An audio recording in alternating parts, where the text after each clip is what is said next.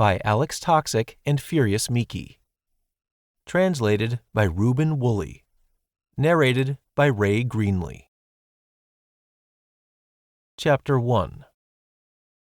DJ, look at that. What a hottie. Girl, hey, girl. Does your mom not need a son-in-law? The girl really was pretty. She paid the trio of Gopniks, Gopnik Russian, a street hood, a low-class hooligan, no mind, nor me, sat over in the corner. I was no Gopnik.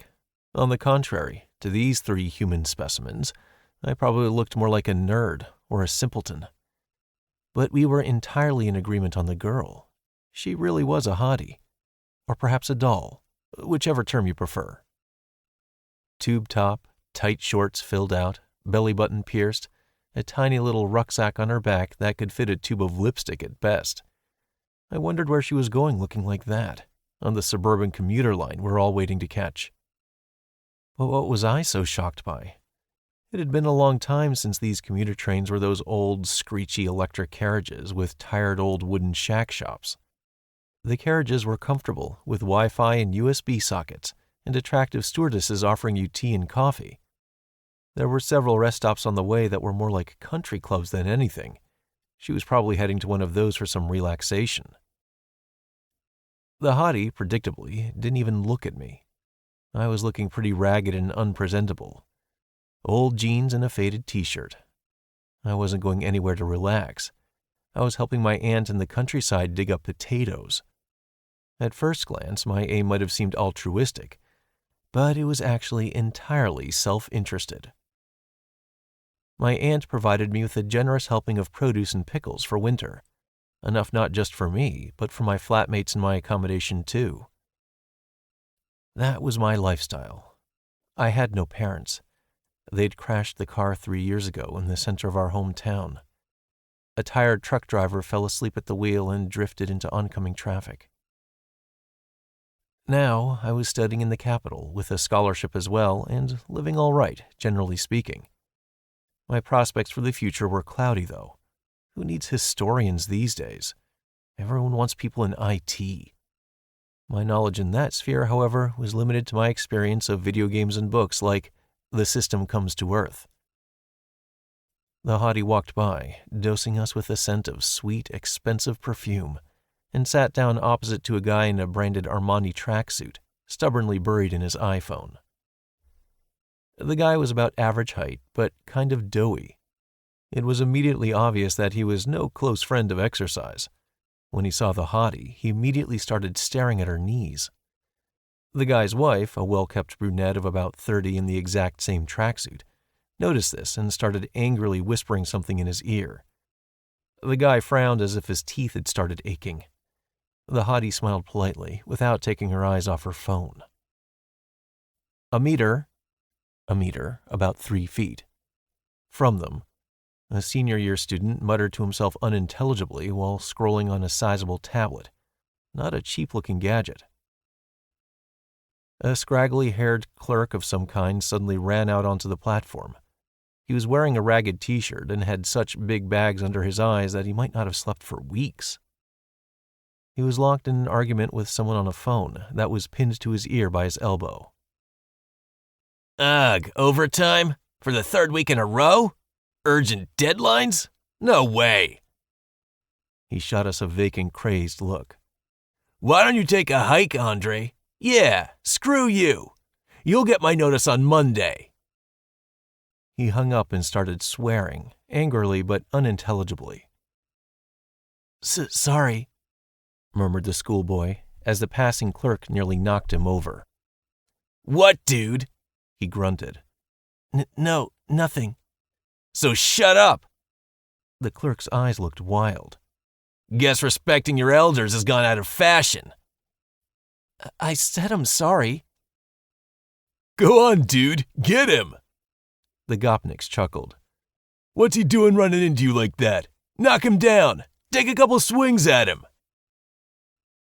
They were real stereotypes, these three. All of them in Abibus striped trousers. Abibus, a cheap brand producing counterfeit imitations of expensive sportswear, popular among gopniks. Worn trainers of an unknown make, threadbare football shirts and caps, like they're straight out of some gamer social media page. The one in the middle even had a gold-plated chain around his neck. Yep, the latest from Gopnik's Universal magazine. There were free seats available, but the three of them were squatting as a matter of principle. Squatting instead of sitting is a habit of Russian convicts, adopted by Gopniks as part of glorifying prison lifestyle. All right, enough. Leave the guy alone. An elderly worker butted in. He didn't notice you. Happens to all of us. He and his workmate were stood a little way off.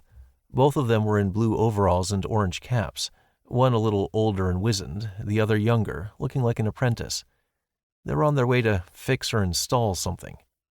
Houses in the suburbs were always bought up as holiday homes, so there was always work out in those parts. I was just standing there. Oh, all these gadgets. Interrupted by an auntie with an unremarkable face, some kind of librarian or elementary school teacher, who'd been reading a book until now. God, a paper book, what a rarity. Everyone around me had been reading tablets, smartphones, or special e-readers of some kind for so long now. But of course, all these gadgets, we're really living in the future these days. Look, a plane, the Armani tracksuit woman suddenly said. So low. A guy in camouflage, silent until now, jumped to his feet. That's no plane. His khaki wasn't uniform. It had no badges sewn on. It looked pretty shabby. The kind of thing you'd see hunters or fishermen wearing. His posture, however, and his short hedgehog hair with a distinct tinge of gray, brought out the soldier in him, probably retired. The jaded clerk started waving his hands. No, fuck! It's Superman! It was all total cliché, obviously, but sometimes we think in clichés. I watched as a mushroom cloud grew over the roofs of the houses in front, like a slow-mo scene from a film. A moment later, we were all hit with a wave of heat. The clerk's stupid words proved to be his last. Respected players, we are here to inform you that the game server Planet Earth has been destroyed after being overloaded. All its inhabitants have been transferred onto neighboring servers. We ask you to remain calm. The enormous letters burned before my eyes in the darkness. My body felt no pain. Quite the opposite. Complete relaxation and lightness, like I'd just woken up from a deep sleep. I suddenly discovered that I was sitting in some grass.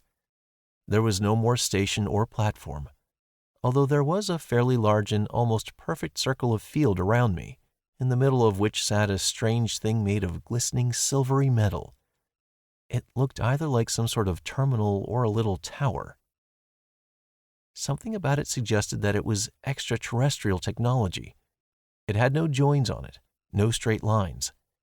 It was as if it had grown in a crystal lab rather than constructed in any manner. What the hell? The hottie tapped away at her iPhone. There's no signal. This is bullshit. I'm going to be late. All of my co-travelers appeared to be here too. They were sat in a circle around the mysterious object, looking side to side. What the hell is this? The guy in the Armani said. I'm carrying out some serious business, by the way. Stop these silly games. I'll make a complaint. There's nobody to complain to, the soldier replied, sitting and unhurriedly picking a blade of grass to grip between his front teeth. Unless you mean Peter the Apostle. Respected players. The voice rang out over the field. It didn't sound loud, but it was clear, like the words were appearing somewhere in your head. The thing in the center of the field flickered along with the sound, so the voice appeared to be coming from there. The race human did not survive the complete immersion process. The race's status has been lowered to level augmented reality. The level of self-sufficiency for race human has been lowered from freedom of will to system interference. All player achievements are located on the internal interface. This displays ability level, achievements, and current experience. Quick guide instructions on using the interface can be retrieved by directing your gaze to the top right of your field of vision. Everyone immediately started squinting. Some got the hang of it right away, others took several tries. The soldier and the hottie proved unexpectedly quick-witted. The wife of the man with serious business, however, got angry after a couple of failed attempts and sat there, pouting. I got it on about the 10th try. Small text appeared right in front of my eyes, covering my view of the surrounding world like I was in a 3D movie screening. I immediately swiped it away because the terminal started talking again. Prepare for interface activation. Attention! Activation may be accompanied by an unpleasant sensation. Unpleasant?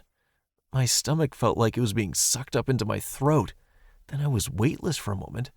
Then the heaviness suddenly fell back into me with a terrifying force. I felt weak, uncomfortable, and tired, like someone had just unloaded a truckload of cement on me.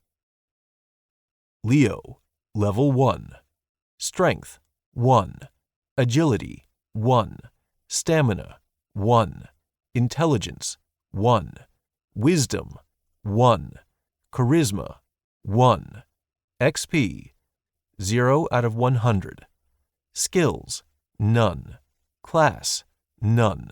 Profession, none. What kind of stupid trick is this? Someone shrieked. Take it away at once. Nick, why aren't you saying anything? Why are you letting it talk to me like that? I noticed that there was now a name hovering above each person, just like in an online game. Over the Gopniks, TJ, Top Dog, and Hunchback. The workers were Johnson and Junior, and the soldier was declared Major. The hottie got given the odd-sounding but sweet Stace. The senior earned the dashing nickname SWAT, and the clerk Zombie. The businessman became Desk Jockey, while his wife had Piggy emblazoned over her head. The librarian got something even funnier. It looked like her nickname was White Mouse, although she took no offense at it. Respected players, you will now each have a turn to ask the system one question. After this, the game mode will be activated. Piggy jumped out ahead of the others. How do you get rid of this garbage? The system gives players names in accordance with the most commonly used terms when referring to them. A total of 72 people referred to you as Piggy 1,378 times in conversation. This nickname was therefore chosen as the most reliable identifier. How do you change your nickname? Piggy asked again. The system stayed silent. Piggy's one question was clearly up. Nick, ask it. She refused to back down, shoving her husband to continue this idiocy. How do you change the nickname? Asked the desk jockey, revealing his henpecked side. The system replied abruptly. You can't. What happened to the children on our planet? Asked the librarian. Are they alive? Underage inhabitants of planet Earth were transferred to a server corresponding to their skills and level of development. Are we allowed to meet the system's designer? Asked the schoolboy. No. Are we just the system's slaves? Are we going to die if we don't follow its orders? The clerk hissed. You are free to act as you choose. Can we kill people here? Asked TJ. Killing other players is permitted in the majority of world locations. The only safe areas are administrative and trading zones. For killing other players, you will receive an increase in XP, the amount varying depending on the difference in level between killer and killed. The killed player's items will be left entirely in the location of their death. What about stealing? Asked Top Dog. Taking ownership of other players' belongings is only possible once you have reached the corresponding skill requirement. The base skills for this are theft and burglary. And rape? Hunchback asked, eyeing up Stace. He was by far the smallest and puniest of the Gopniks. Players' reproductive functions have been temporarily blocked. Other physiological processes have not been altered. Do our own skills mean anything here? The Major asked. Or are we all on equal terms now? Starting conditions are the same for all players. However, through consistent repetition and correct usage, players can discover new skills, abilities, or professions. This means that the capacities you had in your former life can help determine the most effective route for growth. The Major nodded and immediately got down. His stamina lasted for 10 push-ups before he flattened out on the grass, to the cackling of the Gopniks. "How many people are there here overall?" Johnson asked. "Where are all the others?" At this time, 2,185,315 people have been transferred from planet Earth to the current server, which already houses 5,283,425 individuals from other servers. You find yourself in the starting location, which is temporarily unavailable for other players to access. How do we leave it? Asked Junior. You will receive access to other locations once more than half of the players, 7 players minimum, have united under a leader. Leaders may fall under one of the following categories: military, economic, religious. Integrating players into the society without first forming an initial group is deemed unsafe. Warning: players in nearby locations may have achieved a higher level of development than you. And what if I don't want to play this nonsense? The hottie snorted. How do I get back? Planet Earth has ceased existence. Restoring the server has been deemed impractical. Welcome to the new world. There was only my question left. I wanted to make it both original and all-encompassing. The game mechanics I could figure out for myself, especially as they seemed fairly standard. To clarify more details about this new world, I would need to know something about it, so it wasn't obvious what questions were even worth asking. What's the end goal of the game? Absolute domination. It said those words very seriously. It could have at least added a smiley face at the end or something. You have used all available questions. This was said with some malice, as if the system were saying, all bets are in, no more bets. Based on psychotypical analysis of the players and their current expectations, the system has generated a starting bonus item for each of you. Attention! Your bonus item may give you a significant advantage at the start of the game. Attention!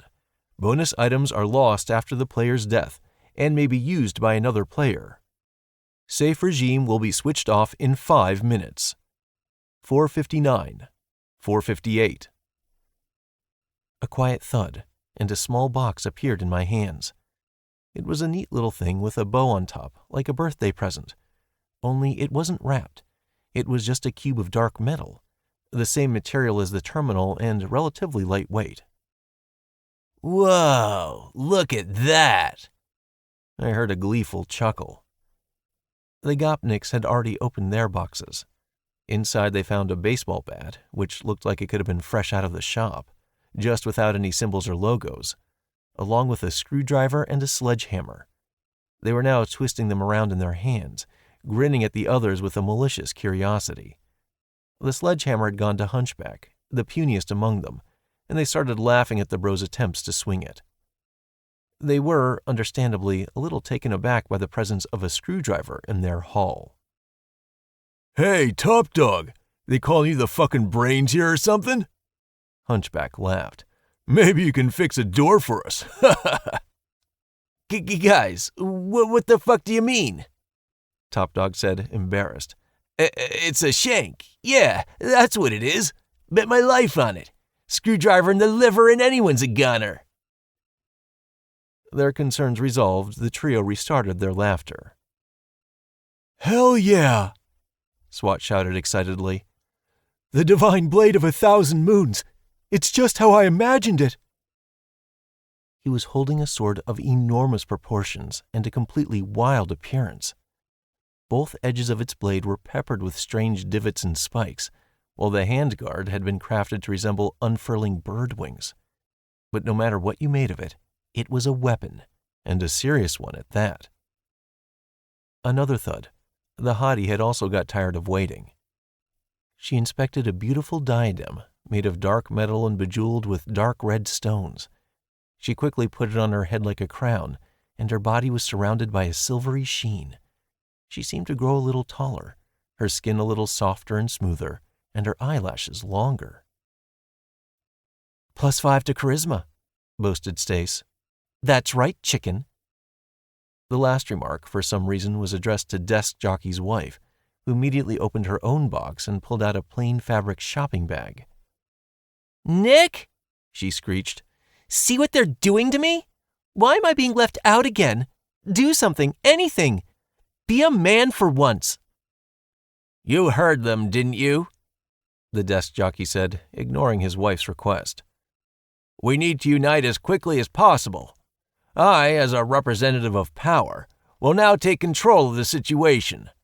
I demand that you all name me as your leader as soon as possible, which will give us an advantage over the other groups." "I know you leaders. You just want to drink our blood, you animals," the clerk hissed at him.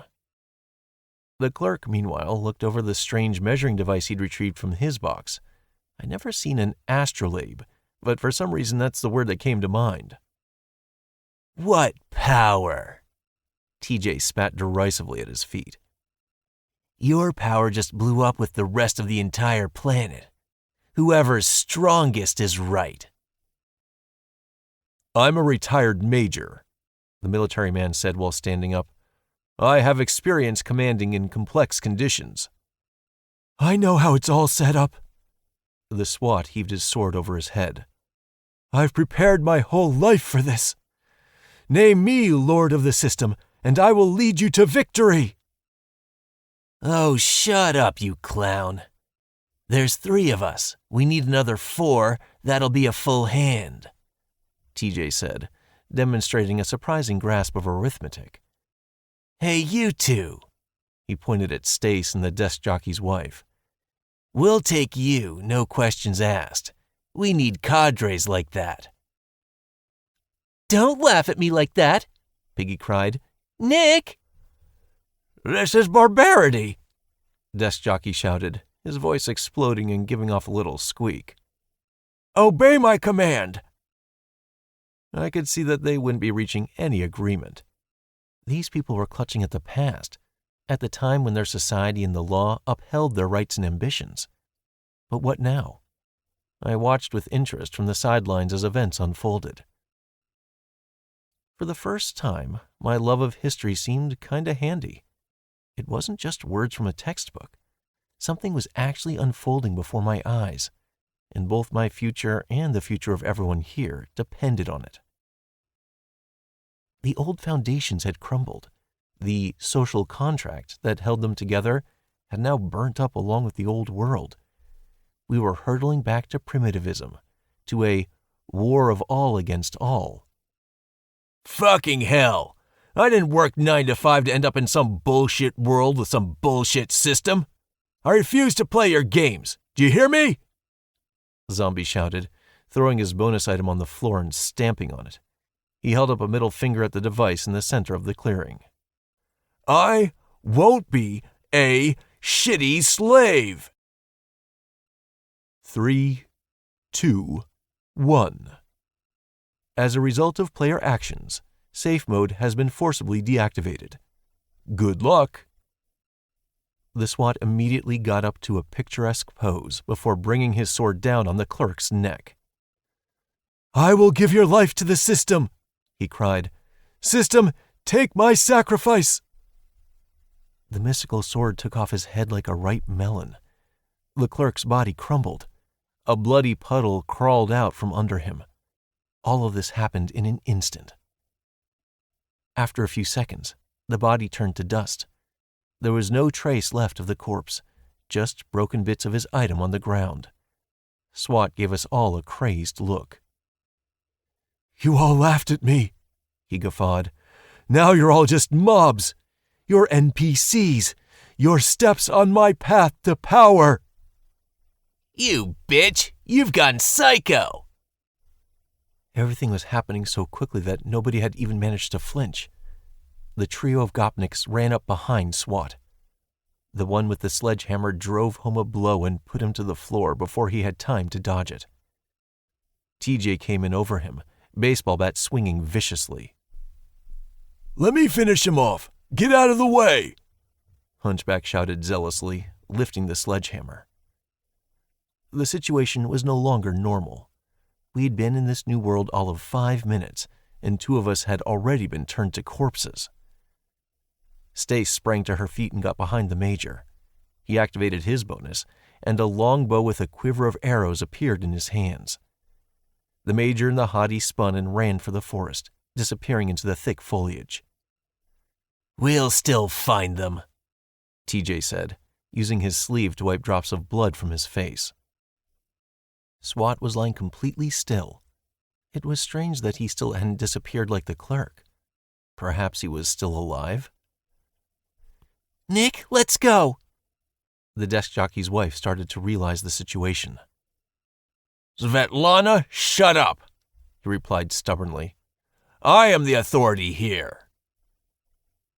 This chick's even better, Hunchback said, pointing at Piggy. She's juicier. There's something to hold on to. Piggy squealed and ran for the forest. Desk jockey ran after her, and all 3 Gopniks gave chase, like a herd of jackals after their prey. That left me, the 2 workers, and White Mouse by the fire. Well, and Swat, still beaten to an unknown condition. Hey, buddy, you alive? The older worker leaned over him. At that moment, Swat's body dissolved, turned to dust, like zombie. All that was left in the workman's hands was the bizarrely shaped sword. Didn't turn out so good, Johnson said, scratching the back of his head. We've got to go help those guys. He and Junior also disappeared into the overgrowth, and from their conversation, it wasn't entirely clear who exactly they were going to help. I would recommend you hide, I said to the librarian, and avoid being found for as long as possible. You think they're capable of taking offense at an old woman? She asked, without much hope in her voice. I think they're capable of taking offense at whoever they want. I fear you're right. The librarian gave a sad smile. You wouldn't know how to open this thing, would you? I think you just need to wish for it. A book thudded into White Mouse's hands, a substantial tome, bound in thick leather. Yes, this will be scant defense, said the woman. Well, at least I can read some for entertainment. Good luck, young man. And to you, I wished her, genuinely. I turned and set off for the forest.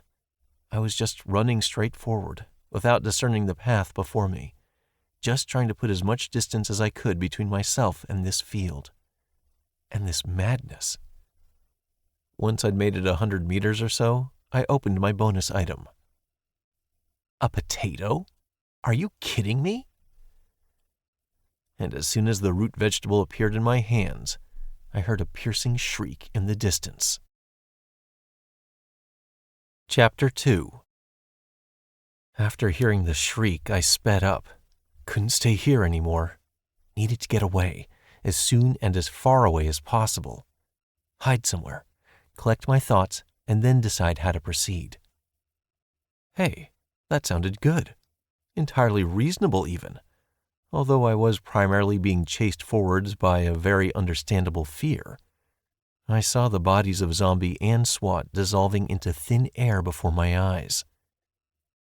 If this system did exist, then it had saved us once already. Was there some form of rebirth here, or if you died, was it for good? For now, that was unclear, and I had no wish to test it out on myself. The new shriek was masculine, and a lot closer than the last. All thoughts flew from my head, and I made a break straight for the trees. The more bushes, roots, and branches between me and my pursuers, the better. The forest already seemed less well kept and comforting than the little field. It looked evil and antagonistic. Oncoming branches scratched your skin, tore your clothes, and tried to gouge out your eyes. I barged through them, pushing my palms out in front like an icebreaker in the far north. When I ran out of stamina, I just fell to the ground and lay there, pressing myself into the earth like an animal. I had not made friends with the interface, or maybe it had not made friends with me. Depends how you looked at it. Sometimes it jumped up in front of my eyes when I didn't want it to. Sometimes it was the opposite, freezing like an ancient computer on an outdated Windows system, not wanting to show up. This meant that at some moments my feet just gave way and I couldn't move a centimeter. And then it released me and I kept running. I didn't look much like a hero. A hero would have stayed back there in the field next to the terminal. That's who you should write a book about. Lord of the System. It was so pathetic, completely repulsive. But I didn't want to be a lord. I wanted to survive. Your stamina has increased. You have increased stamina by 1 point. Stamina 2. HP 20 out of 20. Fuck! The text covered my field of vision and didn't get out of the way in time, sending me flying headfirst into a tree, which cost me 2 HP. I could feel myself becoming twice as strong. Now you'd need to hit me not twice with the sledgehammer, but 4 times. Given what had been going on, that wasn't so unlikely. The strategic benefits, however, were still clear to see. My chances at a bright future had increased. It was growing dark quickly. I made a mental note. That meant time here moved at roughly the same rate as on Earth. The train we had been waiting for was one of the last scheduled, the 1830. That would make it 8 or 9 in the evening by now. What time exactly, who knew? The interface didn't bless us with things as useful as a clock. The shadows became sharper and thicker, while the objects did the opposite, turning flat and distorted. It was that twilight moment where everything was individually visible, but the brain couldn't put together the whole image. Nyctalopia. I missed my footing without understanding how, and suddenly I was tumbling down. Bam, bam! Knocking against roots and tree branches took more HP from me. Not much, 1 or 2 points, but it was painful. After a couple of somersaults, I crashed into the bottom of a shallow ravine. The fall slammed the air from my lungs. I inhaled ragged breaths of oxygen. My heart was beating like a revved engine, ready to burst through my ribcage, while hair damp with sweat clung to my forehead. I became conscious of the fact that there was nothing in my hands. My potato! Where had it gone, for God's sake? I scrambled to my feet, trying to feel around me for the child the system gave me. I hadn't had much that was any goddamn use, and now I'd lost what I did have. I got lucky. I found my pride and joy just a touch higher than my own landing spot, between 2 stones. With my potato returned, I gave a belated growl. Anger took the place of relief. What the hell was I supposed to do with a potato anyway? Why did the Gopniks get a bat and a sledgehammer, while I got a damn root crop? Even the mouse's book was cooler than this. I didn't know what was in it, but it was still cooler. What the hell was this, man? I remembered the system's own phrase. Based on a psychotypical analysis of the players and their current expectations. Was this because I was going to visit my auntie? Because I'd thought I'd be digging potatoes tomorrow? Why did the Earth have to choose precisely that moment to explode? No sword and shield in hand from a historical fencing club, no joyride on a motorcycle. Even if I'd just been in the kitchen holding a knife and that same potato, the end result would have been way better. I formulated all my displeasure into one short expression. Fuck! I was already swinging to throw the damn tuber. The realization that I probably shouldn't only came to me at the last moment. Okay, take it easy. Deep, steady breaths. I rapped my knuckles on my forehead to regain some shaken resolve. The system made the rules here. I could, of course, stand here like an angry kid and act out of spite, give the system the finger and follow the clerk. The system hadn't turned off the safe mode for no reason, after all. Vengeful piece of shit. Or rather, wise and all-seeing. Yes, that had just been a joke. I didn't want it to do anything horrible to me. I was a good boy. If I didn't have the strength to achieve victory, I'd have to get to work on having the brains. There was no way the potato was just a potato. The system had given it to me. That meant it must have some kind of deeper meaning. It would be catastrophically stupid to throw away something like that. What was I meant to do with a potato? I turned it around in my hand. It was a pretty standard bulb, as my Belarusian auntie would have said. Sat quite comfortably in my hand. Textbook example, straight from a restaurant ad or something. I would love to cook it right now in its jacket and eat it with butter, or fry it in a sizzling pan, or mash it up into a puree. I was suddenly reminded that I'd barely eaten anything today. I had a couple of slices of bread for breakfast, then sat through a day of classes and library study. I was relying on a big dinner at my auntie's, the kind of meal where you don't get up from the table, you crawl away, expanded from all the tasty homemade fare.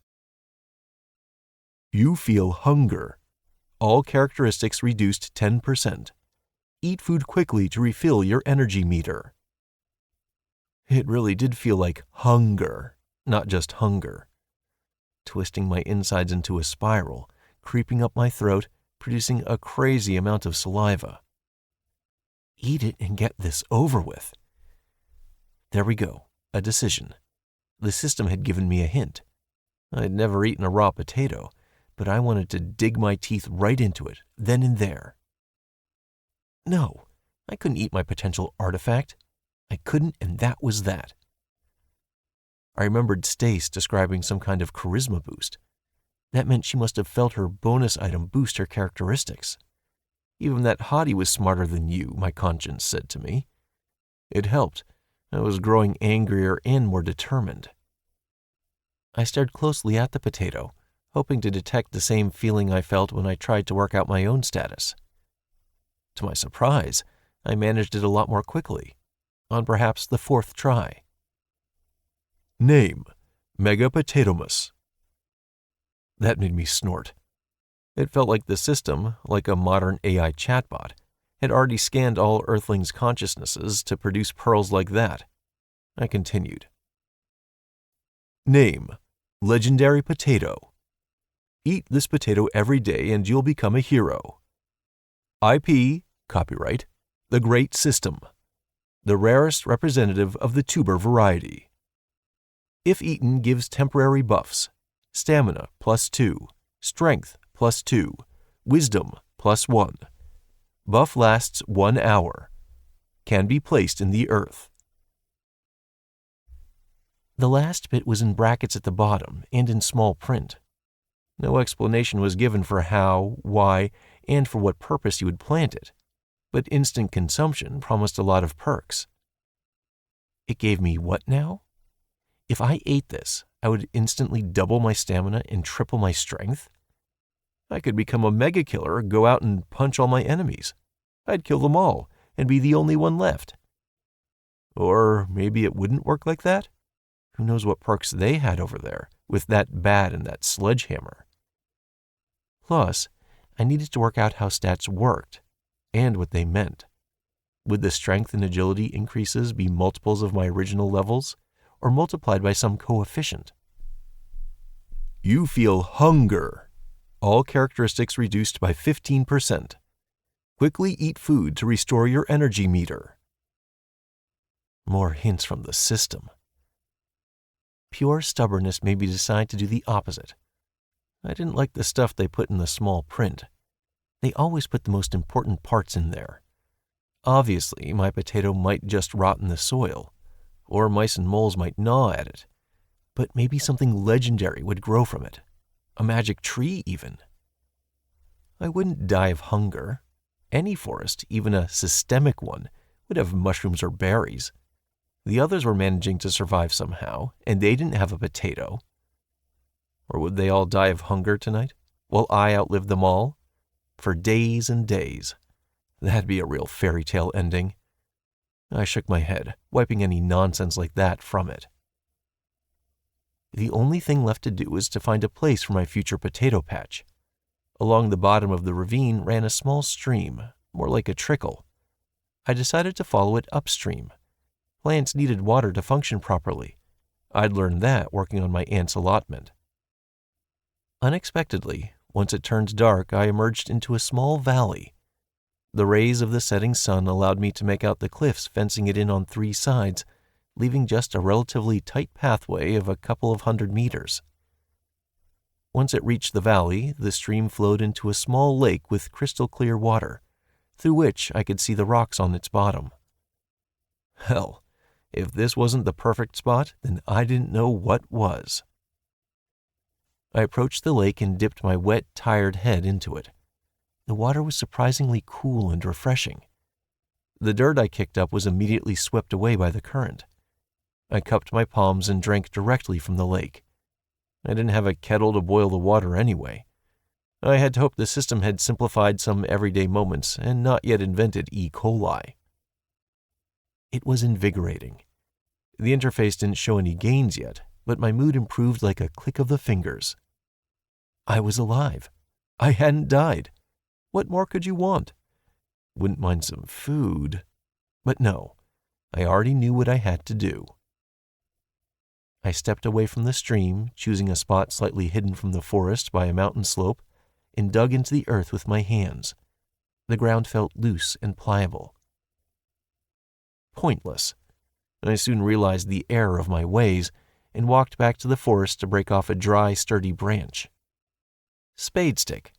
That's what they had called them in my archaeology lectures. I remember how we'd laughed about it back in first year. There you have it. That was the current level of technology. One step above rock bottom. The stick did make it easier. I disturbed the soil and shoveled it out with my palms. I managed to dig a decent seedbed before it went pitch black. I buried the potato in the darkness. It took a dozen laps to the stream and back to carry water in my palms to water the resulting mound. I waited expectantly for an encouraging message from the system. Well done, comrade. You're on the right track. Not a damn word. Hungry, frustrated, and angry, I fell to the ground next to the buried potato, unable to get up. A wave of fatigue came over me, and I passed out immediately. Not exactly a model day of survivalism, no matter how you looked at it. Hunger woke me. I jerked upright, remembering where and what I was. Your characteristics have been reduced by 65%. My body ached. Sleeping on grass had not brought me any particular comfort. Or perhaps this was all a result of the hunger debuff. A little longer like that and I'd have been a goner. Wouldn't even have woken up.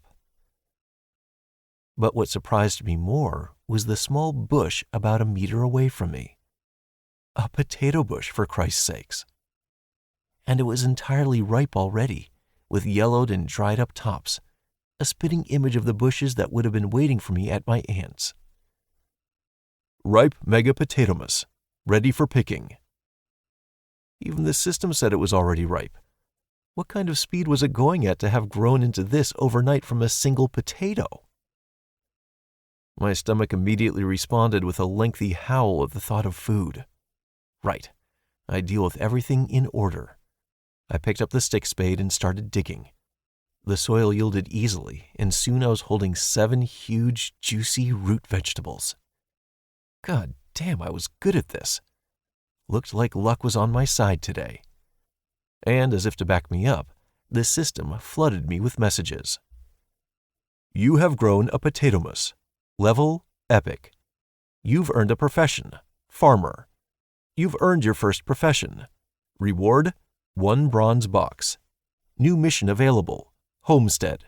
Plant at least 5 cultivated plants. Reward, 500 XP. The last line decorated the Available Missions tab. I mentally poked at it, and a barrage of text hit me. Personal missions, Homestead. Universal missions, feed 1 player, 1 bronze box. Kill 1 player, 1 bronze box. Accept 1 player into a group, 1 bronze box. Commit 1 theft, 1 bronze box. Catch 1 fish, 1 bronze box. Create a settlement, 1 silver box. Enslave 1 player, 1 silver box. It was a hefty list. Several dozen items, and it was clear that this was only the first stage. There was probably more to come. Commit 5 murders. But it was obvious for now that the system absolutely did not care how you developed. You could be a moral bastard or a healthy human survivalist. It'd follow you in either direction, giving you tasks and rewards. The first path was noticeably simpler, since all you had to do was wreak havoc, death, and destruction. The second was more difficult, but seemed more promising. While almost all of the aggressive quests required a sacrifice or a target in the form of other players, neutral quests could be done alone. I didn't want to meet any of my former traveling companions. Messing about here, getting ready for the bullies to come to me, that sounded more peaceful. If only someone could give me a hint about how to make myself a village. Blam! A bronze box appeared next to me, with the same ribbon, like the ones that contained the bonus items at the start point. The only difference was that those ones were matte black. The box opened with a thud. Title: Bad Bronze Knife. Level: Garbage. Strong, rugged, just what's needed for surviving bare-assed in the jungle. Rambo approves. Characteristics: Agility +1, Strength +2. What a gift! It was a small knife, about 20 centimeters long, with a serrated edge on one side, like something out of a history textbook. Except there they were depicted badly battered and worn, their wooden handles rotted away through millennia of lying in the ground. There was the evolutionary leap, from the stone, or even the wooden age, straight to bronze. The conversion into slavery mission glistened in bright colors. Was there really a slave plantation in store for my future? This knife was very well appreciated. A little strange it wasn't a shovel or a watering can. Apparently the boxes were just a lottery. Anything could pop out. No point in dreaming for now. There was work to do. And by work, I meant potatoes. The bush itself I threw to one side and divided the harvest into 2 parts. 2 potatoes for me, for provisions. The other 5 I'd plant again. I wasn't sure that 2 would be enough to completely remove my hunger, but the prospect of gaining a level was just too tempting. I really didn't want to eat raw potatoes. I remembered something from the lectures I went to on primitive society. It's actually impossible to start a fire by rubbing 2 sticks together. There's a method with a flat board where you twirl an upright stick like a drill. But where was I going to find a flat board? A walk to the nearby cliff was much more promising. There I found a scattering of black stones, very similar to flint. I cut off thin chips with my knife and started pounding them with rocks, hoping to knock out a spark. I felt like a caveman, truly. Success! The fire crackled merrily, sparks went flying. I had a realization, and immediately dug a hole in which the very visible flame could be hidden. The branches were dry, they didn't give off smoke, and the prospect of a quick lunch filled me with optimism like a light dose of what-the-hellism. While the fire burned out, creating the coals necessary for cooking, I planted the remaining 5 potatoes. Digging the holes was easier this time. Perhaps it was my new farmer profession. Perhaps I was just getting better at it. Baked potatoes are the best thing mankind has ever invented. That's what I thought, as I sank my teeth into the scalding crop's burnt skin. Mother Almighty, what a beauty! My eyes shut in bliss, I paid no attention to the incoming notification, which didn't even surprise me. You have eaten a baked potatomus. stamina +2, strength +2, wisdom +1. Curiously, the Potatomus had lost its mega prefix. Its legendary level had turned into just rare, and the stats had decreased. Hopefully it wouldn't degrade any further. It would be better to satisfy hunger and get buffed steadily than to be OP for an hour, then suck your paw. From there, it only got more interesting. You have cooked your first dish. You have earned a profession, cook. He who does not work, eats. 100 XP gained. You have reached level 2. Points available for leveling characteristics, 5. Next level, 0 out of 500. The new profession offered its own line of development. Did that mean the system was encouraging us not to follow one monotonous routine, to try to develop in all directions at once instead? New tasks appeared in the personal missions window. Cook 5 different dishes. Given my meager stock of ingredients, that one was currently mission impossible. That branch, by the way, was called Michelin Star. I laughed. For my second level, they hadn't given me a box, just XP. That was understandable, though. If you had the chance to win a gun for every little triviality, whether you wanted it or not, every player would be running around with a gun in a couple of days. So that was probably for the best. Slow development gave you more chance to think it through, find the best route. Danger! Your area is under attack. The first thing I did was to fall flat to the ground to make myself unnoticeable. If the plantation was under attack, then that person or creature could be a danger to me as well. Luckily, I'd managed to build a fire partway up the mountain, almost at the very slope. Scraping my belly against the ground, I crawled over to the potatoes and looked out from behind the rocks. The potatomuses were already out of the earth, but I didn't notice anyone nearby. The top of the plant looked strange, as if moving. Beetles! Large black beetles were crawling over my potatoes and eating them. New mission available. Save the plantation from the pests.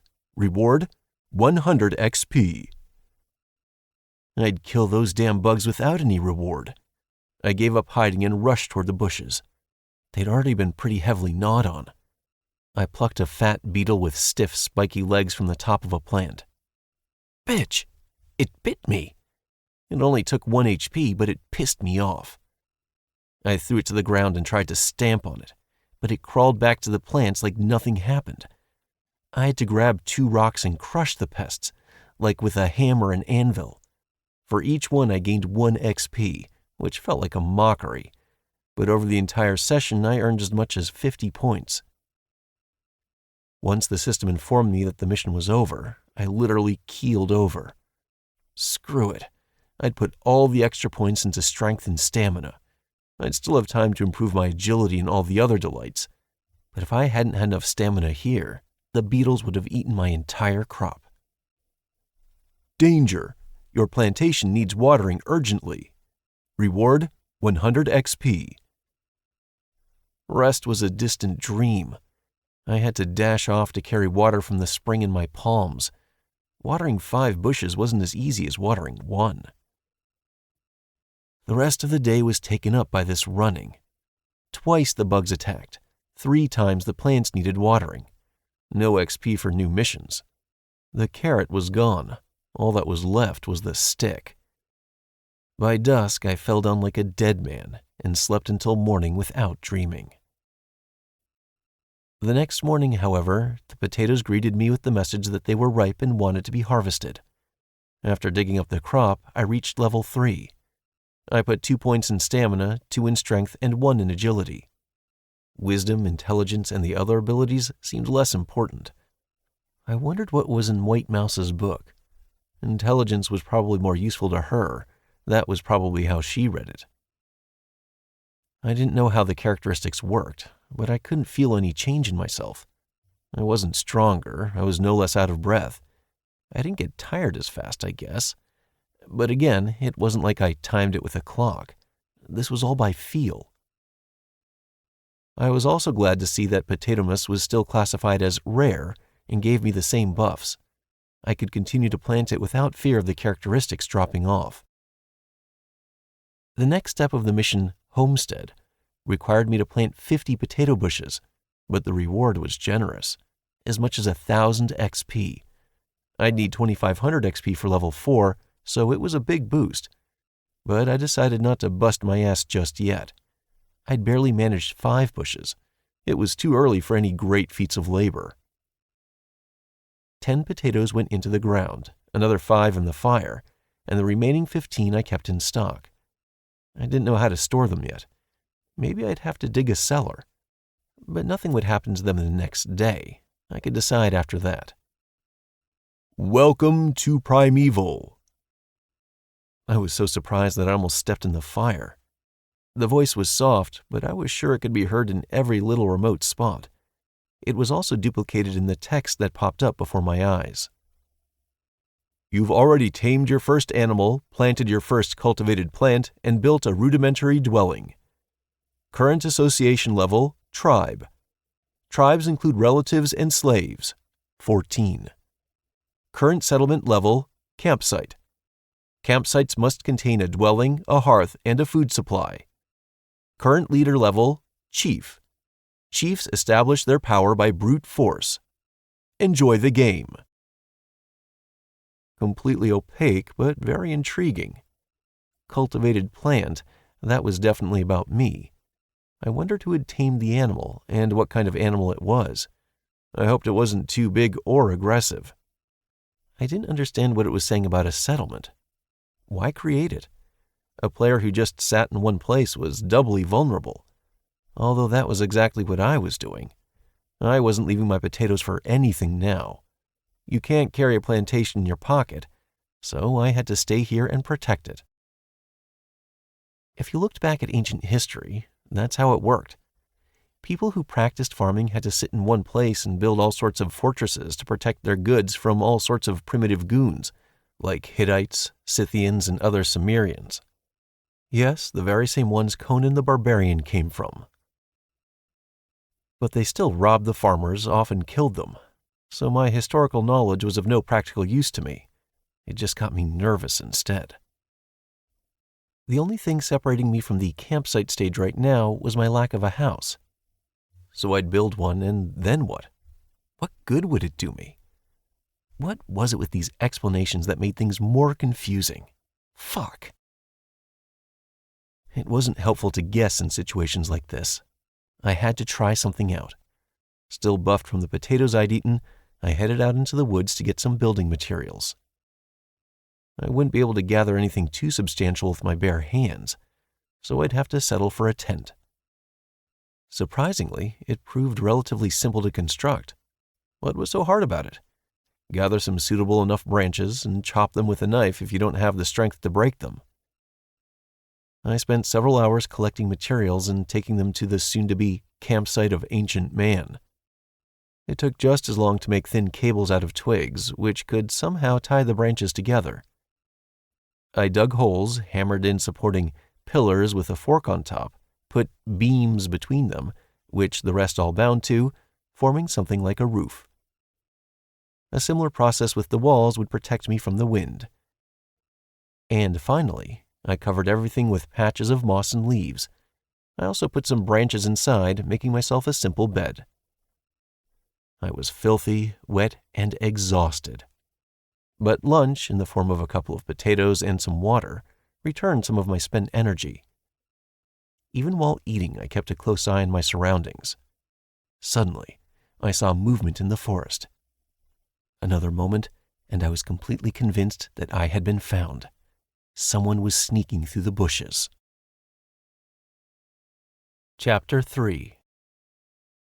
I covered the fire with a cut piece of turf and hid myself away in my observation post. The spot was slightly away from the fire, and the rocks kept me hidden from view. But I could see the entire section of forest between me and the valley. A human figure was visible in the distance. A gray suit stood out like something foreign amongst the foliage. The individual was walking cautiously, stopping regularly to look around. As they approached, I made out that it was Piggy. The past 2 days had not changed her for the better. She had transformed from a pampered madam with capriciously pursed lips into a frightened creature, constantly looking round. Her soiled clothes were torn by bushes in some places. It added no pathos, though they were stretched quite appealingly over the necessary parts of her body. Piggy walked into the open, ready to rush back into the forest at any moment. Judging by her appearance, she hadn't joined the ranks of the predators. She was currently firmly in the victim category and posed me no immediate danger. It could be a trap, though. If I stuck my neck out, a support group with bats and sledgehammers would jump out of the bushes. That's what I would have done. The pause dragged on. Piggy was walking deeper and deeper into the valley and would soon reach my plantation. This sucked. If she really was alone and she stumbled across my potatoes, she'd be all like, "I found them first, and they grew on their own." I wasn't quite ready to kill someone to win an argument. Not yet. I wouldn't abandon my potatoes either, though. I hadn't done all that work for nothing. Concealing my knife just in case, I went out to meet her. When she saw me, she relaxed a little. I got a little offended at that. Was I such a good boy in her eyes that I didn't pose a threat? "Hi," Piggy said. "Are you here alone?" "How about you?" "I asked first," she said, pouting her lips childishly. Piggy looked a little strange. Her eyes were tense, her movements jerky, as if she were going through withdrawal. Unfortunately, it was something I'd seen a lot in the student dormitory. Could she be a drug addict? Weird. She'd looked like a polite girl. A lady, even. "You did. I didn't answer." "Okay, screw you, tough guy." Piggy giggled nervously. "Do you have any food?" I suddenly realized it wasn't drugs. It was hunger. Just the simple desire to eat. I remembered what happened to me that first night, and she'd been wandering through the woods for days, hence the withdrawal. Yep. Don't think of me as any great altruist. I'd remembered the mission to feed another player, and the reward it came with, too. Bronze boxes weren't just lying around on the roadside, and I had enough potatoes. I should, of course, give her some of my provisions. For a while, caution fought with greed. Greed won. "Please, please," she asked. "I haven't eaten anything for 3 days." Now that the capricious, bitchy expression had left her face, she seemed much prettier and younger than before, perhaps a little older than me or Stace. To be on the safe side, I led her the long way round, to the right over by the spring, fearing at every moment that someone would jump out of the forest. But it was all right. Piggy really had come alone. We sat down by the fire. I pulled back the turf and removed a potato from the coals, then handed it to her.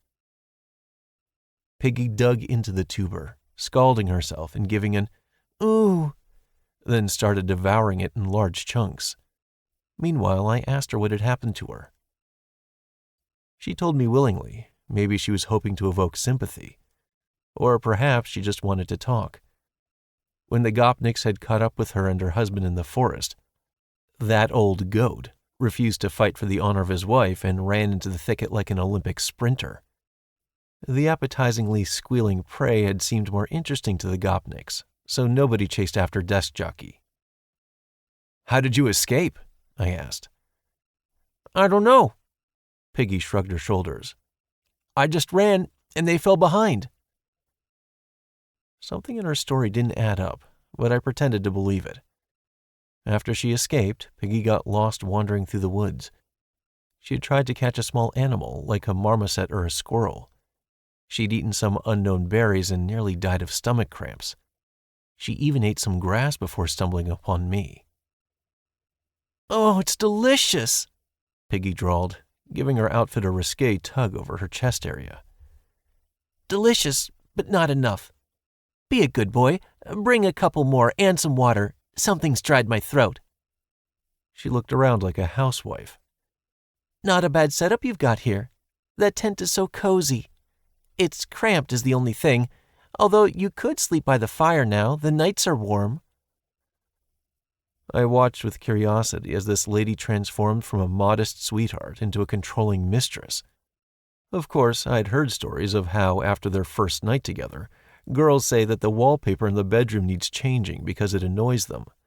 But this was the first time I'd ever seen such a thing myself. You have completed the task Feed One Player. Reward, 1 bronze box. New personal mission available. He who does not work, eats. Feed 5 more hungry people to advance to level 2. Reward for completing, 500 XP. Was the system reading my mind or something? The name of the mission was spot on. Piggy, I said, let's make a deal. I watered these potatoes with my own sweat and blood. If you work on the plantation too, then I'll feed you. That wasn't much of a lie, by the way. Those bugs bit me, right? Right. That meant blood was spilled. I wasn't saying this on the spur of the moment. I'd thought it through. I couldn't run this plantation alone. Sooner or later, someone organized would get to me and harness my modest vegetable garden in their favor. Of all the traveling companions, the only ones I could negotiate with were the workers and the mouse. The rest of them were fucked up. No need to mention the Gopniks. Major, Desk Jockey, and Stace would never take me for an equal. They'd say, "Thanks, boy, now go out and spread manure on the beds." Come to think of it, I didn't know shit about the ones I was considering normal either. Maybe they were soulful people, or maybe they'd kill me for a couple of potatoes while I slept. So Piggy was the best candidate to join the team. At least she was weaker than me, and I could keep her under control. Work? Piggy batted her eyelashes at me. I have a better idea. She lifted up her top, and I was hooked. I just couldn't take my eyes off the 2 bouncy, juicy hemispheres that jumped out for freedom. And we'll never know how that story would have ended if it hadn't been for the damn system's message blocking my view. You are forming a group. Group level, tribe. Do you wish to accept player Piggy into your group as a wife, as a slave, other? No way.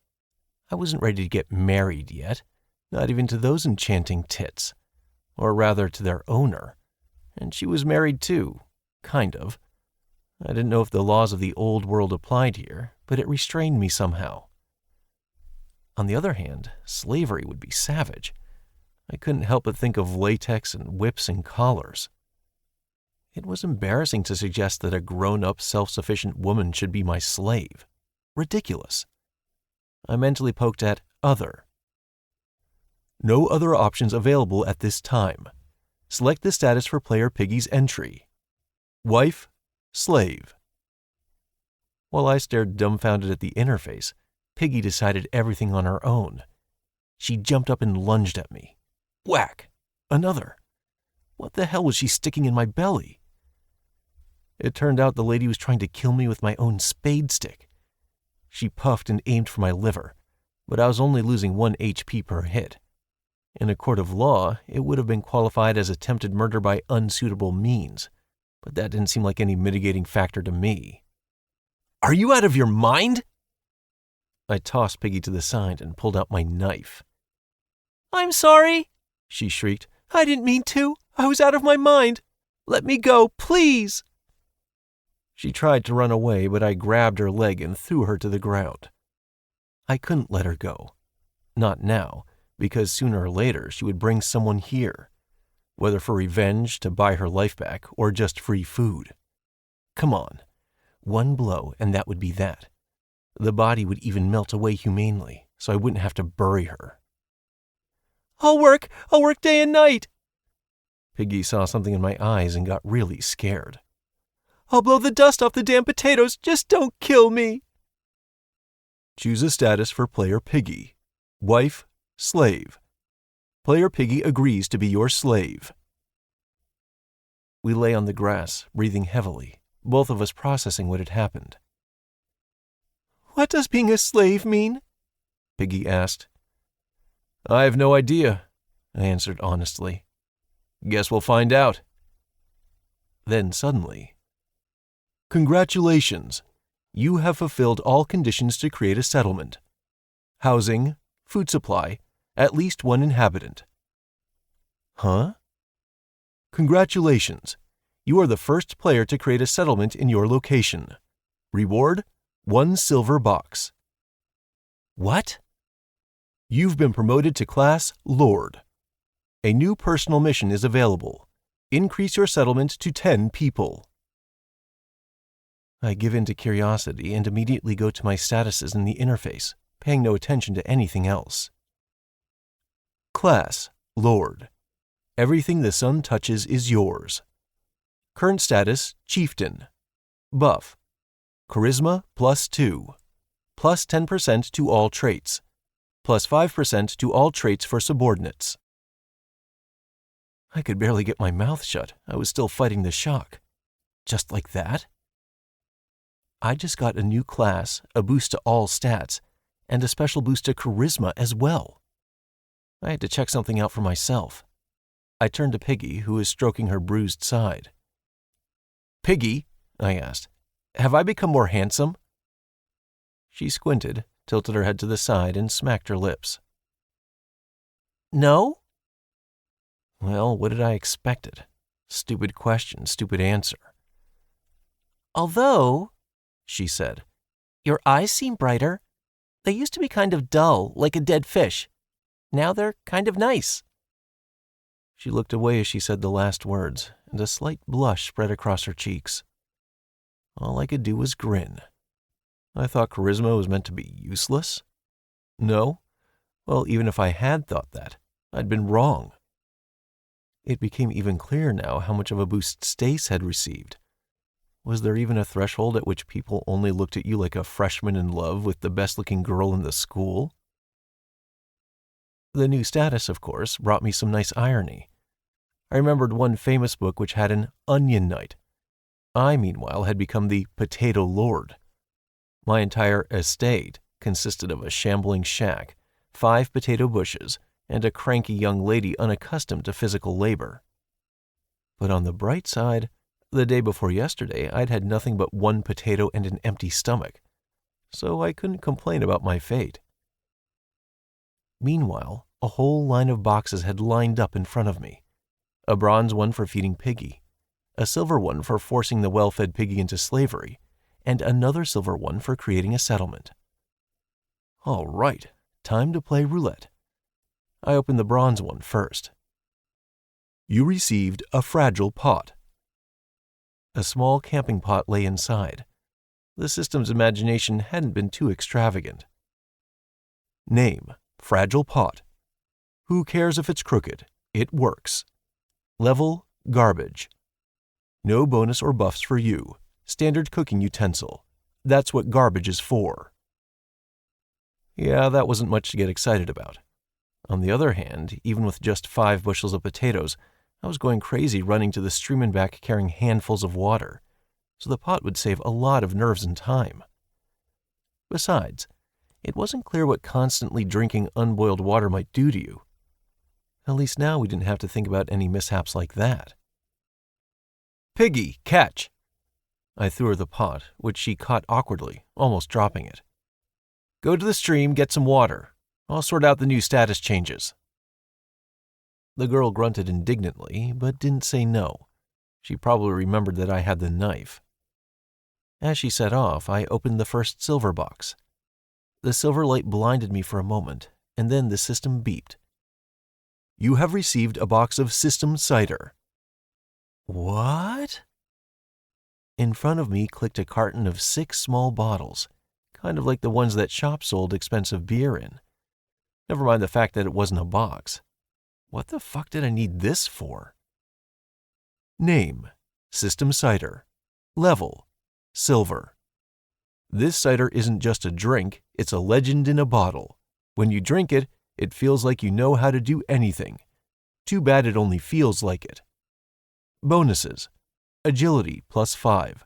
Stamina +5. Intelligence -5. Wisdom -5. Lasts for 30 minutes. Raises mood. To be honest, I had expected something more from this silver box. In the current circumstances, even the pot was going to prove more useful. Hopefully I'd get lucky with the third bonus. You have received a survival kit. In my hands appeared a rough cloth shirt, trousers of the same material with a rope instead of a belt, and woven sandals? Seriously? Each piece of clothing granted a characteristic bonus. Name: Survivalist shirt. Level: garbage. Your great-grandfather wore one of these and had nothing to complain about. Characteristics: stamina +1. Name: Survivalist pants. Level: garbage. These pants have seen some shit. Characteristics: agility +1.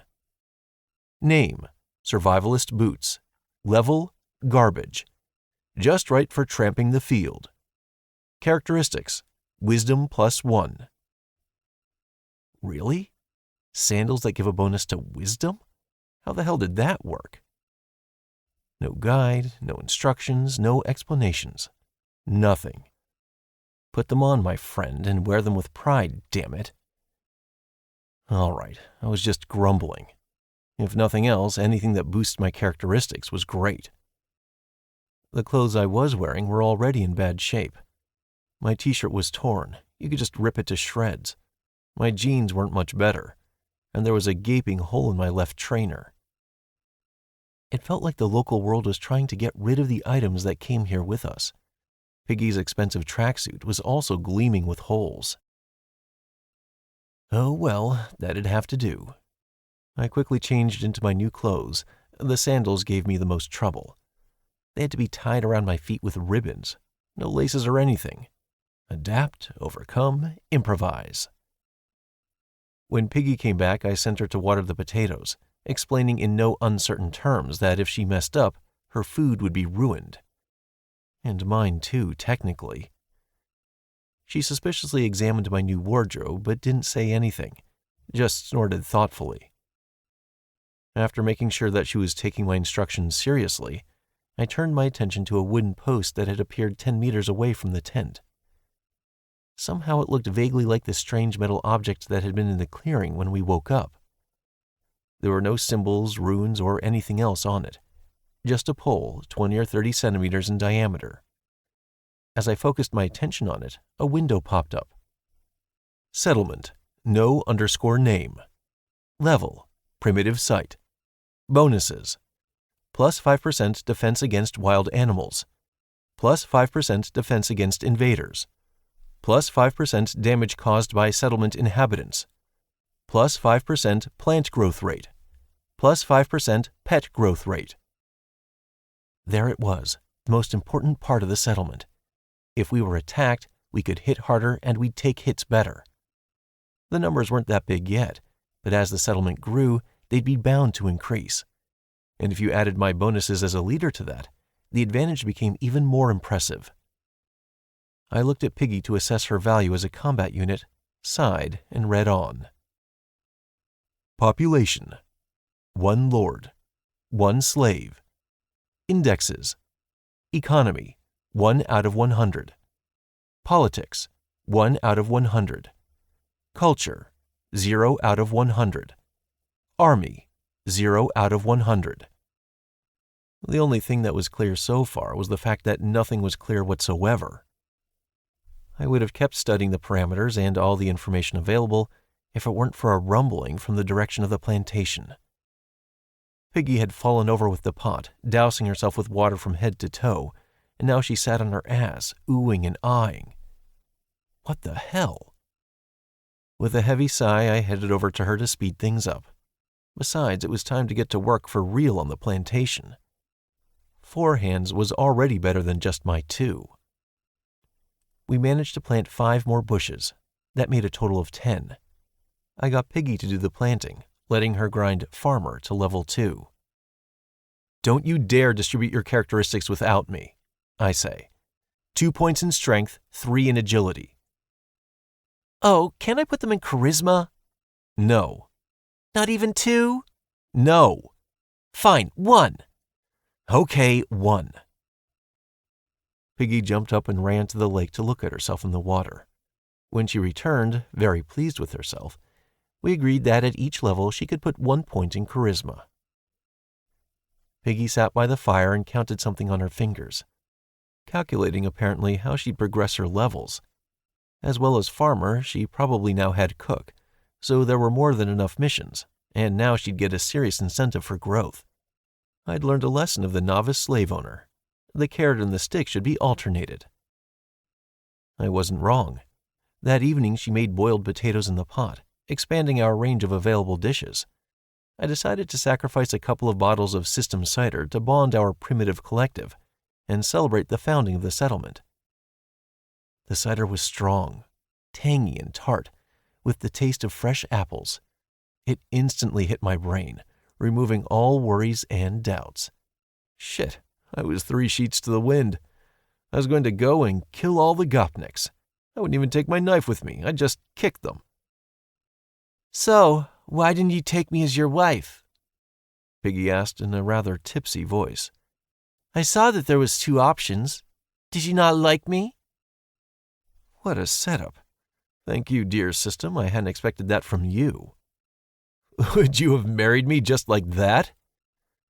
I found that terribly funny for some reason. Why not? Piggy gave me a critical look. I probably wouldn't have looked at you right away, but you've already sorted yourself out. You've got a house and you're all set up. Women like a guy like that. You have a husband, I replied, not overly kindly. She had her eyes on my homestead then, ready-made. That doesn't count here, Piggy said breezily. There are no passports or registry offices here. And what kind of husband wanders off into the woods without a care for his wife? What's with this weird division anyway? Just wife and slave. Why are there no other options? That's what it was like in ancient times, I explained, glad to evade the slippery subject. Only relatives lived in the tribe. Brothers, sisters, grandfathers, grandmothers, everyone was related to someone.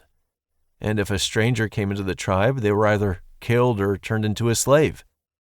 They lived the same way, together with everyone else, even slept in the same house and ate at the same table, but they weren't considered a relative. You can't marry relatives. Piggy shone with erudition. Therefore, wives were taken from other tribes, most often just stolen. Oh, how romantic, Piggy said unexpectedly. So there wasn't anyone other than wives and relatives. What if a man comes? She giggled. What do you suppose you can do with him? That question took me off guard as well. I didn't think any of the other players would agree to be my slaves. It sounded a bit degrading for a modern man. And the second option is even more dubious. Perhaps they'll offer themselves up for adoption, I thought aloud. There were boyar children like that in the old days. They weren't born into boyar families, they just served the boyars. Oh, I can't, Piggy laughed. Desk jockey's going to come over and say, Daddy, Daddy, give me some potatoes. Or that laborer Johnson, him too. I couldn't help it. I started laughing too. The cider really had cheered me up. Life seemed beautiful and carefree. It didn't matter that our home planet was dead, that we were in the middle of nowhere playing some game, the rules of which we didn't entirely understand. We were having fun. Here, my lord, Piggy said playfully, handing me the empty, upside-down pot. Do you have an ear for music? No bear stepped on your ear when you were a kid? I think I do, I replied. Then here, play this rhythm. She tapped something out, and when she was sure I could repeat it, she started spinning around in front of me. There was something wild and exciting about it. A tender rhythm that pulsed with the beating of my heart, the crackle of the fire and the girl dancing in its light. Piggy threw off her blouse to reveal a lace bodice and started a belly dance. It was beautiful. She evidently knew what she was doing. Oh, my sovereign lord, she purred. You've resisted seduction. Once again, the system had prevented me from looking at Piggy's tits. Was it jealous? Will +1. Abstention. It was real. It wasn't just the fantasy of some pimply-faced anime fans and great cultivators. It had a purpose. Piggy saw my satisfied smile and moved more vigorously. Yeah, keep going. I like it, I encouraged her. Your will has increased by 1 point. Will +1. Oh yeah, watching and grinding levels, I thought as I sipped my system cider. What a life. The morning is wiser than the evening. I have no idea who said that, but I couldn't disagree more. Problems don't solve themselves, nor will enemies kill each other without your direct intervention, even though you wished they would. You've resisted seduction. Will +1. And a good fucking morning to you too, great system. When I opened my eyes, I had the pleasure of seeing Piggy's sexy figure, her leg thrown over my stomach. The same seductress pressed her breasts, ready to jump out of her bra, against my shoulder. Not only that, she was burning my left ear with her breath. You've resisted seduction. Will +1. Would that thing shut the hell up? Arg, did I mention I hated Mondays? Somehow, I was sure today was a Monday. How did that song go? Always look on the bright side of life. After finding yesterday's pot near the campfire and taking some water from the spring, I returned to the tent and generously cooled my warm body. Then I admired Piggy's wide eyes and squeal as she sprang into action.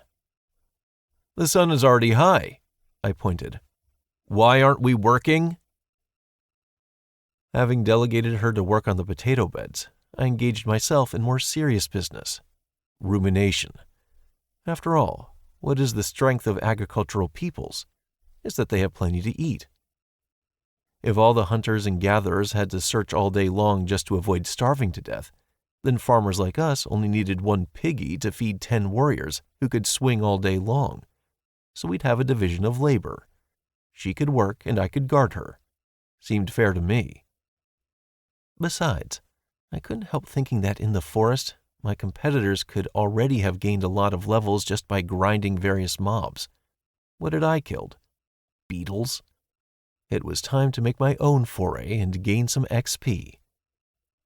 Only then would I have a chance to survive a direct confrontation with other players. They had numbers on their side, and all I had left was my level. It was far from certain that they would be on lower levels than me anyway. Maybe it was just Piggy who hadn't had a chance to level up, and the Gopniks were already running around the forest killing wild animals and players, gaining levels by the dozen. Phew, stay calm. Inhale, exhale. Grinding was a matter of the mind. There's a reason I played MMOs in my spare time. I still had an undeniable advantage, the settlement. More specifically, the Great Potatomus. The first night had demonstrated that without food, you're practically nothing. Your stats drop, you lose all your characteristics, and you can't engage in a full-fledged fight. That's why each player had to worry about food and shelter too. Sleeping on the bare ground wasn't a great option. It was easier for me because I had the legendary Potatomus. If Piggy could work on the plantation, I'd have all the time in the world to go and grind out levels. And that would be hours saved, if not whole days. I laughed involuntarily, imagining our future encounter with the Gopniks. How'd you get to that level? You should have been playing MMOs, not working out so much, you idiot.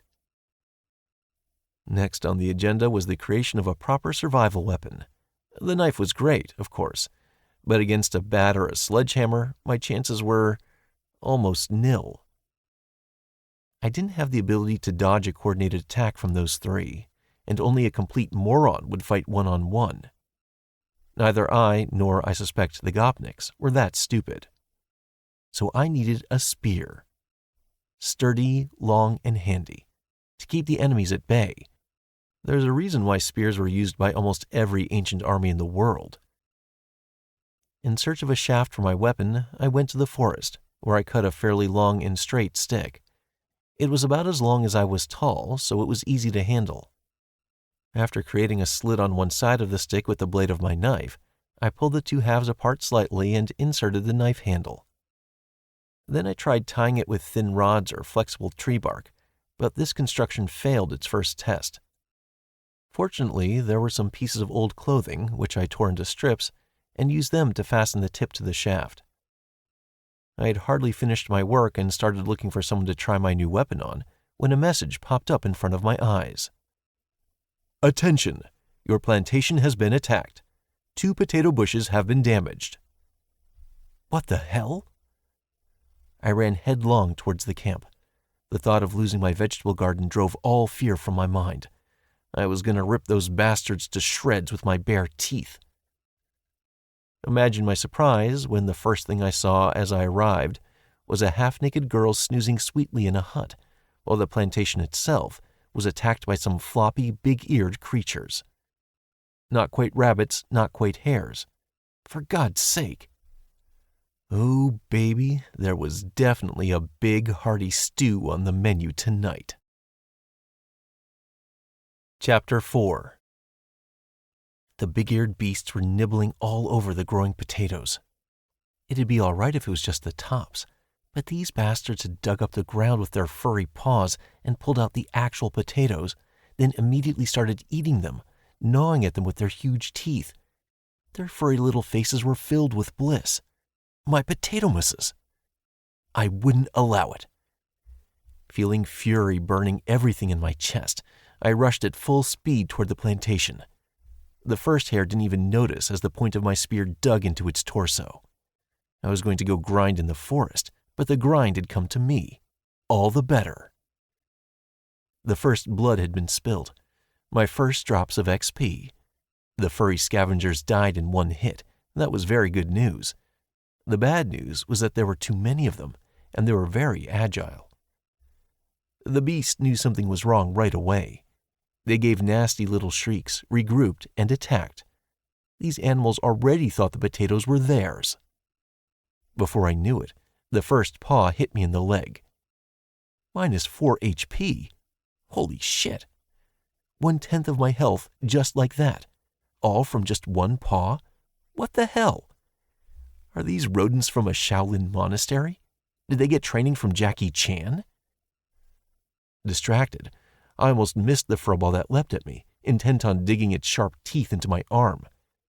At the very last moment, I managed to put the shaft of my spear under its jaws. The teeth clenched around it, leaving deep marks in the wood. I wished they were boiling in a pot. What kind of dentist did these wretches go to? I'd go there too. 2 more came for me, realizing their meal was over. There were more of these things than I had at first thought. 20 in total. If I'd met them somewhere else, I'd have tried to escape by now. But this was a matter of survival. I took 2 steps back and held my spear forward. I'd made it just in time, no doubt. I wouldn't have survived this situation with just a knife, but it wasn't very convenient to handle. The enemies were too small and skittish. One hare slipped through on the left-hand side, where I had an open flank.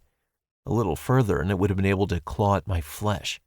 I dodged it, but its teeth yanked my trouser leg, and I fell to the ground. One of the creatures was running at me, aiming for my throat. Bam!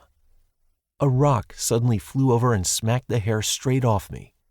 It fell to the ground and twitched its legs, seemingly stunned. I poked the bastard right away to stop it getting up. I didn't work that hard to have a walking coat lining ruin everything, Piggy screamed, launching a new rock. She was standing by the cliff face, picking up projectiles right out from under her feet. This one missed. Bam! Another miss. Piggy was throwing rocks with gusto, but not too successfully. Not enough agility either, I realized. I'd have to rethink my approach to agility in the future. Eat a potato! I shouted. What? She went wide-eyed, obviously not understanding my advice. It was clear that she had never played online games and did not understand what a characteristics buff was. Eat a potato, you idiot! I yelled. You'll be better at throwing! Meanwhile, I was attacking another hare. Already aware of their speed, I made a fake lunge and then thrusted my spear in the direction of the second one as it tried to attack me from behind. Success! A bloody trickle appeared on the animal's body, and then it collapsed to the ground. The third one was ready. I was lucky that these things didn't attack me straight away, that they tried to eat my bushes first. Otherwise, they'd have come at me in droves and chewed me up. But this way they could be fought off more easily, although I kept getting notifications of another bush dying. Whack! Hare down. A satisfied piggy danced with a potato in hand, taking a bite out of it as she went.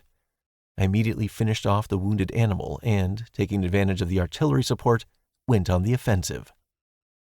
For potatoes and garden! I poked at them with my spear at point-blank range. When there were only a dozen of them left, they scattered and hid in the bushes. The plantation was ruined. I looked at the torn bushes, the holes in the ground, and the gnawed potatoes in horror. Small, white, unripe tubers, which, most likely, were now useless as food, and would not bring in a harvest. Among them lay fluffy hare carcasses. Surprisingly, they hadn't disappeared after death. They could be collected, I guess. They're mobs. I touched one carcass. It disappeared, and in my hands appeared a hide and a piece of meat. It was neat, like it had come from a shop. You have gained a profession. Hunter. New mission available. The early bird catches the worm. XP 100. Next stage. Hunt and carve 5 different types of prey. Those flop-eared creatures. I would find and personally sacrifice each and every one of them. The hares were my enemies now, and my vengeance would be terrible. I slowly turned around to see another of my prey. Upon seeing my face, Piggy shrank back and started to justify herself. I was helping you, throwing stones. Where were you supposed to be? I boiled over. Why were you sleeping instead of working in the field? I was so tired yesterday. Piggy lowered her gaze. I won't do it again. You're being punished, I said. You won't be having dinner tonight. All your potatoes will go to new bushes. You'll have to lose weight. What, am I fat? Leaving Piggy to collect the rest of the rabbit carcasses and grind some housekeeping skills, I began to calculate the losses. Of the 10 potato bushes, 2 survived. All the others had been dug out of the ground, and their tubers were classified as spoilt potato misses. I didn't want to risk planting or eating them, but I gathered them in a pile just in case. I had an idea for them. It wasn't all bad, of course. It was less than an hour before ripening. If we replanted all the potatoes, I would compensate for the losses. But it was still scary that the hares had almost destroyed the entire plantation. What if they had? What if I'd lost my supply? That thought scared me, and Piggy's punishment didn't seem cruel anymore. Quite fair, in fact. Victory over the hares brought another 100 XP, and along with the achievement for a new profession, I finally reached level 4. Every damn point into agility. Otherwise, I couldn't even hit a rodent. It's worth noting that the hunter profession didn't allow me to get all the goods out of the hares, their bones, veins, and so on and so forth. I just got the hide and a cut piece of meat. A fillet in store-bought parlance. It was too low-level a profession. Perhaps things could get more interesting from here. I never would have thought that the system could motivate you to go and get killed by some monster in the woods, not even like this. On the other hand, such a maneuver would raise the value of the hunter profession considerably. Either you had to constantly take risks and go after dangerous forest creatures, or else, dear friend, you'd best work hard at the day job. While I was distributing my newly acquired points, I noticed something strange in the window. A new tab appeared in the upper right corner, just like a browser. I hoped this one would be free of viruses and ads. Otherwise, I really wouldn't be able to stand more jokes from the system. Epic fertilizer. Make it grow and earn some dough. Ugh, fingers crossed. I clicked on the tab and saw a list of slaves. What more could you expect? It wasn't a graph of all my tamed pets, was it? Although they were basically the same thing, right? Okay, back to what I could see. Piggy was the only entry on the list. And the best part was, I could see her stats. I couldn't change anything, it just said view only. That's it, really. Name, Piggy, level 2. Class, none. Professions, farmer, 1. Plant maturation speed, 5%. Cook, 1. Cooking speed, 5%. Hunter, 1. Retrieve simple loot from killed animals. Abilities, Thrower, 1. 5% damage with throwing weapons. Skills, none. Strength, 3. Agility, 3. Endurance, 1. Intelligence, 1. Wisdom, 1. Charisma, 2. There was something interesting there. Piggy had professions, but no class. I thought that you got it automatically with your first achievement. It turned out that the system gave me a gift like that, while the rest of them went around classless until their first real achievement. There were also abilities. Professions were peaceful, but abilities were for combat. On with the observations. Inventory. Name, Zealous Shopaholics Bag. Class, Legendary. The perfect handbag for shopping. Roomy, comfortable, strapped. Also good for whacking people in front of you in the queue. Bonuses.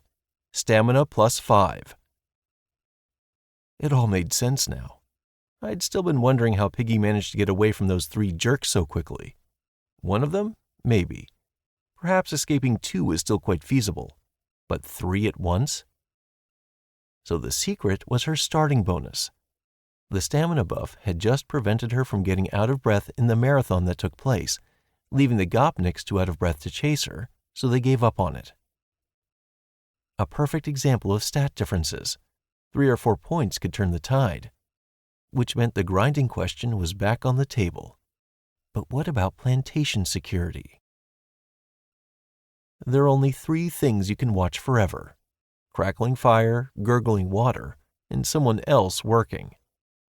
And if that someone else is a beautiful girl, it even becomes meditative. "Are you going to help me?" Piggy hissed at me unhappily, wiping sweat from her forehead. Her chest rose languidly, attracting the eye. I suppressed the urge to swallow saliva. "No, I'm making sure you do it right. Then I can go off on my own to level up without worrying that you'll fall asleep in your tent and forget about the plantation." Piggy cringed at the words. "Ooh, you exploitative little bitch," and turned her back on me to continue planting potatoes. What a little devil. She carried on digging holes with her spade stick. Perhaps I would craft her a proper hoe. It'd be better than a stick, even if it was a spade stick. Or perhaps a plow, since Piggy was already harnessed to the work. I'd consider that option a little later. The phrase "getting plowed" would definitely take on a new meaning. She did deserve some credit. After the incident with the hares, Piggy no longer shirked responsibilities. She realized it had been her fault that we almost lost our only regular source of food. She didn't want to starve again more than she wanted to enjoy doing nothing.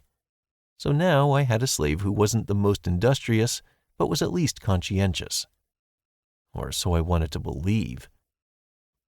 An extra military unit, too. Piggy had put a good shift in during the fight with the rabbits, even if she couldn't kill them with one throw. She stunned them well, giving me a chance to finish them off. She'd now received a bonus on using thrown weapons. That was worth taking advantage of, but how? I couldn't exactly make a bow. I needed a strong rope for a bowstring, something that could hold the tension. Most ancient people used slingshots, a loop of leather or cloth that you put a stone in. You had to swing it to throw it. Firstly, I wasn't sure if I'd find the materials for it. Secondly, I doubted very much that Piggy would be able to master such a weapon. My eyes attached themselves involuntarily to Piggy's ass, which tried to attract my attention by bending over excitedly while she watered the plantation, exposing her lower dimensions at the most tantalizing angles. She'd opted not to wear trousers today, claiming they were too hot. You've resisted seduction. Will +1. After habitually ignoring the sign before my eyes, I rose to my feet and hurriedly approached Piggy. Noticing my approach, she gave me a mesmerizing smile, sensing victory at last in our silent standoff. "What's wrong?" She batted her eyelashes innocently. Take off your clothes, I said hoarsely. Piggy blinked 3 times, not understanding me. She blushed like a tomato, covering her breast with her hands and taking half a step away from me. You don't understand. I'm not like that," she shrieked, making me wince. Don't get it twisted. I don't want you. I want your panties. I pointed at the black lace panties, making her look more angry than ever. "Pervert," she said flatly. I clutched at my head in fury. The elastic, damn you! I want the elastic from your panties. I want to make you a slingshot. Piggy looked at me suspiciously, but I steadfastly ignored any possible mistrust. Did I really have to justify myself? Who is in charge here? My way or the highway? The girl squinted from side to side, then said, Give me a minute. No problem. Who is to know what was in the woman's head?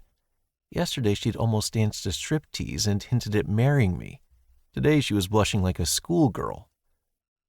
She wasn't a child, for God's sake. What was there to be ashamed of if the question concerned was our common survival? Piggy hurried off in the direction of the tent, returning shamefully in sports trousers rolled up just above the knee, with a piece of cloth in her hands. "Here." She held out the underwear, her face red. "Are you sure you're not a pervert?" "I'm sure," I sighed. I realized that the knife, that is, the spear, would not be as easy to use now. Those goods had gone toward the common good. It was therefore necessary to get something small and sharp to replace it. No boxes were forthcoming from the system, so we had to act as our great-great-great and so on grandfathers did in their caves. Having found a few suitable stones, very similar to flint, I started beating one onto the other, chipping off piece after piece. It wasn't complex technology. Splitting flint produces sharp edges, almost like glass. You don't need to sharpen it, you just need to give it the right shape. Once upon a time, we used to fool around on holidays, pretending to be ancient hunters. How useful knowledge like that was now. I set up an anvil on a large flat rock. A hefty stone which fit snugly in my hand would serve as the beater. I broke the core into several pieces and chose the ones that fit my size. Then I carefully knocked off the excess. I didn't get it right away. The first 2 attempts split. I was such a master craftsman I could even break a stone. I hit my finger out of anger, knocking off a few health points. So that meant suicide was possible here after all. It was only after a while that I started getting the shape I wanted. The shape of a blade. A little more shaping and voila, I had a real chopper at my disposal. It was no match for a bronze knife, of course, but it would do the job. Congratulations! You have created a chopper. Plus 50 XP for creating your first tool. Name, chopper. Level, garbage. No longer a stick-'em poke-'em, but a long way off a machete. Recommended use, toothpick for a mammoth. Bonuses, strength +1. Laugh all you want. Some people didn't have what I did. You have earned a new profession, craftsman.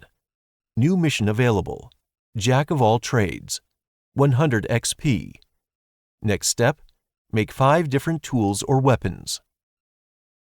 I picked up the lace panties, carefully cutting off the elastic band along with a fragment of the fabric itself to make it more convenient as a slingshot. A small shard of silicone handled it just as well as a knife would, sharp as a razor, but the system was in no hurry to recognize it as a weapon. All that was left was to run through the forest and cut down a straight enough stick with diverging branches, and now I had all the requisite materials. I fastened the elastic to the wood, allowing me to aim it around myself. A dozen more minutes of fiddling, and my tortures came to an end. Congratulations! You have created a slingshot. Plus 50 XP for creating your first weapon. You have created a silver level item.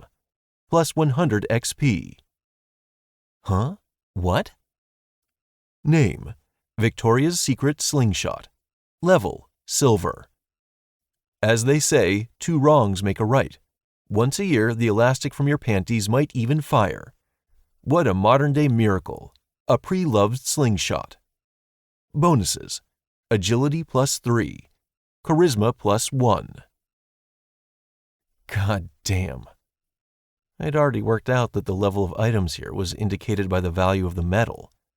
It's not by chance that we're getting bronze or silver boxes. So silver was a very big deal. I looked at my hands. They seemed like mine, but why did they look gold all of a sudden? Ha ha ha. Guess it was just the legendary craftsman in me. I should ask Piggy if she had a spare pair of underwear. Maybe I could make a similar level of weapon for myself? I guess it hadn't been such a bad day. The arrival of a silver weapon was a nice trade for the losses of the hair invasion. Couldn't be better. Thinking sweet thoughts, I returned to the tent and to Piggy, who was crouching down next to it. Piggy, look at what a beauty I've built you. She was in clothing that was very much not her tracksuit. Her appetizing figure now bore some form of skirt that had an uncanny resemblance to hair hide, and on top of that, a bra of the same design, a caveman-style mini-bikini. Oh, I'm getting myself patched up a little over here. She smirked when she saw my surprise. How did you do that? I have no idea. Piggy smiled. What do you mean? I'm telling you, I have no idea. I tried to repair my trousers since you brazenly stole my panties from me. Piggy folded her arms under her chest indignantly, making her breasts look even bigger. And then I suddenly got the tailor profession, and a bronze box appeared. That's where I found the sewing kit. Can you show me the sewing kit? I asked. Yeah, here. She handed me a wooden box. Just think, already managed to prick my finger and spoil 3 hides, she complained. It's not for nothing that Mom told me to find myself a rich asshole. A what? A man. Oh.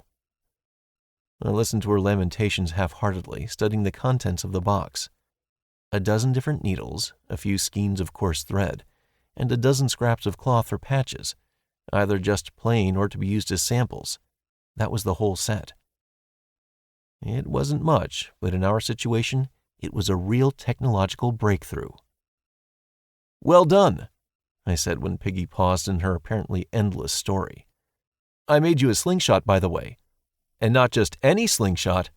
I guess they were lucky panties or something. They were expensive, she sighed, but she still reached back and grabbed the slingshot. Rare? Boost to charisma? Thank you, thank you, thank you! Before I can react, I find my face pressed between 2 insanely soft and firm breasts.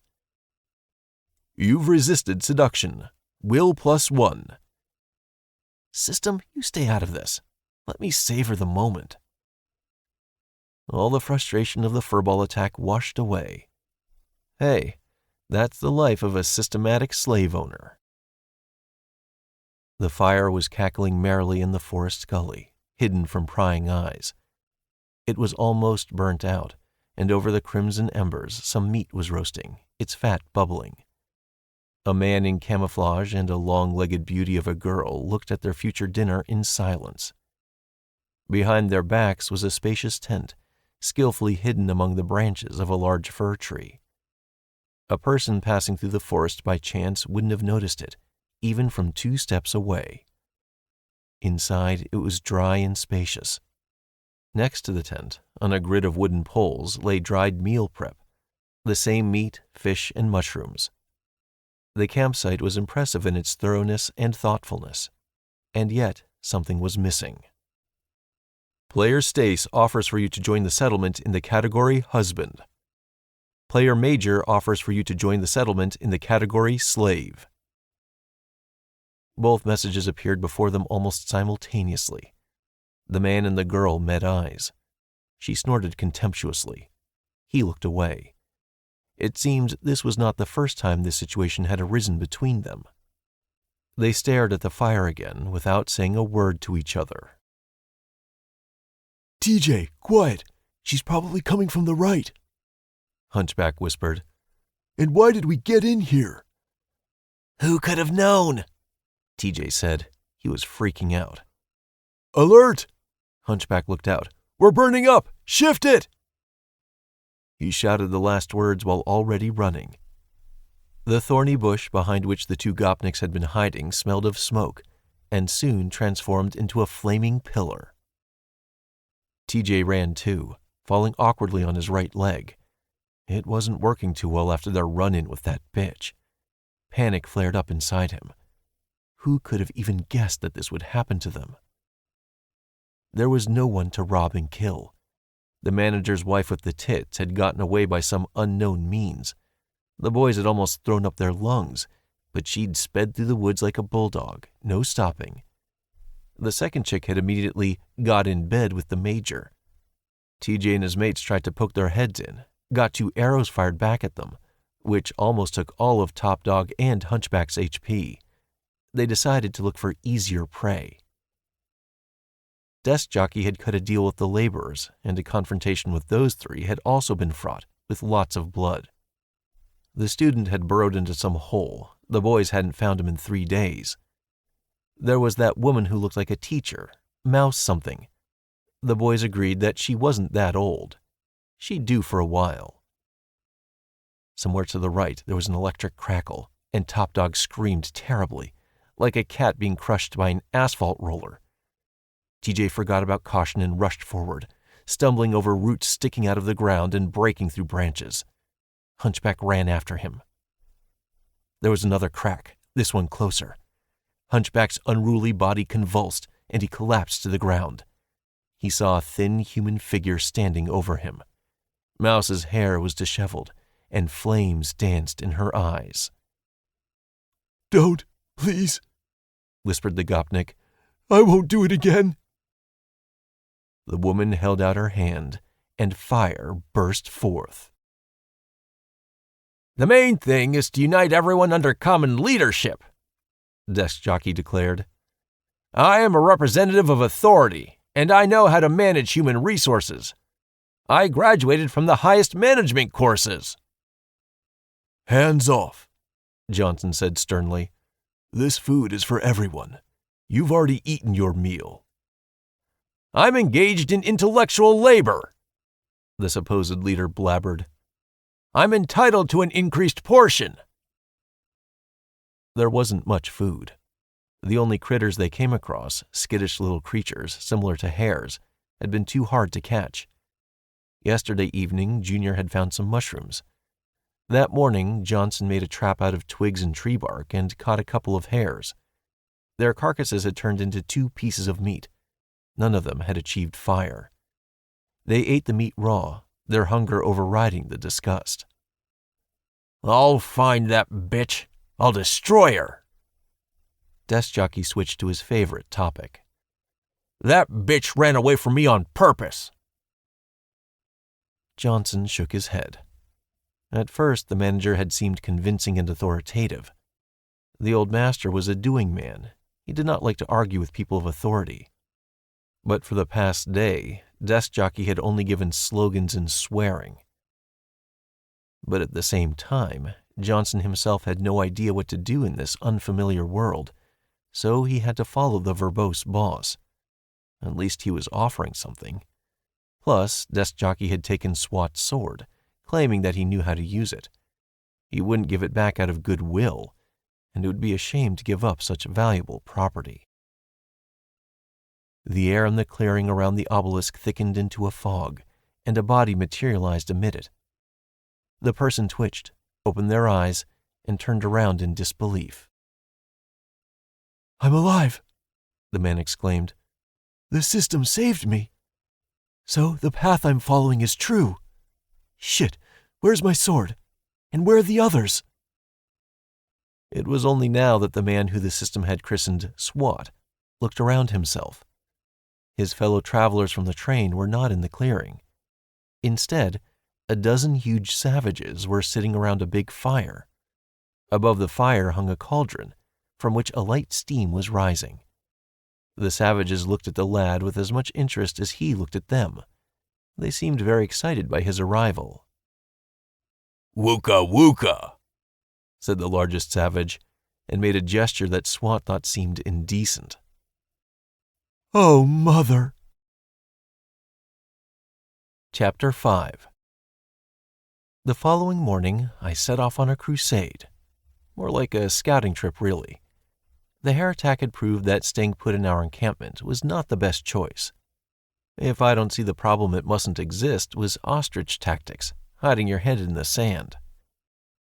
I hadn't even explored the valley yet, and I was already getting surprises like this from its inhabitants. What if the next time there was a bear or a mammoth? Truth be told, I didn't know what I'd do, but better to know about it in advance. To be honest, the other thing was that staying sat in one place was really annoying. So I was secretly excited to be undertaking this potentially dangerous event. It was a new experience. I snuck through dense forest. The sun was still tentatively trying to break through the branches and dense foliage, while a light breeze made goosebumps crawl over my skin. In theory, keep in mind, the clothes from the system should have given me a noticeable boost in characteristics. The system was a strange thing. I appeared to have reached level 4 already, and my strength, stamina, and agility were much more powerful than before. I tested my new abilities. I couldn't think of anything better to do, so I threw my fist at a tree. There was now a distinct dent on it. The pain caused by such a stunt was obviously considerable. But funnily, I'd expected more. It takes a lot of momentum to make such a deep dent, which means the recoil on my hand must have been just as substantial. In other words, the hand would be hit as hard as the wood. But no, that didn't happen. Just a little numbness, as if I had hit a hard punching bag, and a tiny chunk of HP flew off. A miracle. That was the first weird thing. And as for the second... Achoo! Fuck. Several birds in front of me took flight from their spots among the tree branches, and I uttered another swear word to myself. I was still a shitty Chingachgook. My movement through the forest was not especially secretive. I comforted myself with the thought that it was impossible to keep up with everything. I wasn't a spy. I was a powerful heavy infantryman, strong, steady, and capable of inflicting serious damage on the enemy. Why the hell weren't my increased stats saving me from the morning chill, or the heat of the day, or whatever? Shouldn't my stamina stat be responsible for something like that? I was at a 10 right now. That was because I had borrowed Peggy's secret weapon, the shopping bag. She was very anxious for me to come back, saw me off like I was heading on a round-the-world voyage, so she parted with her bonus with no objections. With stamina like this, I should have been able to swim like a walrus through icy water with no harm caused to my body. Or was there some kind of hidden stat that was responsible for resistance to external stimuli? How did the system work, and why did it work that way? Were there any ways to change the game mode or change the difficulty? How come I got to be a lord rather than a boyar of the system? The social structure must have looked different if you were Chinese or Zulu, especially since the system mentioned that there were other races here. Maybe they used magic or runes of some kind. I wondered if any of them were elves. What about cat girls? The questions got bigger every day, but the answers weren't getting any better. I was also starting to get uneasy about the silence from the other players. It was like they'd all disappeared.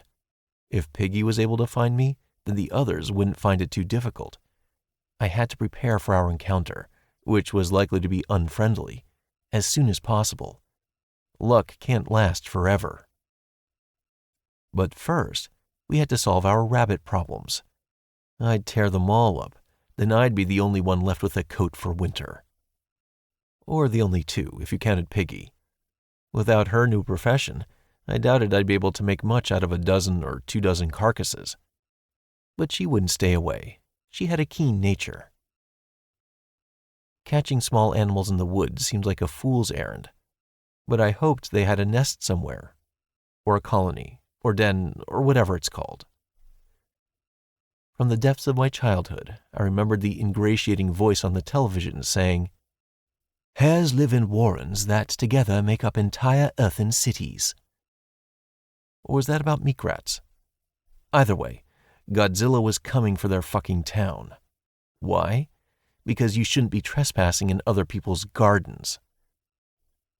There was a sudden crack of twigs. I crouched, peering cautiously ahead. It definitely wasn't hares. Those would have behaved more modestly.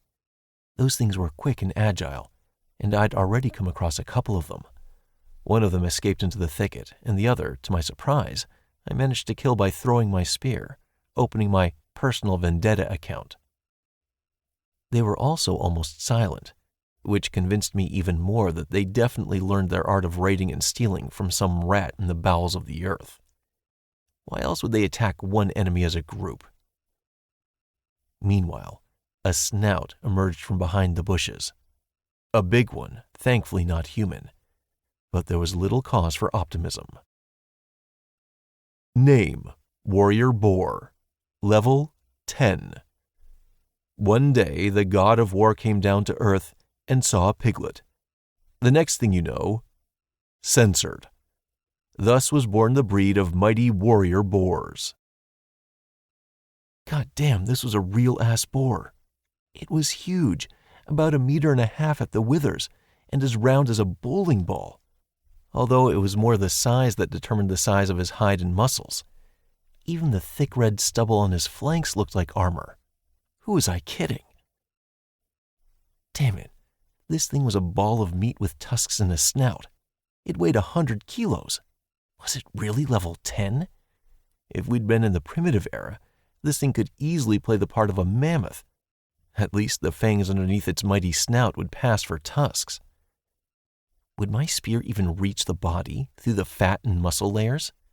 And even if it did, how many times would I have to poke this beast with my DIY spear to get it to the afterlife? The correct answer was none, because after the first blow, he'd trample me into the ground and roll me out like a pancake. So I fell flat on the ground, pretending as much as possible to be a bush. Had I complained about my low agility? I'm sorry, dear system, that was a joke. Now I was very cleverly pretending to be a rag doll. I even stopped breathing. After the first boar, 3 more of its kin appeared. There were also 6 small boars, which didn't look so threatening anymore. Name: Common Boar. Level 7. A juicy boar. With a beer and a nice smoke? Name: Piglet. Common Boar. Level 4. Peppa's distant relative Ramirez. Oink oink. Just cute little piggies perfect for a skewer. I wished I could meet those relatives alone. You have earned the profession of Tracker. Mission: Crawl quiet and you'll live longer. XP 100. Next step: sneak up on 5 different animal species undetected.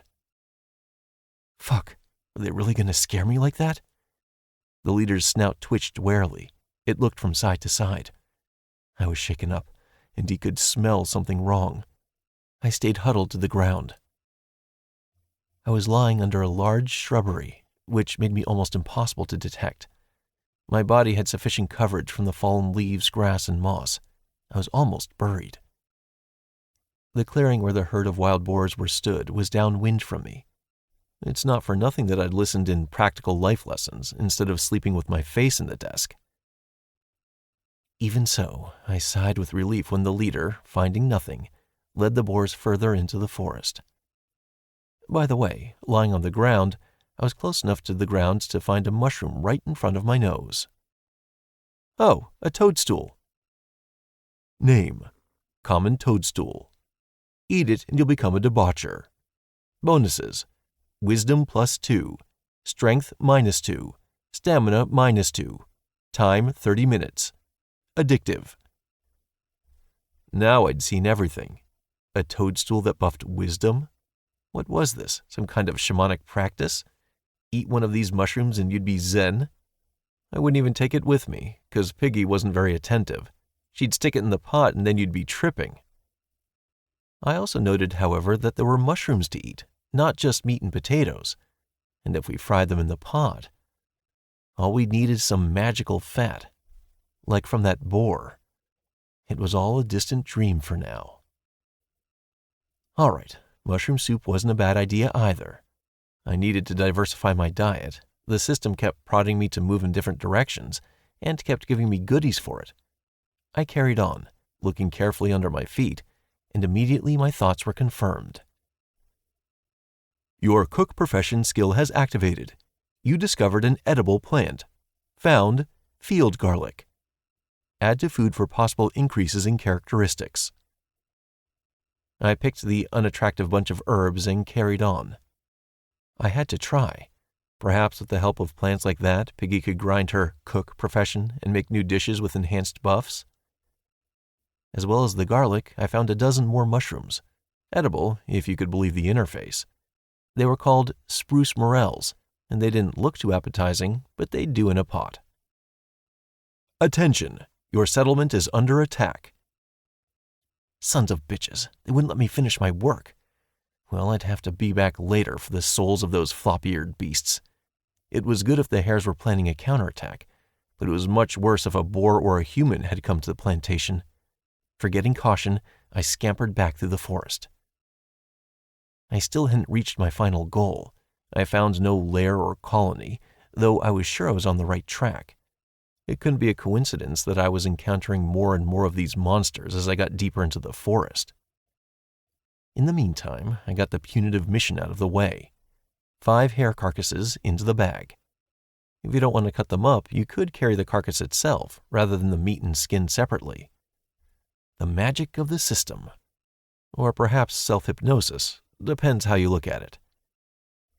As I ran, I realized that the bag really was a cheat. My breathing didn't even change, despite the speed I was traveling at. No, it was gradually shifting, and sweat was beading on my forehead, but that was a lot slower than if I'd been moving without the artifact. The 2 bonus items in my hands were really proving how enormous their advantages were. The endurance bag and the legendary potatomus, the beginnings of my settlement.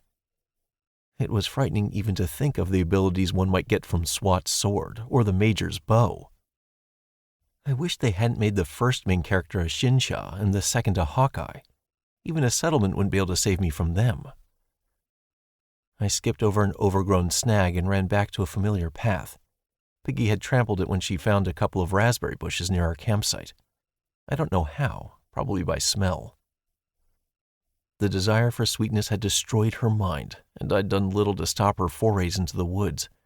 The hares would swarm in and I'd lose my main manpower. That would be really humanly tragic. I decided to try to plant the raspberries to a safe place in the valley in future. We could grow a vegetable garden. So I arrived at the plantation and see 6 dead bodies. Dead hare bodies, thank God. Piggy was stood by the hut with a slingshot in her hands, breathing raggedly. When she saw me, she immediately raised her weapon, ready to release the rubber band. "Piggy, it's me!" I shouted. Her eyes flashed with recognition. She fell on her ass from exhaustion. I ran over to her. There weren't any visible wounds. She looked intact, just exhausted. "Ugh, I thought I was done. God, I was so scared," Piggy said, shaking. The adrenaline had finally hit her nervous system, and now it was knocking her back. "You were gone, I was here alone, and then these," she wailed. "I was running around the tent and they kept coming after me. Good thing I had a slingshot. I got away." She finished her story and collapsed in exhaustion on the grass, unable to get up. "You did great," I reassured her. "You can rest. I'll take care of the others." As I looked around, I noticed a lot of things were askew or out of place. The pot that once hung over the fire now lay to the side. The roof of the tent had turned sideways, and one potato bush had been chewed. Irritating, but much better than the first invasion. Looked like the hares weren't as dumb as we thought. They had noticed I was out hunting and decided to take advantage of the opportunity to eat the unprotected potatoes. Thankfully, this time Piggy was on guard and with a slingshot, and managed to distract them from the meal. The clumps of fur, learning from the first encounter, immediately rushed at the girl instead of continuing their feast. Maybe it was wrong of me to think in the old categories.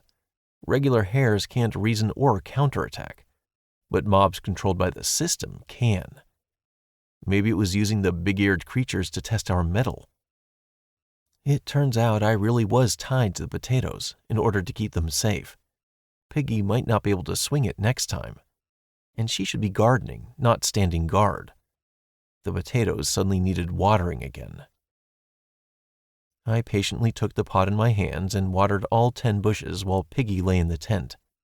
She deserved a rest after today, perhaps even dinner too, rehabilitated by her war heroics. What conclusion could be drawn from all this? If I didn't want to work with my hands, I had to work with my head, to find more work for my hands to do. We needed defense, of some kind at least. Not me and Piggy specifically, but the settlement and the plantation. Otherwise, there'd be another rodent infestation the next time I go out, and we couldn't say that the third time they wouldn't muster all their forces. "This is what we'll do," I instructed. "Take a breather. Then we can have a snack and get down to business." "What business?" Piggy sighed, not really arguing. "The most important business of all. We're going to build a fence," I declared, and rose to my feet. Piggy mumbled tiredly, "Digging again. How much can one woman?" The next 2 days passed as if in fast forward. Me and Piggy arranged a complete renovation of the settlement. First, I decided to build a cellar. That was the disrespectful name for my settlement's gold reserve, the potato storage. For that, I dug a shallow dugout about waist height. I chiseled the earth with a hoe and scooped it out with the universal pot. Despite the proximity to the mountains, the soil was relatively soft and loose. I didn't even want to think about how that could be the case. I was just grateful. On top, I covered the dugout with a shield of twigs and branches and a layer of turf, all to keep the potatoes away from the sun and its heat. There's a reason potatoes are probably stored in cellars and in the shade. Plus, it wasn't too noticeable from the outside. I chose a spot closer to the lake and, conversely, further away from the entrance to the valley to put the cellar. It created a decent distance from the potential enemies that could arrive from that direction. The tent had to be rebuilt as the roof no longer held up, and it had originally been made, to speak frankly, poorly. It was too cramped for 2 people to sleep in it, and although I was not particularly against the company of a sexy woman, my patience could always come to an unexpected end. The notifications of my will growing were the only thing keeping me in line. I'd already reached 12 points, twice as much as any other characteristic. I didn't see any use for it, but I assumed it would be useful, especially because as my will grew, it became easier and easier not to give in to her provocations. I also moved the new tent to the lake. Besides the distance, the lake gave us a small head start on the forest creatures, namely the wild boars, perhaps something worse. The lake itself was shallow, so there was nothing but mosquitoes, frogs, and fish in it. The water was clear, so you could see to the bottom, and I found no crocodiles lurking. I set up a new campfire here. The second shelter was bigger and stronger. After the experience of building the first one, and with 4 hands on deck, it was not hard to build something similar. The moss on the floor provided a dry cover, much better than the damp earth. We even made some clumsy doors from the same branches. A little wild, yes, but compared to what had gone before, an incredible luxury. There wasn't much I could do about the plantation, and why should I? It was just going to get bigger soon, so we may as well make sure we had a decent area for it right away. And now that I had a decent supply, I could take a risk. Every day we planted 10 potato bushes, each of which yielded an average of 6 potatoes each. Sometimes it was 5, sometimes 7, but it averaged out. We allotted about 20 for food, considering that potatoes were our main dish. That meant the 120 potatoes we'd gained in the 3 days after the hare invasion, 123 to be exact, were an inviolable reserve. On the first evening after my return from the short adventure, a joyous Piggy cooked a stew with potatoes, hare meat, and wild garlic. It was delicious, and the potatoes added +2 to strength and +2 to agility, on top of the standard potato buffs. The next day she made mushroom soup, which gave +3 to stamina, and then roasted some meat over the fire. The result was a useless +1 to strength, which didn't stack with the potato buff. Piggy only had one more dish to make before the next level of cook, and she was urging me to go into the forest to look for more ingredients. In her impatience, she even threw raspberries into the soup, as a result of which she was fined 500 XP for stupidity. The soup itself became inedible and had to be poured out.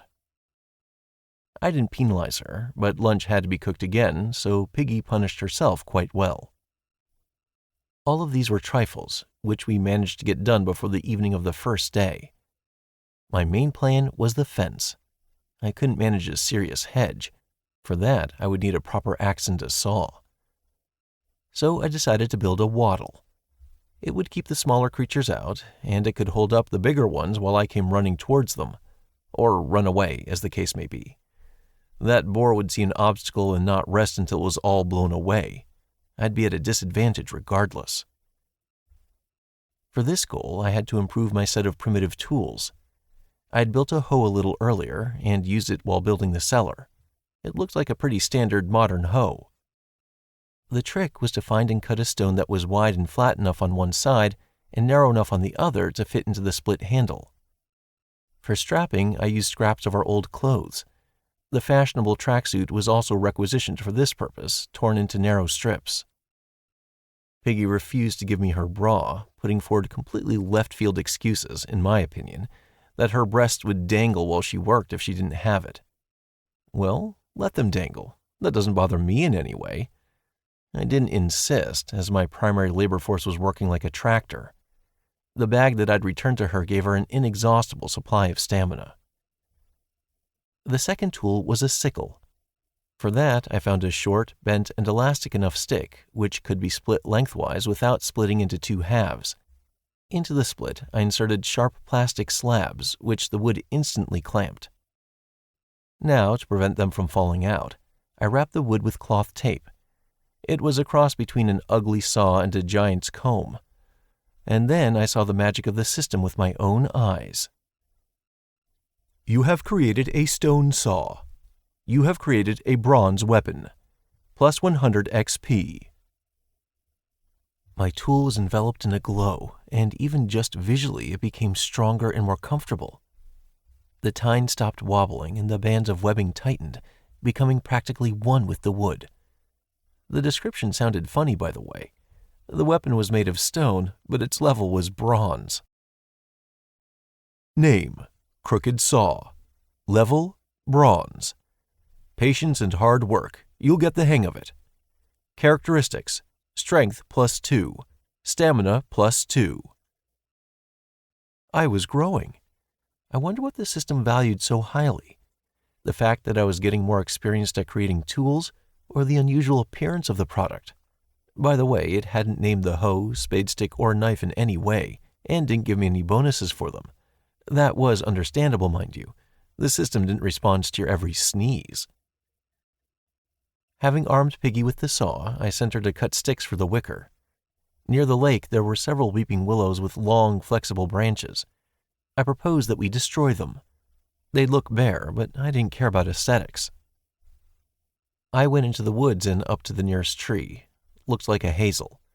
With the help of the chopper, I cut down branches that were similar to the shaft of my spear, but thicker, more substantial. Then I had to dig holes for each future support, and hammer the supporting posts into them with a stone before covering them back up at the base. It was a pity that the base couldn't be concreted. In theory, you could make a lime if you found rocks with chalk or limestone in them, but it was a long process. With my capacity and labor force, it could take a week. It was hard work, but the increased strength and stamina stats did the trick. A row of stakes came into existence, blocking the entrance to the valley. Piggy followed me, braiding the stakes with willow vines. Surprisingly, they laid so firmly that I got the idea of making myself a shield like that. I wish I'd watched my grandfather when he used to weave baskets. Layer by layer, we raised the hedge to a height of 1 meter. You could safely look through it, but it wasn't easy to step or jump over. I wouldn't call it a panacea, but it was bound to protect us from the hare infestation, and it wasn't meant to achieve anything more than that. In theory, it could stop a man, even if only for a short while. Congratulations! Your settlement has its first defense structure. The strength of your boundary is increasing. Name: Simple Waddle. Durability: 100 out of 100. Characteristics: plus 10% defense for settlement inhabitants. Plus 20% defense against all throwing weapons for settlement inhabitants. Plus 10% to all damage dealt by settlement inhabitants. Once more sparks glowed, this time around the waddle, giving a solid appearance. It even had grown in height. It had been waist height, now was at least up to my shoulder, and Piggy could only just look out. This was already very good news. It seemed that life was getting better. I turned around to an extremely tired Piggy. "Well, shall we go for a walk?" I suggested, pointing to the cellar where I had also stashed the system cider. "I'll think about it." She snorted and, satisfied with herself, went into the hut, swaying her hips. Women. Morning came as quickly as the night had passed. That would be the effect of the system cider, together with our fatigue and the joy of all that successful construction. All in all, we rocked. The belly dance Piggy performed in her fur bikini was especially incendiary, and I, accompanying her, had even sang something. At the end of the evening, she decided to do a striptease, so my will had already grown to 17 points. I'd soon be a cultivator whose superpowers would break the heavens in two. There was a noise outside. I guessed Piggy had decided to make breakfast or take her morning walk. I turned to face the wall, hoping to get another 10 minutes of sleep. But the noise just kept getting worse and worse. What the hell was going on out there? It was only a few seconds later that I realized it was human speech, and there was more than one voice. "You whore!" one of them said, loud and shrill. "She's already found somewhere to throw her tits about. Got yourself all settled down. You didn't wait long." "Go back to where you came from, you dog!" That was Piggy. "What the fuck do I want with a man who leaves me alone in the woods? I'll find myself a better one." "Look at her, everyone!" a voice screamed. "I'm telling you, a whore!" "Impotent!" Piggy hurled back. "Oh, you bitch!" And then there was a deafening crack. The fence, most likely. Attention! Your settlement is under attack. Chapter 6. I jumped up as if I'd been scalded. Fucking hell, another attack? And I was in bed. I pulled on my shirt, which was neatly folded at the entrance, and my hand found its way to the spear leaning against the wall.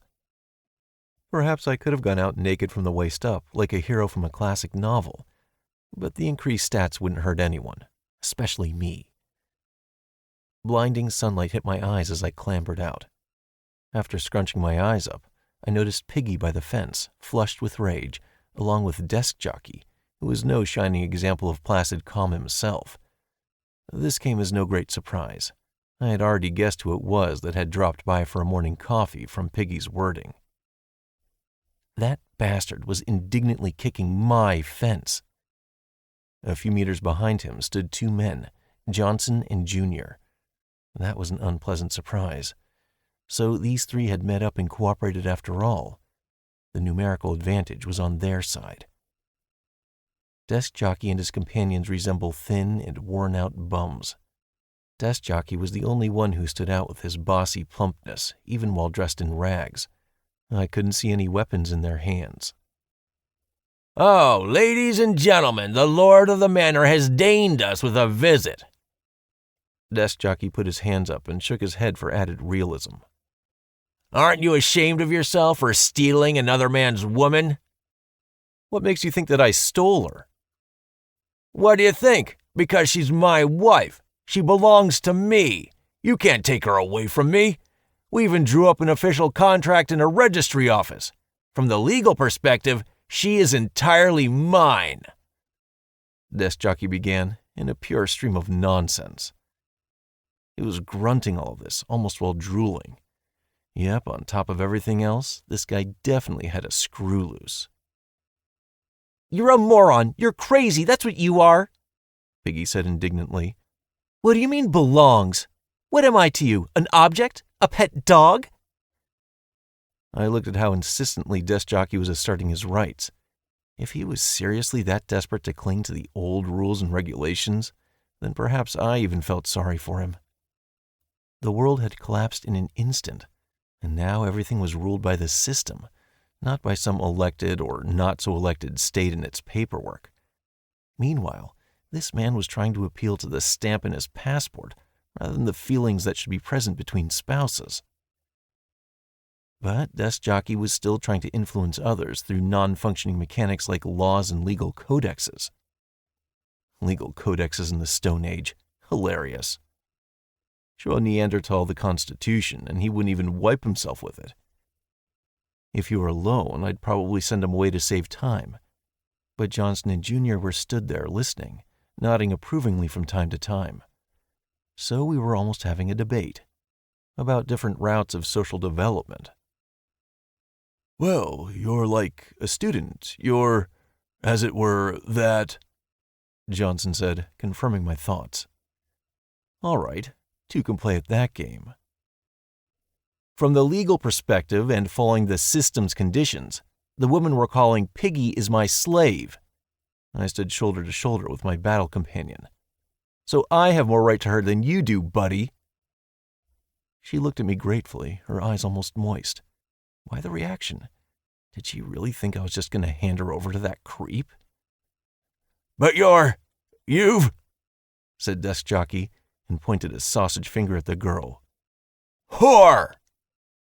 Yep, a really incurable strain. And you know the most interesting part, Citizen Desk Jockey? I gave him an unkind smile, hoping it looked like a grin. He gave me a perplexed, angry look. Piggy was so frightened, exhausted, and depressed before she showed up here at my settlement that she immediately agreed to be my slave without even thinking. I lied while keeping a blank face, of course, but how would he know? Which doesn't make you look so good, does it, citizen? What kind of husband are you if your woman runs away from you as fast as her legs will carry her and is ready to become a slave just to avoid staying with you?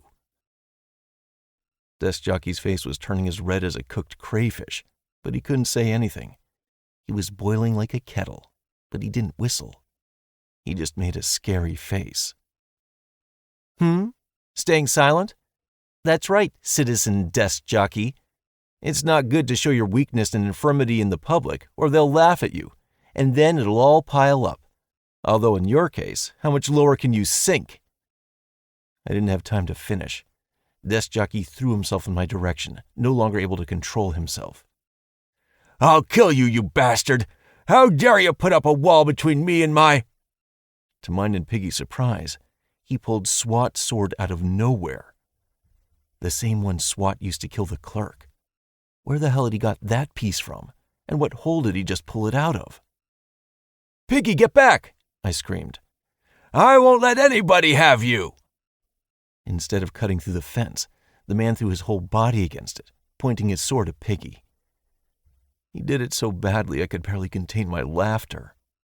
Have you seen the video of the fat cat trying to jump from one ledge to another? Something similar was happening in front of me.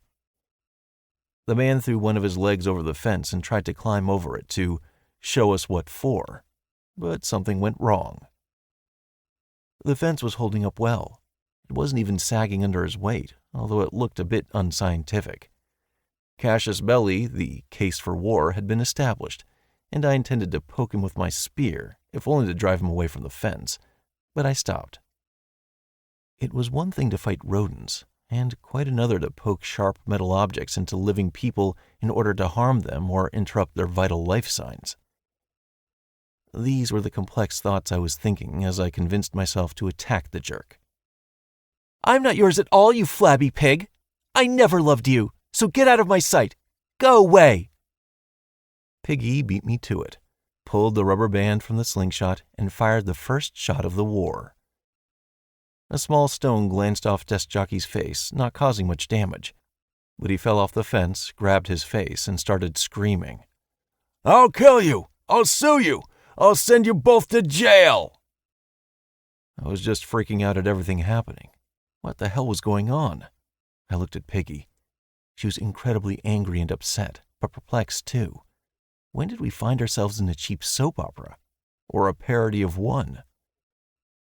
Desk Jockey clumsily rose to his feet and backed away, shooting us a wary, vicious look. The police hadn't shown up at his call. Nobody was cuffing me or Piggy, and the wall of the forest behind his back showed complete indifference to his cries. But things didn't work out so simple. Desk Jockey had an audience, and it was for their sake that he'd started the whole performance. He'd got the very instigation he had hoped for, and now he began to play it out in his usual way. He lifted his sword like an ancient commander, then pointed it at us. Friends, you have seen it all for yourselves. This criminal not only kidnapped my wife, but now keeps her in slavery. You see, he's used the system to completely brainwash her. He even forces her to attack me, her lawful husband, and to lie to my face. Johnson listened to Desk Jockey and frowned, but Junior was playing with the mole on his cheekbone, clearly swayed by the propaganda. I'm not being forced to do anything. You don't believe me? Watch this. Piggy showed her ex a middle finger, sticking her tongue out. You see, she's not herself. It's definitely that bastard who brainwashed her. He did it with the system. Desk Jockey poked in my direction. Calm down, I said to her sternly. Stop provoking them. Here, eat something. I held out a pot to her. Piggy had already done her best this morning and cooked potatoes with meat and wild garlic. You just want me to eat, she snapped at me, without any respect for her slave driver. You men are all the same. Buffs, I remind her. If they attack, we'll need them. That's true. She shook her head in surprise. I hadn't thought of that. And this scoundrel has also seized the food supplies we all deserve. He's hiding them from the workers, condemning us to starvation, Desk Jockey said, pointing at the pot. Give us freedom! Give us food! Death to the usurper! I wonder where he'd seen these workers. So far, only Piggy and I were working hard, although robbery was often accompanied by phrases about justice. Open your mouth again and you'll have a spear in your belly, I told him entirely honestly. If needs be, I can throw it too. Desk Jockey shuddered at the thought and immediately commanded his henchmen. Attack! Now! The most surprising part was that they actually moved forward. Piggy, as soon as they get close, shoot at them, I commanded, standing with my spear at the ready. Now I understood his motive. Bit by bit, he'd been firing proverbial shots at me. Why? The answer was now obvious. To lure me out from behind the protection of the fence. He could have climbed it long ago if he'd wanted to. But he hadn't. On the contrary, it was as if he was luring me to his place for a showdown.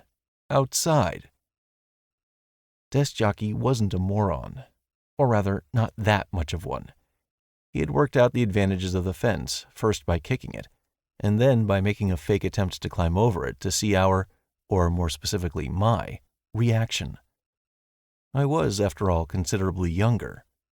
Maybe they could have lured me out, and then the three of them would have kicked my ass. They'd have the upper hand. Even made a stupid false retreat to show how weak and clumsy he was. I'd even thought of doing a counterattack, but luckily I'd quickly nipped that idea in the bud.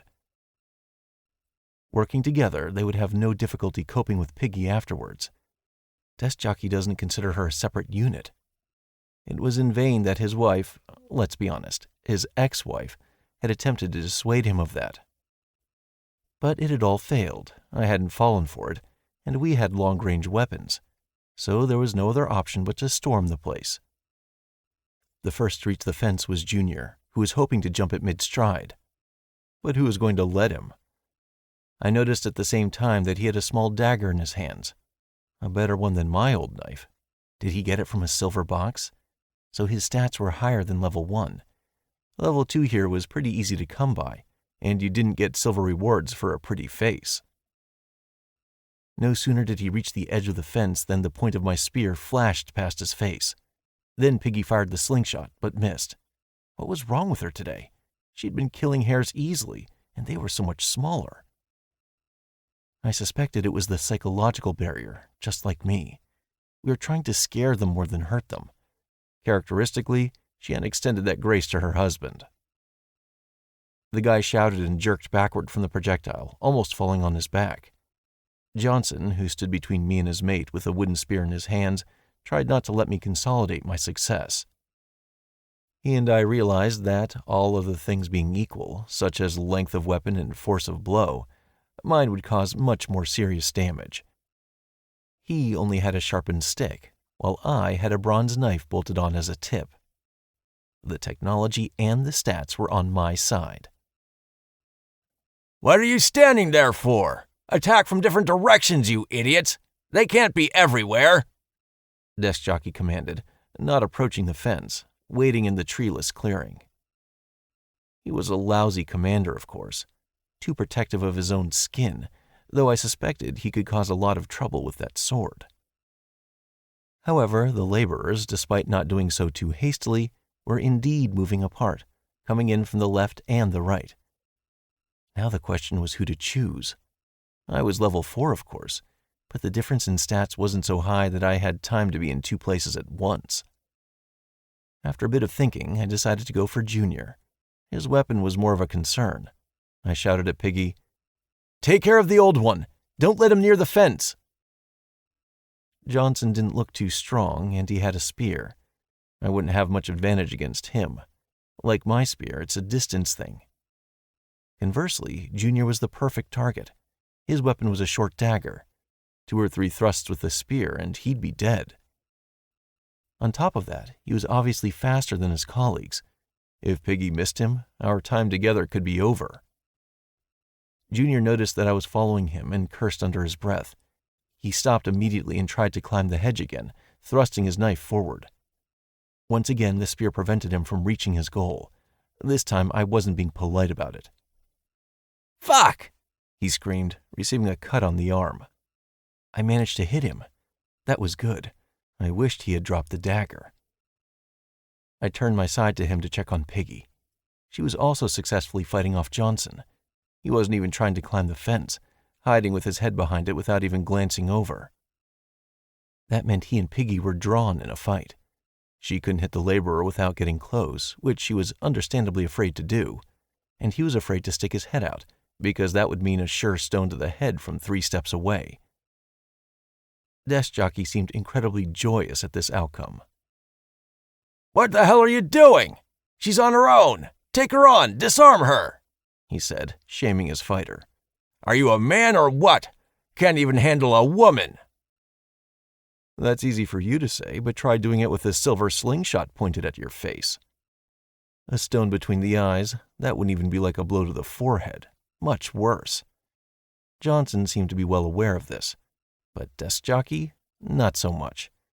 Or perhaps he just didn't care about his colleagues. Seemed plausible. Anyway, this circus went on for another 15 minutes or so. Junior and Johnson made some sluggish attempts to break into the interior of the settlement, but me and Piggy didn't let them. In fact, the whole confrontation came down to me and Junior. Johnson didn't get under Piggy's shells, and she didn't take her beady eyes off him and Desk Jockey. Well, he was still trying to motivate his fighters, but in the end, he only provoked migraines with his fits of brainwashing. After 10 minutes, our game of tag finally turned into a fight of stairs. Junior at the fence, Johnson under it, and us at a distance of a couple of meters, blocking any of their attempts to poke their heads out. Plus, there was a bloodstain on Junior's jumpsuit.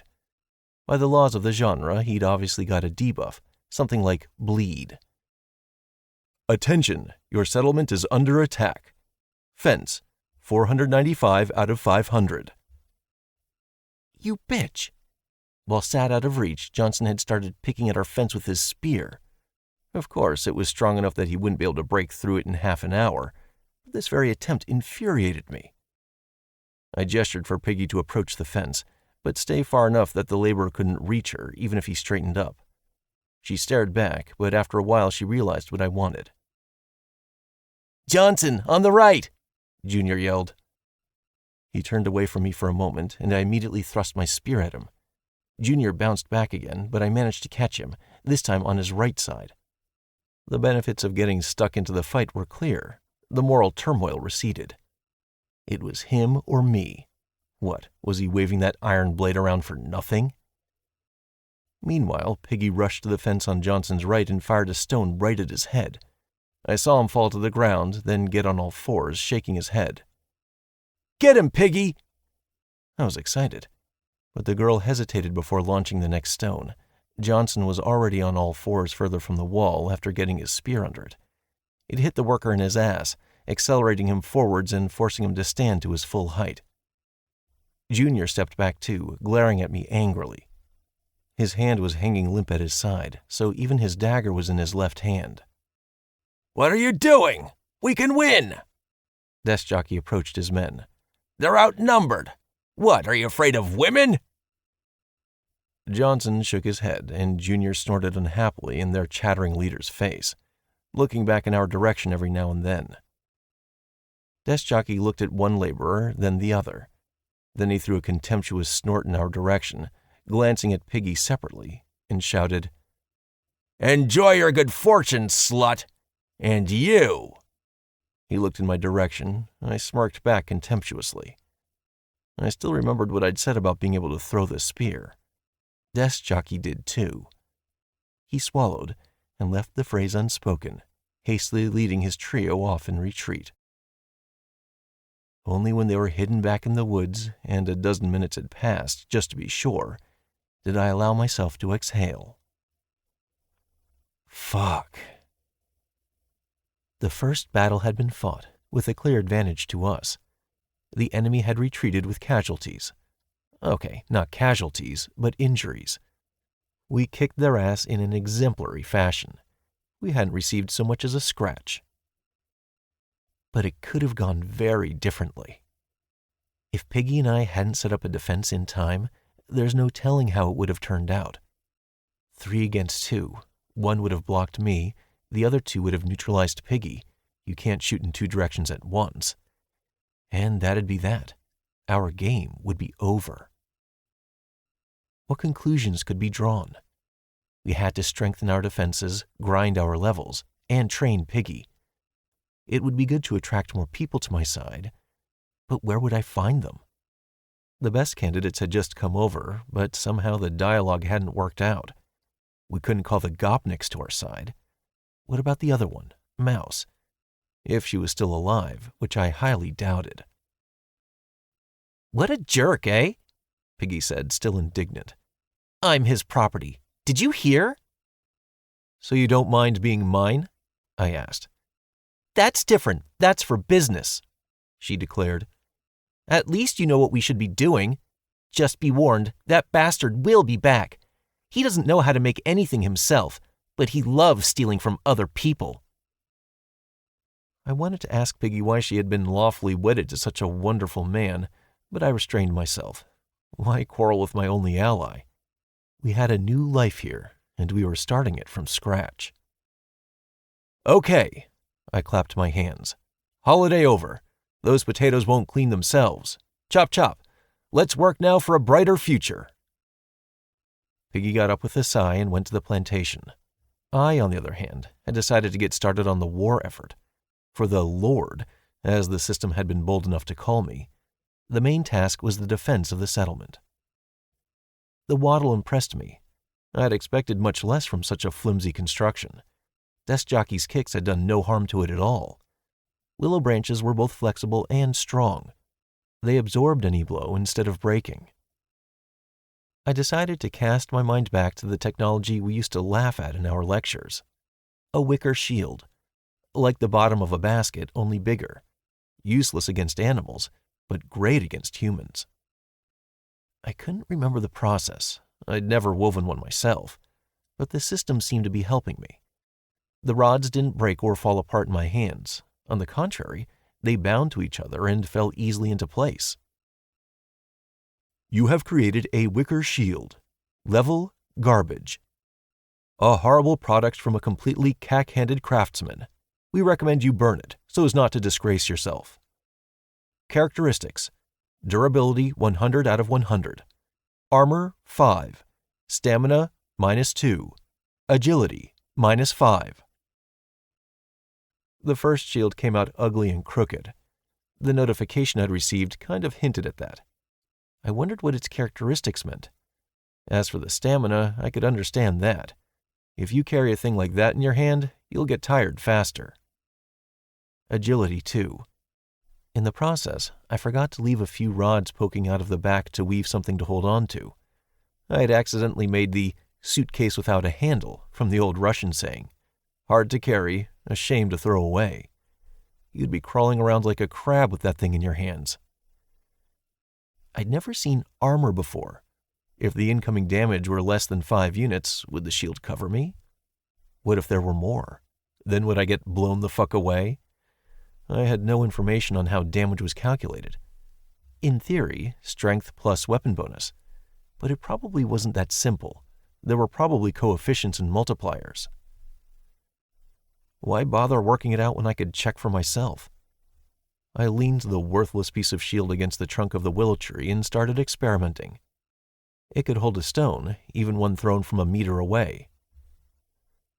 I interrupted Piggy and asked her to shoot at the shield with her slingshot. She fired a couple of sarcastic phrases at me about my crooked hands, but she performed the task diligently. Stones flew in all directions, but the shield stood still, as if nothing had happened.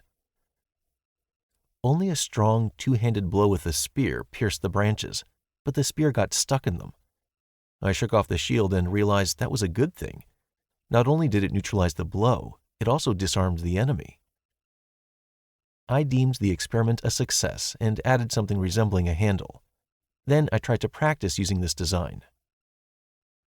Guard, step, strike. Guard, step, strike. Like a damn hoplite.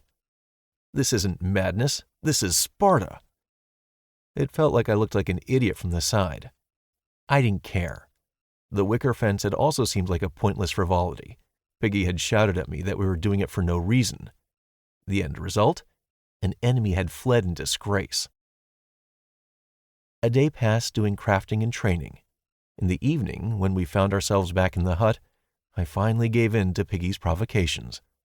My will was no longer swayed, even when she walked around in front of me naked, and I saw no point in holding back any longer. I suppose the main reason for my stubbornness had been that until this morning, I'd considered Piggy a married woman, a stranger, like I was stealing something that didn't belong to me. And after Desk Jockey's disgraceful escapade, I could call her my trophy, won in a fair fight. A wild act, of course, but the past was in another world, and life here started with a clean slate. It went great, even better than I'd expected, and better than my generally minimum experience had predicted. Piggy proved both spunky and inventive, and afterwards I took away her stamina bag because that cheat had worn me to the limit. You have gained a buff, Satisfaction.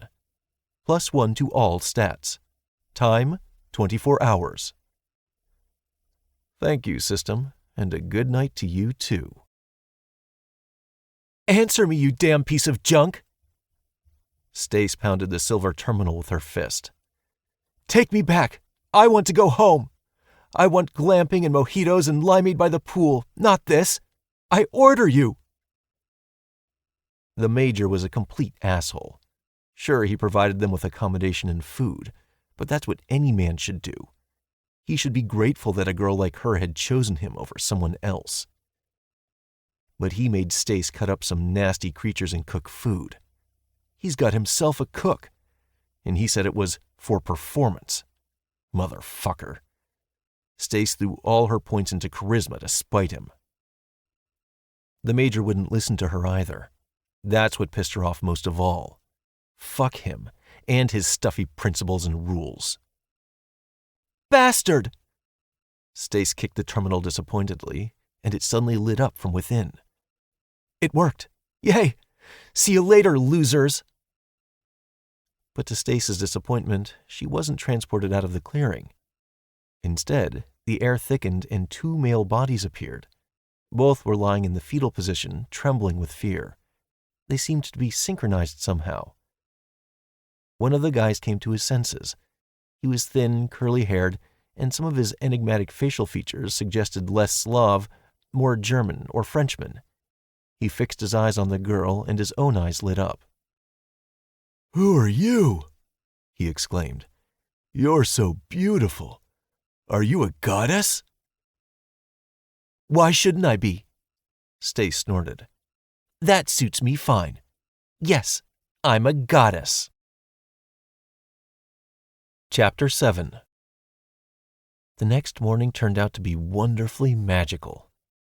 Or maybe it was just my mood that had risen to unforgettable heights. Who was to say? As usual, I got up a little earlier than the happily snuffling Piggy. I untangled myself from her embrace and went out into the fresh air, releasing a deep sigh. I involuntarily looked around my settlement.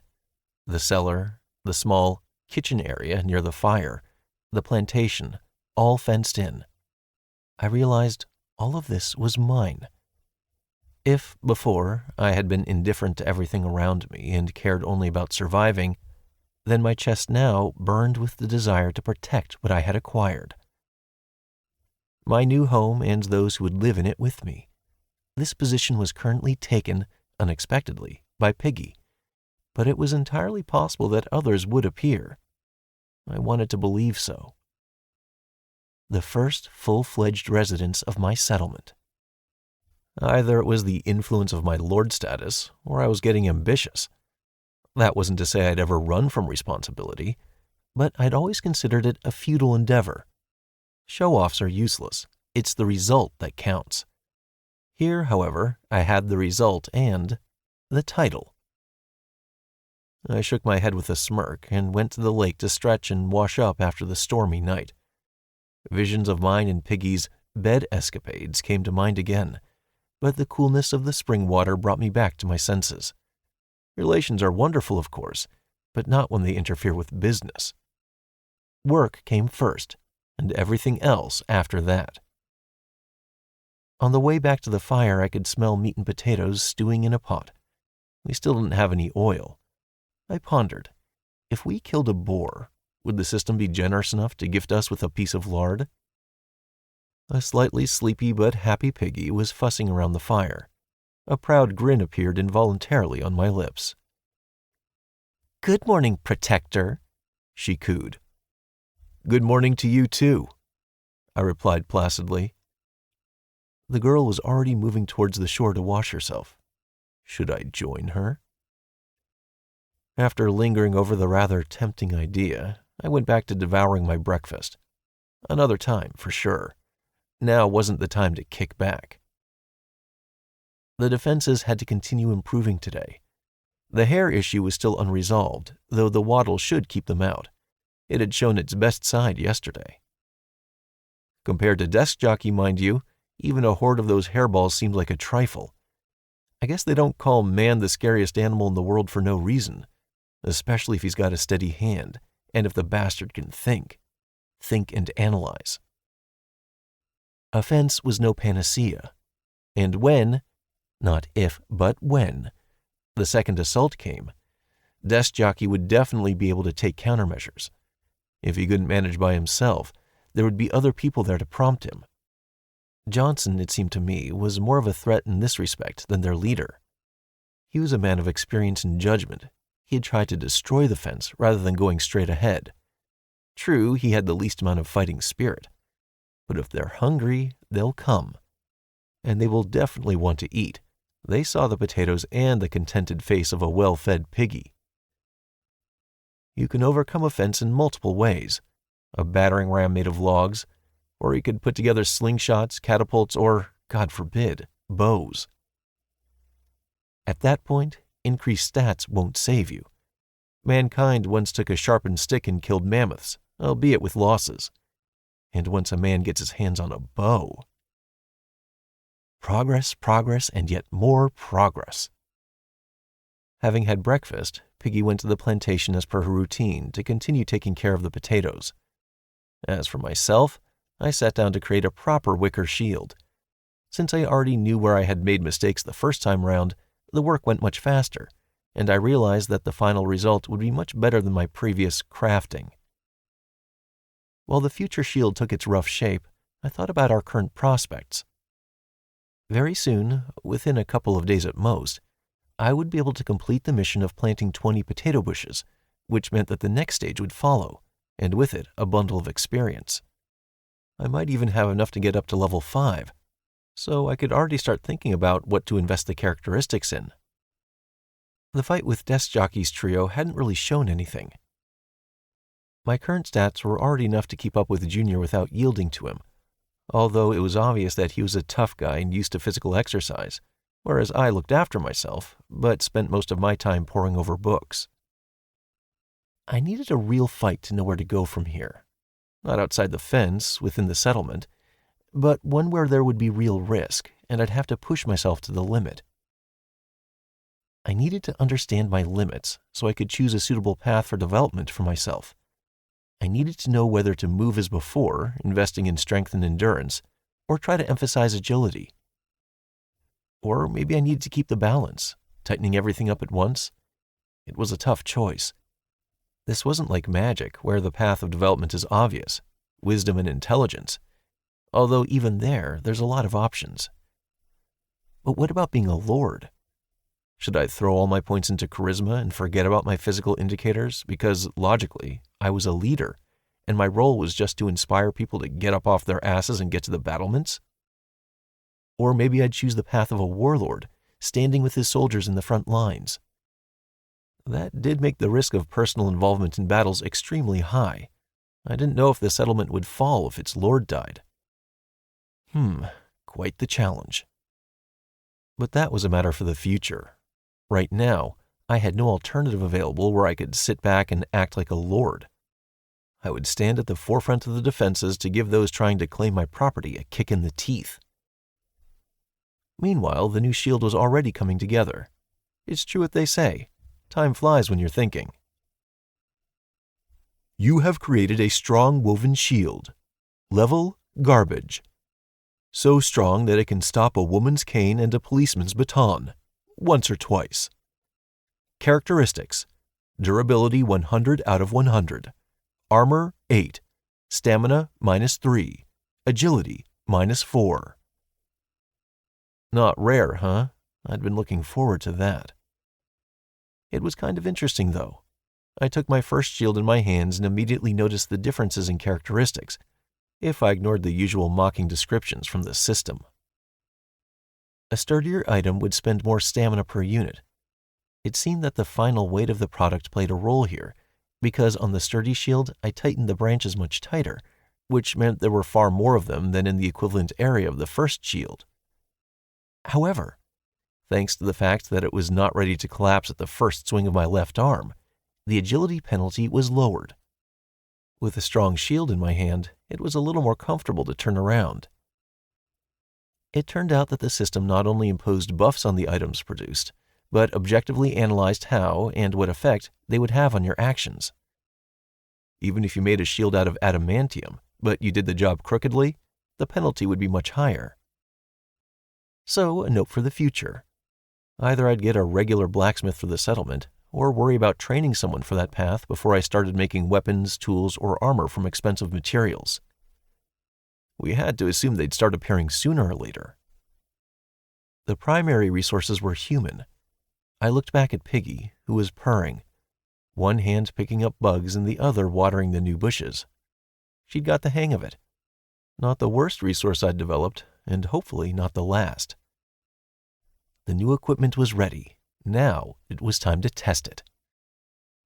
After instructing Piggy to work the field and prepare for the new stage of the mission, and also having warned her about the possible return of Desk Jockeying Company, I armed myself with my strong shield and a spear and moved deep into the forest thicket. Maybe this time, the search for the Hairworn would prove more fruitful.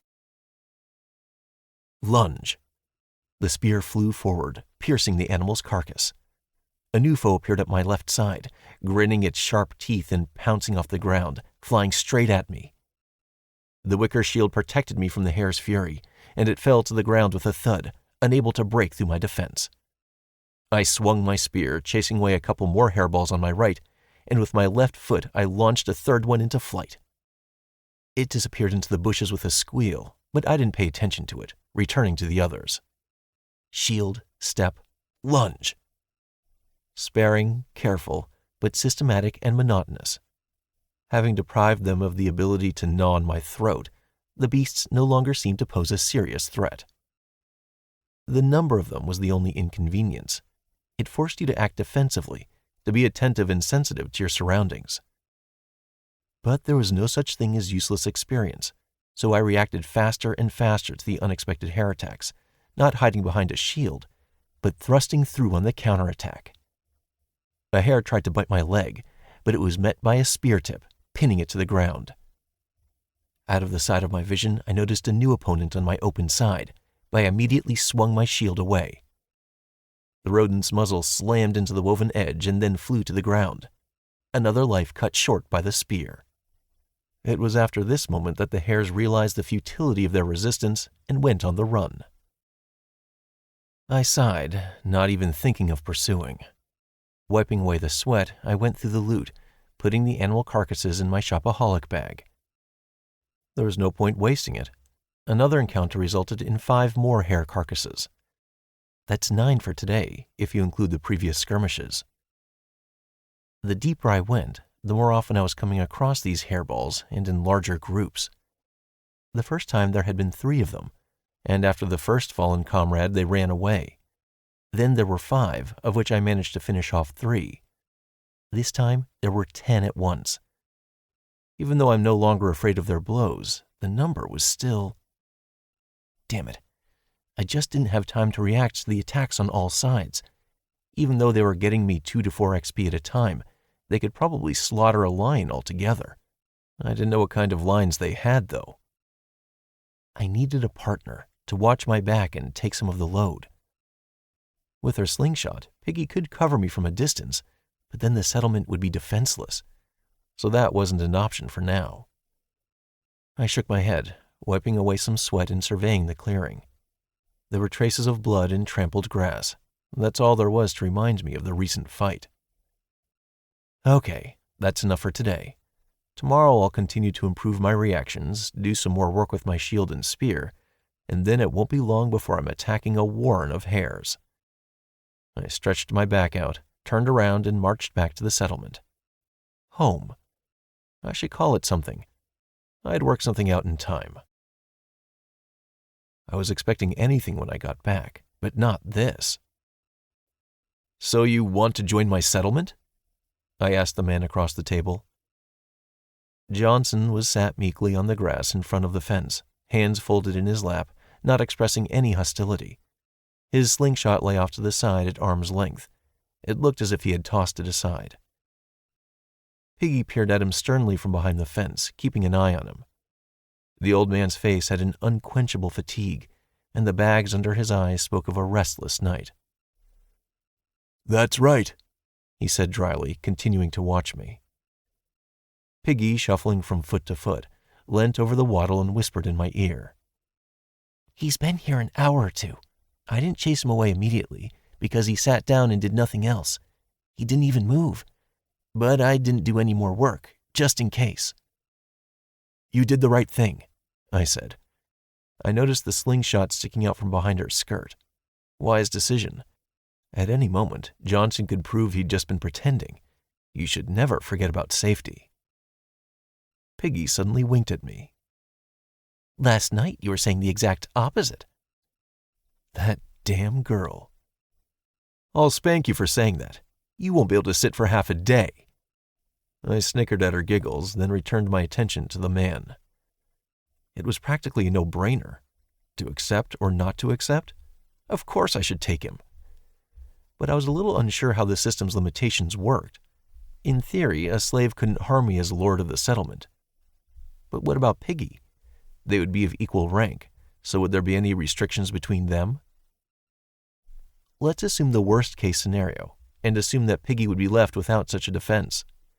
That would mean we'd have to be very careful when choosing future settlers. They wouldn't be able to kill me right away, but they could certainly damage the settlement. Johnson seemed quite a sensible man. Even during the storming, he had acted more out of a lack of choice than a driving rage, greed, or anything else. "Why did you decide to change groups?" I asked him head on. He closed his heavy eyelids as if pondering the answer. "Because I'm not a fighter," he replied. "Explain." I frowned. How to put this?" He scratched his growing beard. "I'm too old for this shit. I'm not a fighter for universal good and justice. I thought Desk Jockey would clean up the mess, because at first he seemed like a good man. But in reality, he's an empty-headed blabbermouth, not worth a penny. I've had it up to here already with his speeches about the rebirth of society and so on." He pointed to his neck to indicate the degree of his disappointment. "And what makes you think I'm not?" I asked. "Reviving society sounds like a decent cause." It sounded good, but you shouldn't mistake promises for actions. Maybe this was a wild goose chase. They failed to storm the settlement, so they decided to send in a Trojan horse. He'd kill Piggy in his sleep, distract me, and the main forces would storm the settlement. That's how they'd take it. Sure, it was impossible to attack Piggy without waking me up, but he didn't know that yet. "I don't care, to be honest," the man sighed. "Do whatever you want, but don't drag me into that kind of trouble. You look pretty green. I'm old enough to be your father, but you've swung it in a week. A wall, a vegetable garden, and a farm. And you've got a woman living here. Women are like cats. They appreciate comfort and nourishment. That means you must have both." Piggy snorted contemptuously and completely cat-like, thus fully confirming his thesis. "If you're such an old man," she put her hands on her hips, "then what good are you? We can't just hand out food to anyone." "I won't be a sponger or just an extra mouth. I'm ready to work the field, to build, to craft, even to fight." Johnson raised his chin. Piggy's words clearly hit a nerve. "I don't need much. Just a quiet place where I can settle down and live out my allotted time. That's all. Running through the forest with my eyes bulging, stabbing each other sneakily, that's not my thing. I've had my fill." A silence hung in the air. I could understand my companion's train of thought. The man's desires were simple and clear. They even resonated with me in some ways. The old me, when I thought that I would live the quiet, unremarkable life of an ordinary man, start a family, buy a flat, pay a mortgage, and so on. Children, books, dacha on weekends. Johnson was looking for refuge, a base where he would be able to hide from the chaos of what was happening around him and do something familiar, understandable, something that would remind him of the past world and his peaceful life. Young people are adaptable, but at his age, changes like this can make one go cuckoo.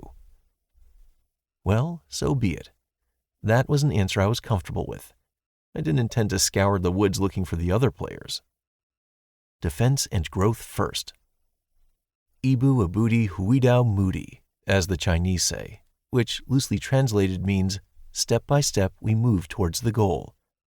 Accepting Johnson was one of those steps. "All right, I agree to accept you," I say, and a system window appears before mine and Johnson's eyes. "Do you wish to accept player Johnson into your settlement as kin, slave?"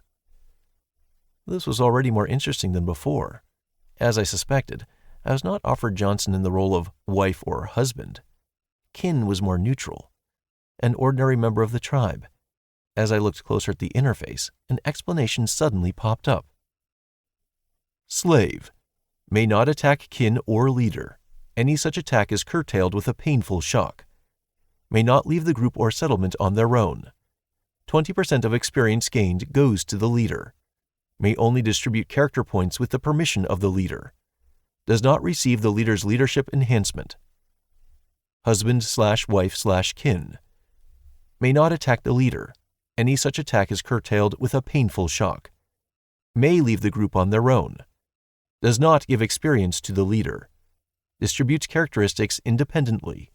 Receives the leader's leadership enhancement. Johnson was of more use to me as kin. Slaves swing slower and don't get buffs from my leadership. If not for yesterday's attack, I would have taken him without much thought. But now I was thinking about it. If he suddenly decided to leave the group, that would be a quick stab to the back. Was I getting paranoid? I didn't care. I heard paranoiacs lived longer. Nothing personal, Johnson, I said. I have every respect for you, but consider yourself on a trial period. The laborer hummed thoughtfully but agreed. Congratulations. The player Johnson has become a slave of the settlement no_name. Name, Johnson. Level 2. Class, none. Professions, herbalist, 1. Probability of finding a useful plant, 5%. Cook, 1. Cooking speed, 5%. Builder, 1. Increases the strength of constructions by 5%. Skills, none. Strength, 3. Agility, 1. Stamina, 4. Intelligence, 1. Wisdom, 1. Charisma, 1. With a sigh of relief, I extended my palm to the man. Welcome to our land, comrade. Thank you very much. He gripped my hand awkwardly, rising to his feet and nearly staggering. His legs seemed stiff. This is worth celebrating. Piggy clapped her hands contentedly. There are more of us. Overall, the suggestion was sound, but not timely. We only had 2 bottles of system cider left. Besides, I was certain she was happy not for the company, but for the fact that she'd be able to free herself of some chores. Feed our new resident first, I said. That's more important right now. Johnson ate potatoes and meat from the pot, burning his fingers. Judging by his appearance, he'd been starving all week. I sat next to him, not distracting him with questions. Why don't you make a spoon? He asked. An iron one? Piggy said, gleaming with pride. Wooden, Johnson said, surprised. You know how to make it? I asked. What is there to know? He raised his eyebrows. So, what else can you do? I can weave baskets, Johnson started. I can do a little woodwork. Comrade, you've come to the right place, I said. Had your fill? Come on, I'll show you the setup. Maybe you can give me some advice. I gave the laborer a tour of our small settlement, telling him about my plans. Johnson examined the fence in a businesslike manner, giving some comments on how it could be improved. After looking at the cellar and hut, he just grunted, scratching the back of his head. You could see that the design did not impress him. He also noticed that there was only 1 hut. He cast a snide glance at Piggy, who was busying herself by the fire. Where did you learn all this? I wondered. I doubt it's your specialty. So I had a dacha, he explained. A small one, of course, but it had a vegetable garden, and the river was within walking distance. It was a nice little place. I wanted to move there when I retired. It's a pity it didn't work out. Because of all this? I asked, noticing that Johnson was, as they say, baring his soul. Earlier, he continued. I'm from the village, and my wife's a real city girl. She wanted this smart house kind of thing, with the iPhones and the car sharing, not all this. He pointed to the settlement. I had to sell my dacha, and when I retired, instead of cultivating potatoes, I had to work as a repairman. So for the last few years, all I've done is watch videos of 2 Indian guys making resorts and palaces out of mud and sticks. That's what I've learned. Well, if you build a palace here, no one will mind. I laughed in response. And there's potatoes for everyone. You'll get enough.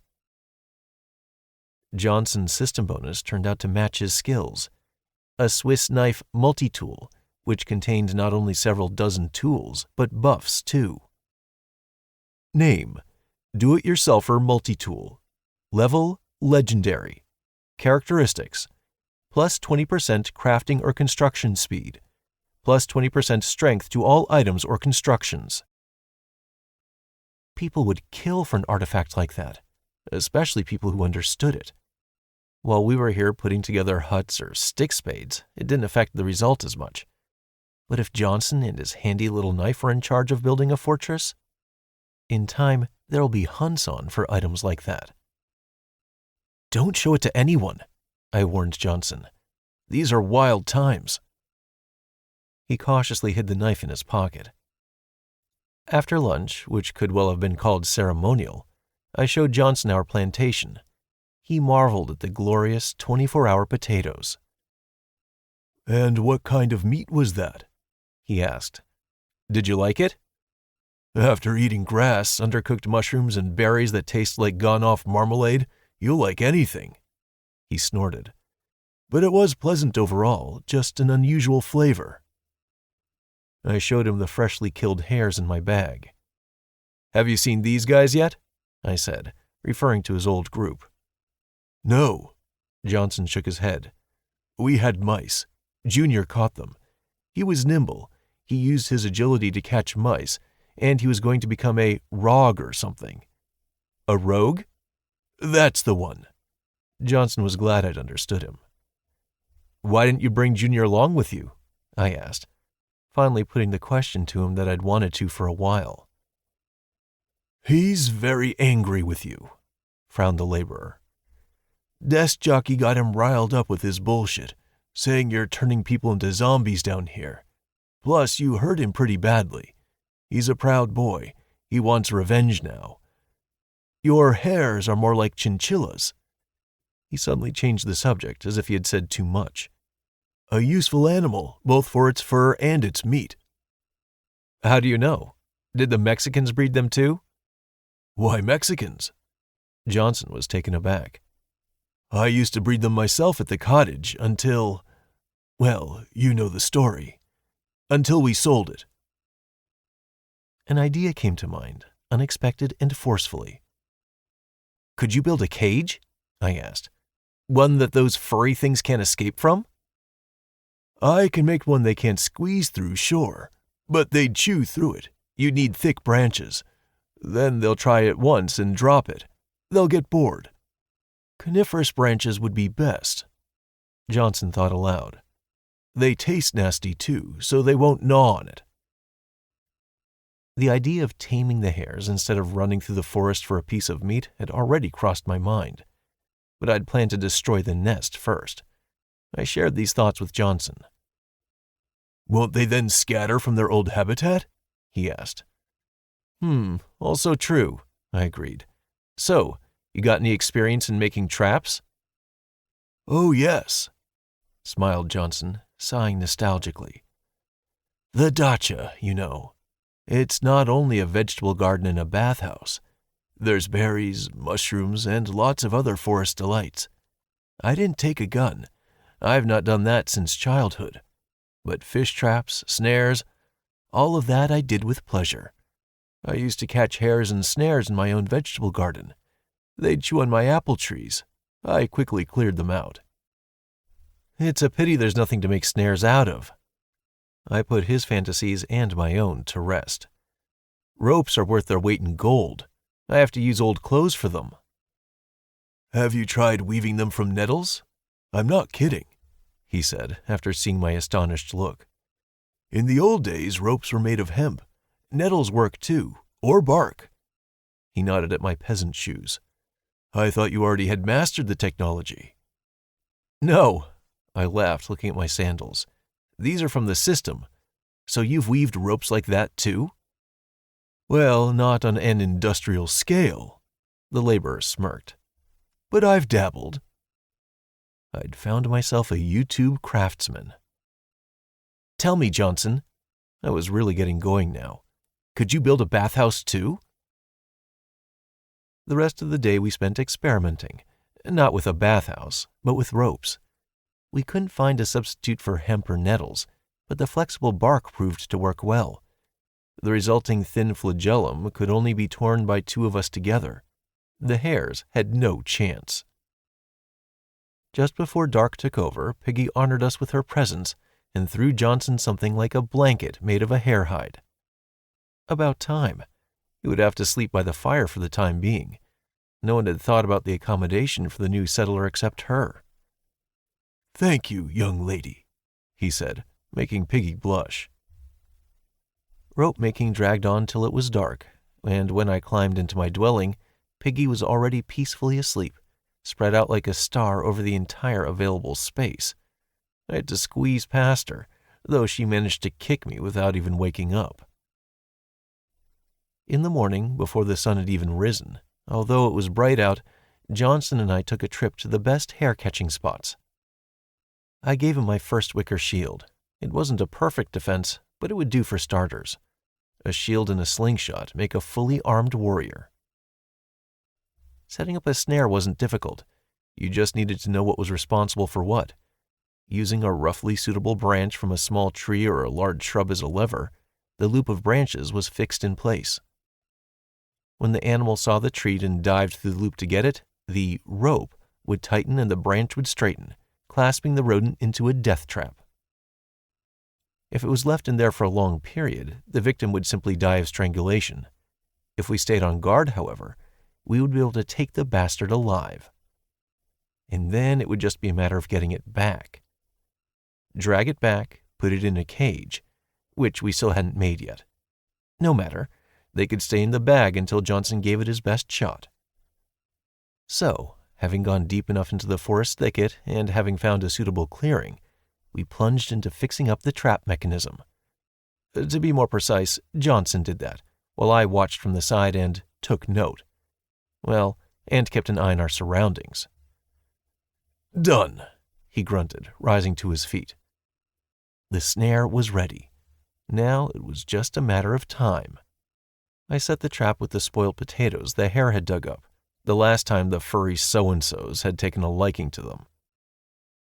"All right, here's what we'll do. You go a couple of 100 meters into that undergrowth over there," I pointed to one side, "or you'll scare the whole neighborhood with your footsteps." This was a necessary step. Johnson definitely did not belong to the class of stealthy bandits. Strong, stocky, and heavy on the leg. The man made a noise like a herd of boars and grunted under his breath. He might make a good spear wielder if his stamina could be raised to a reasonable level, but even that wouldn't get rid of his clumsiness.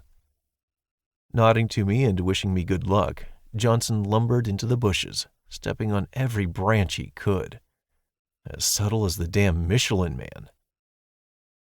I, meanwhile, was hiding away pretty well. I had tracker at level 1 after all. I lay there and tried not to move. Time passed slowly. I'd seen hares twice in this clearing, and I'd even killed one. I wondered how fast they respawned. Or did it work differently here, and they came from the nest? The grass at the other end of the gap rustled. A curious face peeked out. I didn't even breathe. The hare approached the trap, sniffing the potatoes. One potato was set aside from the trap, closer to the bushes, a deliberate piece of bait. The hare grabbed the unripe white potato and started chewing. It was well fed, with thick, dense fur and curious, beady eyes. It didn't look like a regular hare, though I didn't know much about animals. It ate very quickly and seemed to be getting a taste for it. It approached the snare slowly, cautiously. The potatoes caught its eye, but the animal was in no hurry to fall into the trap. I licked my lips nervously and muttered to myself, "Come on, come on. Come on, just a little more." The beast approached its noose, sniffed, and was about to stick its head in when suddenly, whether it was my sense of smell or my tracker skill, or perhaps I noticed some movement behind me out of the corner of my eye. Forgetting about spooking the hare, I rolled onto my back and put my wicker shield up in front of me. The blade of a dagger ripped clean through it, coming within a centimeter of my left eye. Chapter 8. "Oh, fuck!" I threw the enemy off me with tremendous effort. He was sent flying, his back smacking into the ground, and I jumped to my feet. My left hand was gripping the wicker shield. My right held my spear. Out of the corner of my eye, I looked at the shield's stats. Shit, 85 out of 100 durability. A single blow had destroyed almost a fifth of my armor. My defense wouldn't last that long. He leapt to his feet and froze in front of me, holding his dagger out in a cunning pose. That's when I recognized him. It was Junior. Fucking Junior. Did that mean Desk Jockey was here somewhere? I looked around, but I couldn't see anyone. Suspicious. That bastard could be hiding. I immediately wondered if Johnson had led me into an ambush, but I showed him the way, so it didn't add up. "What, you bastard? Not so tough without your fencing puppets?" Junior hissed and turned his dagger blade to face me. "Did you hit your head or something?" I asked, putting up my shield and steadying myself. "Don't lie to me!" he yelled and lunged at me. The blade of his dagger glistened dangerously in the sun. I stepped back from the first broad swing and jabbed at him with my spear. Junior moved away, then immediately closed the distance. He was fast. Real fucking fast. He had shown no such ability the last time we'd met. Or was it the fence that had prevented him from realizing his advantage? It wasn't for nothing that Johnson said Junior wanted to be a rogue. So he was investing in agility. Probably some specific skills, too. Strike! The dagger was aimed at my side, but hit the edge of the shield. The wicker cracked, and Junior grimaced in disappointment as I pushed my spear at his head. I aimed for his face, but he dodged sharply. That meant I didn't hit him with the tip, but I yanked the weapon down on him like a club. Success! The blow didn't do much damage, but it allowed me to stun him for a brief moment. I stepped forward and shoved him with my shield, causing Junior to stumble over his own feet and fall to the ground. I would have killed him right there on the ground, but Junior rolled backward, putting distance between us. The skittish freak. "Desk Jockey's right to say you're brainwashing people. First Piggy, now Johnson!" My opponent freaked out, jumping to his feet. What kind of normal person would listen to an idiot like Desk Jockey? "I washed nothing and no one, you idiot," I was trying to explain. "They decided to come to my settlement." He wasn't getting it. His eyes were burning. He wanted to do something. He'd found a villain and wanted to inflict defeat. I, like a true villain, was talking nonsense to bide my time and analyze the situation. We had a pretty standard ancient world situation here. A heavily armed warrior versus a light-armed warrior. That's how the Greek hoplites used to drive all sorts of helots and other savages across the Greek peninsula into slavery. I had all the trump cards in my hands. With my shield and spear, I could keep the enemy at a distance, and he wouldn't be able to approach. Except he was really fast, and it wasn't just from grinding. The dagger in Junior's hand was too good for gifts from bronze and silver boxes. It seemed more like a bonus item, and it seemed to give a buff to agility. So Junior was a very dangerous opponent indeed. I would be hard-pressed to hit him with the spear. The shield wouldn't do enough damage to stun Junior properly. It's wicker, not wood. It'd be like hitting him with a basket. I could try to take him down again, but would the same trick work twice? What was to stop Junior from slipping away like he just had? It was a real challenge. "Who are you kidding? Don't bullshit me. Johnson would never go over to someone like you. And as a slave!" Junior shrieked, going purple with rage. Again, he rushed to the attack. This time, he moved in an arc, coming at me from the left, just where my shield was, where it would be hardest to hit back with my spear.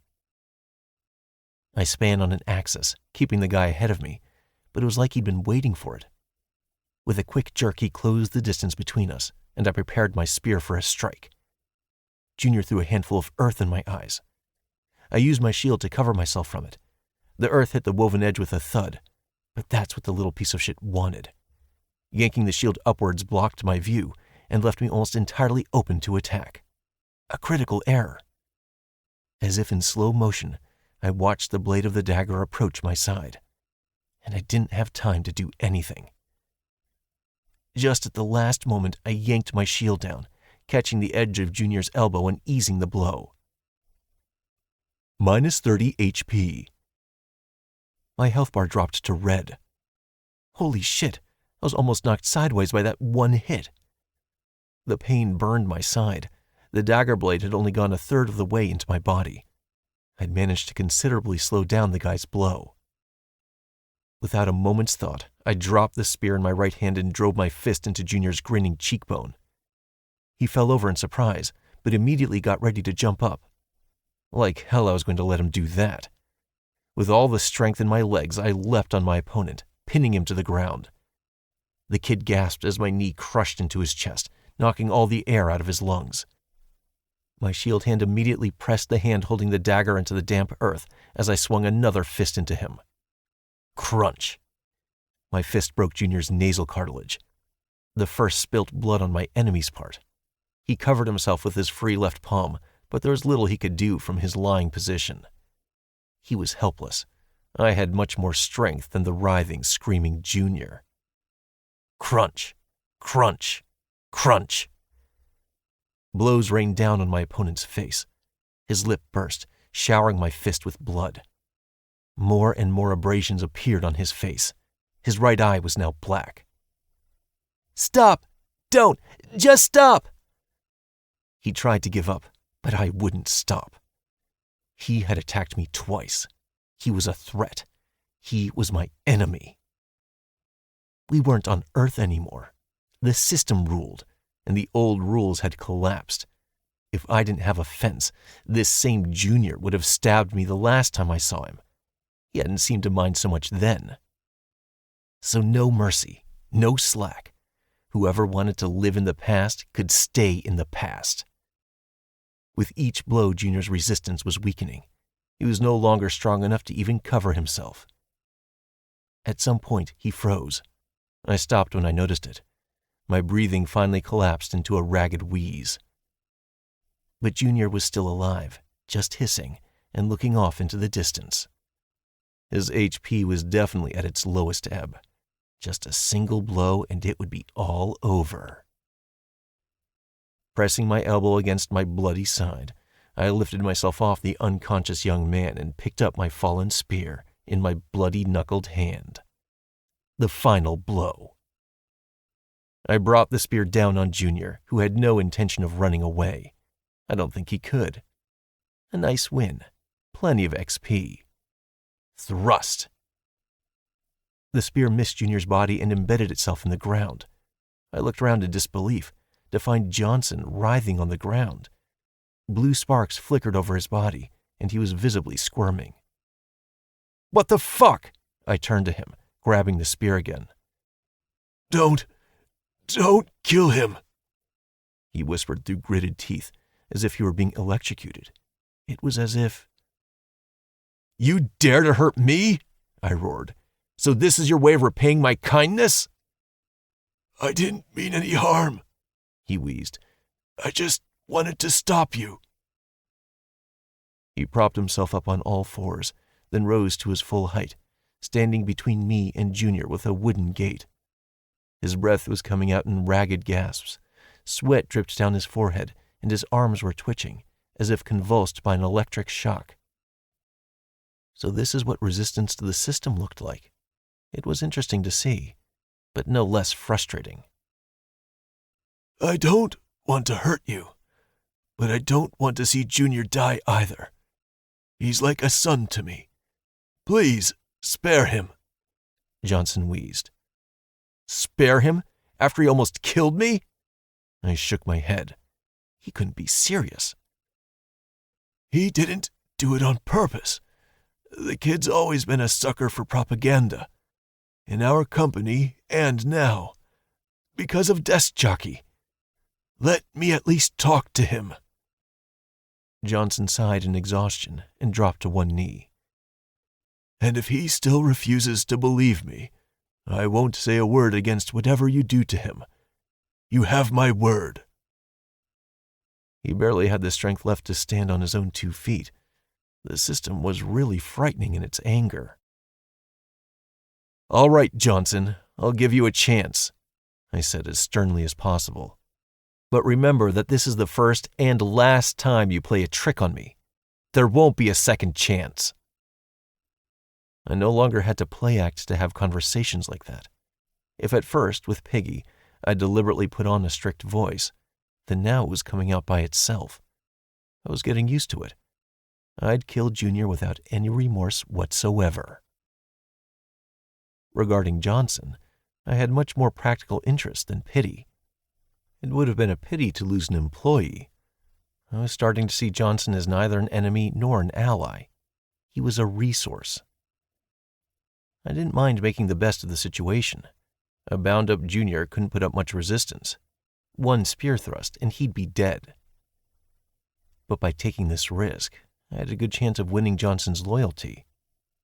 He would almost die to win a chance for his partner to survive. If I give him that chance, it'd definitely stick in the man's memory. That's real loyalty, not just loyalty from under the system's thumb.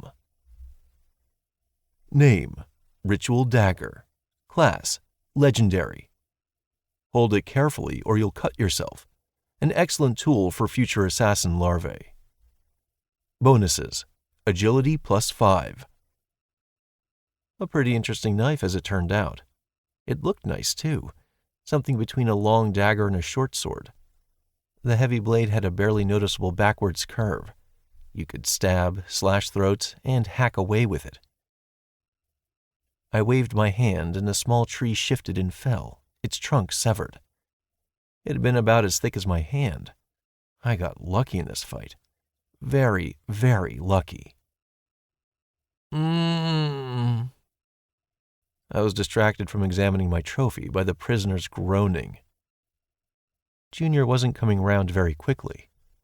I tied his hands behind his back and sat him against a tree trunk to keep him still. I didn't keep any spare rope, so we wouldn't get round to any snares today. Lucky hares.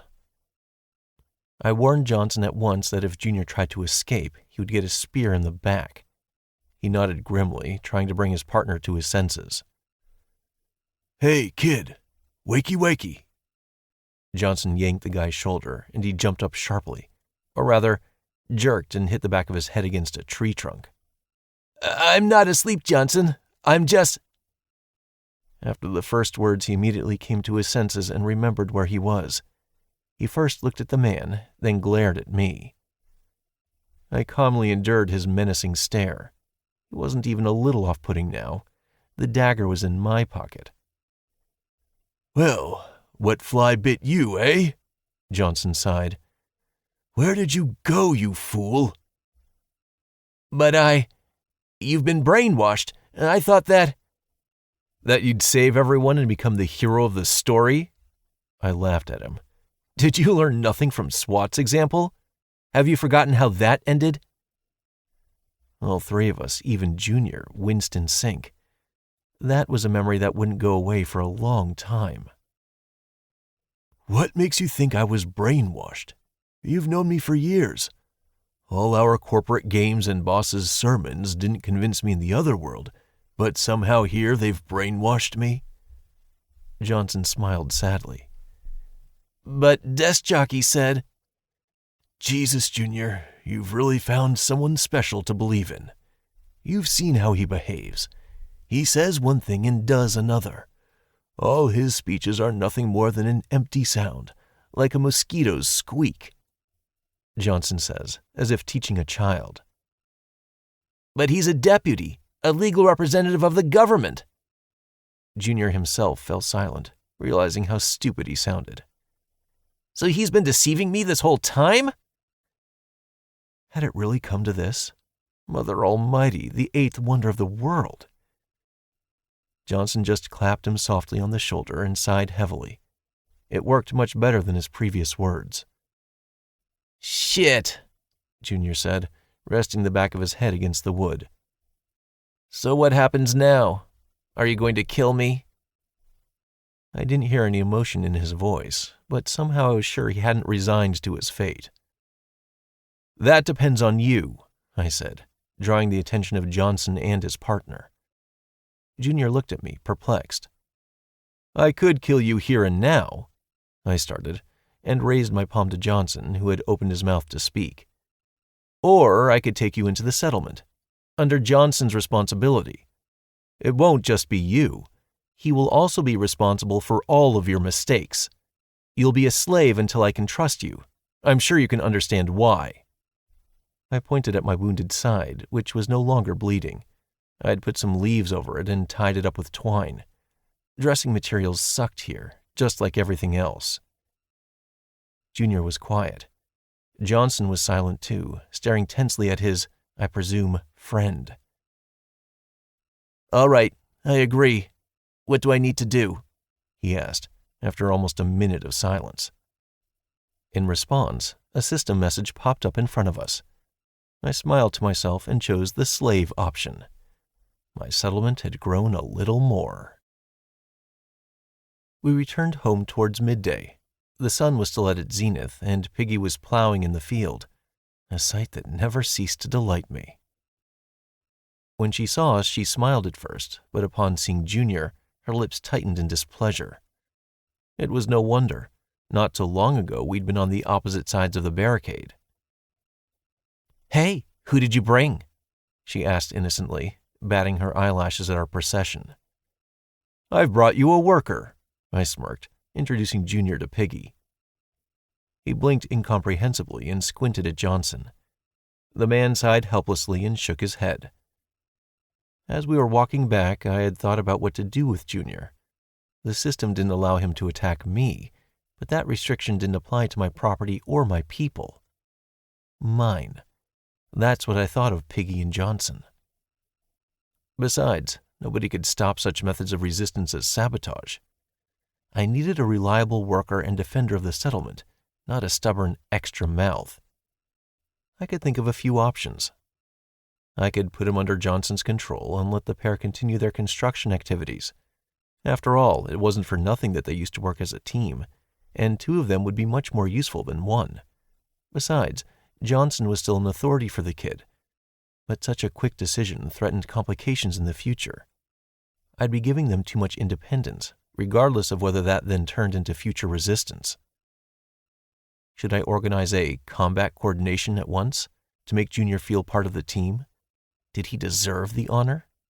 In ancient times, military service was the most honorable of occupations. To put a former enemy straight into your ranks? It wasn't according to scriptures, and it wasn't right. So I decided to treat him to some occupational therapy. Let the prisoner work for the needs of the settlement. He'd feel for himself how much our happy life costs him, the happy life he'd tried to come and destroy. By the way, I hadn't been wrong about Piggy. "Oh yeah? That's wonderful," she said. "At least I'll get some help in this difficult endeavor. Bugs have just started coming in, and it's time to water. The sun is still high." She smiled so lusciously that Johnson and I realized the hardships of Junior's coming life, for the foreseeable future at least. As soon as we crossed the fence, I got a message from the system. "Congratulations! You have completed your mission. Recruit 3 slaves to the settlement. Reward, 1 silver box." A small box fell at my feet, which immediately attracted everyone's attention. Under their inquisitive gaze, I opened it and took out a whip? Judging by the pink fur and rhinestones on the handle, it was clearly something from the BDSM section. The system was having fun. Name: Hard Worker's Whip. Level: Rare. Both motivating and invigorating. Comes in handy both at home and in bed.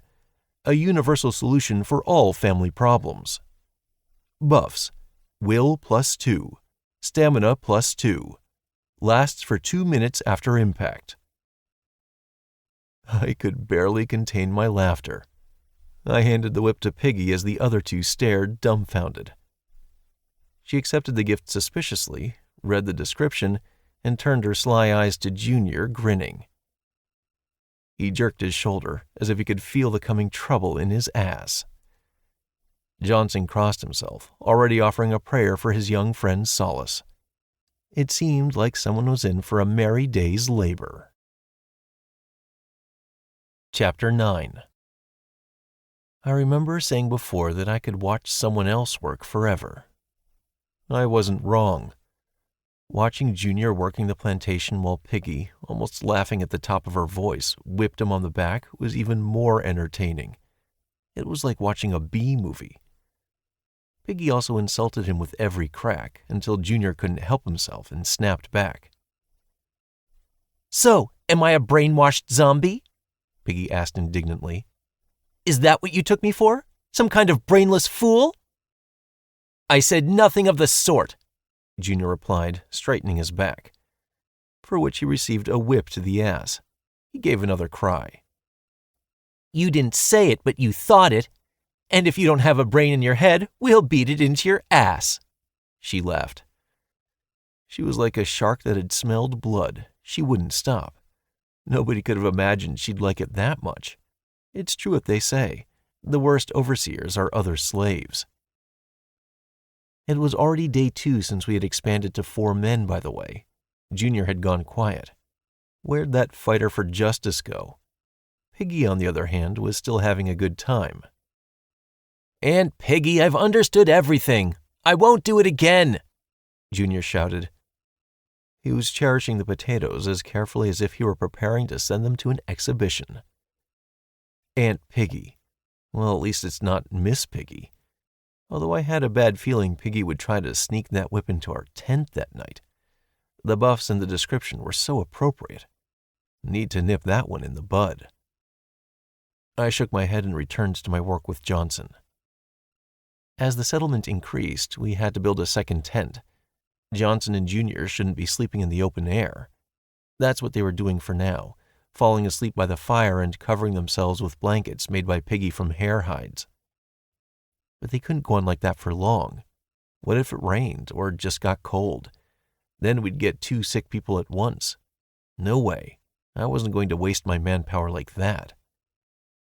Therefore, Johnson and I were building a new hut. It came out no worse than the one Piggy and I had built, perhaps even better. The buffs from the multi-tool and Johnson's worldly experience had an impact. However, everyone knew that it was only a temporary measure. A house like that wouldn't protect us from real bad weather or even a really strong wind. The settlement needed to develop. The next stage was to give it a name. The inscription "No_name" had long tantalized me with its vagueness and incompleteness. The first time I saw it, I went to the post, put my palm on it, and was told that in order to give the settlement a name, I had to pass some kind of trial. As usual, no details were given, but for passing it, I was promised various useful perks in the terms of construction and everyday life. These hints suggested that the trial would not be the easiest. I couldn't expect such generosity from the system. However, all of this had been before Johnson had even joined us, and now that there were 4 of us, I was looking at the future with great optimism. I'd see what my addition was worth in terms of combat, and I'd take a chance. For that, we needed more equipment. That's why I sent Johnson to make shields. Didn't he say he could weave baskets? It's also worth noting that Johnson's hands crafted higher-value products far more often than mine did, clearly a hidden benefit of his bonus item. He even managed to weave a rare woven shield. Name: Durable Wicker Shield. Level: Rare. Now this could pass for something worthwhile, not like all the other garbage you've clobbered together. It's still no match for bullets and bayonets, but it'll stop a weighty club for sure. Characteristics: Durability 150 out of 150. Armor 10. Stamina -3. Agility -3. The debuff was still there, but once again it was smaller. Most pleasing of all was the 150 durability. It was almost 1.5 times stronger than my old shield, and the armor rating had increased too. It didn't seem like a dagger would penetrate it with a single blow. Johnson's shields were nicely put together, and most importantly, identical. It was as if they'd come off a conveyor belt. Convenient for several fighters fighting in formation, and there were already 3 of us. Now Junior had arrived, Piggy managed to fulfill the next stage in the farmer mission. 20 potato bushes were growing peacefully, fenced in by hedges and protected from hares. Piggy and Junior were waging battle against drought and bugs, and doing so quite successfully. Piggy was given a generous amount of XP and she got to level 3. Stats were distributed as agreed: agility, stamina, and charisma. Charisma worked better than any resorts, beauticians, or spa treatments. Piggy spent all day bent over in the field, but looked as if she had been lounging in a spa. She looked good and pretty, and she didn't skimp in showing her appreciation either. I was also rewarded for taking the plantation to the next level. Name: Clay Stove Blueprint. Level: Garbage. It's not the same one Ilya Muromets has been lying on for 30-odd years. But careful, even this little thing can scald your ass. Effect: the stove can be used to cook food and warm up a closed room of up to 10 square meters. The reward suggested that there might be clay around here somewhere. That would be a great find, regardless of a stove. We could make utensils out of it. We only have one pot for everything. We could even use it to make bricks. The oldest bricks, adobe bricks, were made of clay. You could even make a full wall out of them, not like our wattle. They say they used them to make the walls of Troy, which wasn't captured for 10 years, if you believe the ancient Greeks. But even after several hours of searching, Johnson and I found nothing. Only stones and grayish sandy soil. There probably was clay somewhere, but to search for it, we needed to carry out gathering expeditions, which again depended on the settlement's combat capabilities and defenses. It was a vicious cycle. But today, Johnson found salt. Or rather, not salt, but a salt marsh. A patch of bald land on which no plants wanted to grow. He spent several hours fiddling around it, making a disgusting-looking watery mash in the pot, then filtered it through a strip of cloth for a long time, evaporated it, and finally proudly showed me the large grayish granules. There was no limit to our happiness. Any food without this white death seemed a bit bland when compared to just the thought of jacket potatoes with salt. We had partially replaced salt with wood ash, but the taste was so bad, and it felt so-so. It didn't compare to actual salt. Thanks to the discovery, we had a feast that night. I allocated the entire stockpile of hare meat for it. They were rubbed with salt and wild garlic and roasted over the fire. That evening, everyone praised Johnson. He was bursting with pride. Junior became even more respectful of his mentor, and Piggy and I were finally convinced that his YouTube knowledge was useful. While the meat roasted, we made conversation with one another, just like real-life barbecues. "So, you and Junior are from the same locksmith firm?" I asked. "I'd rather call it a jack-of-all-trades firm," Johnson sighed. "The calls we got varied massively, from carpentry to hanging shelves straight to cleaning the plumbing." "I'd call it husband for an hour," Piggy giggled. That earned her a displeased look from Junior and another sigh from Johnson. All she had to do was squint at him and give a sly grin, and Junior would instantly look away, squirming like a young sapling in the wind. I think it was clear who the master of that duo was. However, after a whole day of work in the field under such a harsh boss, it wasn't that surprising. It turned out that Piggy had leadership potential. I'd have to remember that. "Why did you choose that path for yourself?" I turned my attention to Junior. "I left school after the 9th grade. My family's not rich, my little sister and my mother, so I had to start work straight away," he explained. "I would have to study at university for another 5 years. Then I would only be able to get a proper job after that. Thought I'd go to college and get a job at the factory too, get them to sponsor me so I could combine them. Didn't get it. They gave the last available space to some son of the rector, even though I got a higher score on the entrance exams. The admissions committee called me unreliable." He croaked on the last words, putting them in air quotes. I don't know what the hell they meant by that. "Strange things can happen in life," Piggy said, shaking her head sympathetically. Junior shrugged indifferently. He appeared to come to terms with all of the conditions his former life had dealt him. It's not like I care, but Johnson took me under his wing and I don't regret it. So I had to do some heavy lifting for a few years, but I got some income from it, and Johnson helped me to fix everything at home. Mom was so happy with me. Johnson suddenly coughed, turning his face away from the fire, not letting me read his emotions. I gathered that he had not visited Junior for repairs alone. Well, that was none of my business. Actually, we were just on our way to another call, Johnson said, changing the subject, when all this happened. He circled the clearing with his hand. At the same time, the meat began squirming temptingly, so we all took a pause, and for some time the only sounds audible in the clearing were the sounds of contented chewing and Piggy moaning with an erotic culinary delight. What a beauty. After half an hour, a new load of meat was put on the fire, and the conversation turned to the events of this world. Junior, what made you leave desk jockey all of a sudden? I asked. I got uncomfortable there, Junior said, avoiding answering properly. What do you mean?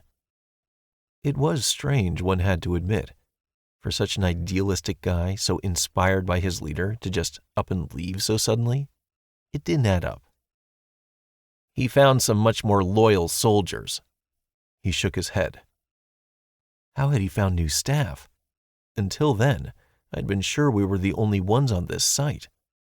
Or sector, or cluster, or, in game terminology, location. Can you elaborate? It seemed that something unknown had happened in the forest, which could seriously change the situation. Desk jockey somehow, I don't know how, recruited a couple of Gasterbiters while I was out hunting, Junior said. Just said a couple of phrases, very arrogant. Hey, who do you think you are? He mimicked. I got chatting to them. I thought desk jockey would get those guys in line, but he... Junior clenched his fists. He thought the majority opinion was more important than the minority, I guessed. Uh-huh. He told me to go and you-know-what while he was playing with his sword and showing those two how cool and powerful he was. Junior spat on the floor. He's always like that, Piggy snorted, looking at her new employee with something approaching sympathy. A big head. New people. This seriously changed the picture of what was going on. Radically, I'd say. Up until that very moment, I had thought we were playing King of the Mountain or Spiders in a Jar. You know, like only one of us can survive. One person would take control of the others, and those who disagreed would die. Where did the newcomers come from? Had the system dropped them off? Or had the region's borders opened up? Surely we'd have been notified of such an event, so we had to assume they came from outside. In the beginning, they told us that we had to get 7 people together under one leader, more than half, so our numbers had been fixed then. 13, a baker's dozen, and 2 of them died before my eyes. But 2 more showed up with desk jockey. Where the hell had they come from? It's unlikely they'd been marinating in some vault. Maybe from other locations? But how? On what principle? What level were these 2? I asked. 1s, Junior eagerly informed me. The guy was pleased to be listened to. This probably wasn't that common for him, so he was more than willing to tell me everything, verbosely, remembering all the details. The sword that fell out of Swat's hand, I asked. He was bragging about it? Desk jockey had been waving that piece of metal around at our fence, but he hadn't dared to go into battle. That's right, Johnson nodded annoyedly. What was I doing giving it away? I thought a clever man would put it to its proper use. I'm no warrior. That's how people shrug off responsibility. They don't even use a weapon, just so they can stick to their normal way of life. They give it away to someone who's supposedly more deserving. Did you see what bonuses he got? As I had already learned, the bonus item didn't just give you serious characteristic advantages at the start. It suggested your path of development, although it was up to the player to decide whether or not to follow that path. Piggy's bag, although it gave her stamina, spoke of her high adaptability. With no special talents and even fewer fighting skills, she was living in this world in warmth and nourishment, under protection, and with a subordinate on her own already. Johnson was a jack of all trades. He didn't need his daily bread. He always wanted to try something new. I thought of how his eyes lit up when he evaporated salt from that dirty marsh. When he got the recipe for that stove, he'd almost performed a tribal dance for me. Junior, though his pupil, was quite different. When he talked about desk jockey, his eyes lit up and his jaw stiffened. An ideological fighter, my ass. His thoughts were strong but brief. Maybe he really would grow into a fighter saboteur, if he didn't get into some stupid shit before then. As for me, who knows what to call that kind of ability? But as it turned out, I'd cut someone's throat for what was mine. Master, chief, lord, who cares what it's called? This is my land and my people. I don't remember his bonus. Johnson frowned. He didn't show us it. Oh, right. Junior jumped up. He had an apple. I froze. An apple? Wait, but wasn't that the same as my potatoes? And? I leaned forward impatiently. What did he do with it? If my suspicions were correct, it could be that desk jockey used to have a second settlement. So the system had recognized him as worthy too. There was something about that blabbermouth, and perhaps not just used to, perhaps he still had it. Although... What do you mean, what? He ate it, obviously. He shrugged. In one go, so he didn't have to share it. I held back a silent curse word, and at the same time a homerific laugh. He got a legendary apple and ate it? That sounds like the stupidest story of all time. And there were no changes in him afterwards? I asked. After that, he gave a speech saying that he was the only authority here, and as long as we were with him, we were its main representatives. He said that this meant everything was ours, all the way to the horizon. That all the rest of you were mutants and zombies who'd been brainwashed. Sorry, Auntie Piggy, it's not personal. That's what he said. And he was so convincing, fucker, that we believed him straight away. Johnson just nodded sorrowfully. I guess he'd succumbed to the slogan too. There was the whole secret to his compulsion. Everything fell into place. There must have been some hefty buffs in that legendary item. What happened to the stalk? I asked. The stalk? Both narrators were surprised at such a stupid question. Yes, from the apple, I repeated patiently. He probably ate that too, said Johnson. He was so greedy he ate all the bones off the meat too. No, he threw it away. Junior, the more attentive of the two, corrected him. He had already been struck by inspiration, and the stump was in his hand, so he threw it into the bushes. Threw it into the bushes. If that was the case, then right now, somewhere out there in the woods, there was a legendary apple tree. An apple tree that stood there waiting for someone to take it. Chapter 10. Hey, Johnson, let's go! I shouted, encouraging Johnson as he ran ahead of me. Junior was running beside him with much greater ease, throwing worried glances at his comrade. Even Piggy managed to overtake Johnson, throwing him a final air kiss. What's going on here, you ask? The Olympic fucking Games, I answer. What the hell for? All for the sake of science. Concerned about my comrade's combat training, I realized that we needed, somehow, to learn how the stat mechanics worked. Now, we had 4 test subjects to study the effects of a particular characteristic scale. All of our starting bonuses were locked in the cellar. No cheating. Johnson had the highest stamina among the settlement's 3 residents. Junior stood out on agility, putting almost all his points into that one characteristic. Piggy, on the other hand, was turning into the middle of the pack. She was mainly grinding stamina and agility, but she didn't forget about the other aspects. Compared to the rest of them, I stood out for my strength and will. We were an interesting little cocktail. in order to finally put to rest any questions about the workings of the system, I decided to put on the first systemic Olympic Games. It would help with team building too, like an ancient corporate exercise. Running, jumping, lifting weights, hurdles, arm wrestling, swimming, and throwing projectiles. Not a standard set of tests, but I was pursuing bigger goals than placing a medal around a champion's neck. I declared the prize for the absolute winner, new clothes from a designer atelier, Coco Piggy. Separately, I'd promised the girl herself that I'd collect materials for a fur coat if she managed to defeat everyone. Oh, how her eyes lit up. She didn't care one bit that it was summer now, judging by the heat.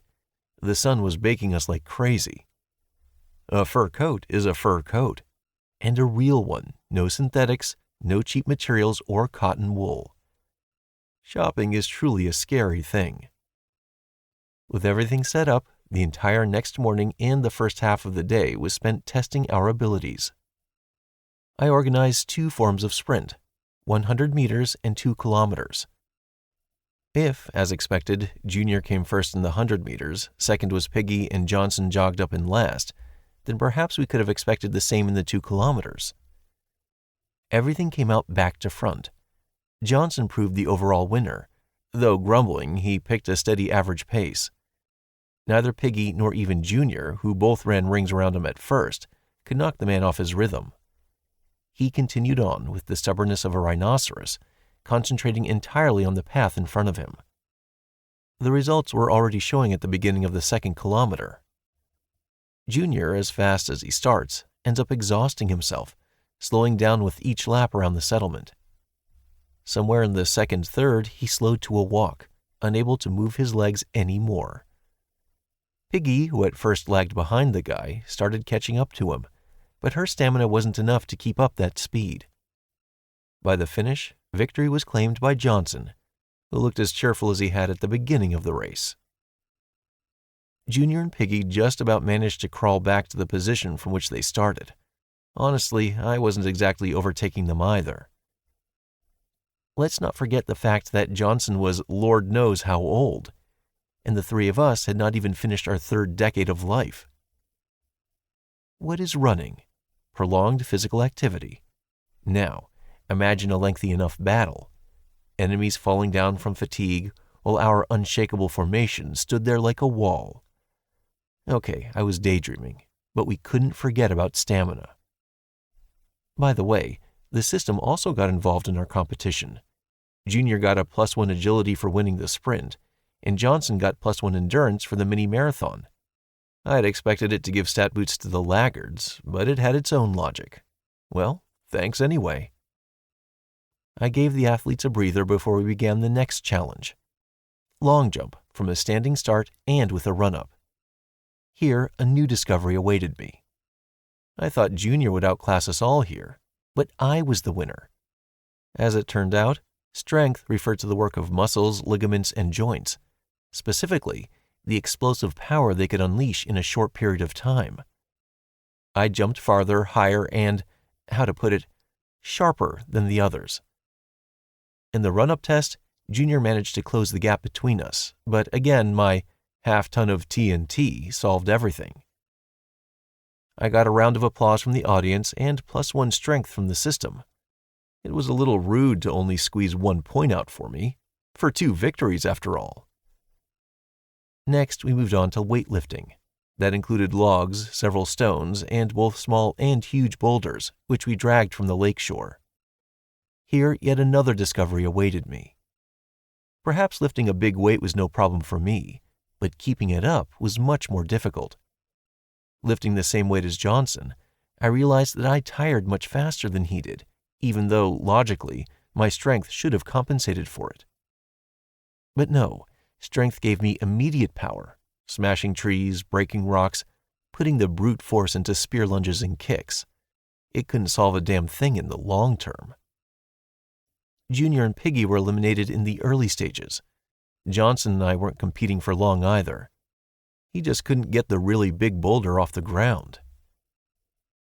In tag, I was testing movement across uneven terrain. I wondered how our abilities would be affected. To do this, We went to a grove that had raspberry bushes growing in it. I was surprised at how much more trampled it looked compared to before. Piggy fluttered her eyelashes innocently in response to my stern look. In her free time, which she got by getting Junior to plant the beds, Piggy forayed into the raspberry patch. I wasn't sorry about the berries, but the food would get eaten out here, with raspberry sauce. I'd save the educational work for later. For now, we had sports to compete in. The kid, of course, behaved like a real assassin. His agility allowed him to move carefully among the trees and bushes. Not a single twig was disturbed. Johnson was constantly trying to take things by force, running in circles around the marked territory, trying to avoid engaging in any fleeting conflict.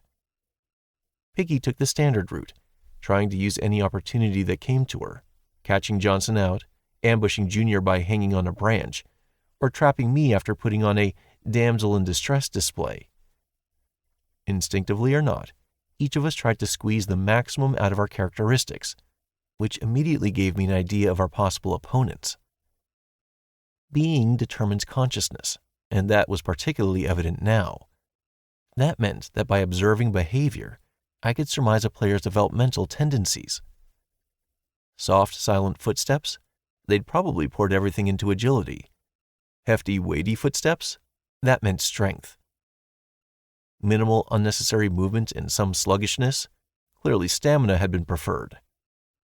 Other stats were more difficult, but in those cases it would be easy to get lost not knowing what was what.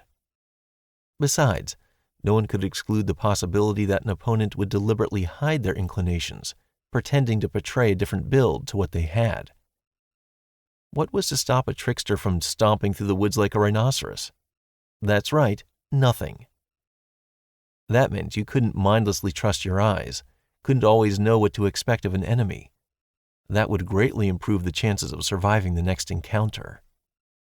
Anyway, back to our Olympic Games. Junior was the undisputed winner of tag.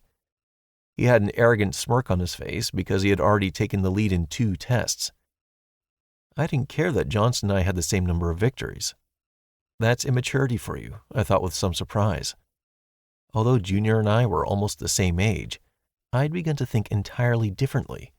I was thinking strategically. It was only Piggy who hadn't managed to get the upper hand anywhere. She was always in 2nd or 3rd place.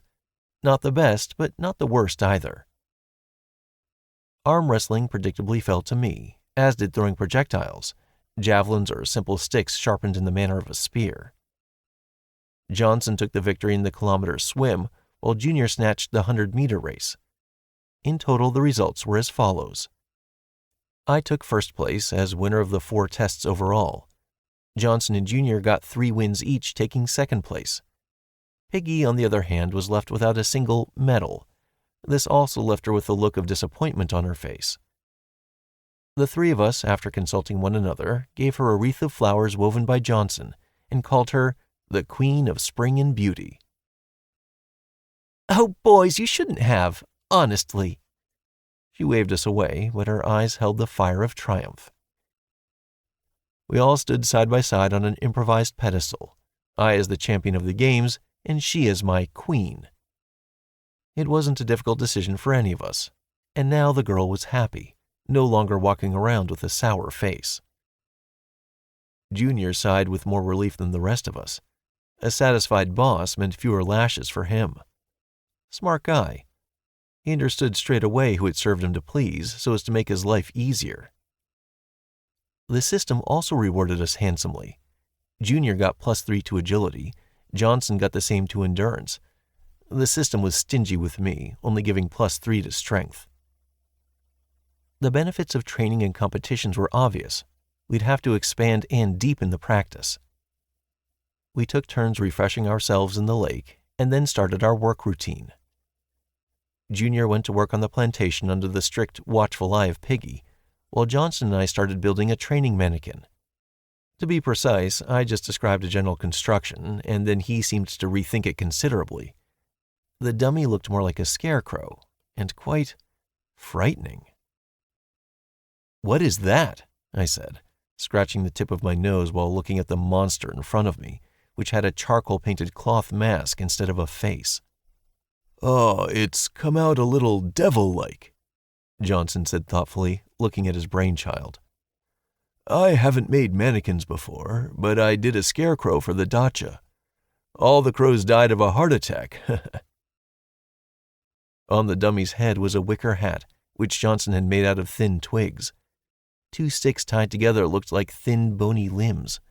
The clothes, made up of sewn-up hide stuffed with dry grass, looked like skin, covered in scars and cuts. A gruesome sight, to be honest. The description echoed his words almost entirely. Name: Devil Knows What, Mannequin/Scarecrow. Level: Unique. At the command of the left heel of Asura's 6th leg, this monster was born. Legends say that the ancient treatises of the highest temple of the ascetic monks still have records of his transgressions. Now the doom of the entire world is forced to bear its miserable existence in the form of a rag doll, unable to free itself from the curse. Characteristics: spreads an aura of fear around itself, which scares away all small animals within a 10-meter radius. May cause mental confusion in mentally unstable individuals. Speeds up military training by 10%. Glitters at night with an ominous glow. It was quite something. The first unique item I'd ever seen, and it was a devil knows what. The most interesting part, of course, was the military boost. How does it speed up like that when you're working with a dummy? For the sake of experimentation, I took a spear in my hands and poked it into the dummy's stomach. Nothing happened. Yeah, what did I expect? Attention! You are experiencing terror. You must resist the attack. Before I could react, one of the sticks, breaking all laws of physics, transformed into a sharp, curved blade, like a scythe. The blade shot straight for my throat without a moment's pause. Only my keen instincts and my strength allowed me to react. I bounced backwards, putting distance between myself and the dummy. The scythe's blade immediately disappeared, and the flimsy stick reappeared in its place. "Did you see that?" I asked, wiping away the sweat that had suddenly appeared on my forehead. "See what?" Johnson said, looking surprised. "So you didn't notice anything?" I frowned. "I don't think anything happened. You just hit the dummy with the spear." He shrugged. "Then you suddenly bounced away as if you'd seen a ghost." Holy shit, it really was. God damn! It dawned on me. A mannequin that created illusions to try and kill you. Heh, I now saw why it was saying you'd get your Warcraft up 10% faster. Either you'd go mad, or you'd start growing at breakneck speed. "Boys, grub's up!" My thoughts were disturbed by Piggy calling to us. Evening always came so fast, I hadn't even noticed. All right, that was enough discoveries for today. I would digest the information better on a full stomach, and after that, I'd understand what to do with this magic mannequin. But first, a meat stew. I chose the Greek phalanx as the model for my future army. The hoplites, for good reason, were considered an invincible army by barbarian hordes and tribes who outnumbered them by a factor of 10 to 1, if not more. Unlike many later armies, such as the Roman legionaries or Byzantine cataphracts, the hoplites were not distinguished by any elaborate uniforms or weapons. At their earliest stage, they themselves had barely stepped out of barbarism. Our wicker shields and slingshots made of sticks were not far behind them. Discipline, cohesion, and working in formation were the 3 main aspects of the phalanx that I chose to emphasize. It's good to study history. You can learn a lot of trivial details. I never thought knowing about antiquity in the ancient world would benefit me one day. But now I was thanking myself for the past. So, back to the phalanx. The most striking example of its effectiveness was the Greco-Persian Wars. 300 Spartans held off a Persian army. They may not have been 100,000 strong as they were in the film, but it was certainly a fact that the numerical disadvantage was extreme. Of course, I smacked my lips at the Roman legion, another one of the greatest examples of the art of war. But alas, we had neither the means nor the manpower for anything like that. I couldn't build a turtle, I didn't have gladiuses or pylons at hand, and simple slingshots weren't suitable for that kind of formation. And with no armor or shields, the effectiveness of the Legion approach is seriously reduced. So I stuck with the Greek phalanx and explained its principles briefly to Junior and Johnson. The whole essence of the phalanx was to stand shoulder to shoulder and form a single wall, which should take the enemy's blows. Your shield should cover both yourself and your comrade's side. I took the center of our formation as I had the highest strength. In the event of an attack, I would take most of the onslaught. Increased strength would make that easier to bear. Junior stood to my left and Johnson to my right. First we practiced the formation step, the simplest of them all. With closed shields, it wasn't so easy to do. Junior's step was longer, Johnson's was shorter. We jostled with our shields and got the shafts of our spears tangled. 1, 1, 2, 3. Left, left. 1, 2, 3. All my life I'd thought formation training was stupid, and yet here we were, the most useful knowledge of all. After more or less getting the idea, we went round the camp.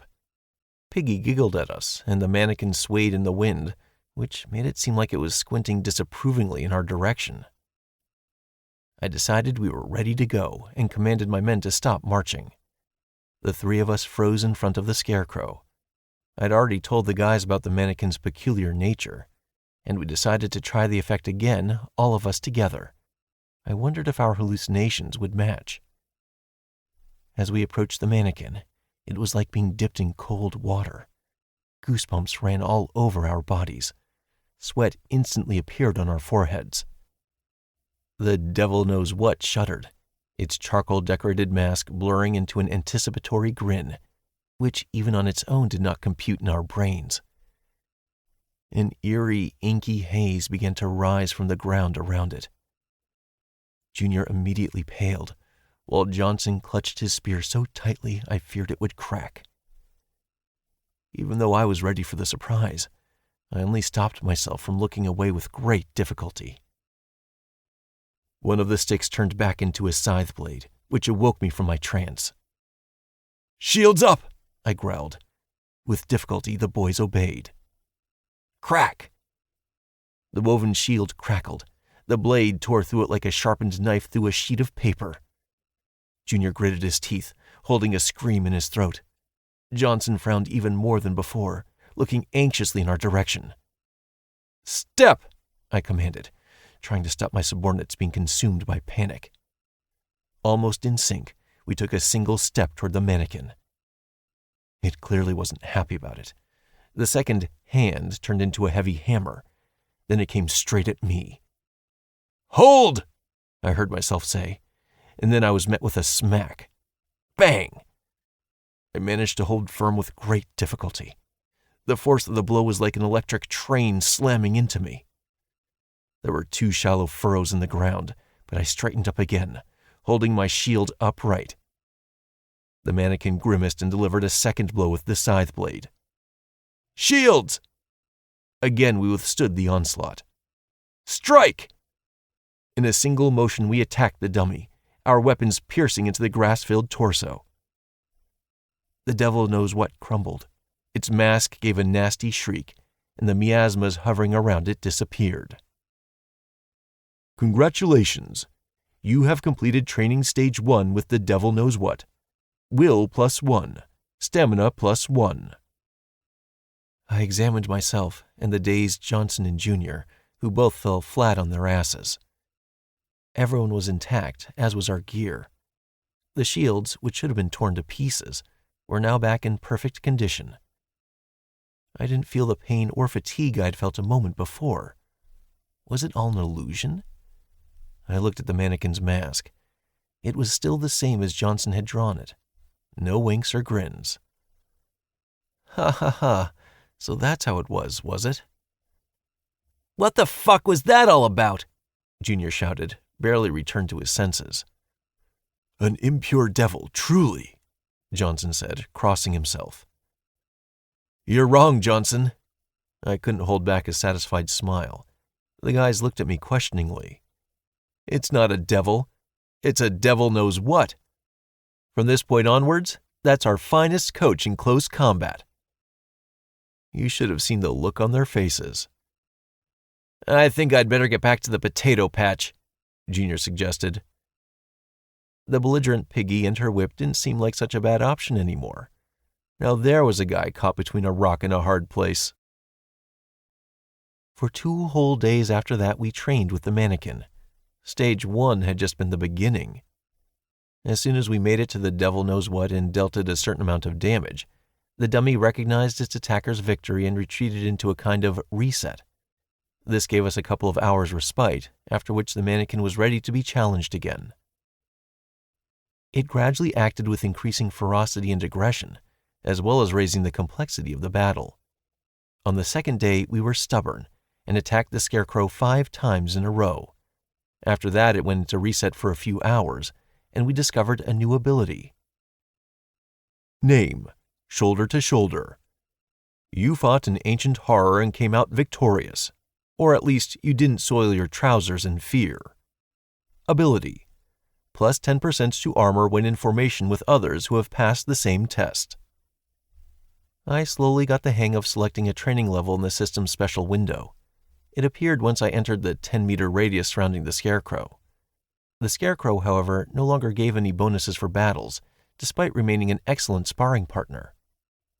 If you set the level to 0, then the devil knows what didn't even try to attack. It just stared menacingly at everything in the neighborhood, shooting everything with its creepy painted-on eyes. It wasn't pleasant, but the dummy scarecrow drove away any animals from the plantation within that 10-meter radius.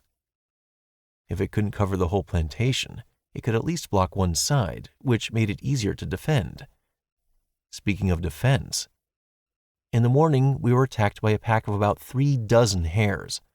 Although they had obviously hoped to wipe our settlement off the face of the earth, they didn't succeed. The 4 of us, protected by the fence, were able to easily repel the attack, which at one point turned into a contest to see who could kill the most animals.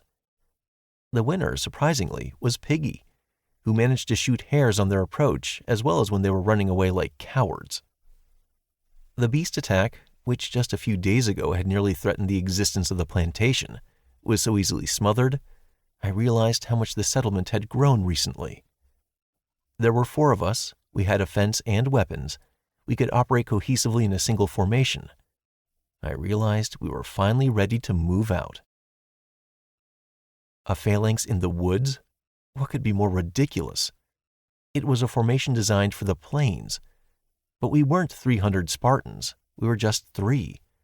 So before going out into the thicket, I put us through one more training session, reorganizing from a marching to a fighting formation. It went terribly, but at least Johnson stopped tripping over his spear and Junior stopped running away out of hot-headedness toward possible danger. I was satisfied with the results. Junior, as the fighter with the greatest agility, was in the lead. Should any danger arise, he would always be able to dodge or retreat. I was in the center, always ready to come to the aid of my subordinates. And in the back, of course, came Johnson.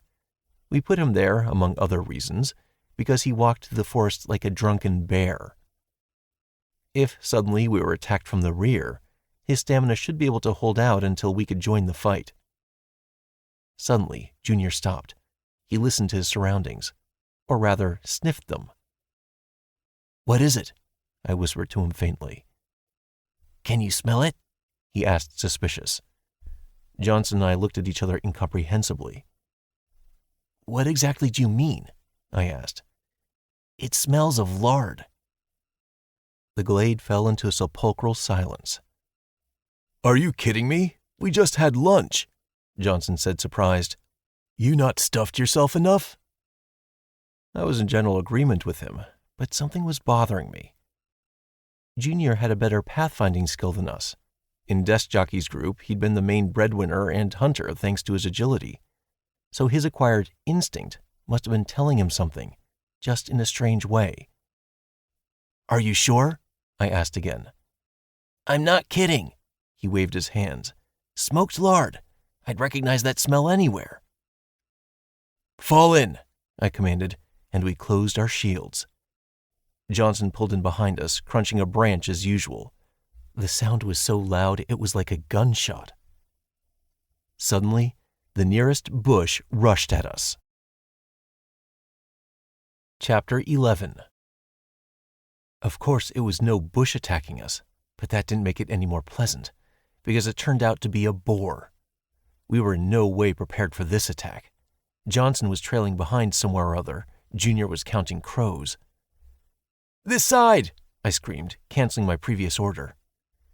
As my warriors scrambled across the forest, I put up my shield, offering myself up as the main target. At the very last moment, I sidestepped its attack and immediately tried to poke my spear into the boar's skin. The hit landed, but the tip did not go deep enough to pose the beast any danger. My fears were confirmed.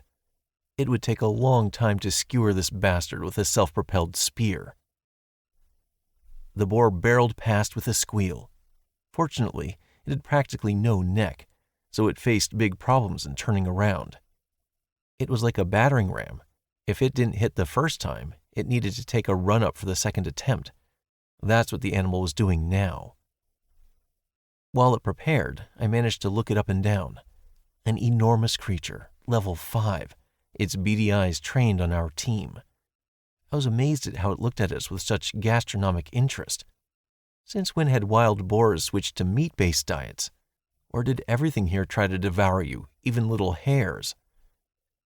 The hard-bristled boar had black scorch marks on its side, from which a faint smoke still emanated.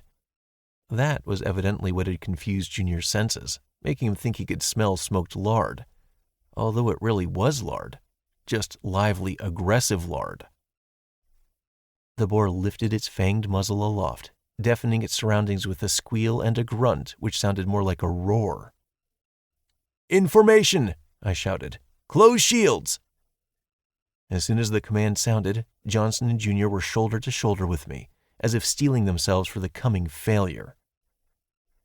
Our shields formed a single line, our legs rooted themselves against the earth, and our spears were aimed at the enemy's head. With a new roar, the boar began accelerating and rushed in our direction. Even the ground seemed to start trembling faintly. A drop of sweat rolled treacherously down my forehead. Our hands gripped our weapons tighter. The boar gave a disgusting scream. The air itself began to vibrate. A vile shiver engulfed my body against its will. I wanted to throw down the shield and run headlong. Fuck me, it was a real mental blow. The mountain of lard had a special ability. "You are experiencing terror." "Hold the line!" If it hadn't been for our training with the devil knows what, I doubt we would have been able to resist this now. But damn it, this pig wasn't all that scary. One single hit. If we held out, victory would be ours. If we didn't, the boar would crush us one by one. Roar! The sound came out from somewhere in my lungs, bursting out and blocking even the sound of the boar. Junior and Johnson joined in. The sound seemed to join us into a single organism, and at just that moment our buff was triggered. "Well, come on then, pork!" Bang! Armor level reduced. 60 out of 150 left. The impact was comparable to being hit by a car bumper. The shield crumpled for a moment, transferring the severity of the blow to my arm. My bones almost cracked. But all the same, it had been a smart choice. Elastic and durable. Otherwise, the boar fangs would have sunk not into the flexible branches, but into my arm. My head was filled with a stupefying emptiness and sheer noise. My legs traveled as much as half a meter across the damp grass, leaving shallow furrows in the ground. But the main thing was, I had stayed up. We achieved our goal. The boar had been stopped. Better even, it was shaking its head from side to side, as if the blow had stunned it. It had definitely not made it through without consequences. The hand holding the shield had gone numb, but I gritted my teeth and gave the next command. "Strike!" 3 spears inflicted stabbing blows on the boar, which it was not all that happy about. It leaned back with a squeal to try and muster at least some slight acceleration. 2 meters, 5. It was already dangerous to go further. We would have broken formation. "Close shields! Strike!" Without any acceleration, it was already weaker than before. Our shields held firm, and we were able to launch a counterattack much faster. The moment of shock had passed. "Strike!" We were no longer fighting for our lives. We were fighting to kill. It was a routine. The boar was a real tank. It took a long time to finish it off. It responded painfully. "Close shields! Strike!" The boar roared in pain. The tip of my spear hit it in the eye. Critical hit, minus 50 HP. How inconvenient that I couldn't see the creature's total HP. That probably required a separate skill. There wasn't even the usual green bar above it, like you normally get in online games. The spear got stuck in the boar's cranium. It shook its head from side to side, trying to free itself and snatch the weapon from my hands. "Arg!" My muscles were humming with tension, but I held it almost entirely still. The bastard was getting weaker. "Strike!" The guys didn't need me to say it twice. Their spears plunged into its body again and again, causing the boar more and more wounds and cuts. It was bad that they could only just penetrate the thick, hard skin. We didn't have regular spear tips. Blood dripped onto the green grass. The boar kicked out, trying to reach Johnson or Junior with its trotters, but they either took its attacks on their shields or just avoided them. I yanked on the spear, trying to pull it out. In our team, I was the one who dealt the most damage, thanks to my strength. Johnson and Junior were still level 2, and their blows were like mosquito bites to a creature like this. They were distracting it, of course, and keeping it in place, but there was no way they'd be able to put an end to the battle. Suddenly, the boar tilted its head, clung onto my spear with its fang, and levered it until it snapped. What the hell? Normal wild boars are not that smart. Crack! I was left holding a useless splinter, and the one-eyed mountain of lard grunted triumphantly. Just great. "Hold the line!" Perhaps feeling that its health was no longer decreasing, the boar seemed to be getting a second wind. It took no run-up, just crashed sideways into Junior, the lightest of our team. Junior fell onto his back. The shield had blocked the hit, so he didn't take any major damage.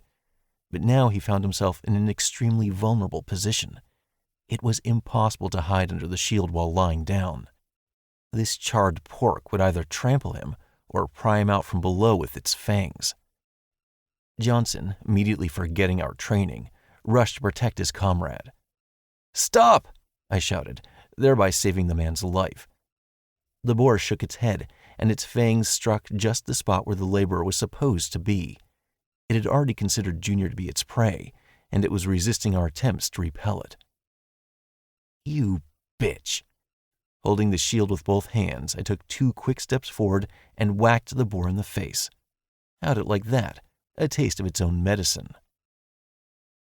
The pork shook its head and turned its rabbit eyes to face me. I believed this was what they called hyper-aggro. "Come on then, are you mad?"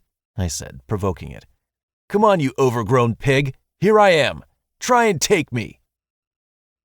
I saw the boar squat as if getting ready to sprint, and rushed as fast as I could in the other direction. The stomping behind me was catching up, but I wasn't trying to run away. I stood directly under the wide branches of a tree, then turned to face the enemy. It was rushing at me like a locomotive. Even its sole remaining eye was gleaming like a spotlight. "Come on, you bitch. Let's do this. Just a moment longer." My entire being was taut with tension. My heart was beating hollow in my chest, ready to spring from its cage. It seemed like I had everything worked out, but... The boar gave a belligerent roar. It could taste victory. It knew I couldn't beat it alone. Its tusks would burst my belly, and that would be the end of me. I knew that too. At the last second, I threw my shield in the boar's face, depriving it of a view for a brief moment. Putting all my strength into my legs, I jumped up. 3 meters above my head was a thick branch, which I clasped with my palms, clutching on it with all my strength.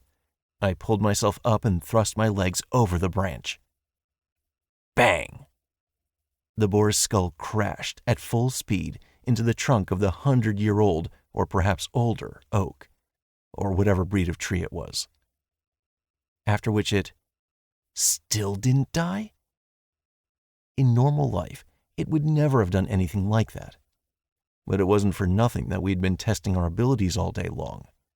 Junior was already running like a champion, and I was lifting champion-winning weights.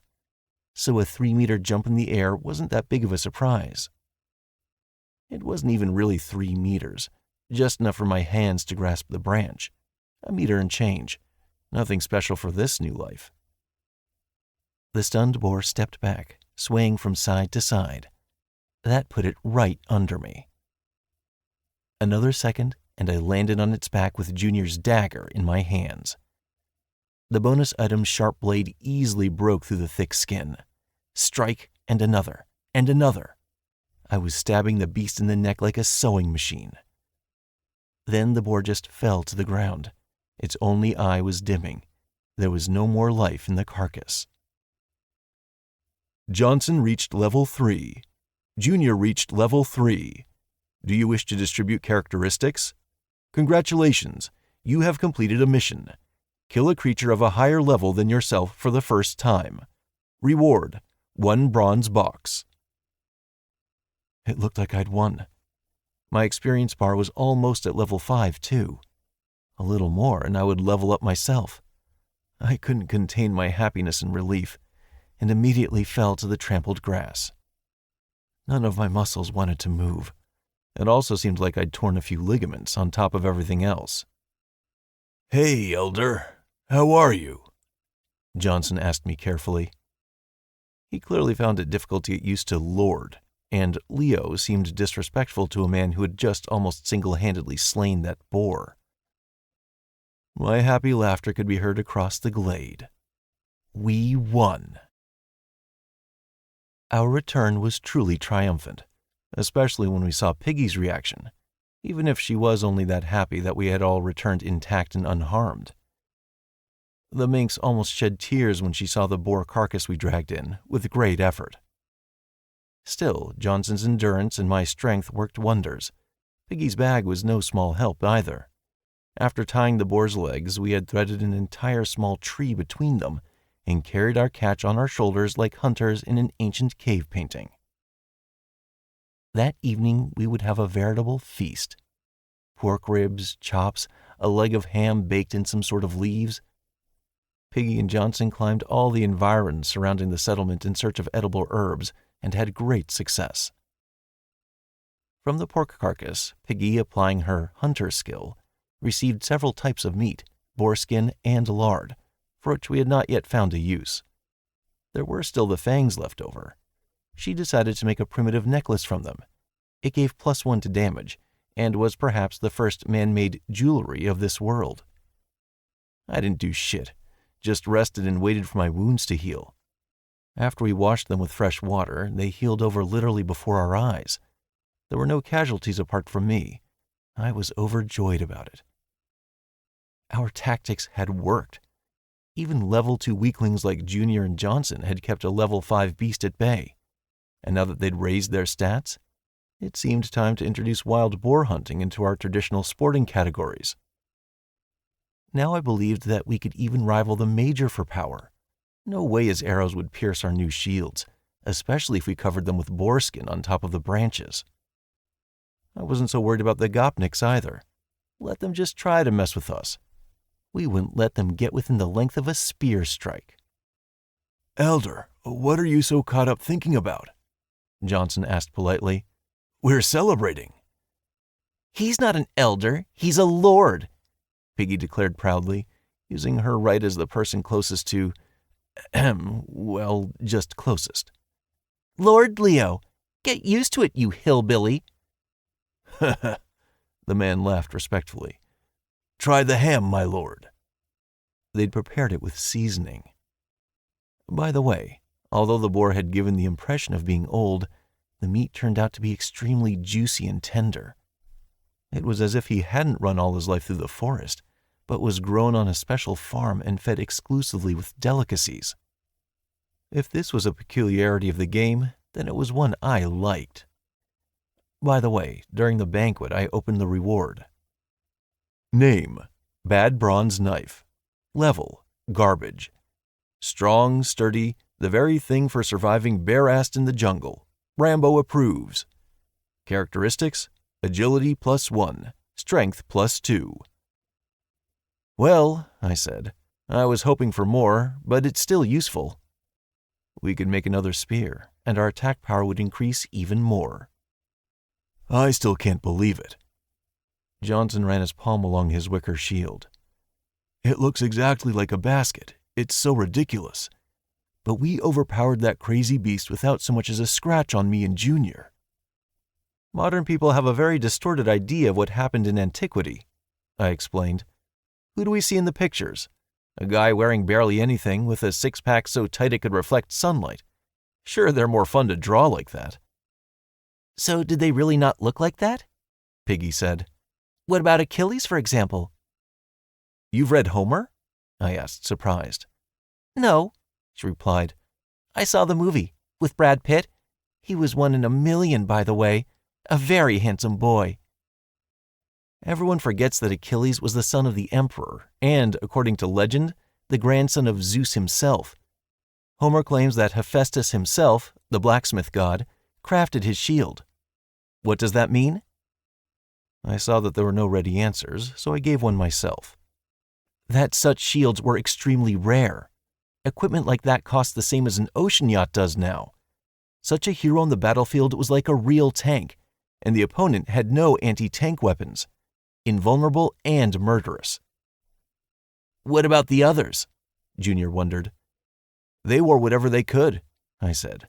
Fabric armor, a bit like sweatshirts, were very popular. When fabric is rolled up into many layers, you'd be lucky to pierce it with anything. Same if you're wearing something woolen. Try fighting a man in a fur coat. He won't even feel your blows, even if you beat him with a truncheon. A sword, if you tried to cut them with it, would slide over the wool. Do you think all those barbarians were walking around in furs because it was cold? Or because they were just fashionable like that? The last words made Piggy giggle. That was primordial armor. I should sew you some vests, Piggy said, thinking on her feet. I'll get you wearing fur vests over your naked torsos. Very erotic. I'd even call it practical, she said, batting her eyes foxily. Only we don't have enough hide. These hairs are tiny. You'd need 10 of them for a decent vest.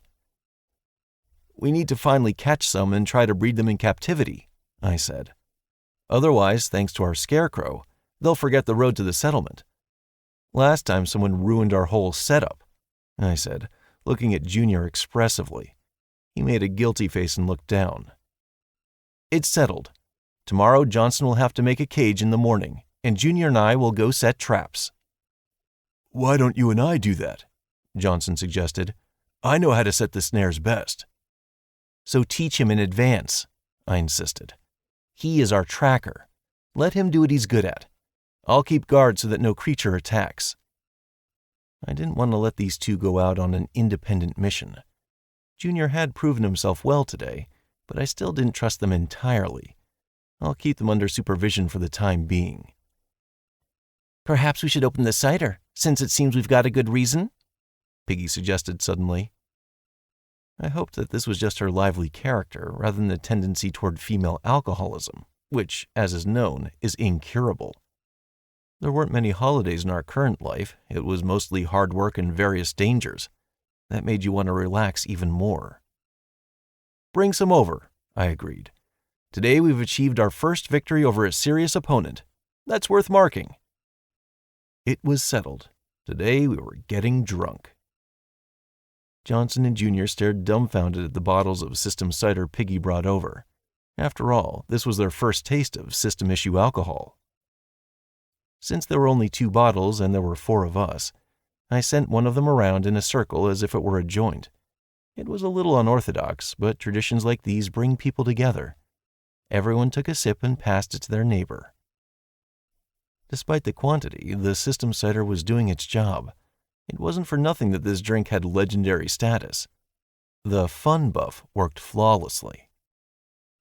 Taking advantage of the general relaxation and high spirits, I turned discussion to the question of naming the settlement.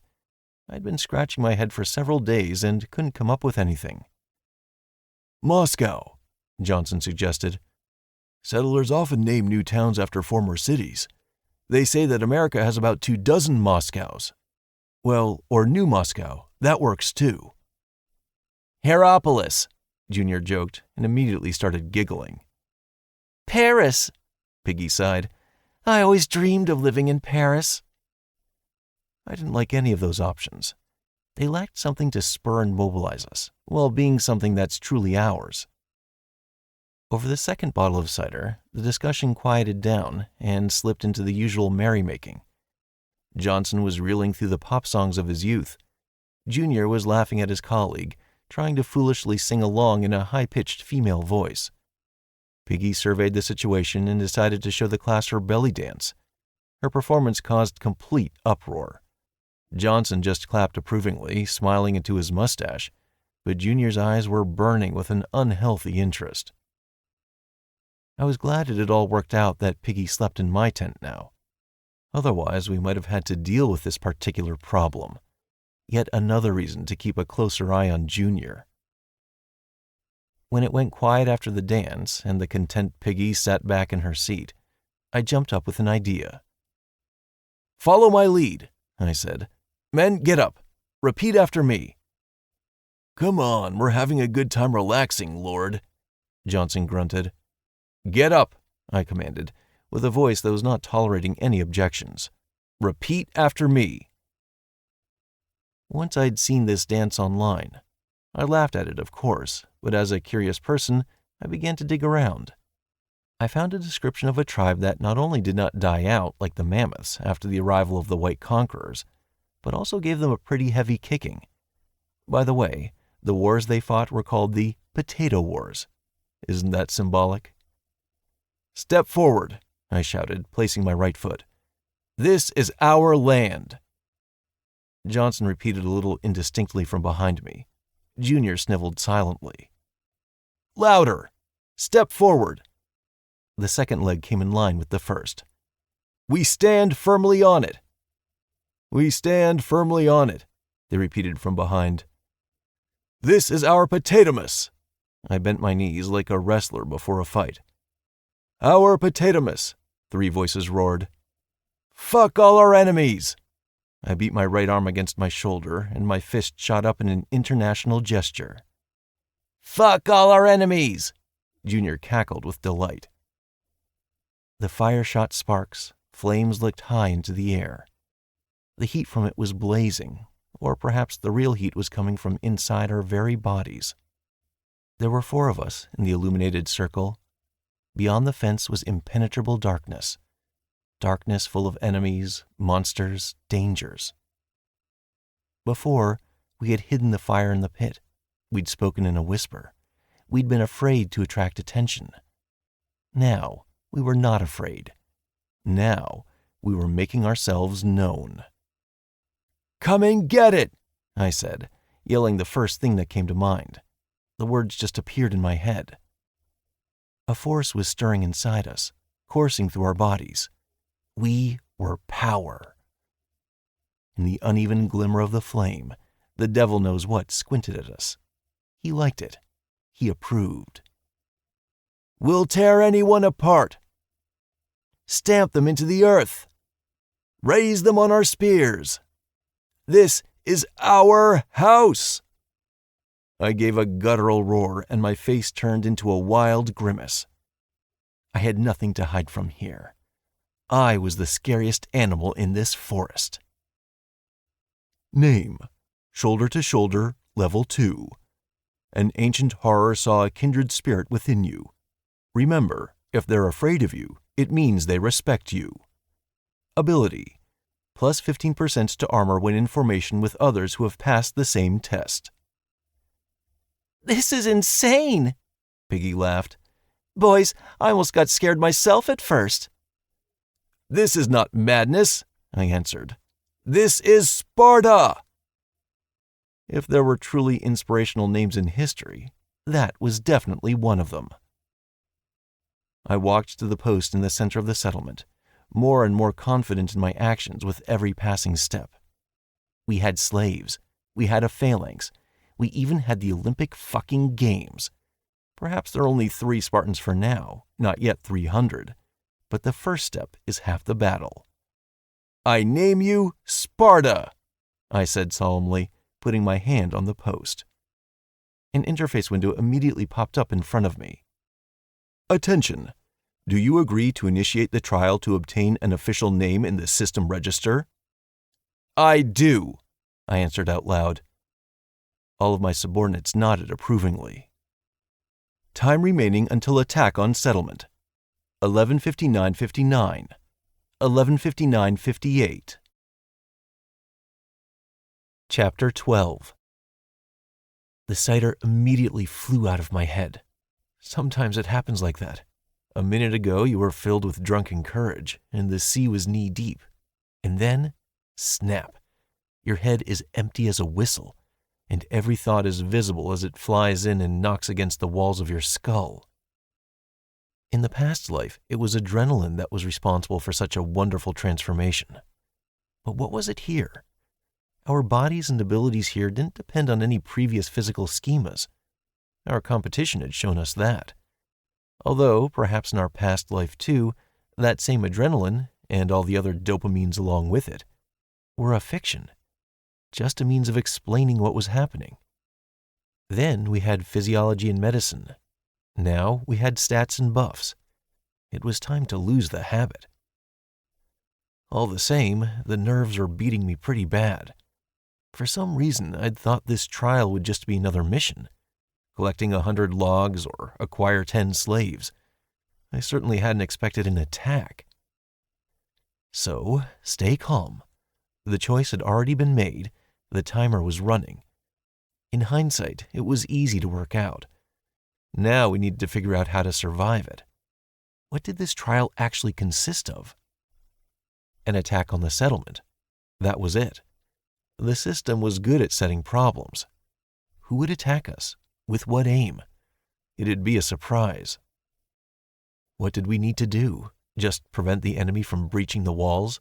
Keep the post that assigned us the trial safe? Perhaps we just had to survive.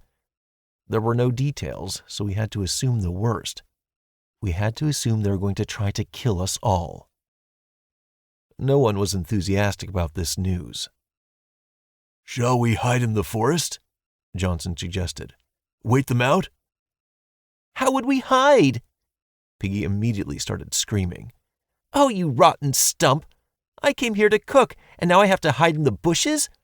I grew every potato here with my own bare hands. I will lie face down on this ground before I give away my potatoes." I remembered Piggy defending the field from hares on her own. This one wasn't lying. She really wouldn't give them up. "You can't hide." Junior's excitement began to falter. "It's shameful." "Well, I wasn't saying we should run away." Johnson backstepped.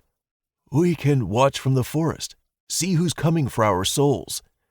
Then we can catch them in the village, like a trap. It's not cowardice, it's a military trick. Right, Junior?" He was looking for an ally. "And then we can attack, straight at the unprotected rear." "Yeah, and what if he eats all the potatoes here while you're sneaking around in the bushes?" Piggy said, prodding Johnson's chest, forcing him to retreat. "What kind of pussies are you guys?" "Auntie Piggy, this military trick. It's a good idea." Junior's opinion was changing like a weather vane. "This is the right—" It appeared my subjects had not yet matured to democracy. "Shut up," I said, putting an end to the dispute. I turned to Johnson. "And what if people come to capture us? What makes you think Desk Jockey or the Gopniks haven't been tasked with taking us? What are we meant to do then? Smoke them out of our own settlement? We're not leaving the submarine for anything. But now, I'm ready to hear suggestions on how we're going to defend ourselves." My villagers frowned. This attack clearly wouldn't be easy. If it were a simple matter, they wouldn't call it a trial. It wasn't our first day in the new world anymore. it was already noticeable that people were beginning to get used to the cruelty and uncompromising nature of their new conditions. The system didn't care if we lived or died. "Are there any details?" Johnson asked. "Some hints, perhaps. What are we preparing for?" Slightly embarrassed by showing his excessive caution in front of his superiors, he was now hurrying to make amends. "The system's saying nothing," I said, shaking my head. "Just a timer, that's all. Perhaps new details will appear later, or perhaps—" "Perhaps we'll get nothing at all," Johnson ended my thought. "That's right," I nodded. "Then we'll have to figure it out. Therefore, while we still have time, we have to strengthen the settlement as much as possible." "We can't build anything serious with the time we have left." Johnson shook his head. "We can't build a full stone wall or anything like that, not even the four of us. We won't have time. It'd take longer than that just to drag the materials over here." "What if it were a palisade?" I suggested. "Not thin wicker, but thick solid logs." "Exactly," Piggy said, "and sharpen the top so that the attackers snag their balls on them." Johnson scratched his chin in thought. He was our construction specialist, and I trusted his opinion. "We could, but it'll be difficult and take a long time," he said, bringing Piggy and Junior down to earth.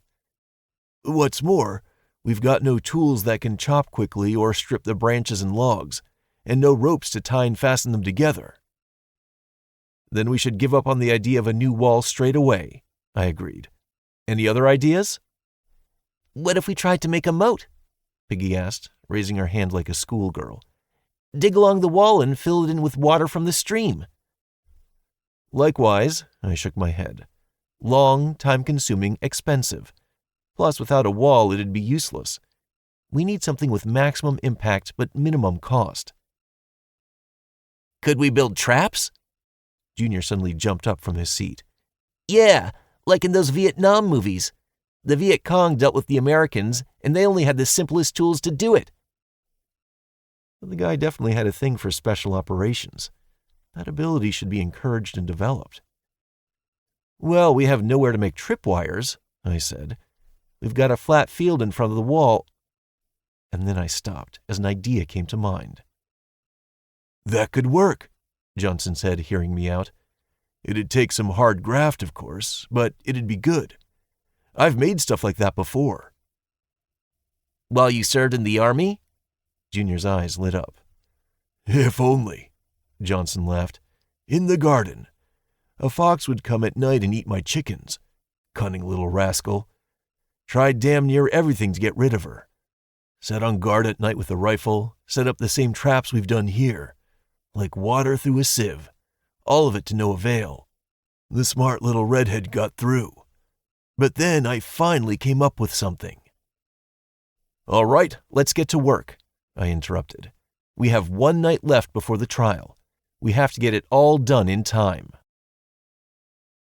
Who was it that said that rest was just a change in activity? A man could dig trenches all his life, then cut down trees before heading back home with a shovel in his hands to relax. I'd look at a guy like that and be happy. Although right now, I would give up half my kingdom for a shovel. I really do have a kingdom after all, albeit a small one. I don't know which half I'd give, but I'd keep the one with Piggy in it.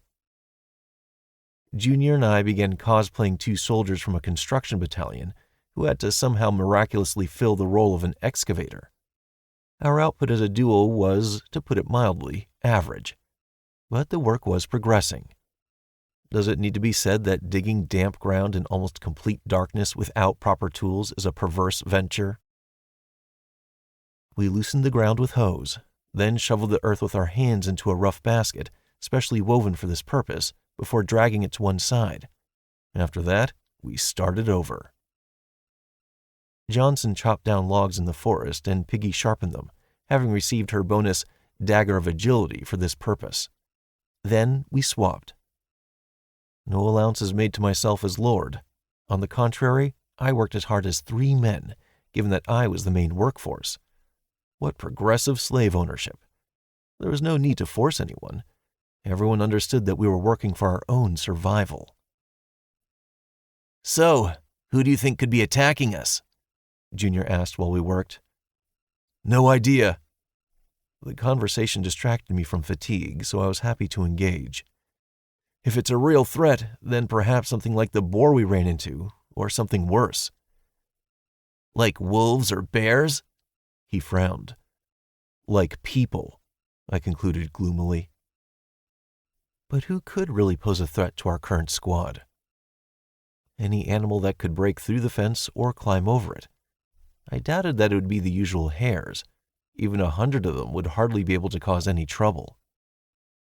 A person sent by the system, however, even if they were alone, would be much worse. So far, I hadn't met anyone higher than level 3. So far, I was the highest level player I'd seen. But was that really true? Perhaps Major or TJ were already flaunting level 5 and had already been given the task of eliminating competitors. The surprise was the biggest cause of anxiety. Perhaps they really had given us out as a quest. Or would it be mobs? If we were already familiar with them, then no problem. But what if there were suddenly birds, like in that horror movie? Or if battle moles suddenly came out of the ground? Then all of our preparations would have been in vain. I wouldn't even have been surprised to see a portal open up in the center of the clearing and monsters with level 80 tentacles fall out of it. It all sounded like nonsense, but anything was possible. By morning, our hands, feet, and brains were buzzing with insomnia. The system was increasingly draining our energy, forcing us to fall to the ground. As a result, even Johnson, with his elephantine endurance, got the overwork debuff. We just needed to get a little sleep. We crawled into our huts and fell down, not thinking about who would be attacking us. Before going to bed, I had time to think that sex might give us a small buff, but Piggy was already snoring. Having just reached a horizontal position, I did what I'd been dreaming of for hours. I slept. 0:10:32 remaining before attack on settlement. We had prepared everything we were capable of preparing. I held my faithful spear in my hands, repaired by Johnson after our fight with the boar. The second spear, with the copper knife tip, was given to Junior. His agility gave us a chance of critical hits. Johnson just had an ordinary javelin, as I had taken to calling the plain sharpened sticks. We tried inserting a stone tip, but the system was so rude about our crafting that we gave up on the idea. We had prepared throwing spears from shorter sharpened sticks. The damage from them was small, but you could tease the enemy and attract their attention. Piggy had collected stones and put them in an improvised bag made of hare skins. Her bonus bag hung over my shoulder, as did Junior's dagger. We had calculated to use the characteristics buffs to their full effect and make me the main combat unit. Junior and Johnson would provide cover, of course, but the main burden of defense was expected to fall on my shoulders. Johnson also prepared additional wicker shields to replace any that got damaged, giving us 2 each, Piggy included. Who knew what we'd have to face? What if it was an air attack? Before the battle, we quietly, hurriedly ate some stewed potatoes with pork, the pinnacle of Piggy's culinary skills. This dish gave us +2 strength and +2 endurance for an entire hour. We stood by the wattle fence, shields closed, clutching our spears tight. Behind our backs, the devil knows what wiggled its twig arms. I don't know why, but I ordered them to drag it closer to the fence. Let it strike fear into the enemy. Judging by the painted face, it was really enjoying what was happening. We'd done everything we could. All there was left to do was wait.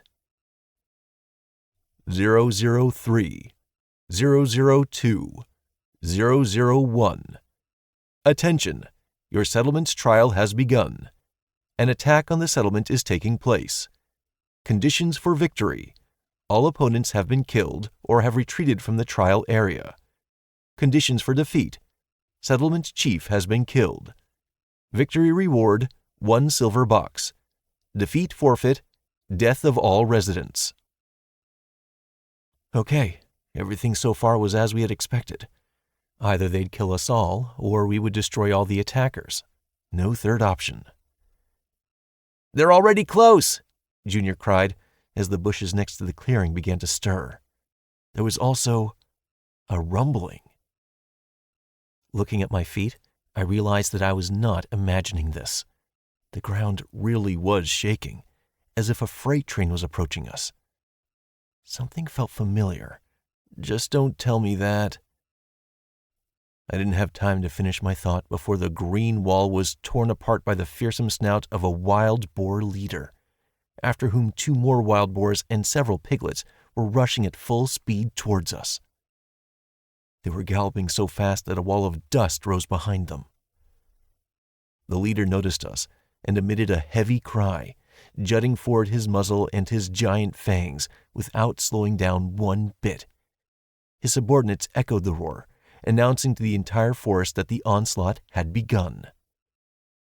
As I saw them, I felt a wave of terror, invisible but very much real. It crept through my bones, whispered in my ear. It sent shivers down my spine. "Drop the spear," it whispered. "Run. Run while you're still alive." "Close shields," I yelled, shouting over the pigs. "We're not scared. This is our land.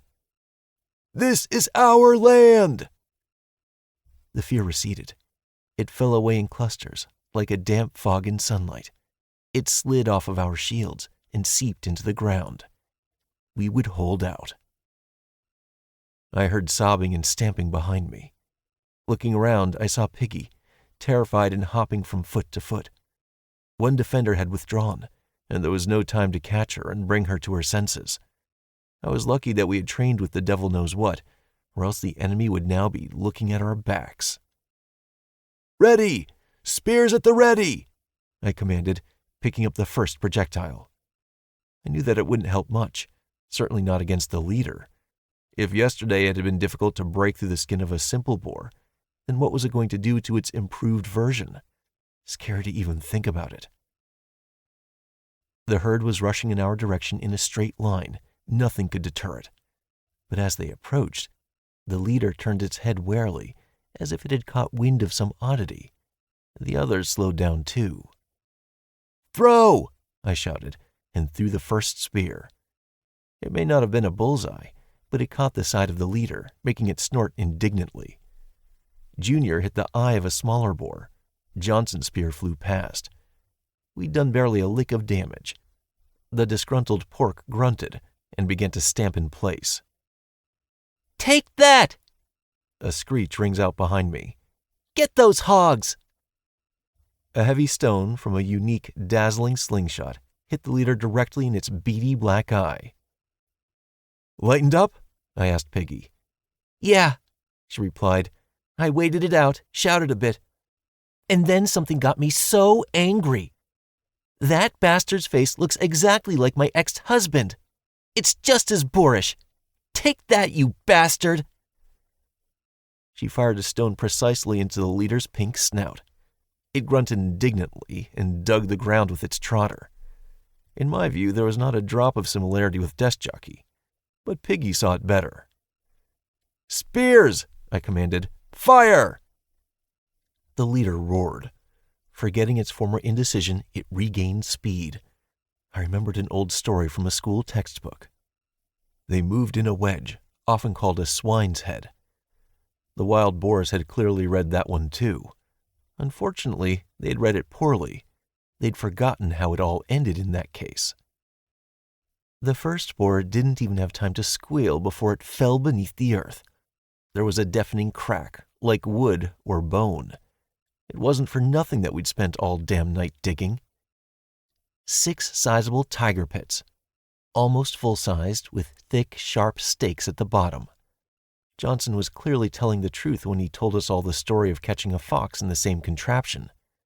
I thought you'd have to be a complete fool to fall for that, and foxes were so light and agile.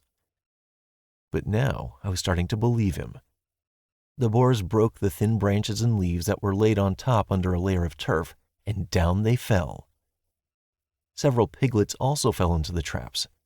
They were too small to fall on the stakes, but they couldn't jump out either. They screamed desperately and ran along the bottom. The leader was definitely the smartest of them all. It slowed down, but its body weight was too great. Its foot slid forward and over the edge. The boar was balancing on the very edge. Another full-grown boar overtook it and collapsed, flailing into the pit, crashing into the stakes. Upon seeing this, the leader jerked desperately, pushed off from the edge of the trap, flew over it, and rolling, landed on the ground. Its comrade failed to perform the same trick, and with a painful roar it ran into the sharpened stakes. The leader turned its head around, examining what was left of its tribe. Out of all of them, the only survivors were the piglets, piled up in a couple of pits with the other wounded animals, no idea what to do. There were also the boars howling in the pits themselves, but blood loss and the height of the traps would finish that job sooner or later. We'd won. Almost. Another moment, and the beast turned in our direction, shooting me a fiery look full of maddened rage. It looked like we had finally pissed him off. Grrrr! I, like the others, clamped my hands over my ears to block out the howl of despair that the wild boar leader emitted. Now in complete solitude, all he had left to do was destroy us or die. "Keep throwing!" I cried. I was the first to throw another spear, which plunged into the beast's skin and caught fast. Johnson and Junior tried desperately to do the same, but their strength wasn't enough to pierce the skin. Piggy pounded him with rocks, but they ricocheted off the boar like they were hitting a cliff face. If there were a berserk mode here, then this creature had activated it. It couldn't care less about the damage.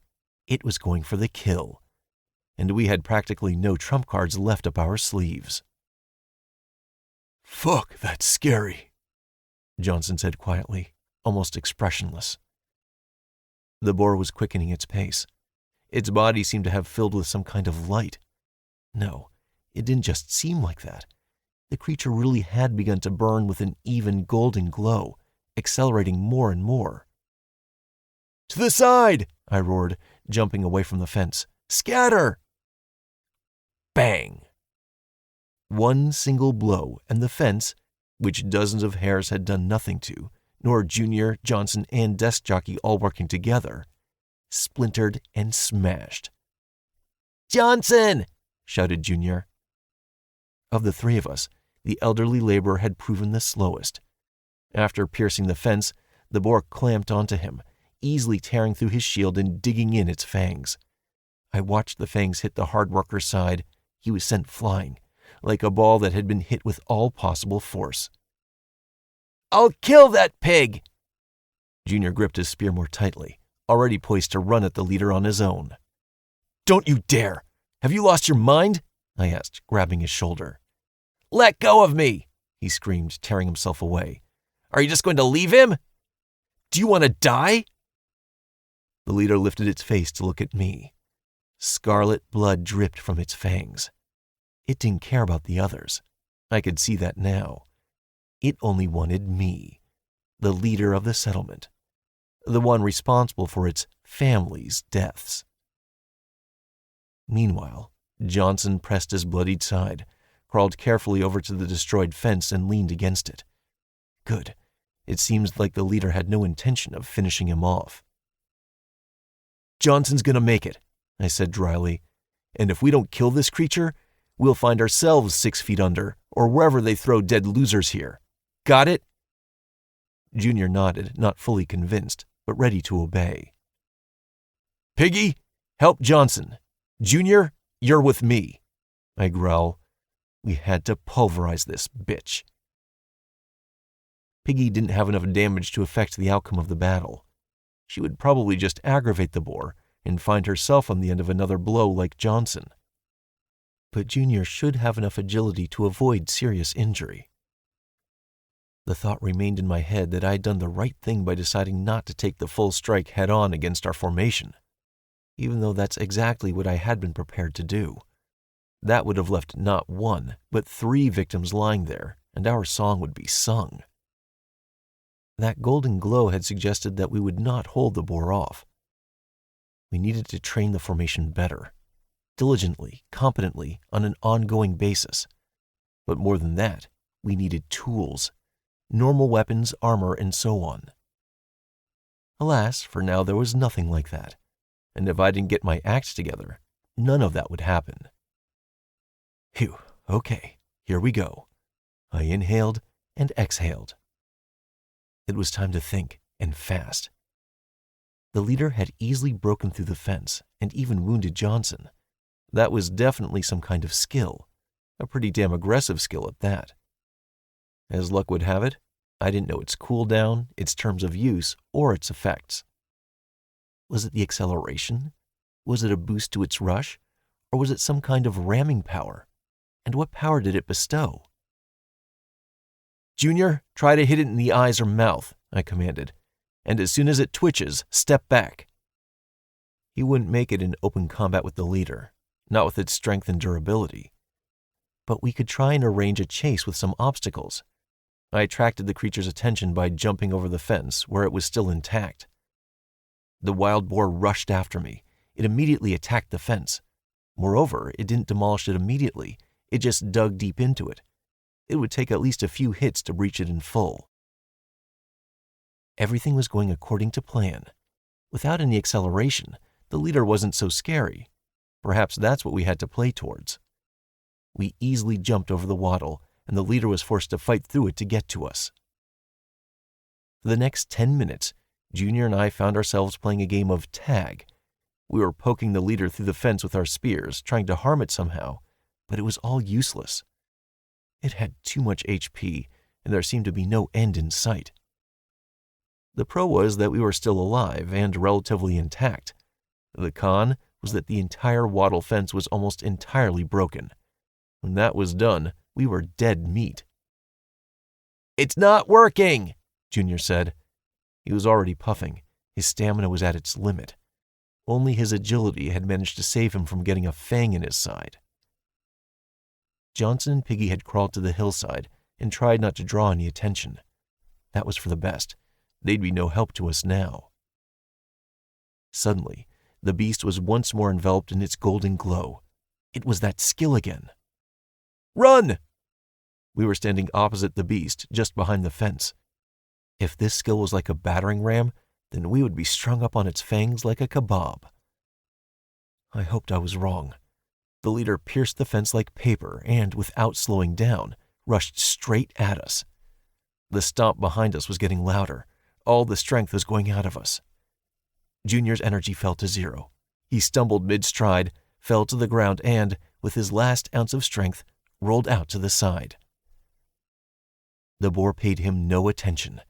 It was focused entirely on me. The moment of truth. The clash of leaders. One sprinting headlong, the other playing catch-up. I jumped into the lake, hoping that the boar would be scared off by the water, but it swam at least as well as I did. A big, red, grunting torpedo. Having won the first couple of minutes, I jumped out onto the shore. The boar ran out after me.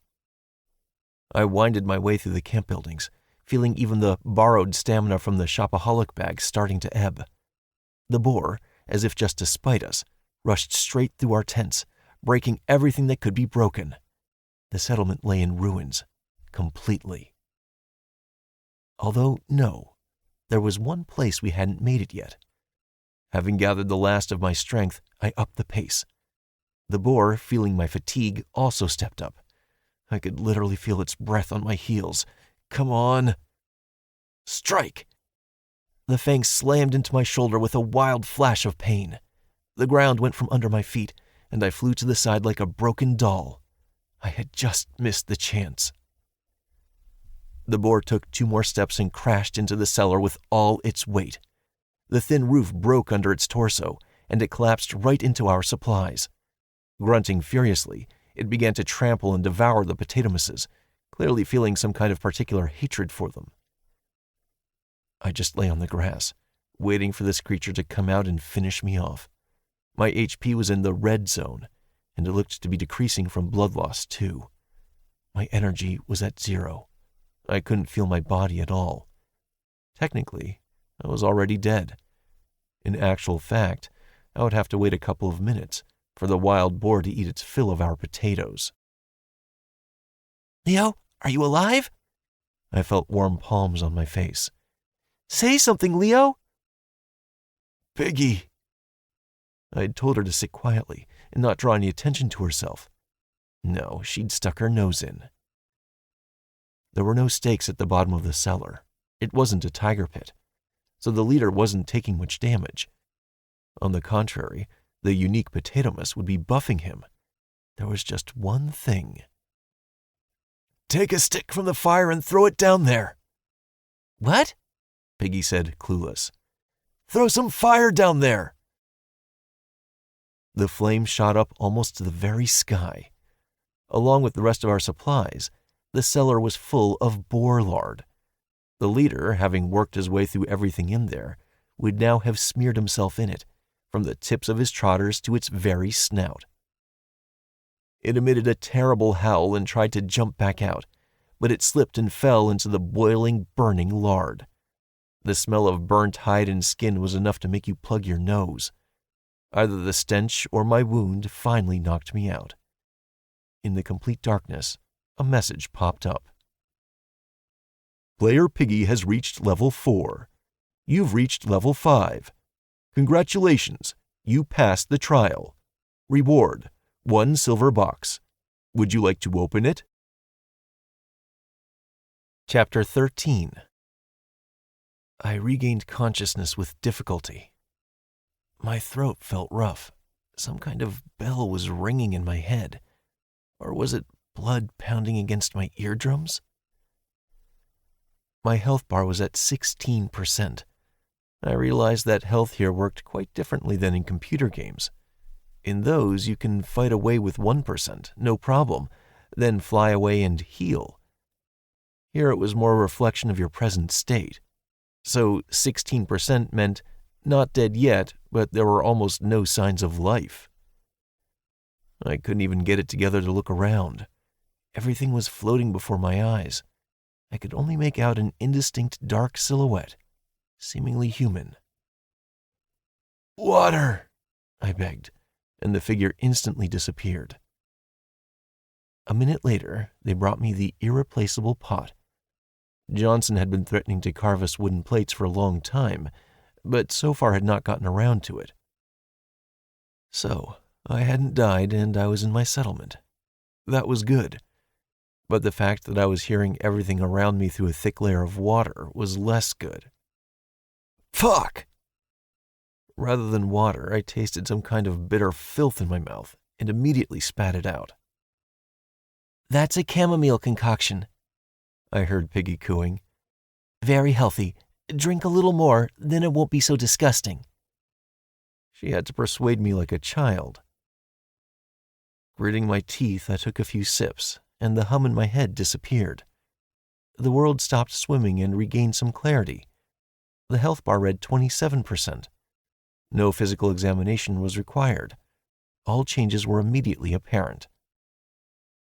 I saw Piggy in front of me with an agitated expression. Behind her were 2 more silhouettes that were looking at me as if I had returned from the dead. Johnson, you here? I wheezed. I'm here, Elder, I'm here, the laborer responded. Junior, how about you? Here, Lord. That required officialdom for some reason. Then who's watching the potatoes? I exploded. Why the hell are you all huddled here? A damn doctor's panel, you idiots! What if someone was stealing them right now, or eating them? Thank the gods you're alive.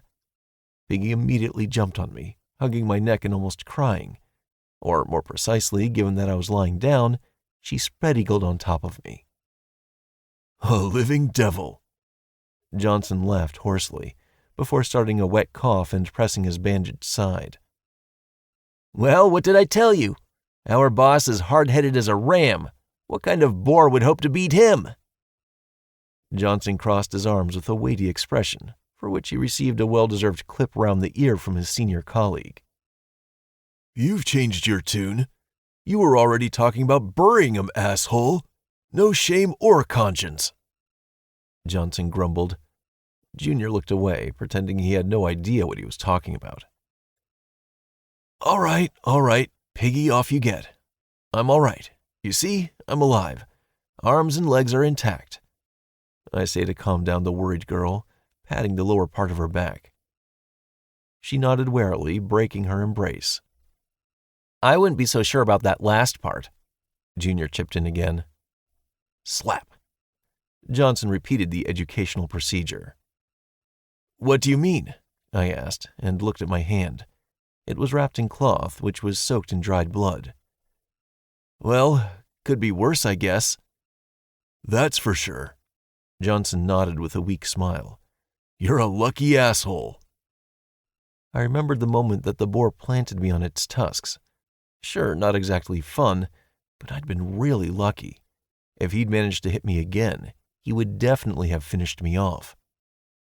Plus, my hand hadn't been torn off, which meant that it would recover sooner or later. I really hoped that was the case anyway.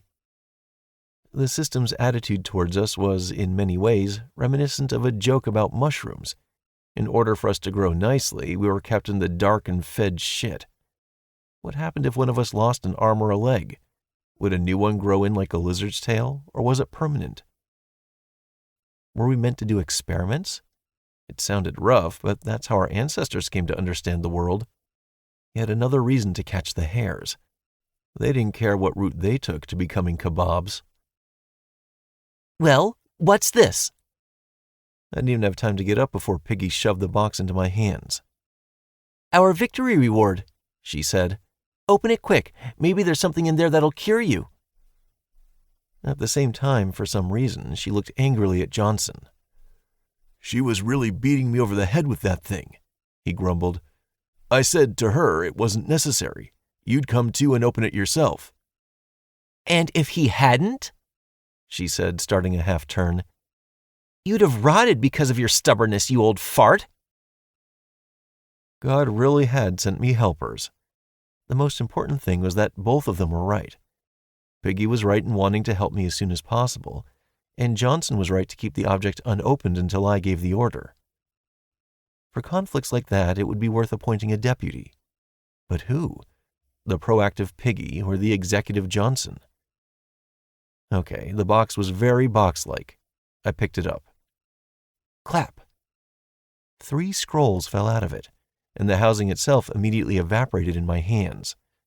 Damn, I still wasn't used to the local special effects. Whenever something appeared or disappeared into thin air, I shuddered.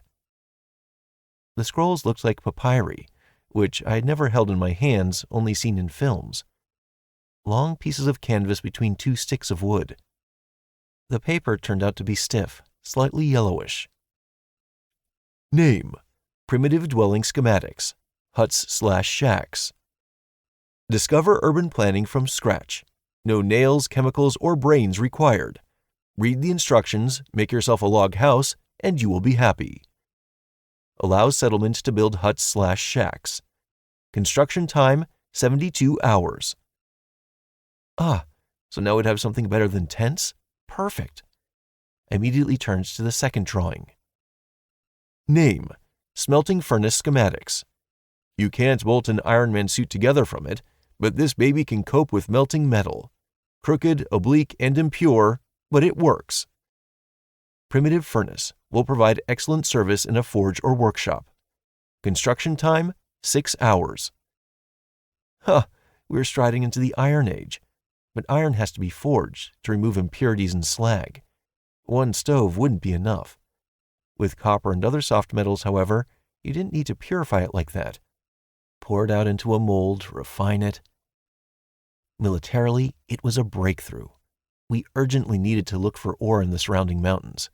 We could at least start with some tools, before dreaming of steel armor, huge swords, and great shields. The third papyrus didn't disappoint either. Name: Primitive Warehouse Schematic. Put a mammoth in here and forget about it for a strategic reserve of lard. Provisions inside warehouse deteriorate 30% slower than outside.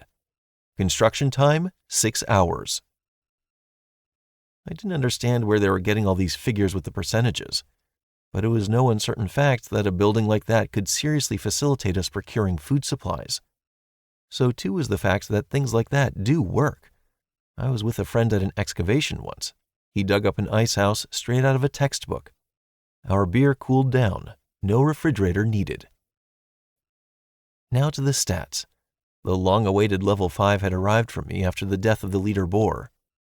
It was a pity that I only got 20% of it distributed to me because of Piggy's slave status. She received 80% of it herself, as she had thrown the final ignition onto its funeral pyre. Without thinking for too long, I threw 3 into endurance and 2 into strength. If it were not for my HP and my marathon capabilities, the swine would have nailed me to the ground far sooner. By the way, neither when leveling up nor after distribution did any miracle take place. My health bar did not recover of its own accord. So again, I was convinced that this bar was just an indicator of my current state, alive or dead. Let's go see what's happened to the settlement. Maybe you should lie down some more? Piggy looked at Johnson cautiously. Get some rest and we can manage it ourselves? Just for a little while. Okay, I could smell they were hiding something from me. They had conspired while I was lying here unconscious. Come on, let's go. With difficulty, I stood up to my full height. Piggy grabbed me carefully by the arm, and the two of us exited the hut. I immediately started to understand the level of destruction. Everything was ruined. Literally everything. The fence yawned with numerous holes that were, in essence, a death sentence. It would be easier to put in a completely new one than taking a week to repair and reassemble what was left. The 2 former tents were also just in piles of branches and moss. There was nothing left of them. No one had yet taken up analyzing these newly created mountains of materials. They'd been held up with other issues. The cellar where all of our food had been stored had burnt to the ground. The roof had collapsed, and all that was left was a mountain of coals. All of the herbs and spices were burned irretrievably, but the potatoes had managed to survive such a mockery. They were gathered into 3 different-sized heaps. In one, the stalk was well baked, even slightly charred. The second was just partially damaged by the heat. The third looked raw, but I suspected they would not yield a crop. I ordered Piggy to cook from that pile, and she nodded in agreement. Evidently, that had already been her plan.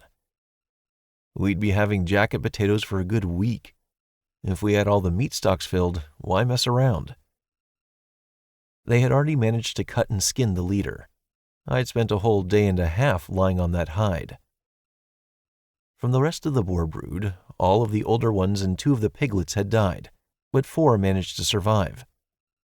Johnson and Junior had captured them and put them in a hastily formed paddock. The devil knows what was left to guard it. Without the scarecrow, they had tried more than once to break out and escape. As soon as they put the inanimate guard at the edge of the pen, the little forest pigs instantly calmed down.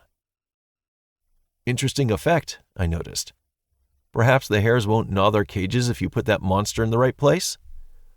I think we'll need to be careful they don't die of fear, said Johnson. It's entirely possible. Even I find it scary to come over here by myself, Piggy complained. Yeah, right, Junior grunted. That's why I have to feed them. I've been thinking about the hares, Johnson said to me. I've managed to make about a dozen traps already. I agreed to send Junior the next morning, get him to put them up. I'll keep him company, I declared, gesticulating with my wounded hand. The pain hadn't gone away, but it was no longer as acute as when I had come to my senses. Plus, having Piggy stood by me was already more pleasant than useful by this point. You sure? You're still not fully recovered. Johnson frowned, but I shook my head. I've got another hand, haven't I? Besides, there shouldn't be any fights ahead, and I won't be running around. Give it a day and we'll see. Junior will be doing all the work. What about you, Johnson? How are you doing? You got hit pretty bad too, I said, looking at his bandaged side. Garbage. Got away with nothing more than a hurt ego. The tusk passed between 2 ribs. It didn't penetrate too deep. With my endurance, it turned out to be much easier to tolerate the pain than I expected. He grinned, slapping himself on the chest. Another hidden feature of the characteristics. Endurance definitely affected your ability to endure damage. I could remember how deep his wound was. Blood was gushing all over the place. But now, not even 2 whole days later, he was laughing and even bearing weight. Astonishing. Maybe I would be able to get back on my feet pretty easily because of my strength and endurance? The pain, of course, was pretty substantial, but for some reason it wasn't really bothering me. My body still felt weak, but not critically so. Damn, how many more nuances like this was the system keeping hidden? Was there really no manual, no instructions? No, it just gave the players complete freedom and watched them run around blindfolded. Well, not including the present moment. It was working out fine, that was enough. It was enough to know that everything was healing over for now, unbelievably quickly. The field was green with fresh shoots. I'd guess about 30 bushes, more than usual. My subordinates had apparently decided to plant everything they had to quickly recoup our losses. That plan had worked. But still, we'd avoided any fatalities among the residents. That was the most important thing. We didn't go to catch any hares the next day, nor the one after that. As expected, the hand healed much faster than normal, but not at lightning speed. Johnson gave up on changing his bandages and now flaunted an ostentatious scar on his torso. Piggy once again drove Junior back to the plantation, but she didn't leave me alone for long. She found it all troubling. In order not to upset her, I had to drink the disgusting chamomile concoction, which really did increase my health by 5 points. Sometimes it seemed more like it was her that needed to get back on her feet, not me. I had to whisper in her ear and pat her on the back in the evenings because she was so worried about my health. We built the warehouse first. Unlike my homegrown design, it was a full-fledged dugout in 3 sets, 2 meters deep. A construction like that could withstand a direct artillery shell, let alone an overgrown pig.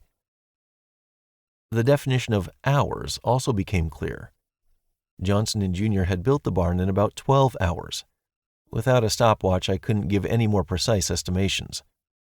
They worked as if they knew exactly what to do and had spent all of their lives constructing foundation pits for cellars. Afterwards, Johnson went to the nearby forest where he and Junior had not only knocked down, but destroyed and gnawed a handful of tree trunks. We had poor tools. I would have given half of our harvested boar for a decent axe. We decided to put the hut in the same place, closer to the lake than to the forest, with windows overlooking it, in order to have both an excellent view and the opportunity to shoot back. The door jamb was placed at the side. As the foreman assured me, a small window could be installed in the attic for hidden observation from above. Both clever and simple, Johnson had a knack for the little things. We were a long way from individual sites, so the housing was planned as one building for all of us. In addition to sleeping spaces and storage, it was still supposed to serve as the last line of defense, a miniature knight's castle. I decided not to opt for the stove for now. Even if it were a quick build, we had no ore on the horizon, which meant we were in no rush. On the second day after waking up, albeit belatedly, I went out to set traps with Junior. Junior glid through the forest grove as if it were a leafy bush. With my tracker level 1, I wasn't barreling straight through like a boar either. But when he combined it with his agility, the skill looked especially impressive. Branches closed silently behind his back, as if there were no one there. Forests can vary. Sometimes they're tall pines with thick trunks. In a forest like that, even at noon, it's dark and gloomy, and between the giant wooden columns, you have no chance of seeing the way to go. This forest, unfortunately, was not like that. It was all overgrown with dense shrubs, which meant you couldn't notice a bear a meter away from you. We emerged into rare, almost perfectly round, sun-drenched glades, then dived back into the thickets. "Do you remember the route well?" I asked Junior in a low voice. "Yeah." He nodded, then explained with pride. "At tracker level 2, you can remember exactly where you've already been." You're already at level 2? I asked, curious. Are you far off 3? I need to sneak up unnoticed on 10 different animals or people, Junior explained. There were a few reasons I couldn't just sit at home. Junior was the most unstable member of our team. Quiet, but impetuous and suggestible. The system wouldn't allow him to harm me, but other residents were not protected. If Piggy patronized him, she might suddenly find herself with a knife to the throat. With his assassin swing, it was easy. So I absolutely did not want him going out into the forest alone. Not only that, he'd start getting ideas. I didn't want him to go with Johnson for the same reason. Maybe I was being paranoid, but they say paranoid people live longer. I really wanted to talk to the kid, give him a heart-to-heart. That said, in my former life, I never had any special skills in diplomacy. I'd been a bit of a loner, kept my cards close to my chest. Here I was constantly keeping things in mind. Who was capable of what, who I could expect trouble from, who might come to my aid. Either this is how the leadership skill worked, or it was taking care of the settlement affecting my brain in a similar way. Hey, you, I'm sorry. Junior suddenly scratched his cheek awkwardly, looking to the side. For everything. I definitely hadn't expected that twist, so I hid my confusion behind a deep, thoughtful pause. I'm not very good at communication, he admitted. That's why I make all those little sarcastic comments. I don't know any other way. I just wanted to say thank you for saving my ass. Not just mine either. It's nothing, I said, waving him away. We're all in the same boat now. For all of us to survive, each of us needs to survive. We're stronger together. Even so, Junior sighed. Not everyone would take on a whole meat tank and then manage to nail it without any weapons in their hands. I had a shed of potatoes, I laughed. That's a fearsome weapon. Junior snorted quietly. A smirk appeared on his face. But I know how I can pay back my moral debt. How's that? I replied. His words alarmed me. I'll kill Desk Jockey. Chapter 14. His words took me by surprise. I still wasn't much of a diplomat. I was no wizard. I'd only just started learning. Why? I asked in response. Well, you're the one that's pushing for it, Junior said. His face flushed. He even began to stutter a little with excitement. What makes you think that? I frowned. I understood the moment you said it, he said, and smiled crookedly. When you asked about that apple, you were looking for his camp, right? No, not at all. You don't trust me, he said, and shook his head. So you haven't forgiven me. I'm so far on your side that I hate him with all my heart now. We weren't going anywhere now. Junior turned to me and we argued, standing on a barely noticeable path in the forest. Junior, I said, choosing my words carefully, seeing how angry he was. Desk Jockey's a bastard, sure, a special breed, and you've got a score to settle with him. But believe me, attacking him and his people is not the main item on my agenda. We have much more urgent things to do. Well, of course, he exclaimed. Now we've dealt with the whole horde of wild boars, Desk Jockey and his suckers won't stand a chance. Man is much more dangerous than even the most fearsome beast, because unlike the latter, he has a brain. Plus, we don't know if Desk Jockey has recruited more people, I explained. Without proper preparation, going to him first is a stupid idea. We need to become stronger ourselves. Then, either on his own or with a gang, he'll pose us no threat. But then we're just going to miss the chance, Junior said. We're strong now. What do you want from me? I squint at him. I was burrowing in. Let me kill this freak, he blurted out. Junior had entered into open conflict. He was clearly enraged. I understood that this was his standard style of communication. I'll save everyone, even if you don't want me to. Wow, he had even started with an apology. So much for diplomacy. Wounds in the team like this had to be uncovered and addressed. Or what? I pushed him to answer. Or I'll deal with him myself. Just give me the dagger. He frowned. He was going off like a street organ. Junior looked like a red-hot pot. One wrong step or word, and he was ready to explode.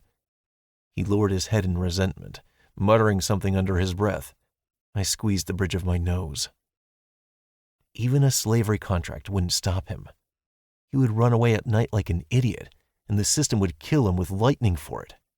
Idiot. So you can go and kill yourself? No. I shook my head, making the guy go even redder than before. I consider death by one's own foolishness a suicide, and if you're on your own, you're a goner. If you flee now for the sake of your own revenge, you'd be jeopardizing our entire settlement. Me, Piggy, and especially Johnson. What if you get killed? Or even worse, what if you're captured alive and they interrogate you? I wouldn't say anything. Have you forgotten that he's been grinding charisma? Thanks to that damn apple, he cooked your brains last time. He could easily do it again, I said, puncturing his indignation. Attacking him now is not the way out. Not in our situation with a destroyed settlement. I could see that the guy was troubled. My words had made him look at his own heroism from the other side. It felt like his whole world was turning upside down. What kind of wasp stung you anyway? Why are you burning with so much hatred for Desk Jockey? Because he's a scoundrel and a monster, Junior shouted. I almost killed you and Piggy during that attack thanks to him. Then I even attacked you in the forest because I really believed that you were brainwashing Johnson too. It's all his words. He wanted me to stab you while he stood on the sidelines with clean hands. I hate him. At the end of his tirade, he was even grinding his teeth. How could I respond to that? I took a deep breath and covered my eyelids. I can understand your desire to get him back, I began. Do you think Piggy has any less reason to be angry? He ditched her alone in the woods, left her to the Gopniks. It's a miracle she escaped. And if she hadn't? I paused, letting him imagine the situation and reflect on it. And me? When he came to take away what I'd achieved and set everybody to his own heavy labor, not a day goes by that I don't dream of smothering that asshole. Really? Junior asked again. Truly. For some reason, my words made him feel better. Perhaps it was because he didn't feel so lonely and stupid in his impulses. My mom always said, do the right thing. I involuntarily raised my eyebrows at Junior's words. His voice became hoarse and quiet. At points, he dropped almost to a whisper. I've always been a problem child. Our family was poor, so I quickly ended up in bad company, as they say. Nothing criminal, but we acted in a way you wouldn't call it decent. When my mom found out about it... He looked up towards the sun, which was hidden behind the thicket's green foliage. She was so disappointed in me. Even if she didn't say a word, I could see all the pain she was holding inside. I was so ashamed that I couldn't sleep at night. I never knew how to communicate. I was angry and jealous of kids who had a proper family and a big house. But I always tried to take care of my mother and sister. Junior's voice was trembling. They were the only ones who accepted me for who I was. Now he looked into my eyes, biting his lower lip. Do the right thing. I can't help but follow those words, no matter how stupid it is. I followed Desk Jockey because I believed that he would be able to gather people, restore the previous order. Because killing each other for the sake of stats is wrong. He sighed frantically. The fact that you forcibly took Piggy into slavery was also wrong. That's what I thought when I attacked you, with Desk Jockey egging me on. I only left him and followed Johnson once I realized that he only did things to start conflicts. I thought I would learn everything firsthand. Decide for myself what kind of person you are. but all I saw was that Johnson was obeying you obediently, despite us fighting with you just a couple days before. Is that why you attacked me? Exactly. I thought you'd brainwashed him too. That wasn't right. You can't do that. I wanted to save them, to be a hero, to do the right thing, like my mom always said. I was being an idiot, wasn't I? Just like now. Stopping Desk Jockey is what we need to do. He won't leave you, me, Johnson, or Piggy alone. He'll come back. Perhaps he'll have found some new people. I don't want to lose anything or anyone right now. Not after everything we've been through, Junior said. Damn, that explained a lot. His rage, but also the irritation and all the tension that had always been in him. It wasn't vigilance against me or against anyone else. It was a persistent feeling of time slipping away, like sand through your fingers. Time in which Desk Jockey was only growing stronger and preparing for the next battle.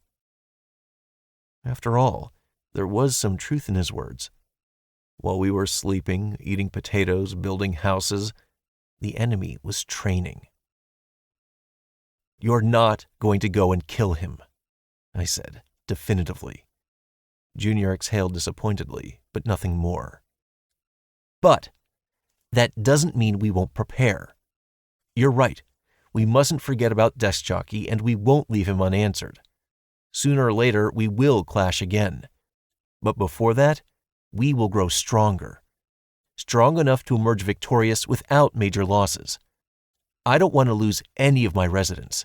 Not Piggy, not Johnson, and certainly not you. We will strengthen the settlement, improve our equipment, hone our skills and tactics. We'll become such a strong nut that Desk Jockey will break his teeth trying to crack us. We can give that snake what he deserves. Not today and not tomorrow, but we are gonna do it. Is that answer good enough for you? Junior gave a barely noticeable smile and then nodded. Then let's go, or we'll scare away all the hares, I said, patting him on the shoulder. By the way, we can use their hides to strengthen our armor. Look at everything we do as another step towards the main goal. We approached the clearing where Johnson had previously placed his traps. The old ropes had been cut off, only tiny nodules of them remained near the trees. I would not be surprised if the captured hares had been released by their comrades in arms. Junior set the traps and we moved on. After 40 minutes, we walked around the hare spots in a big circle. When we returned to the first clearing, a real jackpot awaited us. 2 of the rodents were caught in the loop at once. They were fighting and screaming frightfully, but they were still alive and, apparently, unharmed. An inspired Junior grabbed the first animal by the scruff. The fluffy lump squeaked and tried to escape, but it was useless. He shoved it into the shopaholic bag, which, in addition to increased endurance, turns out to be almost infinite in size. Somewhere in it there was probably a pocket dimension, but sadly no one would ever make it in there. After going around all the traps, we added 6 more captives to the first haul, 8 in total. Call it 4 pairs, if we'd been lucky with the distribution of boys and girls. Feeling pleased with ourselves, we returned back to the settlement. Junior smiled at some unknown thought, and I imagined how we were going to create a meat and hide farm. After all, hares weren't just a valuable fur. Quiet! Junior's whisper ripped me right out of my daydreaming. He squatted abruptly and almost spread out on the ground, signaling to me. I also stop immediately and crawl over to him. What? I asked, more with my eyes than my voice. He showed me, also with his eyes. At the very edge of the forest, in front of our settlement, a lonely human figure could be seen. They were stood there, not hiding particularly. The man turned to us, and although we were doing everything we could to merge with the earth, I felt as though he were looking right at me. The Major had arrived for a visit. He chuckled, waved his hand in greeting, took 1 step, and dissolved into the wall of the forest. And how the hell are we supposed to know what sex it is? Junior asked indignantly, twisting a lump of wool in his hands. Tell me, is that a boy or a girl? Johnson was right. The hares were more like chinchillas. That is, fluffy to the point of stupidity with beady black eyes. Their fur was thick and dense, just like fur coats. It'd be useful when the weather changed. Don't you know how to tell boys and girls apart? Piggy was actively involved in the process. You can immediately see, you baby. Stick it on the ground, Johnson proposed. If it attacks you, it's a boy. If it runs to the kitchen, it's a girl. Hey now, Junior blushed angrily. He was digging around responsibly in the fur under the tail, but couldn't find the answer to his question. The plush toy was screaming indignantly as if it was having its virginity taken or being castrated. Well, how do we breed them? Piggy asked.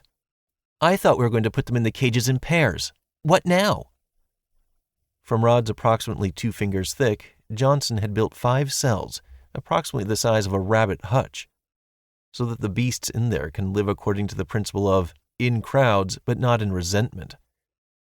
At the intersections, the rods were tied crosswise with a string made from buckthorn and looked very dependable, as long as you didn't remember that those rodents would get through those constructions in one tooth. So despite Piggy's indignation, I proposed that we coated both the wood and the ropes with the same chamomile concoction she had treated me with. Johnson tried the healing drug, stared at it wide-eyed, and said that it should work. The devil knows what was, of course, a great guard, but there's no harm in using both. We can breed them with the help of 2 magic words, I said. What? Junior, the most gullible of them all, asked. Stick them all together, I commanded, and when all the fluffy lumps were in one cage, I held my palm out over them and pronounced, Get screwin'! Can't argue with that, Johnson said, wiping away an invisible tear. One of the hares tried gnawing on the cage, jumped back, screamed indignantly, and spat. A grimace of suffering splayed across the fluffy face.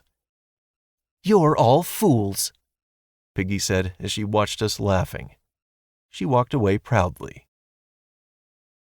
The Major appeared again after about an hour. He didn't do anything, just stood there and watched. I decided not to make contact either. He was showing us no aggression, and at this distance an arrow, even from his uber bow, was unlikely to reach us. The figure looming on the horizon was annoying, like a pebble in your shoe, or a splinter in your ass. As we were doing our everyday tasks, we constantly looked back at him, catching an attentive, calm gaze in return. He watched us slowly deal with the consequences of the attack, adjusting the fence and bringing it into at least some semblance of order. Piggy and Junior working on the farm, and Johnson and I turning logs into our new hut. To relieve a little nervous tension and to arrange some demonstrative performances at the same time, I announced some training. To strike fear, as they say. Me, Johnson, and Junior worked out our formation again, walking with our shields closed, and then started fighting with the mannequin, both together and solo. The boar attack had shown a lot, including the fact that there was no such thing as too much training. Piggy, too, though not for long, had succumbed to terror as the herd approached. At a critical moment as well, a hitch like that could be the end of many comrades. So, from that day forward, Piggy, little by little, was put in the ring one-on-one with the devil knows what. To this point, she was having varying success, with that variation largely being none. She just couldn't manage taking on and defeating this powerful, terrifying scarecrow. The devil knows what even found gaps in its opponent's psyche. If it was scaring us 3 with knives and battle scythes, then with Piggy it found a separate technique. What exactly, you ask? I quote, You won't believe it. He was wearing a yellow coat the whole time. A yellow coat, Leo. Fitted with raglan sleeves. It's been about 2 years since that went out of fashion. No one wears them anymore. One of his outfits even made my eyes water, so I caught it. It was undoubtedly entertaining viewing. For group training, the mannequin picked some sort of generalized pattern, but if you went in with it solo, it prepared something special for each of you. The devil knows what attacked me with blades, axes, knives, hammers, and other cold weapons. It was bashing me as hard as it could from different directions, alternating between two-handed and one-handed weapons, paired combos, and things I'd never even seen. If it weren't for my practice in historical fencing, it would have beaten me regularly. After all, its weapons may not have been material, but the pain they brought on was very much tangible. So, even though the spear was unusual for me, I managed to defeat the mannequin in at least half of my fights. Junior said that in his personal test, he had to dodge projectiles. In his illusions, the devil knows what copied the strongest baseball pitchers on Earth and threw round stones that looked just like baseballs right between his eyes. One hit, and it was like an electric shock. With Johnson, meanwhile, the mannequin did not play around, throwing up garrotes from under the earth, which made his every step a test. That was when I realized that the devil knows what was not just having fun. It was systematically strengthening our abilities. That was much more important. In order to survive its flurry of blows, I had to hit harder and fiercer.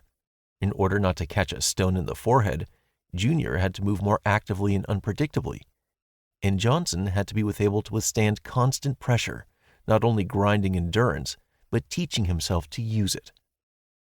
As for Piggy, she was probably being reminded about last year's Diarist magazine issues? I don't know what it was making her grind, but it was probably good. You couldn't sit watching a scene like this without a couple of bottles of system cider. No way. I was watching Junior jerk and weave like a rabbit, approaching the dummy. He was just about to hit it with his spear when suddenly, very close by, I heard a voice. My, boys, who holds a spear like that? You have to put some weight in the blow. What's the use of a hit if you can't get more than a couple of centimeters in? Chapter 15. Fuck! The Major, who had appeared just by the fence, smiled serenely. As they used to say as a child, made you jump. I really did barely stop myself from leaping away in surprise. Junior was distracted and missed the mannequin. In return, the devil knows what beat him with something invisible to us but quite weighty. He recoiled and fell on his ass. How had this freak got so close, and how had he done it completely unnoticed? I'd bet my savings that a minute ago he'd been Lord knows where, over near the forest. A dangerous opponent. Very dangerous. With his bow, he could already shoot us down like partridges. Even now, he was clearly hinting at that with his presence, as if to say thank you that you're still alive. Go on then, show us. I turned to face him with a placid smile. How could I say no? The Major jumped over the fence, although there were more than enough holes in it, and made his way to us. His every move emitted a threat, like a slow-moving predator, who slowed only to distract and hide his true intentions. The omnipresent bow and quiver gave him the image of some mythical hunter hero. Gray-haired, wise, and steady as a rock. What an asshole. Junior handed the Major the spear. The Major looked at it, snorted, span it, and threw it from hand to hand. In other words, he did everything masters usually do to demonstrate their superiority to others. Junior grimaced, arms crossed. Me and Johnson watched the new character with interest. I didn't know what the Major could see from the side, but the devil knows what was far from an ordinary training dummy. Even Piggy left her work alone, put her hands on her hips, and watched. Come on then, show us what a man you are, she said with a sudden grin. Her words immediately loosened me up. We were fighting for our lives out here, ready to cut each other's throats, but the jibe was like something from a local village disco. It was gratifying that Piggy considered us stronger. Her instincts hadn't let her down yet. The soldier took up the spear in some special catchy way and moved forward. I wondered if they studied bayonet warfare in the army these days. It seemed like you could probably put a bayonet on a Kalashnikov, but I could hardly imagine an anachronism like that in modern troops. The major moved forward, but his movement suddenly slowed, and his face turned to stone. He was walking as if against a strong wind, trying to find a hold with his feet for each step. I don't know what horror story our scarecrow invented, but it was working on the major. His eyes turned to glass, his cheekbones sharpened, but his body continued to move forward. There were 3 steps left to reach the dummy. 2, 1. We had started training with the Devils Know What at the lowest possible level, but by now we had reached the maximum, which gave me the simplest possible interface. I had chosen not to lower the level in order to punish the major for his insolence, and here was the outcome. 2 hard-headed rams locked horns, each going into battle for the principle of it. But while we had already adapted to the Scarecrow's mental or psychic attacks, they were new to the military man. The Devil Knows What was also in it for the principle. If this strange thing had any principles at all, then this battle would truly be epic. Waves of terror emanated from the mannequin, which were even felt by those of us stood to the side. As we already knew, the Devil Knows What took the form of what you feared, what you were scared of, what made your knees go weak. So, what was a retired soldier afraid of? Better I didn't know. The mannequin mask curved, tearing into flaps, releasing entire liters of black resin from itself like a fountain. We all took an involuntary step back. This had never happened before. Suddenly, the resin split into thin threads that turned into hair, and then a face appeared under them. Pale, painfully thin, with sunken cheeks and blue lips. A young, female, entirely emaciated face. Black eyes, like 2 obsidians, looked at the major, who was transfixed by the illusion.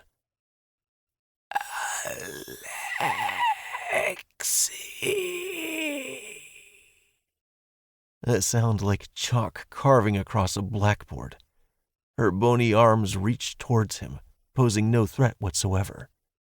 White as a sheet of paper with curled fingers. The black haze seemed to be growing stronger. A little further, and the clear day would be replaced by night. You have resisted terror. You have resisted terror. You are experiencing terror. Characteristics down 30%. What the fuck was going on? I examined my subordinates. They were all frozen, eyes glazed over. Their will was too weak to resist it at all. I bit my lip until it hurt. The sobering pain broke the mirage of fear, despair, and doom for a moment. Only myself and the major were still holding on beneath the onslaught of the unknown creature. Except the military man lacked the strength to move a muscle. He looked at the ghost inexorably, barely able to take a gulp of air. He knew her. What kind of damn devil was this? I couldn't say a word. Screams and curses failed to break through to the surface. All sound froze somewhere in my throat. You are experiencing terror. Characteristics down 40%. You are trying to resist. Will +1. I took a step forward. Another. 2. 3. My legs were stiff. My mouth had turned into a real desert. My whole body seemed to be dozens of meters underwater. The ghost did not attack physically. No, the Devil Knows What had worked out by itself how to best harm a strong, experienced soldier. Psychic fucking damage. Only my high will allowed me to at least partially resist the monstrous pressure. Having known the Devil Knows What, the major now had to either conquer his fear or retreat. He had worked on this in training, studied it a little, but the major couldn't understand it. He was in a stupor, stuck, unable to pluck up and take a step forward or backward. All the while, the chaos grew. It felt like something extremely powerful and evil was trying to break into our world. "This is my land," I said to myself with every step. My feet were like wood, but I was getting closer. My knees trembled. My cervical vertebrae cracked dully with every head motion. My ears heard an unintelligible rustle, which gradually turned into a whisper. It was getting louder and more intelligible. "Kill him," it said. "He is your enemy. He came for your house, your power, your woman. Kill him before he takes it from you. Take his bow, take his clothes, his power. Give me his soul. Give me this sacrifice." The voice whispered quietly at first, then began to fervently convince. An eternity seemed to pass. Junior's dagger appeared in my hand by itself. The system's weapon. A slash at the Major's throat, and that would be one opponent gone. A strong opponent. A dangerous opponent. "Kill him. Grow stronger." I grabbed Major by the shoulder and threw him backwards, the son of a bitch. He rolled into a clumsy spin and got back to his feet, staring menacingly in my direction all the while. Give me a minute. As soon as the Major retreated, albeit against his will, the ghost was absorbed back inside the scarecrow, with just enough time for its terrifying physiognomy to wink at me at the last moment. In response, I used all my remaining strength to throw up my middle finger. The ghost giggled, after which it completely disappeared into the figure of the mannequin. Piggy and the rest came back to their senses, staring dumbfoundedly at the mannequin, then at the Major. "Well, what the fuck was that?" the soldier hissed, squeezing the spear tightly. He looked like a battered dog, aggressive but scared. "What was that? The devil knows what, that's what. Teach you to go sticking your nose in where you're not wanted," I snarled, calming my pounding heart. "Piggy, why did you stop? Go set the table. Can't you see we have guests?" "You have engaging sparring partners." The Major sighed, gratefully picking up a portion of pork and potatoes. Piggy snorted disgruntledly and returned to the cauldron. We ate, as in country-style restaurants, from wooden trays. Just because we still had no plates, Johnson had been making them for the 5th day in a row. "It works, though," I shrugged. "Without that, you might not have found us here." "Who beat you like that?" the Major asked. It was difficult to hide the consequences of the attack. Only the fence was left standing. "You're reading it now." The Major looked at his plate in slight confusion. It seems that he had already made up an answer for himself, for example, that we clashed with one of the neighbors. Now he was suspecting me of cannibalism. "What?" "Pigs," I said. "Have you seen pigs in the forest? There were a lot of them, really big ones, too." He looked round our camp with different eyes. Evidently, he had already encountered the boars out in the forest. A bow was for hunting, not combat. No matter how cool and prepared the Major was, the leader boar would have stampeded him through the bushes just like that. That means we dragged it away. A little pride took over. "So you decided to take up gardening then?" the Major said, starting some small talk. "As you can see. What were the results?" "Why are you asking?" I asked. "Do you want to buy something, or have you decided to join our team?" "As a slave or a husband?" He smiled crookedly. "What?" I asked. "What?" He raised an eyebrow. A minute stretched out like molasses, after which we laughed together at the absurdity of our dialogue. "Don't joke like that anymore," I finally forced out, although I'm surprised you know about the mechanics of joining a settlement. What, she refused? "Who?" The Major pretended to be surprised. "Don't be a tease," I said. "Everyone saw you two leave, and I don't believe that she's currently washing your laundry and cooking your lunch for you. She would run ahead of you, see how the people live here." The Major frowned and then spoke anyway. "Look, about that girl." "Do you mean Stace?" I clarified. "I have bad news for you." The Major gave up. "That girl, she's crazy." I didn't get the joke, not at all. Refusing to enter into slavery, or even marry a man you've only known for a couple of weeks, is not a reason to be considered crazy. In my eyes, it was, on the contrary, a sign of sanity. "Anything specifically?" "I'll give you some details," he said, rubbing his chin. "In short, the girl and I also built a settlement of a kind. Or tried to, I guess. Only, if I may say so, we had a difference of opinion. We barely made it 3 days when she asked me to be her husband, so then I chose the second option from what was available." "You offered for her to become a slave," I prompted. "Well, I wasn't going to let myself get dragged down the aisle a second time." He sighed. "I'm not that old. Plus, the girl was painfully young. It would have been ugly." I considered telling him that no certificate or signature in the registry office was going to work now, and age, judging by Piggy, was a very relative concept. On our last day on the old Earth, she had definitely looked about 30 years old. Now, after grinding charisma, she hardly looked 2 or 3 years older than me. Would it go further? "So how did it end?"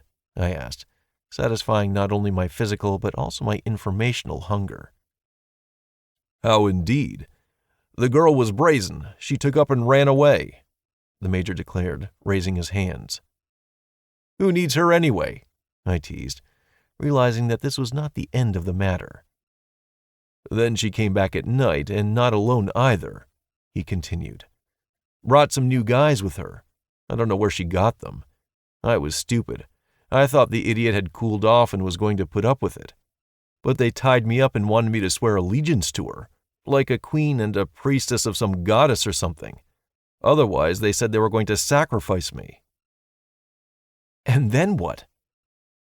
Here we were at war with pigs, while next door, look at what madness was being unleashed. It was good that Piggy didn't hear this, or else she'd be giving weighty options about all those bitches. Or perhaps she'd go down a crooked path and start demanding we worship her, too. That Junior did, at the very least. "Huh, no big deal," he chuckled. "I had a knife in my boot. I got it in the box, made a sheath for it, and always carry it with me. Useful little thing, never go to bed without it. I stabbed one, the rest fled into the forest. They were weak, level 1s. But the next day, while I was out hunting, they burned down my hut. So now we're just hunting each other in the forest." "What an asshole you are," I thought. "What if you're leading these guys right up to our settlement? What if that's what you thought up? Pit 2 competitors against each other, then finish off the weakened winner?" "I don't think they'll come to blows with you anytime soon," he said, seeming to read my thoughts. As I approached, I muddled the tracks. Plus, they're busy wandering on the other side of the forest. There's a lake. Its shores are swampy. You can pick berries there. I go there too." "Why do you need berries?" I queried. "Do you not feed yourself with meat?" "Mix things up," the Major said, realizing that he had said too much. "What bonuses did these berries give you? Or perhaps you couldn't survive on meat alone?" I noticed that when we made kebabs like we remembered them, the hunger disappeared for a while, but it returned very quickly and with a renewed vigor. A potato was enough for a few hours. Essentially, one bush could feed one person. "So you're warning us of the danger?" I asked. "Thank you. I'll take it into account." "I don't know what she's doing with herself." The Major shook his head. "But if you see this bitch, my advice is to kill her right away." "Lord Leo! Lord Leo!" Junior shouted, breaking the close atmosphere completely by running towards us. His face was flushed. He had a foolish smile on him. The news was obviously good, but for some reason I wanted to beat him. He saw the look on my face and slowed his run. But then he changed his tactic and decided to shout the news from afar. That way I would get to be happy too, and I wouldn't scold him. Lord Leo, look at the hares! What's wrong with them? I hadn't expected anything decent from those vile creations. They did what you told them to do. What? In the hair cage, along with the previous 8 fur lumps, 12 tiny fluffy balls had suddenly appeared. Well, really, why shouldn't they reproduce? They were fed with the special potato tops, which had proven unusable once the merciless chase of the boar leader was through with them. They were also fed water from the stream, and they wandered around the pen. The only thing we couldn't do was comb their hair. When Piggy got curious and tried, she had almost had her finger pulled off. Happy days. I took one in my arms. It was completely round and looked like a ball or snowball of some kind, made entirely of fur, with curious eyes shining like black beads. Name: Domestic Tuber Eater, Baby. Level 1. Surviving on potatomuses, this animal can provide not only its valuable fur, but also a portion of easily digestible meat. Takes 3 days to develop into an adult. Reproduces once every 5 days. Features: painful bite. I was filled with pride. Probably no less so than when we fended off the boar's attack. We had our first pet. Pictures were already popping up in my head, with healthy herds of grazing hares, wild boars, and other as yet unknown animals from the forest. Ah, you little bitch! The hare, living up to its description, stabbed its little needle-like teeth into my finger. I shook my hand, and the fur lump flew back into the pen, where it was immediately lost among its completely identical brothers, sisters, and other fluffy relatives. Congratulations! You have earned the profession of livestock breeder. Congratulations! You have completed the mission to tame one type of animal. Reward: plus 200 XP. Next step: tame 5 types of animal. The 4 of us looked at each other. Each of us had apparently received the message. I was, of course, happy with the result, but now the continuation. Okay, let's say we had piglets. If we were lucky, they would even give us offspring. But where else could we look for 3 different creatures? I know animals like these. The Major put his curious nose into the pen. Small and stupid, only worth an arrow to the head. What others do you know? I asked. An idea came to mind. There's loads, the Major said. He was upping his price. I don't leave the forest. I live by hunting. So you kill them, I said. But how about catching them alive? How many do you need, and which? Well, to be honest, it doesn't matter. I scratched the top of my head. The main thing is that there are 4 different species. Can you manage that? You have created a mission for Major. Name: 2 of every creature. The village of Sparta requires new animal species for domestication.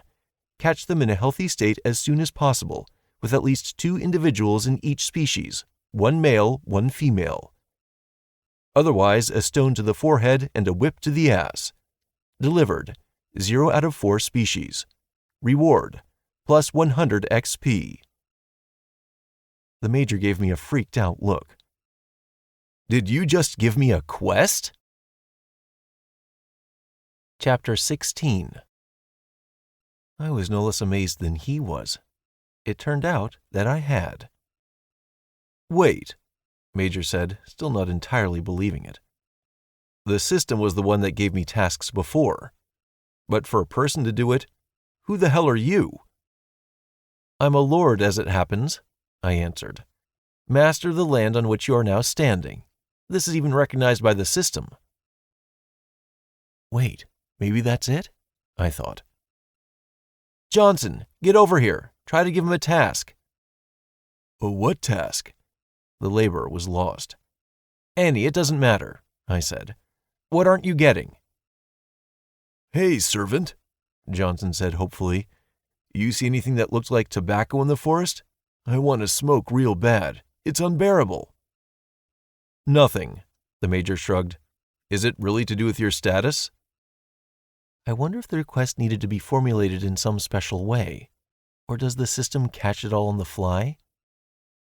"So will you honor Johnson's request?" I asked. The system immediately responded. "You have created a mission for Major.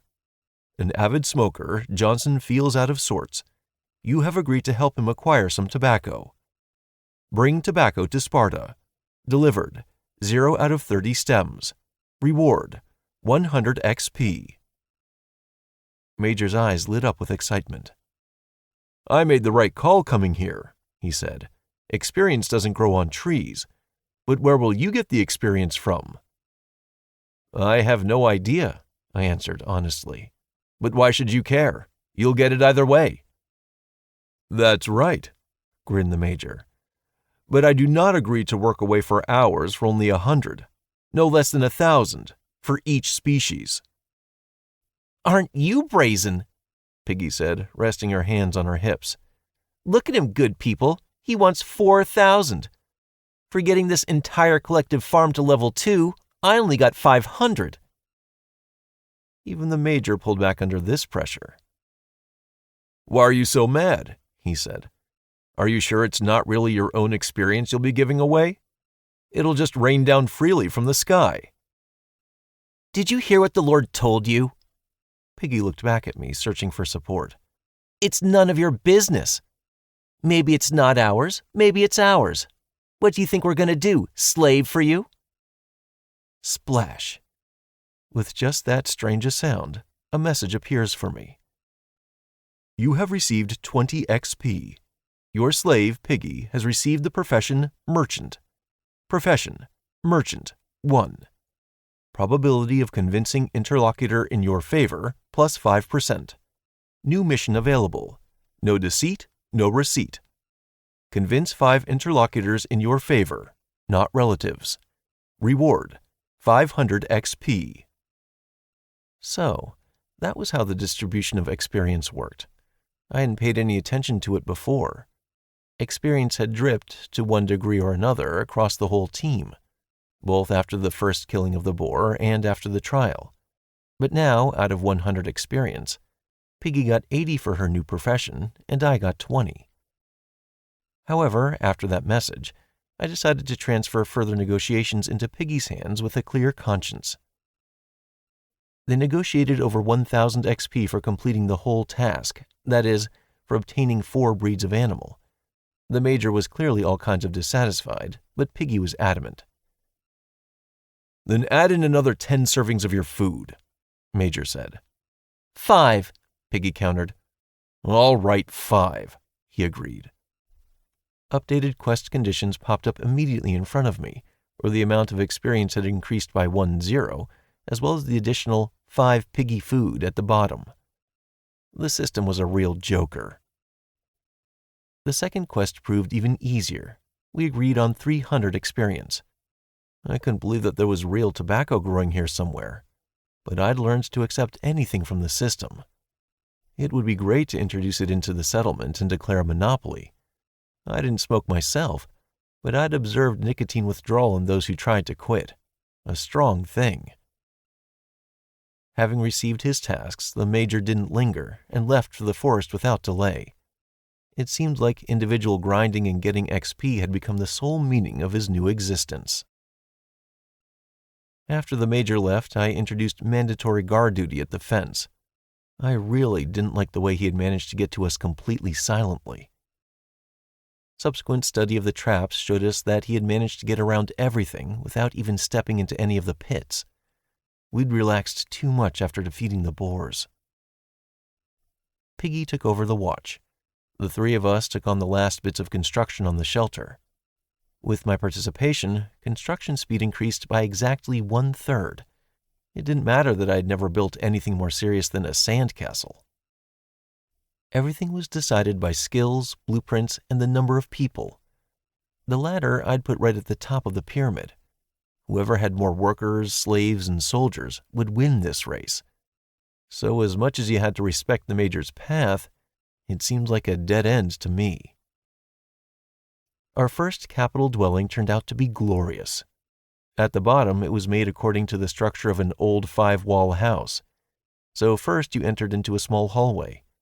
Here you could store various household equipment, and any enemy that entered would be in a perfectly enclosed trap. Then there was a spacious, almost square room with windows on 2 opposite sides. The windows were small and could be covered tightly from the inside with wooden shutters. Currently, there was a breeze blowing in through them. There was nothing to cover them with. We had no plans for glass in the near future, and the modern level of technology offered nothing particularly similar to it either. Perhaps we could cover them with hair hide so as to stop the sun from disturbing us, but it wasn't particularly bothering us now. The third wall had a place for the furnace, which couldn't be built yet on account of a lack of clay. That was to be a future undertaking. Along the walls were wide benches for sitting and, at night, sleeping. The second floor was smaller and cozier. I wanted to call it a garret, but Piggy immediately renamed it into an attic. There was only one window here. It looked out directly on the fence, and all the approaches to the forest were perfectly visible from it. In case Piggy was left alone in the settlement and unwanted guests suddenly came to her, she could drag up the ladder to the second floor and hold out here for a long time before reinforcements arrived.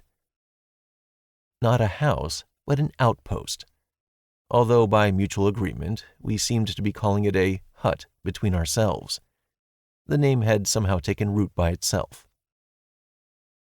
Johnson and Junior settled in downstairs. Piggy and I would take the second floor. The view from there was excellent. In the future, we were considering the construction of a second log house, but as yet that was not a permissible luxury. After construction finished, the schematic for the cottage stayed with Johnson. However, when we had decided to conduct an experiment and give it to Piggy, the laborer had scratched his head at the sight of a pile of logs.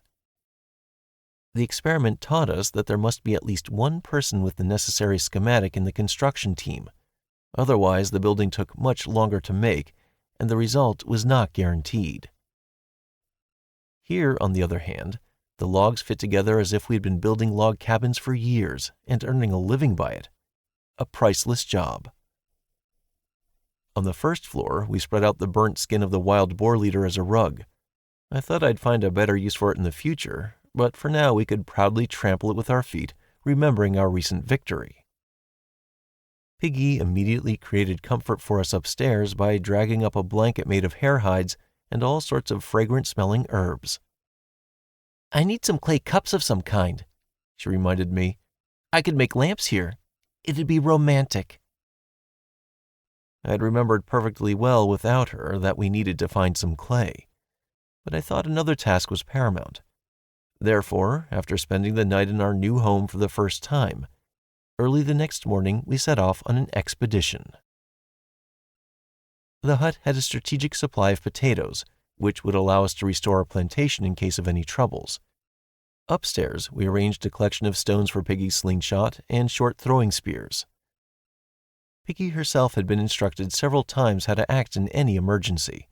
She wouldn't try any heroics. She would lock herself in the house and shoot down from the second floor until our return. After all, breaking a log house was not like breaking a tent. It would be a tough job for anyone to tear this down. The boar attack had finally confirmed to me that the most valuable resource in this new life was people. Everything could be repaired and sorted out, as long as your people stayed with you. I would have to wait a little longer for the full restoration of the defenses, but the thought of the legendary apple tree growing somewhere in the forest was haunting me. It wasn't even that I wanted it for myself. It was much worse if it went to someone else. We moved using our tried and tested system. Up ahead, 10 steps away from us, went Junior. He snuck through the forest, almost inaudible, choosing a more or less passable path for the rest of us. Sometimes Junior froze in place and gave me a signal. Then our entire little column stopped and waited for his permission to move on. An entirely exemplary expedition. Before we set out, I returned Junior his bonus dagger with its buffs to agility, which made him incredibly excited. He seemed to have already said goodbye to it. After the trial, the mutual trust in our team had changed a lot. Feeling one another's elbows in lockstep, we became not just random companions in a struggle for survival, but comrades in arms. I even thought about transferring them both to the status of relatives, but for some reason I held off. Perhaps because in that case, Piggy, who is no less deserving of a change of status than the rest, would be transferred to the position of my wife. I definitely wasn't ready for that. In the middle of our formation was me, the primary attack force in strength. In the event of a threat, Junior would step back so I could take the brunt of the attack. Johnson rounded off the group. With his endurance, he was practically a tank, as long as you didn't take into account his scarce protective equipment. For now, he was the reserve and load bearer. On his back, he carried a wicker basket, which he had made the day before. I wasn't going to leave a single apple where we found it. I would take the apple tree too, only for now I couldn't picture how exactly to do it. As we moved, I delved into my thoughts. The ability to issue quests made life much easier. Now I didn't have to run through the woods myself in search of animals. I could just give someone a task. Moreover, that may even apply to other questions. What if you could give a quest to search for clay or iron, or even instruct the major to eliminate desk jockey for us? Before my eyes stood the image of a bulletin board, with crooked portraits of bastards who dared to cross my path, and the price for their heads. Wow, now that was an opportunity. On the other hand, you only find free cheese in a mousetrap. I still didn't understand where the system was going to get the experience to pay off the major. But I didn't believe in charity, and I now regretted that I had not given the major any of the more elementary quests, the kind found in most computer games. Shoot a dozen hares in exchange for 100 XP, for example. I didn't need them, of course, but I could see how it all worked. So now, as usual, not a damn thing in this new world was clear. There was another nuance, too. None of my subordinates had ever activated a single quest. Only the major. Because of which, the thought crept into my head that it was the player's status in relation to me that allowed him to take the quest. I was the lord. Lords can issue quests, can't they? But the slaves, who were formerly my subordinates, did not need quests. Why would they need a reward if they were already obliged to carry out my every command? If you think about it, that followed the mechanics the system had available. Perhaps quests would work for relatives as well as for unrelated players. Or perhaps the system was deliberately trying to ensure that there were players who didn't join any group, wandering adventurers who would be able to fulfill the tasks of future masters. Were we the NPCs?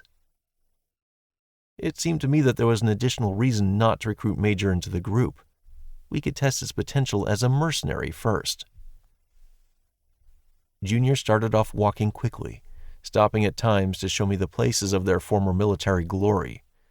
A glade where desk jockey's group had licked their wounds after the unsuccessful attack on our village. A night stop under a large sprawling tree, near which was a patch of campfire. But the further we went, the less confident his tracking became. Our formation lost all its original tactical thoughtfulness. My companions stopped to consult, and often even to argue. "This is where we ate the squirrel," Junior said, getting excited. "That's how I remember it. I caught it by the tail, then desk jockey ate half of it. He claimed that he was the biggest, so he needed the nutrition." "Do you see the broken branches?" Johnson disagreed with him. "That's where we made a shelter in case of rain." The wandering had been going on for several hours, and I stopped believing in Junior's tracking capabilities. Suddenly we came out, fell out even, into a clearing. A clearing, in the center of which a lush apple tree was growing shamelessly, almost 5 meters in height. "Well, goddamn," Junior said, for which he received a clip round the ear from Johnson and a request not to share his thoughts. Name: Juicy Apple Tree. Level: Unique. Everyone knows that Eve ate the forbidden fruit, but just one seed from it was enough to grow a plant as exquisite as this. It was blessed by the gods themselves. Cut it down and you will fail. Bonuses. Brings a dozen apples every 3 days. Purifies all air within 20 meters. Attracts birds. Improves fertility by 5%. This is definitely our target, I said, tearing off the first apple I saw. Scarlet, inviting, as if it were straight out of a big-budget advertisement for unfaithful apple juice. Name, Plump Apple. Level, Unique. Snow White was offered the same. It swept her off her feet. You won't be able to resist the pleasure either. Bonus. Charisma +3. Wisdom +2. Intelligence +2. Ha! I knew it. Here was the secret of the businessman's eloquence. Desk Jockey had eaten the legendary apple and managed to brainwash 2 normal guys at once. A pure gambit on his charisma, as well as everyone at the time being level 1. They'd proved softer than steamed turnips when he had tried to convince them. All the same, we had just got unbelievably lucky. So, gentlemen, we will load the goods into bags, and then we can think of what to do with the apple tree, I instructed. The wicker basket was immediately filled with the scarlet fruit. The shopaholic bag would have been enough, but who could have known there were only going to be 10 apples on the tree? I wondered where the previous harvests had gone. The image of very intelligent and charismatic wild boars immediately came to mind. I had absolutely no intention of leaving the apple tree, but to take it and dig it out. It would kill a full day, perhaps a little less. Plus, twilight would arrive pretty soon, and then there would be trouble coming. Cutting it down to ruin it was also an option. A bastard move, sneaky, selfish, sure. But it was an option. I was genuinely considering it. The only downside was that I didn't like the line about the wrath of the gods in the description. In the old world, only poorly educated and highly impressionable people believed in curses. Now it was quite a material thing. Climb up it with an axe, and down you come struck by a lightning bolt. Bam! But what was I to do with it? Look! Junior pulled on my sleeve. We had completely forgotten all caution. Meanwhile, a new character had appeared in the clearing. Just a couple dozen meters away. Mouse. But I didn't recognize the aged librarian whatsoever. She had straightened up and looked younger. The gray hair had turned spectacularly platinum, and her eyes were as dark as night. With those eyes, she looked very unkindly at us, then at the apple tree. The eyes suddenly lit up, with flashes and sparks that did not look right at all. In the palm of her upturned hand, she formed a small tennis ball-sized... Shit, it was a fireball!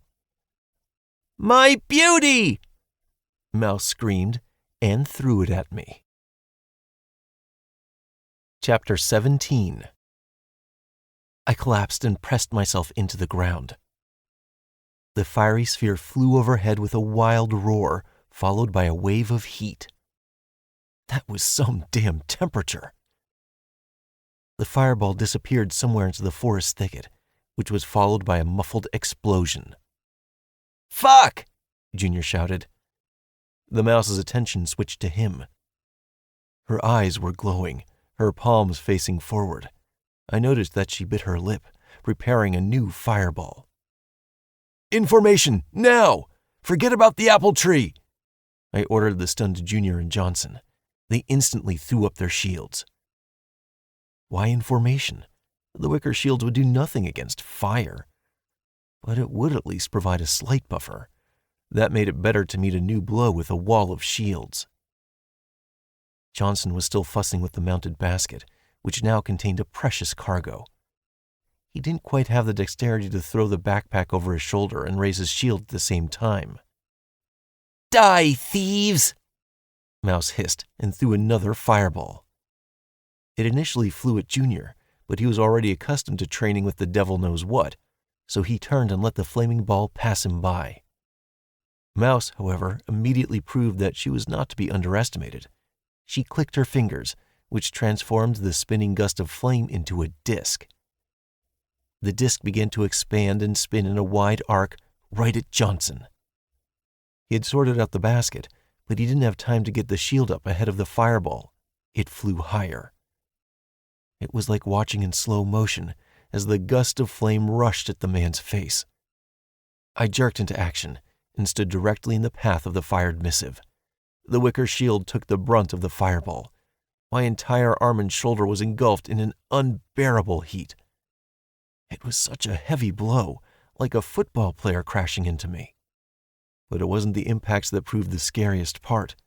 The flame rotated like a spinning top.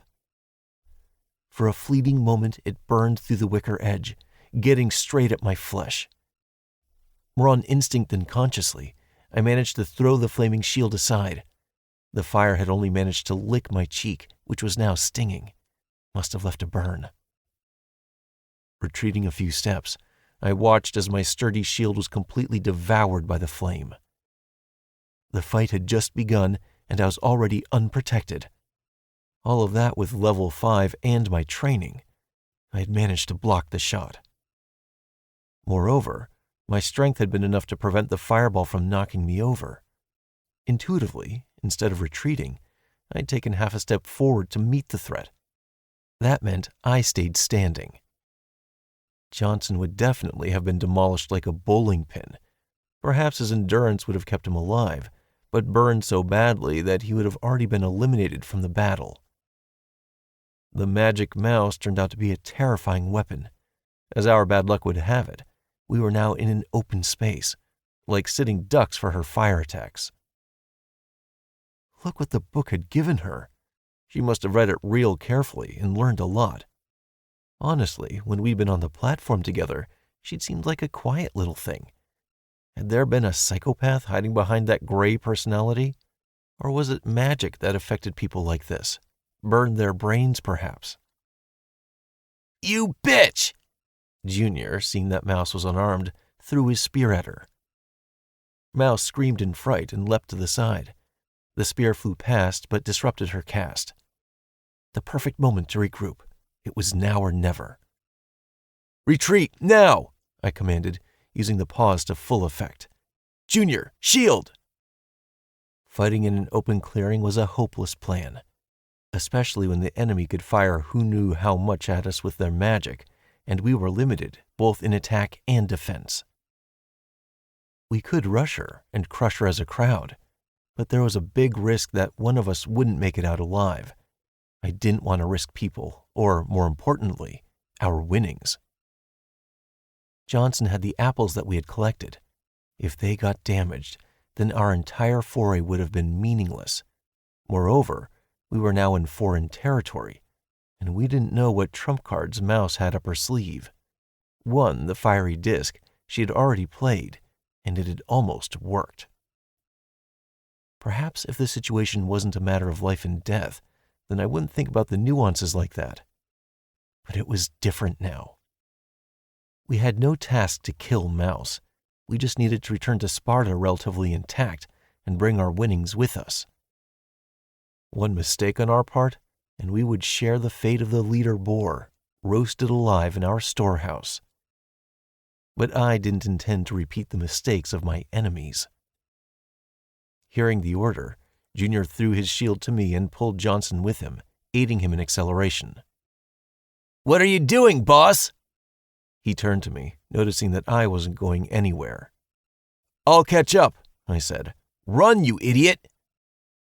I could buy his time. I was sure of it. I had already blocked the first attack, without much of a loss. If you didn't take the shield into account, that was. But now I had another. "Leo, don't be stupid.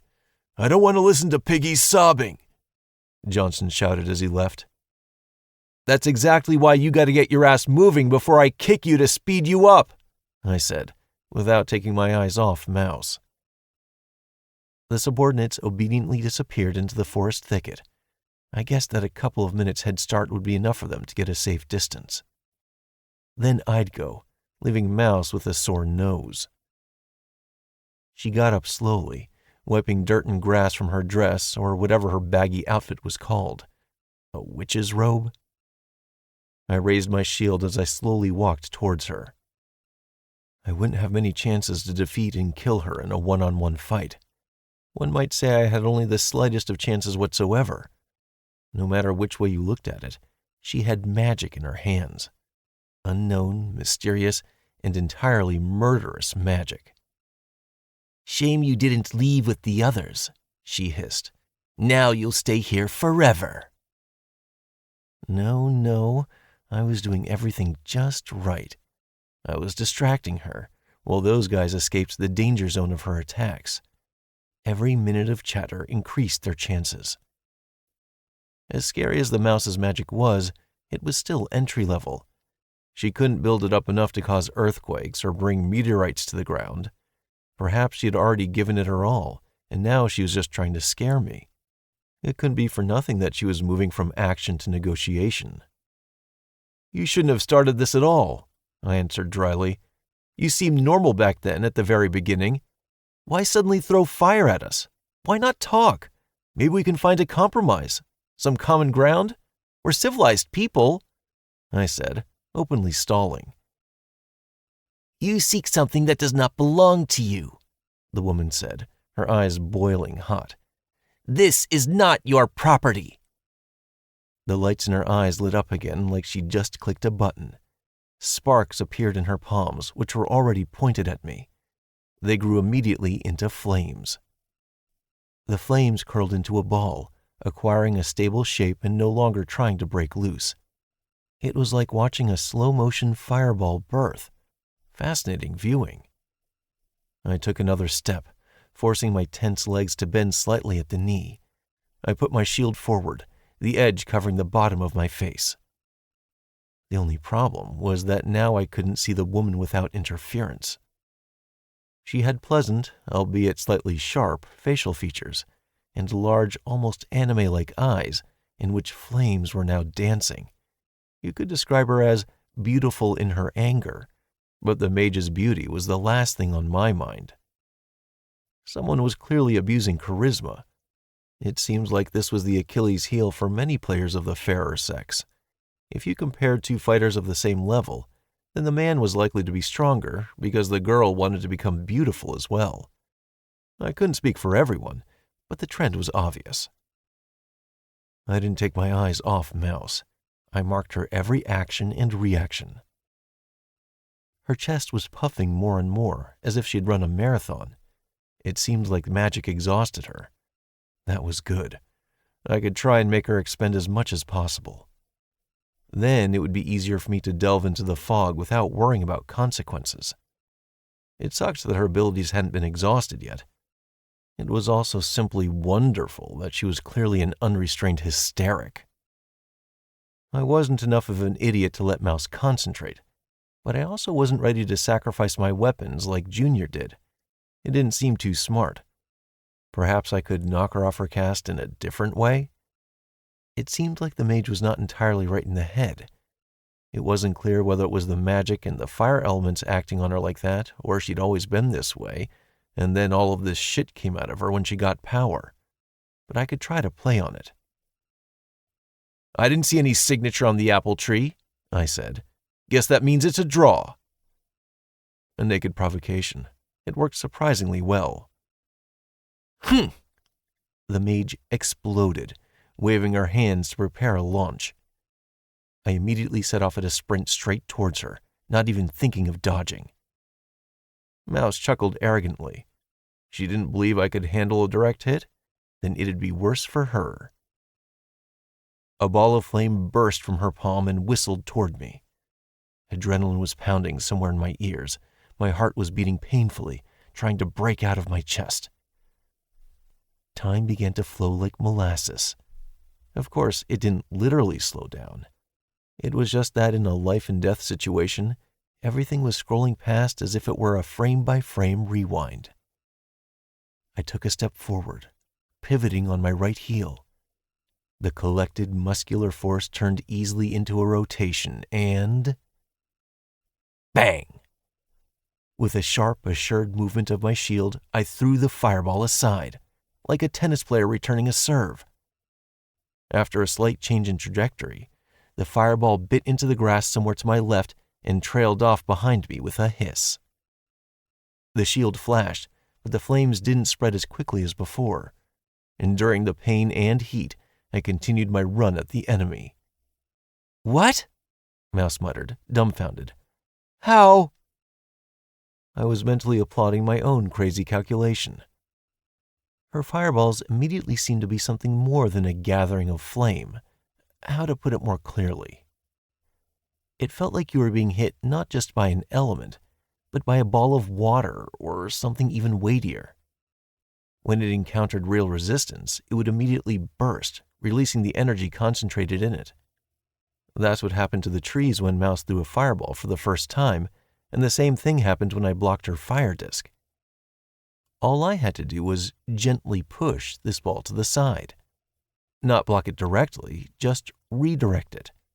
I almost got it.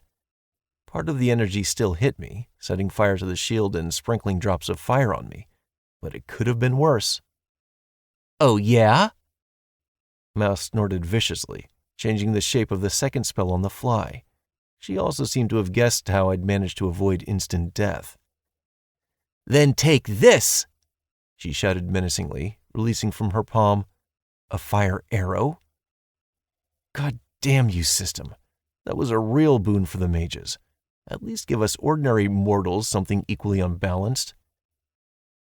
In a moment, the arrow flew directly towards me. Its speed was amazing. Thanks to its pointed shape, it seemed that the spell literally broke the space in front of it, leaving behind a burning red plume. I immediately thought, no chance you'll dodge a thing like that.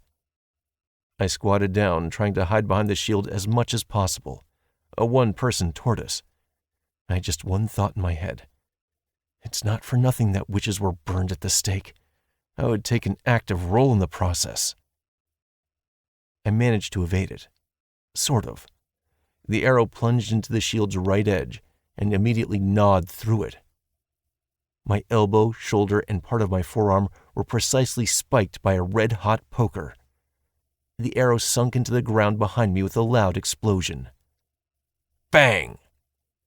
The blast wave hurled me forward, shoving my face into the damp grass. There was a noise in my ears. My left leg was screaming with pain, as if I'd pulled or twisted it. Despite this, I immediately jumped to my feet. Adrenaline perked me better than any energy drink. "How are you still standing, asshole?" Mouse looked at me, slightly shocked. She wasn't looking as cheerful as she had a minute earlier. Her eyes didn't have that arrogant gleam.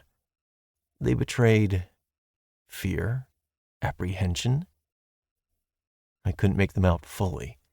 The bitten lower lip and distinct shortness of breath may also have indicated impending exhaustion. "No wonder my supervisor called me stubborn as a ram," I grunted, straightening my back. My hands were shaky. Spots floated before my eyes. I could feel the sheer pain in the left side of my face and neck. I guessed that'd be burnt now, too. Shit. Just a little more. Get to Mouse, and the job would be done. Almost there. A step. Another. And after that, a third. I had almost made it right up to her. A touch closer, and I'd be able to at least poke her with the spear. Mouse was also aware of this and panicking. "Don't come near me!" she screamed, making some kind of circular movement over her head and biting her lip until it bled. "Make me!" I growled. Another provocation, but now I was forcing her to lose the last remnants of her calm and show me everything she was capable of. Mouse was gripped with panic. That was what I really needed. A new twist of the palm. No flames. What was she doing? I suddenly smelled the persistent stench of ozone. This could only happen if... There was a quiet, subtle crackling sound. Then a rumble. Then I watched as the woman's fingers pointed like pistols and slowly tilted in my direction. My intuition was absolutely screaming at me that the time for games was over. The heavy artillery had arrived. This was not something I would be able to withstand, even with all my strength. If there was no time left, then... I put all my force into throwing a spear, which flew straight at the stubborn mage. It stabbed into the shoulder, throwing her a couple of meters back and nailing her to a tree trunk. Garg! At the same moment, a snow-white flash covered the entire clearing, blinding me for a split second. It was immediately followed by a deafening thunderbolt, overwhelming the ears. I was the lightning's target, but the spear had knocked Mouse's aim off. As a result, it hit a different tall, freestanding object. "My beauty!" she screamed, completely forgetting about me and jerking against the spear like a butterfly pinned for a collection. Turning around, I watched in amazement as real lightning incinerated the legendary apple tree. There was no trace of foliage left. Burns gaped across the trunk like wounds. The tree itself had split in two, and the surviving fragments were gradually taken by flame. "No!" Mouse screamed. The grass around the apple tree took light. The fire spread like a wave through the clearing. It stood like a wall between me and Mouse. Now I couldn't even get close to her. However, I didn't need to. She didn't care about me at all anymore. All of her attention was focused on the blazing apple tree. It was sad, of course, to lose the legendary tree, but we still had the apples, and new ones would grow in Sparta. I threw the charred shield to the ground.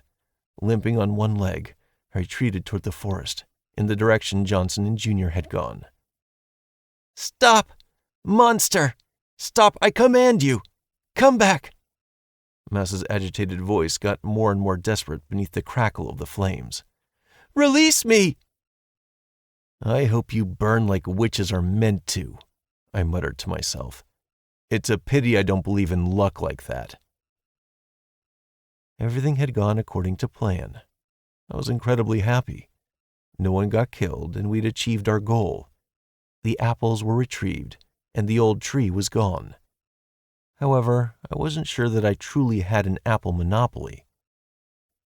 Apples weren't potatoes. Once you ate them, the seeds still remained.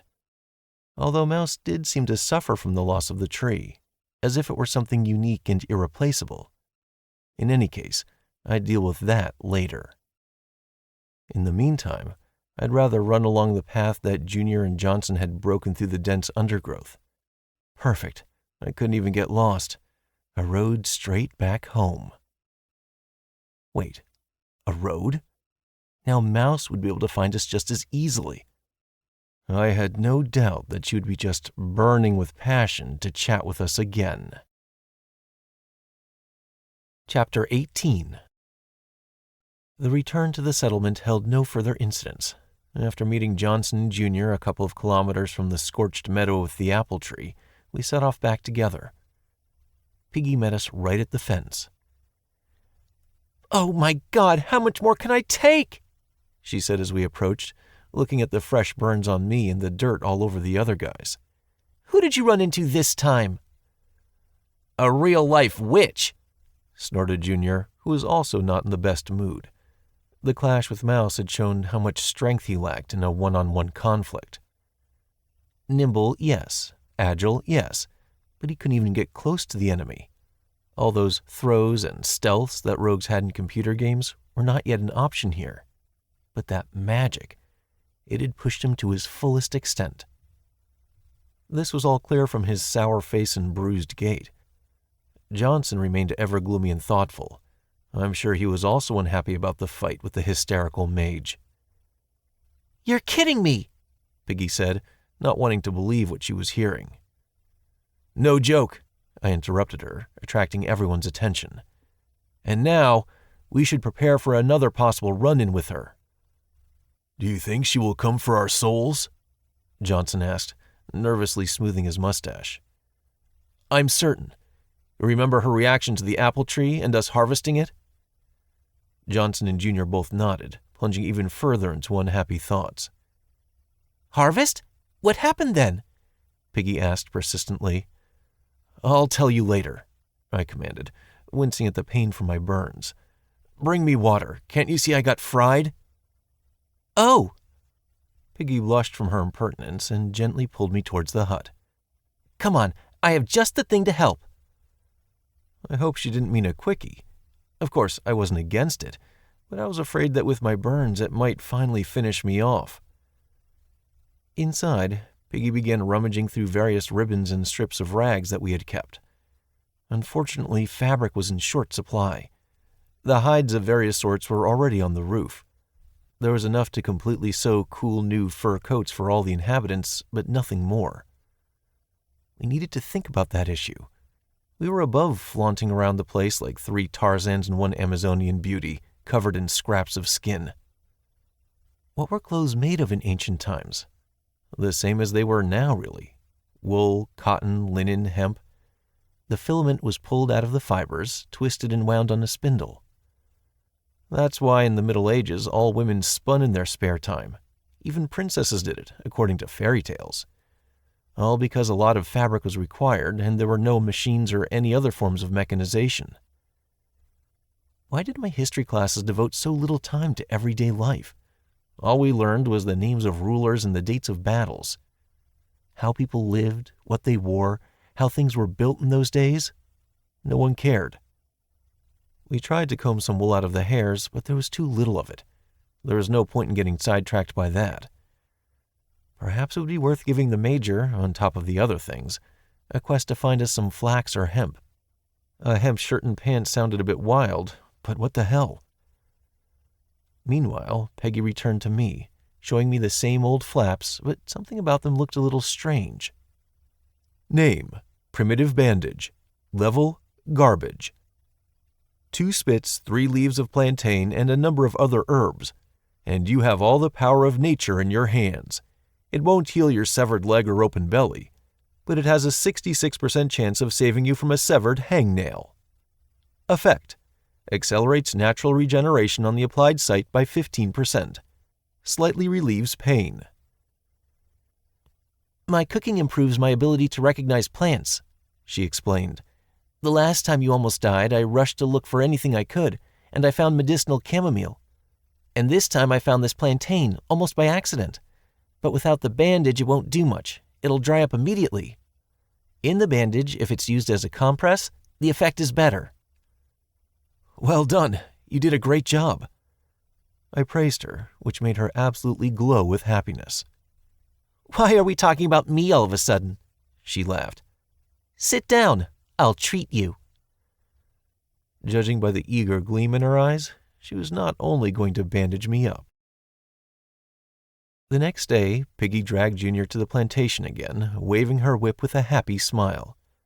I wondered if I should take care of her inclinations. Perhaps it would be better to keep ignoring it. In bed, she didn't show anything whatsoever, so I'd let her have her fun. After making sure that everyone was in place and working hard, I set about the day's top priority: strategy. With a sharp stick, I drew the outlines of Sparta and the valley around it on the wet land by the lakeside.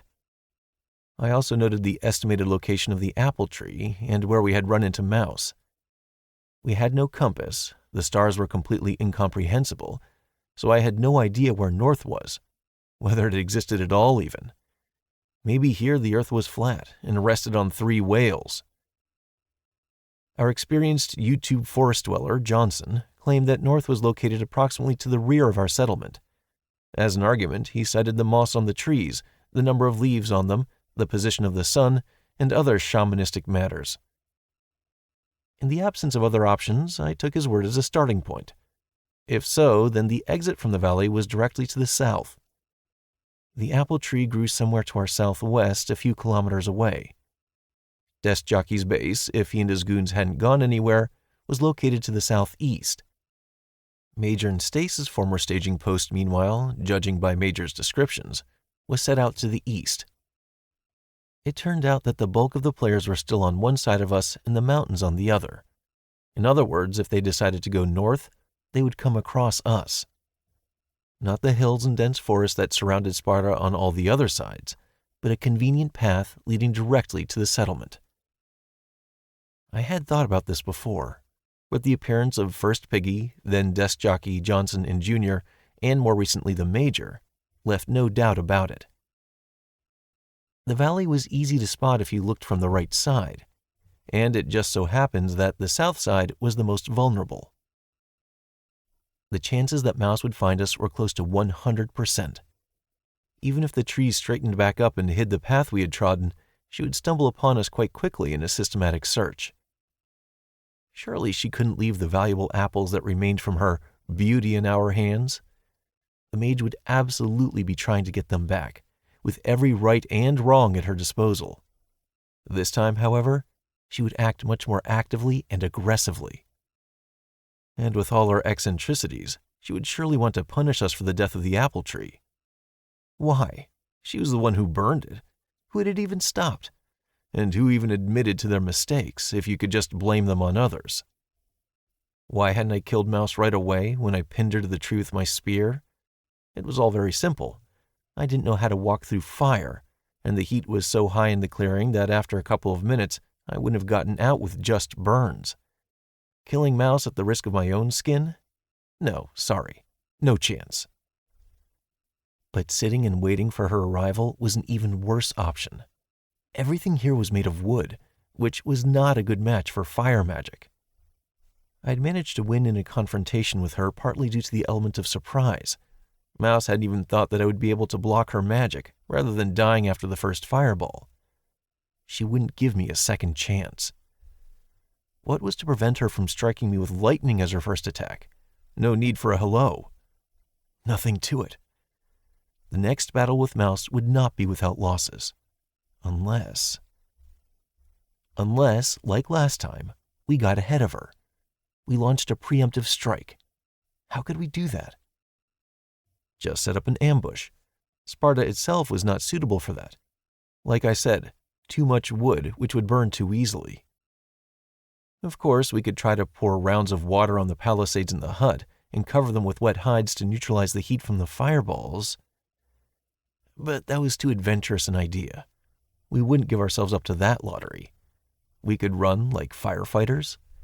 The clearing in front of the settlement was too large. For melee weapons, this played into our hands, but now it had turned against us. Mouse just wouldn't let us get close to her. So we had to catch her in the forest. But how? Go there and roleplay Cossack highwaymen? See who found the other first? What guaranteed that we wouldn't end up in a retaliatory ambush? That definitely wasn't the method. On the other hand, she had never been in Sparta. She didn't even know the settlement existed. Even if the Major or desk jockey had informed her about us, she wouldn't know the exact place. So, what was stopping us from making a false camp? Don't hide. On the contrary, let her find us. It could be a bait, a decoy, a distraction for any uninvited guest, not just Mouse. Perhaps even desk jockey would pay us another courtesy visit. Or Stace, who the Major was so fearful of. I didn't particularly want to meet him right up my walls again either, for now at least. Generally speaking, we should have put in an observation post like that a long time ago, but everything else had been more important. Now we had a supply of provisions, a roof over our heads, and protection from the local fauna. All that remained was to save all of this from other people's looting hands. A false camp at some distance from the entrance to the valley, as well as a hidden observation post, would become our warning system about the approach of other players. Especially if you put a tent, a fireplace, and even a small amount of food in it. Arrange it as if the hosts had gone hunting and were about to return. Any invader would linger there, looking for any kind of stash, or perhaps rush in to try and grab the careless masters themselves. Junior, with his agility, would be able to get to Sparta very quickly and warn us of any possible guests. Johnson and Piggy wouldn't be as good as him, but we could take turns guarding. 2 would be more than enough for such a task. I didn't think the wait would be too long. A scheme like that would give us the necessary time to prepare for the meeting, and if it turned out to be Mouse, then we could go out and ambush. Of course, we would have to calculate everyone's positions, their approach routes, how to get the most advantageous setup, but that would all mean that the initiative would be on our side. Half of the battle would already be won. Johnson, Piggy, get over here. I have a task for you. I raised my head from my map. Now that the first sensible thoughts had appeared, it wasn't worth delaying their implementation. What if Mouse was already coming for our souls? On the second day of waiting, Junior appeared at the settlement just before evening. There, the woman, what was she? The crazy one, he gasped. No further explanation was required. Junior had christened Mouse as such the day before, remembering the ill-fated fireball that almost killed Johnson. Get ready! Johnson, grab our ultimatum. Junior, grab the wineskins. Piggy, what about the raincoats? Piggy sat at the entrance to the hut, bit a thread off, and with a tired smile stretched out the results of her labors. Finished! Right on time. Name, heavy leather cloak. Level, rare. This cloak will save you from the cold, from the wind, and from the rain.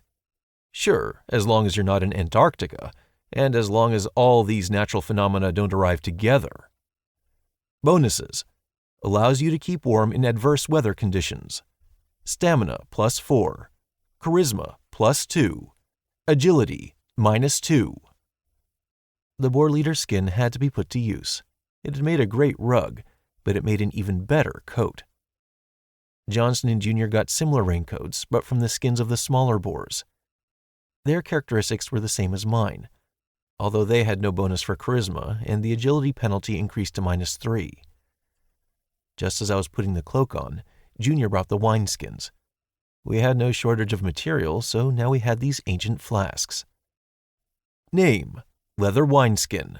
Level, garbage. Clearly, this can't be compared to what the ubiquitous Bear Grylls did with the snake in the desert, but it will suit the task at hand. Bonuses. Stores 1.5 liters of water. Keeps liquid temperature stable. Yet more jokes from the system, as well as strange, non-obvious subtleties. What did that mean? If I poured boiling water into the wineskin, would I have a portable heating pad with me until the end of time? Or vice versa, would cold beer stay cold without any refrigeration? A boy could dream. We'd have to consider the option. It would certainly bring some interesting opportunities. But now was not the time. Ready? I asked Johnson and Junior. They were messing around with their cloaks. It wasn't kidding about cutting their agility down so much. But after less than a minute, both of them nodded in agreement. Well, that meant it was time to take off. As we approached the edge of the forest, I gave the command to disperse. We had worked out this maneuver, and even Johnson managed to get the hang of it with enough patience. Junior hid silently in the thicket. Even his wet cloak made no sound. That's why I had decided to equip us with armor. Boarskin was incredibly durable. In addition, I had finally figured out who had set fire to the boar we met in the forest, the one that smelled of smoked lard. The very fact that it had remained alive after meeting with the mage told us that their skins could protect against her fireballs. Or, at least, it would be enough for the first blow. For insurance on the approach to the ambush, we poured water from the wineskins over our raincoats and shields. That way we increased the penalty for agility by 1, but we also got an additional feature. Will not burn. Enough said. In our first skirmish, the mouse had used fire magic first. The lightning had been saved for last. It demanded much more for her to create it. So, under a sudden attack, she would start throwing fireballs again. That was her rapid response option. These were the entirety of our calculations. Of course, I was taking a risk. Not just for myself, but for my subordinates as well. One mistake, and we would all be roasted by chain lightning, and our soaking wet cloaks would turn against us, only aggravating the situation. But otherwise, we'd be completely defenseless against Mouse's first attack. In order to emerge victorious, we would need to play this game of roulette with 3 out of 6 bullets. 50-50, to put it bluntly. It was hit or miss. Now the moment of truth. We came out to approach the camp from both sides. Johnson was next to me. Junior snuck up on the opposite side. Mouse was behaving like she owned the place. With a gloomy and determined expression, she searched through the tent. The potato, duly discovered, lay by the extinct campfire. Everything was as I'd expected. The temptation to maraud into an empty camp could not be avoided. She looked around from time to time, but was clearly not afraid of anything. "Your team, Elder?" Johnson whispered to me. A drop of sweat dripped from his forehead. In order for our plan to succeed, we needed to attract the mage's attention and win some vital time.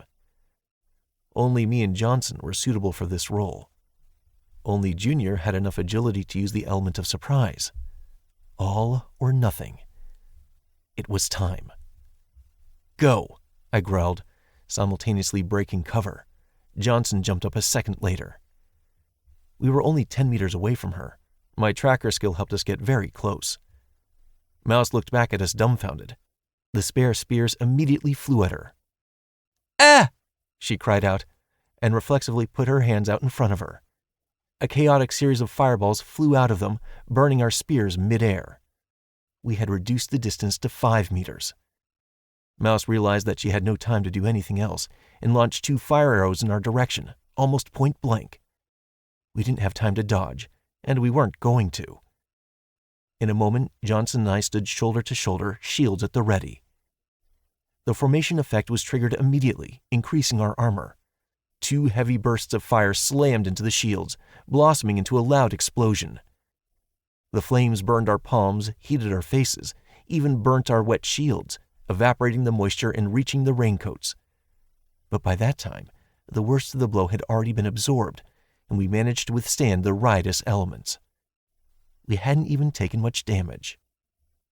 We threw away the charged shields, which would now only interfere, and rushed forward. Mouse moved backward, realizing that in close combat she had no chance. She clasped her hands together. Then she put them facing one another, and I noticed her putting a huge amount of energy into a new spell. All the color disappeared from her face, much faster than in our last meeting. My intuition was screaming, warning me of mortal danger. If we didn't move aside, we would die. Even with the raincoats, it was no certain fact that they would in any way help. They dried up almost completely after the first charge. I threw my spear, realizing that otherwise we simply would not have time. Johnson echoed my throw with his own, but we were still a fair distance from Mouse. She managed to jump back and dodge our spears. "Go!" I yelled, no longer afraid to spook the victim. Junior, like a devil from a snuff box, jumped up right behind Mouse. All this time we'd been driving her towards a pre-selected point for an ambush. Our plan had succeeded. Junior jumped on top of her, covering her with another wet boarhide. Mouse shrieked. Much like the last time I interrupted her, the spell just dissipated. "Tie her up!" "Don't let her get out!" "Where are you going, bitch?" Johnson and I tore off our raincoats and piled on top. "Let go!" the woman yelled. "How dare you! Stop this outrage!" Her voice was piercing with its metallic teacher notes. They probably taught that exact tone in pedagogical institutions. Give them a voice so that those who graduate could yell at children without tearing their vocal cords. Swaddling Mouse was easy. She was weak and fragile. All of her stats were clearly invested in intelligence and wisdom, or whatever was required for mages here. The 3 of us rolled her up into a wrapping of boar skins. After that, I diligently coated the structure in water from the remaining 2 bottles. "You are civilized people!" Mouse's muffled cry came out of the bundle. "This is abuse!" "You attacked us," I reminded her. "Twice already." "It's self-defense," she tried to argue back. "You robbed me. I just wanted to get back what was mine." "Mouse," I told her, "I don't know any other name for you, plus we're all calling each other by new names here. So Mouse, you attacked my people, threatened our lives. I would be within my rights to kill you right now like a rabid dog. I am offering you your life. If you agree to become my slave, you'll have access to your apples. You will also gain my protection, food, and relative comfort. Most importantly, You will share our goal and hope of surviving in this new world. Loners are doomed here. Your slavery is my guarantee of safety. So choose, life or death." Oof, what pathos. Even I was proud of my own eloquence. A little more leadership, and I would be able to give speeches from the roof of the armored car, cap in hand. But beyond that, I really did believe what I was saying. A cadre like that would be useful to us. We could always kill her later. But Piggy, and then later Junior, were good examples. The system makes people violent, or rather pulls all their shit out into the open. But give them a chance, create at least a bit of the same stability, and they will become your faithful companions, ready to defend this peace. Or the illusion of it. It was a matter of perception. However, to my surprise, Mouse growled at me in response. "Then you'd better kill me, you monsters! You won't take me alive!" Junior put his dagger to the bundle, awaiting the command. "Wouldn't you rather do it yourself, Lord?" he said, businesslike. "The experience will be good all the same." "Wait," I said. "I have a better idea for this stubborn fool." "What's that?" Junior asked. "Have you ever seen in films about the Holy Inquisition how they suggest you deal with witches?" Chapter 19. She could never have imagined that she would find herself in such a situation. Horrible, humiliating, inescapable. Mouse fidgeted involuntarily as she was dragged like a sack, bound in tight hides, arms and legs squeezed in. Like a bundle, like a burrito. Even breathing was difficult, and it was impossible for her to move her hands to create a cast. There was the water, too. Fire couldn't tolerate its elemental opposite, so even if she did try to move her fingers, not even the simplest fireball would want to form. Lightning would be even more dangerous. She'd immediately short-circuit herself. Mouse knew physics well, at least on the basic level. She was an elementary school teacher. How had she even ended up in a life like this? Just a few weeks ago, she had been quietly and peacefully waiting for a regular trip to her friend Lena's dacha. No mansion, but a decent 2-story house with a veranda and a cherry orchard. Lena also worked with children in a pediatric polyclinic. That was why they both had 1,000,001 reasons to complain about hard, irritating work. Pour out their souls to each other over a glass of wine. But something had gone wrong. Just like in some cheap chit lick novel, the kind she'd read more than once, to her shame. Pure vulgarity, but unlike the Russian classics, they were real page-turners. Instead of a cozy evening in the company of a friend, she had found herself in another world. Crazy, cruel, and inhumane. Right before her eyes, people had begun to lose their minds, their sanity. What was it worth, watching a child kill a man she didn't know? What had the current education system come to if it was unable to identify such marginalized elements of society? But she had been smart enough to get away from that cycle of madness. What's more, as if to ridicule the other's situation, she was given a book. She'd believed that she would spend her last days, maybe her last hours, plunging into the lines of text. But there, too, disappointment had awaited her. The pages of the book were full of incomprehensible formulas and clumsy verse. There were drawings, too, but they looked like a first grader had drawn them. Mouse would have given them a D, maybe even called the kids' parents into school. On the other hand, she had no other options. To distract her from the fear, in front of all those terrible asocial types, she tried her best to understand all this nonsense. The book turned out to be a textbook on magic. Mouse didn't believe in magic, but after hanging out in the forest for 2 days, spending the night under the trees, and almost being poisoned by disgusting mushrooms, she was ready for anything. Here and there flashed some furry animals that looked like hares, but only just. She couldn't outrun them, couldn't catch them, and couldn't build a trap, because she didn't know how. Already on the verge of despair and fierce hunger, Mouse had come to the conclusion that she was not even in an adequate state to think. She used her magic. She hadn't even known what to think when a fireball fell from her hands, burning the animal to a black crust. It was at that moment that Mouse had realized she truly was in another world. Everything around her no longer seemed to be a form of torture, illusion, or delirium. She was not currently lying in a coma somewhere. Mouse fell into a fairy tale, into just the one she had once dreamed of, while grumbling to Lena about the hard life of a regular old elementary school teacher. A fairy tale that she had seen over and over again in the pages of books she had dreamt of living in since childhood. Feeling like a little girl in a candy store, she began to experiment, trying new spells and learning more and more details about the gift she'd been given. Her magic was limited by mana, an energy whose amount was determined by her wisdom. The more points she put into that parameter, the more magic she could use.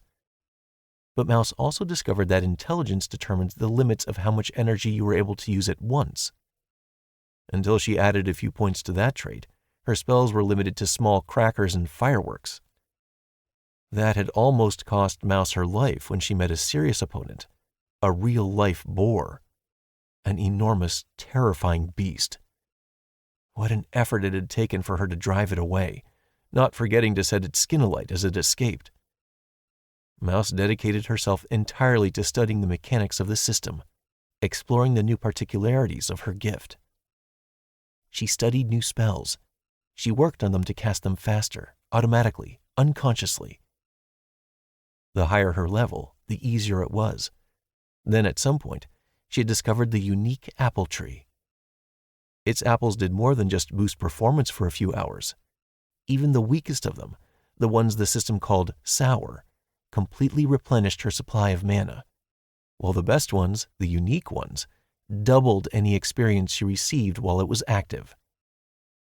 Mouse had used this secret to its full, raising her level even faster while she hunted forest creatures. It wasn't only forest creatures either. She hadn't expected to meet a group of young guys who looked like representatives of a gang of some sort. They had attacked her, so surely she had the right to defend herself? Plus, she had started by firing a warning shot. At their head, sure, but it was a warning. The other two escaped. At first, Mouse was quite glad that she hadn't had to kill them. Then she regretted it more and more. The experience for killing the guy had absolutely poured out, far more than she got for the hares. Now, she wanted to kill more than anything in the world. As soon as she had returned to the apple tree for her harvest, she saw her beauty being stolen, brazenly, in broad daylight. She had found this tree first. It belonged to her, period. But after the destruction of the apple tree, which had, of course, been their fault, Mouse couldn't think of anything but revenge. She had never learned to navigate the forest. She didn't sneak up on her victims, but killed them from a distance. So she only found those scoundrels' camp 2 days later. And then, something went wrong. "Put her down," said the voices outside. The roll was flipped over so that Mouse was upside down. "Stop it immediately!" she squeaked once more. She hadn't the strength to shout any louder. "Oops, wrong way," they grumbled outside. "Turn it round." Mouse was put upright. A knife blade was jabbed near her face. She twitched, but the knife just trimmed the skins around her neck, giving her a panorama. It was already dark out. Mountains towered around them. They were in a narrow valley, which seemed pleasantly habitable. Light reflections dragged the outline of constructions of some kind out of the darkness. But right in front of her, a pole was planted in the ground, around which was a pile of wood. This had also happened in the fairy tales she read as a child, although only with the bad characters, it had to be said. Around her stood 4 gloomy figures. They were carrying spears and torches, and looked very similar to those villagers who came at night to enact justice. You are accused of trying to kill me and my people with witchcraft," a young man proclaimed. "You have turned magic to evil, and your existence is recognized as dangerous for good people. You were given a chance to atone for your sins, but you did not take it. Therefore, you may be treated according to your actions." Mouse's whole body began trembling. The first time she'd seen this guy, she'd thought he was a simple weakling, or a self-confident idiot who smelled power from the gifts of the system. He didn't look like that anymore. In front of her was a collected, dangerous man who was ready to commit the atrocity of burning someone alive. Mouse thought that he hadn't killed her back in the clearing because he hadn't been strong enough or was too naive. But now, she truly believed in his madness. It was stronger than her magic. He was going to burn her like some witch from the Middle Ages. Mouse looked at the rest of the audience in hope. "Burn the witch," the guy with the short dark hair said with a frown. "Kill the bitch," said the only woman in the company with a frightening grin. "Our Father who art in heaven," an elderly, strong-looking man began to pray quietly. She really was about to be killed. The lit torches in their hands deprived her of any last doubts. Mouse hoped she could outsmart them. Who would kill a mage? This was irrational. She wanted to stall for time, take advantage of their timidity, and then improve her chances of escaping. Or even better, for taking revenge. "Out her on the pyre," the leader commanded. The elderly man and the younger guy picked her up and installed her on the pole. "Any last words?" the leader asked indifferently. "No? I thought as much." Their eyes met. There was not a bit of excitement or resistance in his. The torch neared its pedestal. "Ah, damn him." "I give up! I give up!" Player White Mouse has joined the settlement of Sparta as a slave. Through her tears of defeat, she noticed a faint grin on the lips of this deceiver. What can I say? Everything went according to plan. I was mostly afraid that someone would start laughing. I had to somberly instruct Johnson and Jr. that the failure of the plan meant immediate death for Mouse. She was refusing to obey, and it was impossible to leave an enemy like that alive. It got through to them. They behaved very seriously. There was a chance that the mage would surrender, and it wasn't such a small chance either. All that we had to do was act as indifferent as possible to the woman's fate. Piggy took up this role play extremely enthusiastically. Who could doubt it? As a result of our amateur production, Sparta had its first mage at our disposal. And now that we knew for sure that Mouse really did care about her own life, we didn't need to worry that she would try any funny business. If she had been risking an implicit threat to her health before, the system now ensured that if she went against the will of her lord, she would be overcome with punishment. Even before removing her leather straitjacket, I had also explained the rules of the game to her. She couldn't hurt me. Johnson had writhed in pain from just trying to push me. If she attempted to cast any spell, a sharp pain awaited her, which would interrupt the casting. Any violence against other inhabitants or intentional damage to property would result in immediate death. I wasn't kidding, and Mouse believed me. In addition, without her book, she lost a significant portion of her power and would no longer pose a mortal threat. Therefore, as the first order of the day, the captive mage was exiled to re-education. Under our best and most highly regarded teacher, Piggy, she would study growing the plantation every day. "Move your hips, pal," Piggy barked like a lieutenant. Then she accelerated the whip in the direction of the mage's ass. Mouse squealed, distracted from destroying Colorado potato beetles, and shot daggers at Piggy. Only with her eyes, of course. "What the hell? That's violence against subordinates," Mouse grumbled. Piggy just chuckled. "No, it's not violence. It's just giving additional motivation," she said in a maternal tone. "A performance boost. You should be thanking me." "What are you talking about, you dolled-up bitch?" Mouse grinned crookedly. The argument didn't seem so reasonable from her point of view. Just so you know, the hair's natural. Piggy smoothed it as she spoke. And who did you call a bitch, you old hag? Mouse crossed her arms under her chest and indignantly jutted her chin. She looked around for someone to take out her madness on. Damn bugs! Take that! Bang! A ball of fire ripped from her fingers and devoured the potato tops from one of the bushes with a cheerful crackle. Are you crazy? Piggy leapt over to her. I wanted to burn the beetles, Mouse said, justifying herself. I just overdid it. If I see you damage property one more time, you'll go without dinner, Piggy said. You could do with losing weight too. Your ass has grown fat. Look at yours, Mouse blurted, unable to keep it in. You couldn't eat through those fat reserves in a month. Piggy growled quietly in anger. You know, I was right to think you were lacking in motivation because you appear to have time for conversations, Piggy concluded. She immediately prescribed an experienced boss's whip on Mouse's ass. Hi-ya! Oh, you! Mouse emitted a decidedly spicy groan and immediately blushed all over. Back to the fields, my friend. The sun is still high. Piggy laughed, getting her new subordinate accustomed to her industrial discipline. I'd love to have some popcorn right now, I muttered to myself, watching the show from the sidelines. Or chips, Johnson agreed, shaking his head. She's not even that old, Junior said. Which was certainly true. At our first meeting, Mouse had looked far different from how she looked now. Her hair, pulled into a tight ponytail at the back of her head with a prominent gray streak, had now blossomed and begun to resemble noble platinum. Her skin had grown smooth and her facial features acquired grace and refinement.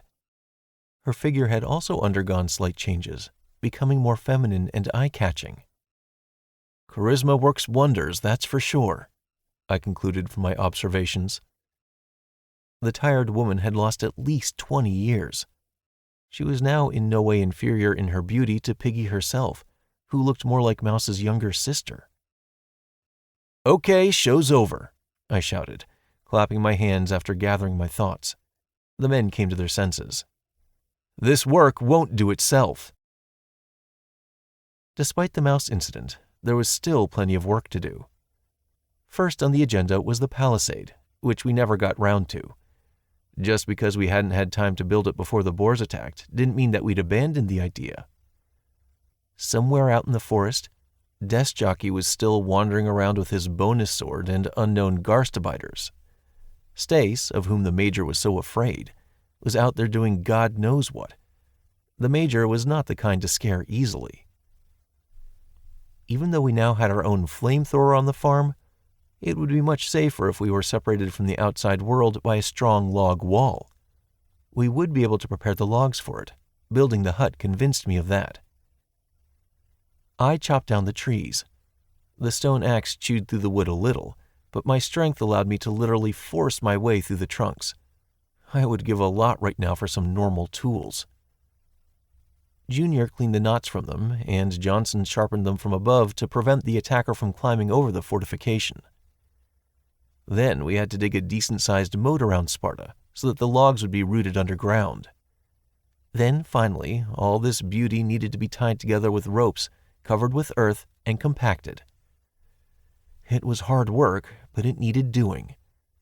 I noticed that in the New World, the process of work and fatigue was different. Back on Earth, fatigue accumulated over time, and rest did not bring complete relief. Here, when our stamina ran out, we literally fell to the ground. But after restoring it, we took the work straight back up again, like robots. As soon as I got involved in the process, my thoughts habitually flowed of their own accord, scrolling through events from the recent past in my mind. Having attached Mouse to the settlement, I immediately seized her bonus book from her.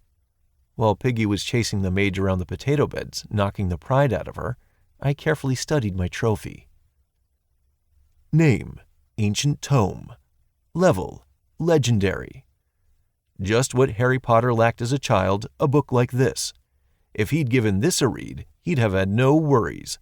but only until the sleeping spirit of the tome ate his soul. Handle with all possible care and caution. Characteristics: contains all sorts of incarnation school spells. Allows its master to learn the magical arts. Increases magic damage by 50%. Cannot be lost or sold or destroyed. Hides within itself an ancient spirit. As it turned out, only the owner of the tome was able to understand the language in which the collection of spells was written. Any other player only saw vague symbols floating across the pages from which it was physically impossible to make out words. As for losing and selling, I understood that as the Lord-cum-slave owner, I could take the book, but in my hands it would become useless. Next, I garnered the reason for the mage's real power, or rather, the power of her spells. Mouse had a real class, just like me. Class: Mage Apprentice. A larva in the magical world can only boil water a little faster than an electric kettle and charge it with lightning like fireworks. Bonuses: plus 10% to intelligence and wisdom. Facilitates the understanding of magical craft at an intuitive level. Charisma plus 2. Stamina minus 2. It was easy to believe that she had received that achievement for being the first to discover magic in our location. Yet again, the starting bonus showed its power. The only strange thing was why some players were allowed to gain their own class almost immediately, while others had to wait on, with nothing like it. Johnson and Piggy, for example. I couldn't even imagine what classes they were supposed to acquire with the shopaholic bag and the multi-tool. Junior still had every chance of becoming an assassin, or something from that category. The entire secret lay in using and understanding the starting bonus. If we were to follow that logic, then Johnson probably belonged in some kind of productive class, like an artisan or an engineer. Piggy, on the other hand, neither the what nor the how were at all clear. So far she made a great foreman. They only plowed like that under her leadership.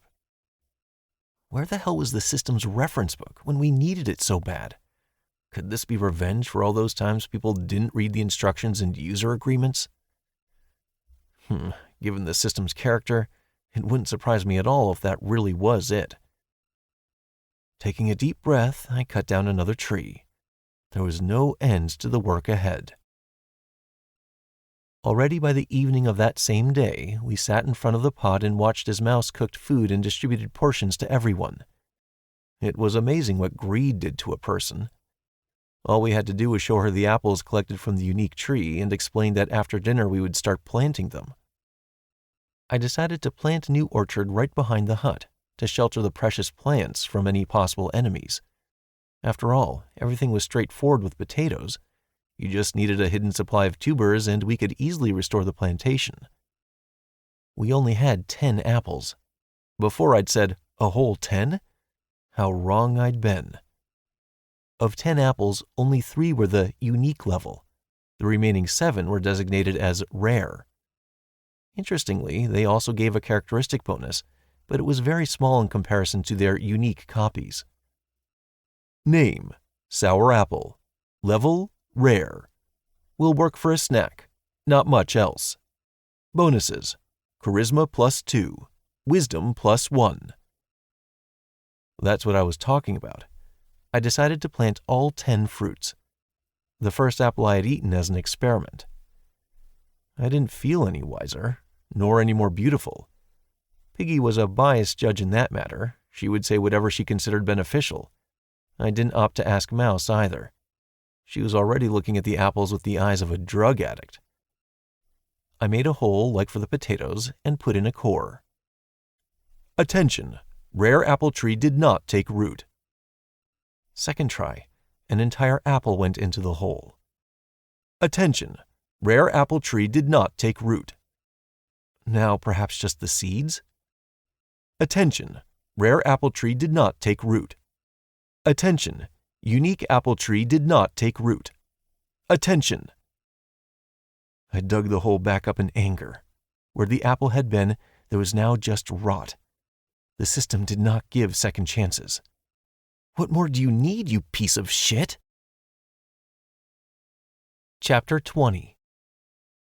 I had 5 apples left, 3 rare and 2 unique. I would stop there.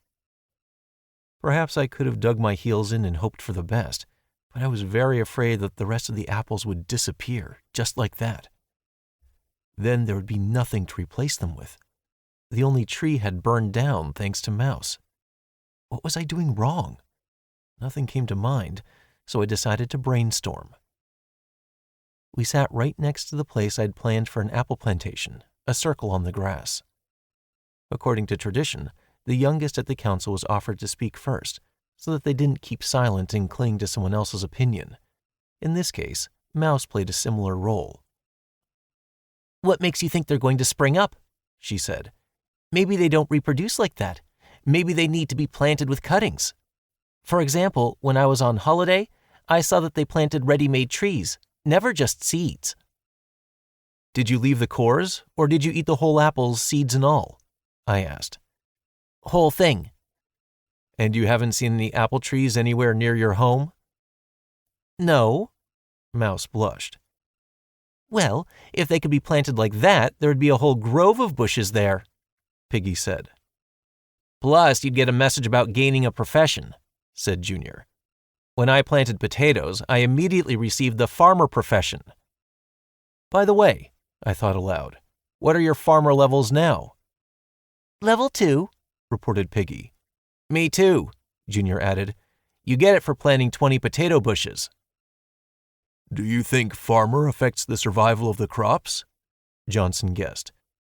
It seems to take all possible factors that could affect it into account together. Just like how Tracker helps you sneak up on animals, not to mention the cooking becoming tastier and more varied, I reasoned out. Then why did Desk Jockey's apple core grow? Junior asked. What? Mouse asked, stunned. Did you think your miracle tree just grew up like that? I said. It was Desk Jockey's starting bonus. There you were, screaming about private property. My beauty! Piggy laughed. In fact, it wasn't yours at all. Mouse looked indignantly at the girl, but said nothing. So why do the potatoes grow without any misfires? Junior frowned. We've had no problems with it up to this point, even though we've managed to plant more than a dozen bushes. Don't you think there was something in common between Desk Jockey's apple tree and the very first potato? Johnson suggested. One's a fruit-bearing tree and the other is a bush that grows in the ground? Mouse snorted. My potato is legendary too, I explained. That must be why it grew without any profession. Then as soon as I harvested the first crop, I immediately received farmer. Even Piggy wasn't allowed to work on the plantation until she joined the settlement. So that means the higher level we are on farmer, the greater the chances of the new plant surviving? Piggy concluded. Perhaps higher-ranking plants also survive better, I said. So why did the potatomus only lose 1 level during planting, when the apple tree lost 2? Johnson wondered. Doesn't that mean all our plants are eventually going to turn to garbage? Hopefully it's because Desk Jockey ate his apple almost entirely, I said. That would have used up all his available bonuses. So let's plant the whole fruit. Piggy, Junior, why don't we test out whether our ideas are correct? And if it doesn't work? Mouse worried. We have no other options, I said. So believe in your luck, and we'll give it a try. Piggy and Junior got 1 unique apple each. I gave Junior 1 rare apple and Piggy 2. After all, she had spent the most time on the plantations. As it happened, she was the first to get lucky. Attention! Unique apple tree has taken root. You have established a new plantation, apple orchard. Plant survival within a radius of 50 meters increased by 20%. There was the answer to our riddle. After that, Junior calmly planted another unique apple tree. Only 1 of the rare apples failed. As a result, we got 4 trees, 2 unique, 2 rare. In truth, it wasn't yet clear how long they would take to grow, but there were prospects. All we had left to do was wait. The first shoots appeared on the 2nd day, and the day after that, the small trees turned green on the plantation site. In appearance, despite their level, they did not differ from one another whatsoever. Mouse walked around them in circles, like the fox circling the cheese in the old fable. She watered them regularly and collected some kind of disgusting caterpillar from their branches. The rest of us weren't wasting time either. It took us a little less than 5 days to create the palisade. It was hard, I won't pretend otherwise. The idea that came to mind for me immediately after planting the apple trees sped up the process significantly. For mastering a new profession, the system gave you a bronze box. Its generosity spread no further. For all levels after that, players only received experience. As a result, I considered it unprofitable to grind non-core professions, even for the sake of 500 XP. We spent no less than a full day on that. But we each had to reach level 1 on farmer, cook, builder, craftsman, and livestock breeder, and then deposit the reward in the Lord's treasury. Eventually, I planned to force everyone outside too, so that under Junior's strict guidance, they gained Tracker level 1 as well. As a result, we received 4 garbage-level copper knives, 2 shirts, 1 pair of pants, 1 set of sandals, 2 very necessary pots, and 2 more items that our ladies almost got into a fight over: a copper comb and a polished metal mirror, most likely made of bronze. Once applied, both items gave a +1 charisma buff for 2 hours. But for that, you needed to comb your hair for at least 15 minutes or peer your reflection for the same amount of time. I was forced to confiscate both items immediately, declaring that I would issue them only on a strict first-come, first-served basis once all household chores were completed. As a result, I got 2 offended pouts, and realized that I had acquired another powerful lever of influence over the team. But for me, the main reward was an axe. Made of copper, garbage level, only +1 to strength, but a real axe. Things would go much faster with its aid. I was very pleased with that result. Sparta was now protected by a real wall, more than 2 meters high. Our settlement was situated in a valley surrounded on 3 sides by mountains. Perhaps there were some secret paths that would allow you to cross them, but so far I hadn't found any. The main danger, time after time, had come from the south, from the forest. All of our as-yet undefeated co-travelers were based there. Now this single passage, narrow as a bottleneck, was blocked by our palisade. To prevent the wall from being demolished by a direct ramming attack, as the wild boar had done at one point, we erected a rampart on the inner side of the palisade, packing the logs with earth to almost half their height. In that simple manner, my settlement acquired additional protection, and at the same time allowed us to peek through the wall, forewarning of possible onslaughts by future guests.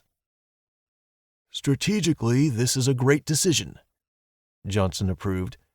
He had thought we were just going to bury the logs and stop there.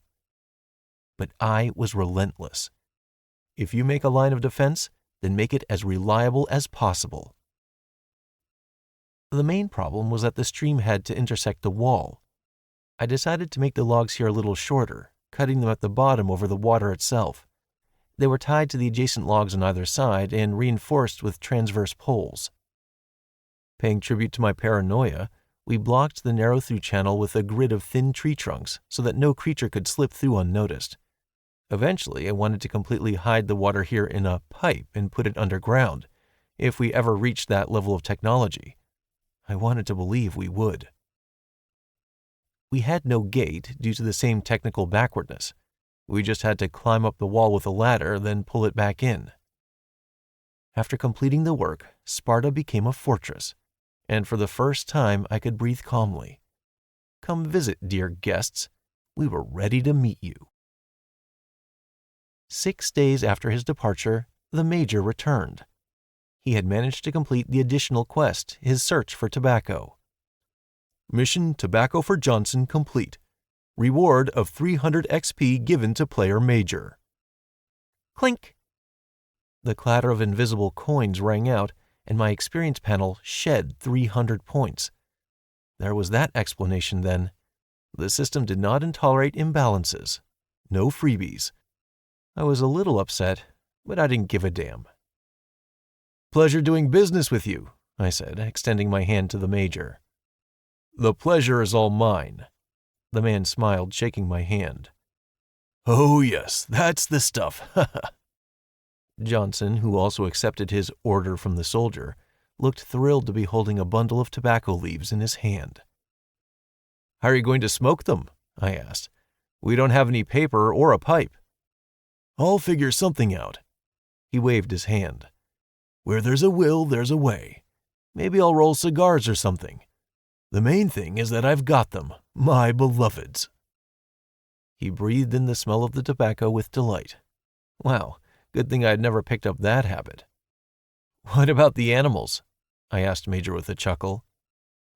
"So far as you can see, nothing doing." He shrugged.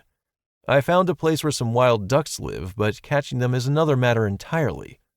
It'll take time to set the traps. If you shoot them with a bow, they die right away, and you need them alive," he said. "If you need, you can talk to our very own Johnson right here. He's our specialist in animal capture." I nodded at the man who was currently completely lost in bliss with no grip on reality. Well, does it take much to make a man happy?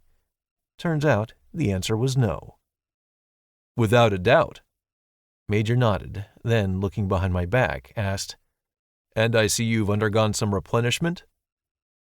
I turned around and noticed Mouse and Piggy, who were arguing over yet another trifle. Judging by the empty pot in the hands of the mage and the hand on Piggy's hip, the struggle was over the upcoming dinner. "The people are coming," I nodded warily. "Stability draws people in. Modern people are accustomed to comfort. It's not all about running bare-assed through the woods." Understandably, I decided not to tell him that the new settler had been brought here and nearly burned at the stake. "Then I suppose I should congratulate you, Lord Leo, on your coming promotion?" Major smirked, focusing on me again. Curiosity shone in his eyes. Was he waiting for me to talk about how our settlement was arranged? It was difficult not to notice the new fence and the hut.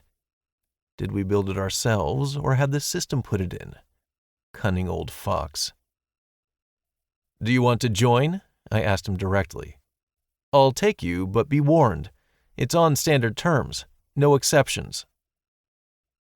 "Happy to provide services, disgusted to serve," the Major said denigratingly, before immediately correcting himself. "Although that's nothing to do with you. I have nothing against you. I hadn't expected the offer, to be honest. I thought you were made from different stuff, but things here speak for themselves.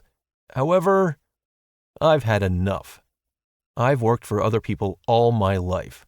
My whole life following other people's instructions. I'd rather spend the last years of my life enjoying myself like a free bird." "The last years of my life," I mimicked. "Stop pretending. Do you have any idea how much time we've got here? Look at that lady over there." I pointed at Mouse. "You know how old she is? In the old world, she was getting ready for a quiet retirement, and now she's a femme fatale. There's more to come, too." "I understand." The Major paused and focused on the Mouse with a very attentive look. "No, that's enough of that for me." He shook his head resolutely. He wanted to go it alone. He said goodbye to me and went back into the forest. The Major started coming around a lot. At first, I noticed him and Johnson smoking a long pipe made of reeds and some short wood, which we had nicknamed the Peace Pipe. Then he told Junior all about Spetsnaz tactics, demonstrating various battle techniques. At first, I suspected the worst of him, trying to turn my people against me or looking for weaknesses in our defense. But time after time, I noticed the old soldier's gaze turning, like a compass needle, in one direction. He threw his glances stealthily, and besides me, hardly anyone noticed them. Everyone was minding their own business. I had to notice everything at once. "It seems to me either someone has brazenly lied to my face," I said, scratching my nose thoughtfully. "What are you talking about, Leo?" Piggy said, distracted from sewing another cape while sat next to me. This one was for Mouse. To her great sorrow and dissatisfaction, we would definitely be needing the mage in future sorties. That meant we would have to build some armor for this tough madam. Look at that. I gestured to the funny picture unfolding in front of us. Junior and Mouse were silently peeling potatoes for dinner. Junior, by nature, proved to be a real swot, and had decided of his own accord to get all of his available professions to level 2. "Experience doesn't grow on trees," he said, so I didn't interfere with it. That meant that now Junior was not just on duty in the kitchen, but also grinding his professions. Mouse was exiled there while Piggy did her sewing, so was unhappily silent. Johnson was making some very simple furniture for the settlement. Benches made of 2 logs with a board in the middle, stools that were similarly unsightly, and even a dining table. Our way of life was gathering force rapidly. I saw the Major sneaking up on the 2 of them. Once again my thoughts were cynical, but I noticed a somewhat crafty, even boyish expression on his face. Nobody with a face like that was sneaking up on people to kill them. The Major leaned over to Mouse and gently touched her shoulder. He'd attacked the wrong woman, the fool. Mouse jumped up in surprise and cast a fireball right at him. It was good that Junior was already familiar with this feature of hers. He abruptly grabbed Mouse's palm and directed it skywards. A small firework display took off over our valley. Fortunately, the young guy had quick reactions. "Didn't they teach you not to sneak up on people, you old fool?" I heard Mouse shouting. "What if I'd hit you?" The Major simply let it all wash over his ears, and with a devilish grin he handed Mouse a bouquet. "He's not sick by any chance, is he?" Piggy said as means of a verdict. "Completely lost it, more like," I nodded, already imagining how I would get the soldier back for his recent words. What a lot of attitude he had. "Maybe the flowers are poisoned," Piggy said hopefully. "Maybe that bitch is going to die in agony." "I doubt it." I shook my head. Mouse looked around at the Major in surprise, looked at the bouquet, then, stuttering, thanked him. He nodded briefly and left the stage with almost a flutter in his step. The woman frowned at the bouquet, then looked at Junior, who was unresponsive. It seemed that, to him, nothing existed except potatoes, and the pot into which he was required to throw them. Things didn't stop there, either. A few minutes later, Johnson carefully approached the 2 workers. "Et tu, Brutus?" "Don't you fucking—" Piggy said, reading my thoughts. Without further ado, Johnson turned to Mouse and handed her a stick. Or, more specifically, I gathered, a magic wand. Finely planed, exquisitely executed, similar to the ones waved by mages in various popular films. So that's what this dummy had been wasting his time on. It'd be better if he'd whittled us some plates. It had been a fortnight since he promised them to us. Mouse was examining the item she'd been given with great interest. However, there was a slight problem. Her hands were currently occupied by a large bouquet. Without thinking twice, she distracted Junior and shoved the bouquet into his hands, then examined the gift with delight. Johnson, almost glowing with pride, turned 180 degrees and left the workers alone. Junior frowned, trying and failing to get the bouquet under control. Mouse made gestures with her hands, trying to repeat the precise movements of characters from films or books. She pointed the tip of his wand at the firewood under the boiler. The tip of the stick suddenly glowed with red-hot sparks. Junior threw the bouquet directly at Mouse's face and, with a tried-and-tested movement, hit the palm of her hand, directing it toward the sky. Bang! The blast came out much stronger, and a large fireball flew in a parabola, landing in the lake with a hiss. Mouse spat out the flowers that had landed in her mouth, and Junior said to her, "What are you doing, you idiot?" He took the wand and threw it aside. "Did you decide to burn dinner? Peel the damn potatoes and stop being so stupid." Mouse blushed. She was breathing heavily. A little more, and it seemed she would simply explode with indignation. But to my surprise, she pulled herself together and, although bitterly, she returned to work.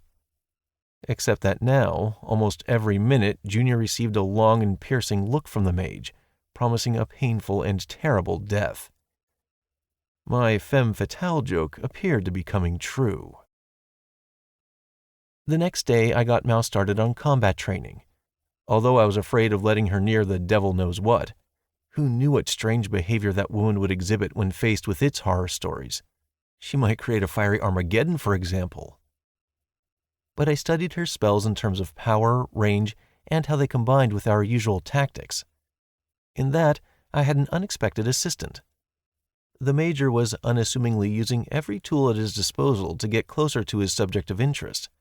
He took an active part in training, explaining everything he could about the tactics of small groups. Although much of his knowledge was irrelevant due to a lack of modern weapons and equipment, the art of the drill, namely the ability to act in formation and respond quickly to a threat through training, seemed to me like an invaluable skill for a lord. The Major left the settlement just before lunch, with a promise to bring some captive creatures next time. Judging by the pathos he said it with, his prey was going to be at least a lion, not just a regular old wild duck. I temporarily took everyone off observation in the fake camp. For proper training, we needed a full unit. Even then, there were only 3 of us. The palisade gave us a sense of security. Hardly anyone left in the forest could threaten us. So Piggy's cry while she was standing on duty came as a complete surprise. "They're coming!" she screamed. "True-too-too!" came a hoarse, incomprehensible noise over the valley. "Who's coming?" I asked. I dropped everything, ran over and stood next to her, peeking over the fence. "God knows," she declared from the bottom of her heart.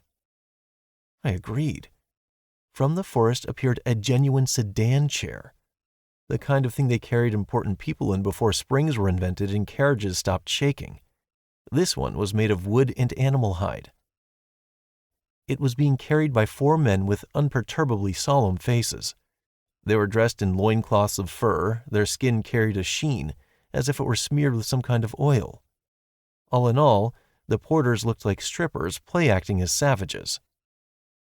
But each of them had a copper dagger hanging from their belt. I was surprised to recognize 2 at the front as the Gopniks, TJ and Top Dog. TJ had his bonus bat fixed to the belt hanging over his shoulder. The other 2 men were completely unknown to me, but I noticed one of them had the sledgehammer which had previously belonged to Hunchback. "Fuck," Piggy sighed. "So that's who went crazy. And we thought we'd sinned against our men." Next to the sedan chair, Desk Jockey walked with his chest puffed out. He had a bright red cape, the sight of which made the word chlamydia flash in my mind. His face was painted with red paint, and he held a copper pipe in his hand. From time to time, he put it to his lips, and it produced a long, dreary roar. "True-too-too!" The procession stopped about 20 meters from the walls. The men lowered the sedan chair to the ground. "Tremble, wretches!" Desk Jockey proclaimed. "Bow down before the great priestess of the goddess of light. Then perhaps she may spare you, but we can't say for sure." The hides covering the sedan parted, and a female leg appeared before us. A very beautiful female leg. Slender, graceful even. It was probably the most beautiful leg I'd ever seen in my life. Stace. For some reason, I immediately recalled the Major's words. If you see this bitch, my advice is to kill her right away. Chapter 21. "Is anyone alive in there?" shouted Hogmeister Gunther, settling his combat hog in front of the tent. "You snoozing in there, you freaks?" Somebody's crumpled face emerged from the rickety, ugly structure. Gunther would have concluded that the face's owner was hungover. But where would a rabble like this get booze, if even a noble hog rider couldn't find a drop? For a month now, he'd had to live dry, which had driven him completely mad. "We haven't slept a wink," Crumpleface blurted. "We've been on duty around the clock. At night, the curtain vibrated again, but then it stabilized." A second individual appeared next to him. Both of them were skinny, dressed in rags, but holding short batons in their hands. That meant they were free laborers, not slaves. They were serving in the hopes of getting their own combat hog and becoming a brother one day themselves. Gunther spat. There weren't enough people, so they were having to accept all sorts of garbage. Their gang, the Teutons, had previously had almost 100 snouts in it. 13 of them had landed here. Just as they'd been rolling down the motorway, they'd suddenly crashed into a forest clearing with their bikes. Worst of all, the bikes wouldn't start. Even worse, the guns in their bags refused to fire. But the shittiest part of all was that there wasn't a single woman among those of them who'd been teleported here. The bonuses they'd gotten had been boring. Knives, brass knuckles, bats. Only Redhead had gotten a bridle. They'd laughed at him, but it turned out to be the most useful acquisition. Redhead became a trainer who knew how to tame various local creatures. He'd subdued some boars without wasting any time. After Redhead worked them over, they became obedient, like service dogs. They seemed to be reading the rider's thoughts. While breaking in their new pets, the Teutons had ignored the system's message that they had succeeded in creating a unified group and could now contact other inhabitants of the world. They only realized what this meant when they came across a bunch of bespectacled, beardy types who had come to fraternize with them and invited the bikers to join their new society. "In this new land," their leader said, "we will build a new world without borders, wars, or violence." They'd beaten him up right away just in case. Suddenly, the madness was contagious. The rest turned out to be scientists from some design institute. There weren't many broads, only 2, and they were ugly. The Teutons were not embarrassed by their looks, but the women turned out to be frail and died quickly. In their place, the system handed them a couple of Asians.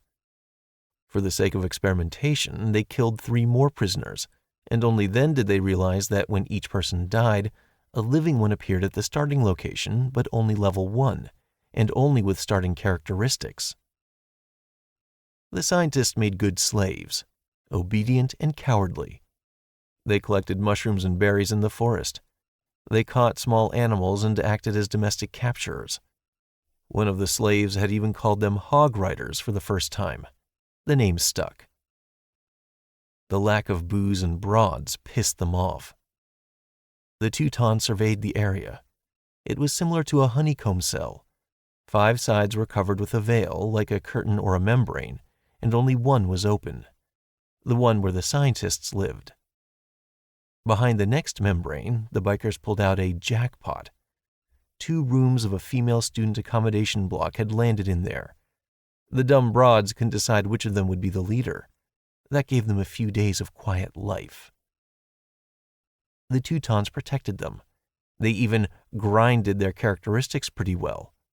Sure, the skills and professions weren't anything to boast about in a decent society, but no one believed that society was ever going to happen. Now all that was missing was the booze. For each membrane that fell, the hog riders broke through like it was an open bar after 100 miles on the freeway. They only met with any resistance once. The new location turned out to be a swamp. On the narrow path, their hogs had fallen into traps. 2 brothers were killed. That was the first time they'd had to replenish their troops with slaves. Then the laborer infantrymen had appeared. They were kept in sparse, hungry conditions, but they were also given hope for a great future. They were killed at the slightest showing of resistance. True, once the brothers grew to level 5, the system stopped giving them experience for killing ones. The Teutons had already crushed 5 locations beneath their feet. Each brought their own goodies. In one, they learned how to smelt metal, and the riders got short combat knives and armor for their hogs. In another, they learned how to work hides, so now the Teutons walked around in identical leather pants and vests. In a third, to the hogs' delight, they learned to grow carrots. The rest were still covered by curtains. It turned out that just before disappearing, the curtains began to vibrate. This meant that one of the groups inside had recruited 6 people, and 1 more member would be enough to open the location. Observation posts were set up near each such curtains, so as not to lose valuable time invading tasty new lands. "Stop dilly-dallying, bitches," Gunter grunted. "Your masters are tired of waiting to drive you into a bullpen. Maybe you'll finally find some booze." He spat again, looking at the massive mountain that towered behind the veil.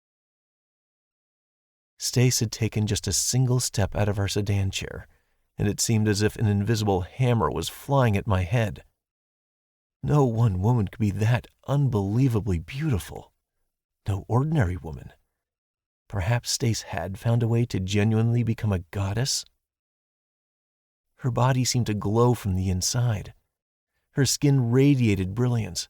Her eyes looked straight into your heart, and her smile promised unearthly bliss. She seemed not to walk, but to float above the ground.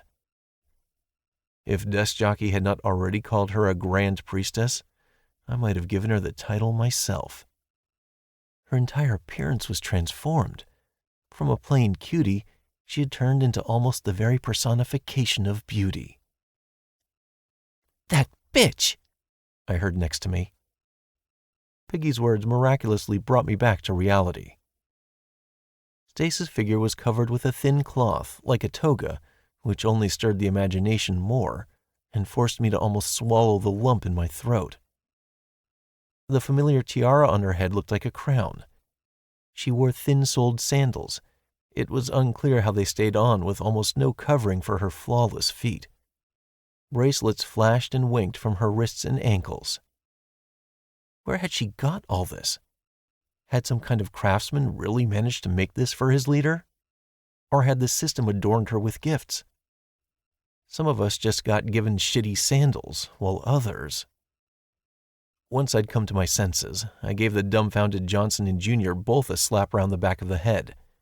They were both completely lost, unable to tear their eyes from Stace. Junior was even drooling at the sight of her. This girl worked like the devil knows what, this time in a skirt. The only difference was that while the dummy was trying to scare the shit out of us, the girl, on the contrary, simply disarmed us with her appearance. The most unpleasant thing of all was that even Mouse and Piggy couldn't resist her charisma. Piggy may have been mad, but she couldn't take her eyes off Stace. How high were her stats to produce this level of devilry? "The High Priestess demands to speak to the leader of your pack, or else you won't be happy," Desk Jockey shouted pathetically, but Stace's held-out palm stopped him. "Enough, Desk Jockey. There's no need to drive us into conflict through words alone. After all, we're no barbarians." Her voice flowed like a refreshing stream. If she spoke a little longer, I could close my eyes with pleasure, as if my favorite melody was being sung straight into my ear. What the hell was this? How on earth were we meant to fight it, if just a few words almost put you into such a ridiculous trance? "Yes, of course, my goddess," the man babbled, bowing to his waist and almost drooling. There was a blissful smile on his face, which made me feel, bubbling up inside me, jealousy? Why was he the one standing next to her, when it could have been me? Why him? Why not me? I gave my leg as painful a pinch as I could manage, and felt an invisible toxin release my consciousness. It had become somewhat easier to think. No pink haze or flying hearts flashing before my eyes. Was I hallucinating? Stace continued to walk towards us, and once more my inhabitants were glued to her. "Mouse!" I shook the mage with force, and her face regained consciousness. "Zap her with something. A warning shot. Don't hurt her." Mouse's dark eyes lit up with flickers of flame. She pointed her wand. It turned out that it really was easier to concentrate her energy with the help of that piece of wood, and launched a ball of fire straight in front of Stace's legs. Bang! Splashes of flame flew up along with lumps of earth. Stace squealed and froze like she was dug into the earth. She definitely had not expected long-range artillery from us. "Stay where you are!" I shouted. "Tell me why you came, or get out. I come in peace, Stace purred. I carry out the will of the light goddess and acquaint people with her wonders. But who are you, brave warrior? Identify yourself. Given that each of us was able to see the other's nickname, it sounded a little theatrical and funny, like a school play. I am Lord Leo, I said, patron of these lands and these people. We need no goddesses. That's an opium of the people. I was being rude on purpose, to infuriate her and disrupt the enchanting effect she was having on the others. It didn't work that well. Stace looked at me, and a slight smile blossomed on her lips. Meeting her gaze alone made it difficult to breathe. Reason began to drown again in all sorts of dreams. My heart was beating like clockwork, preparing to break through my chest at any moment and fly into the arms of the girl in the toga. Will Lord Leo deign to come for a one-on-one conversation? She smiled cutely. Why would I answered. Leo, she sighed as if talking to a fool. You and I are the leaders of the two largest parties in this area. There's no one else left. We have matters to discuss. Or are you afraid of me? In actual fact, I was so afraid that I was on the verge of hiccups. I hated losing control of myself, but as soon as you got a little distracted, butterflies and pink ponies floated before your eyes. That said, I was definitely better than my subordinates. One-on-one, I said. Send your gang into the forest and you stay where you are. Why not? Stace commanded her men to retreat, and they complied with the synchronization of mechanical toys. I'm waiting for you, Lord Leo. What to do? Zap her with lightning just in case? Be the first to declare war? Even if it proved to kill her from a single blow, her followers would rush to take vengeance. There were 5 of us against 5.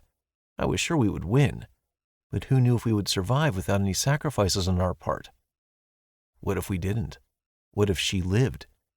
Who knew what tricks she had up her sleeve? In that case, the war might not turn out so straightforward. The only reason I was resisting Stace's influence more easily than the others, and wasn't drifting away in pink clouds, was because of my high level of will. It was my most grinded characteristic.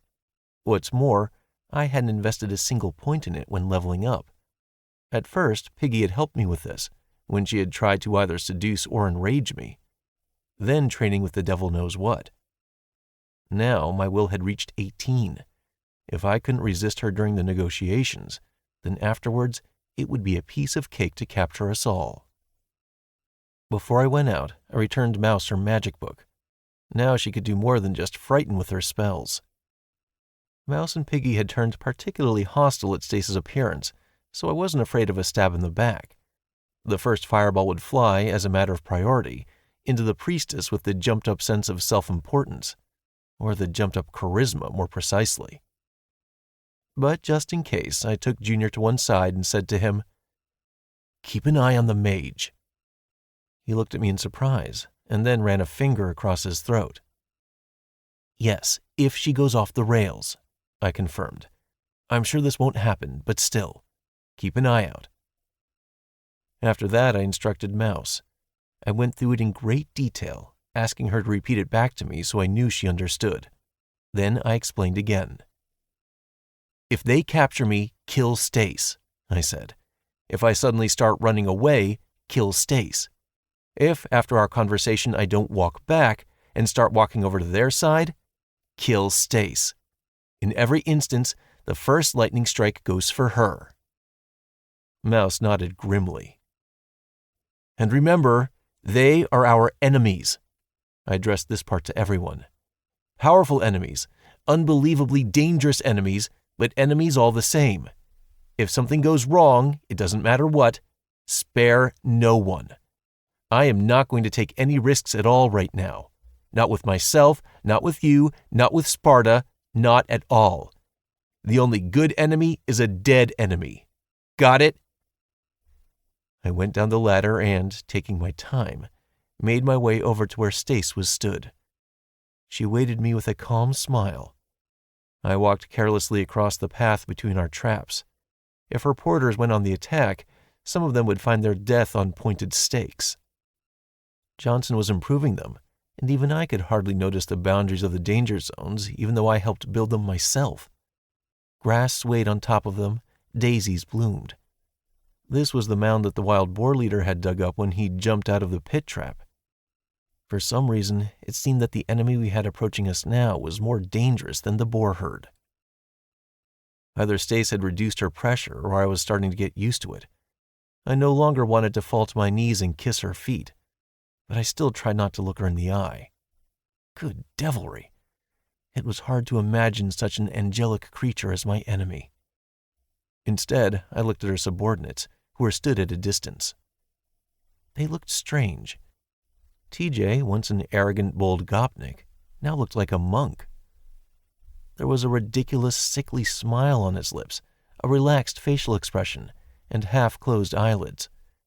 It seemed like the guy had found Zen. That put me even more on edge. If the influence of the priestess or goddess changed your character that much, then it was extremely dangerous.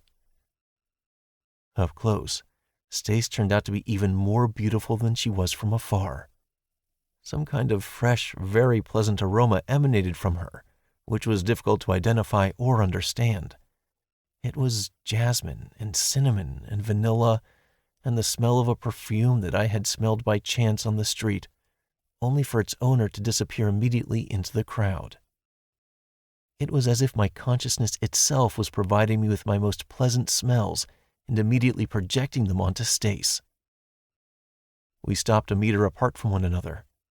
Stace spread the skin of some other animal over the ground and sat on it, somehow even bending her knees gracefully, touchingly. Her whole figure was calling to be protected, preserved, defended.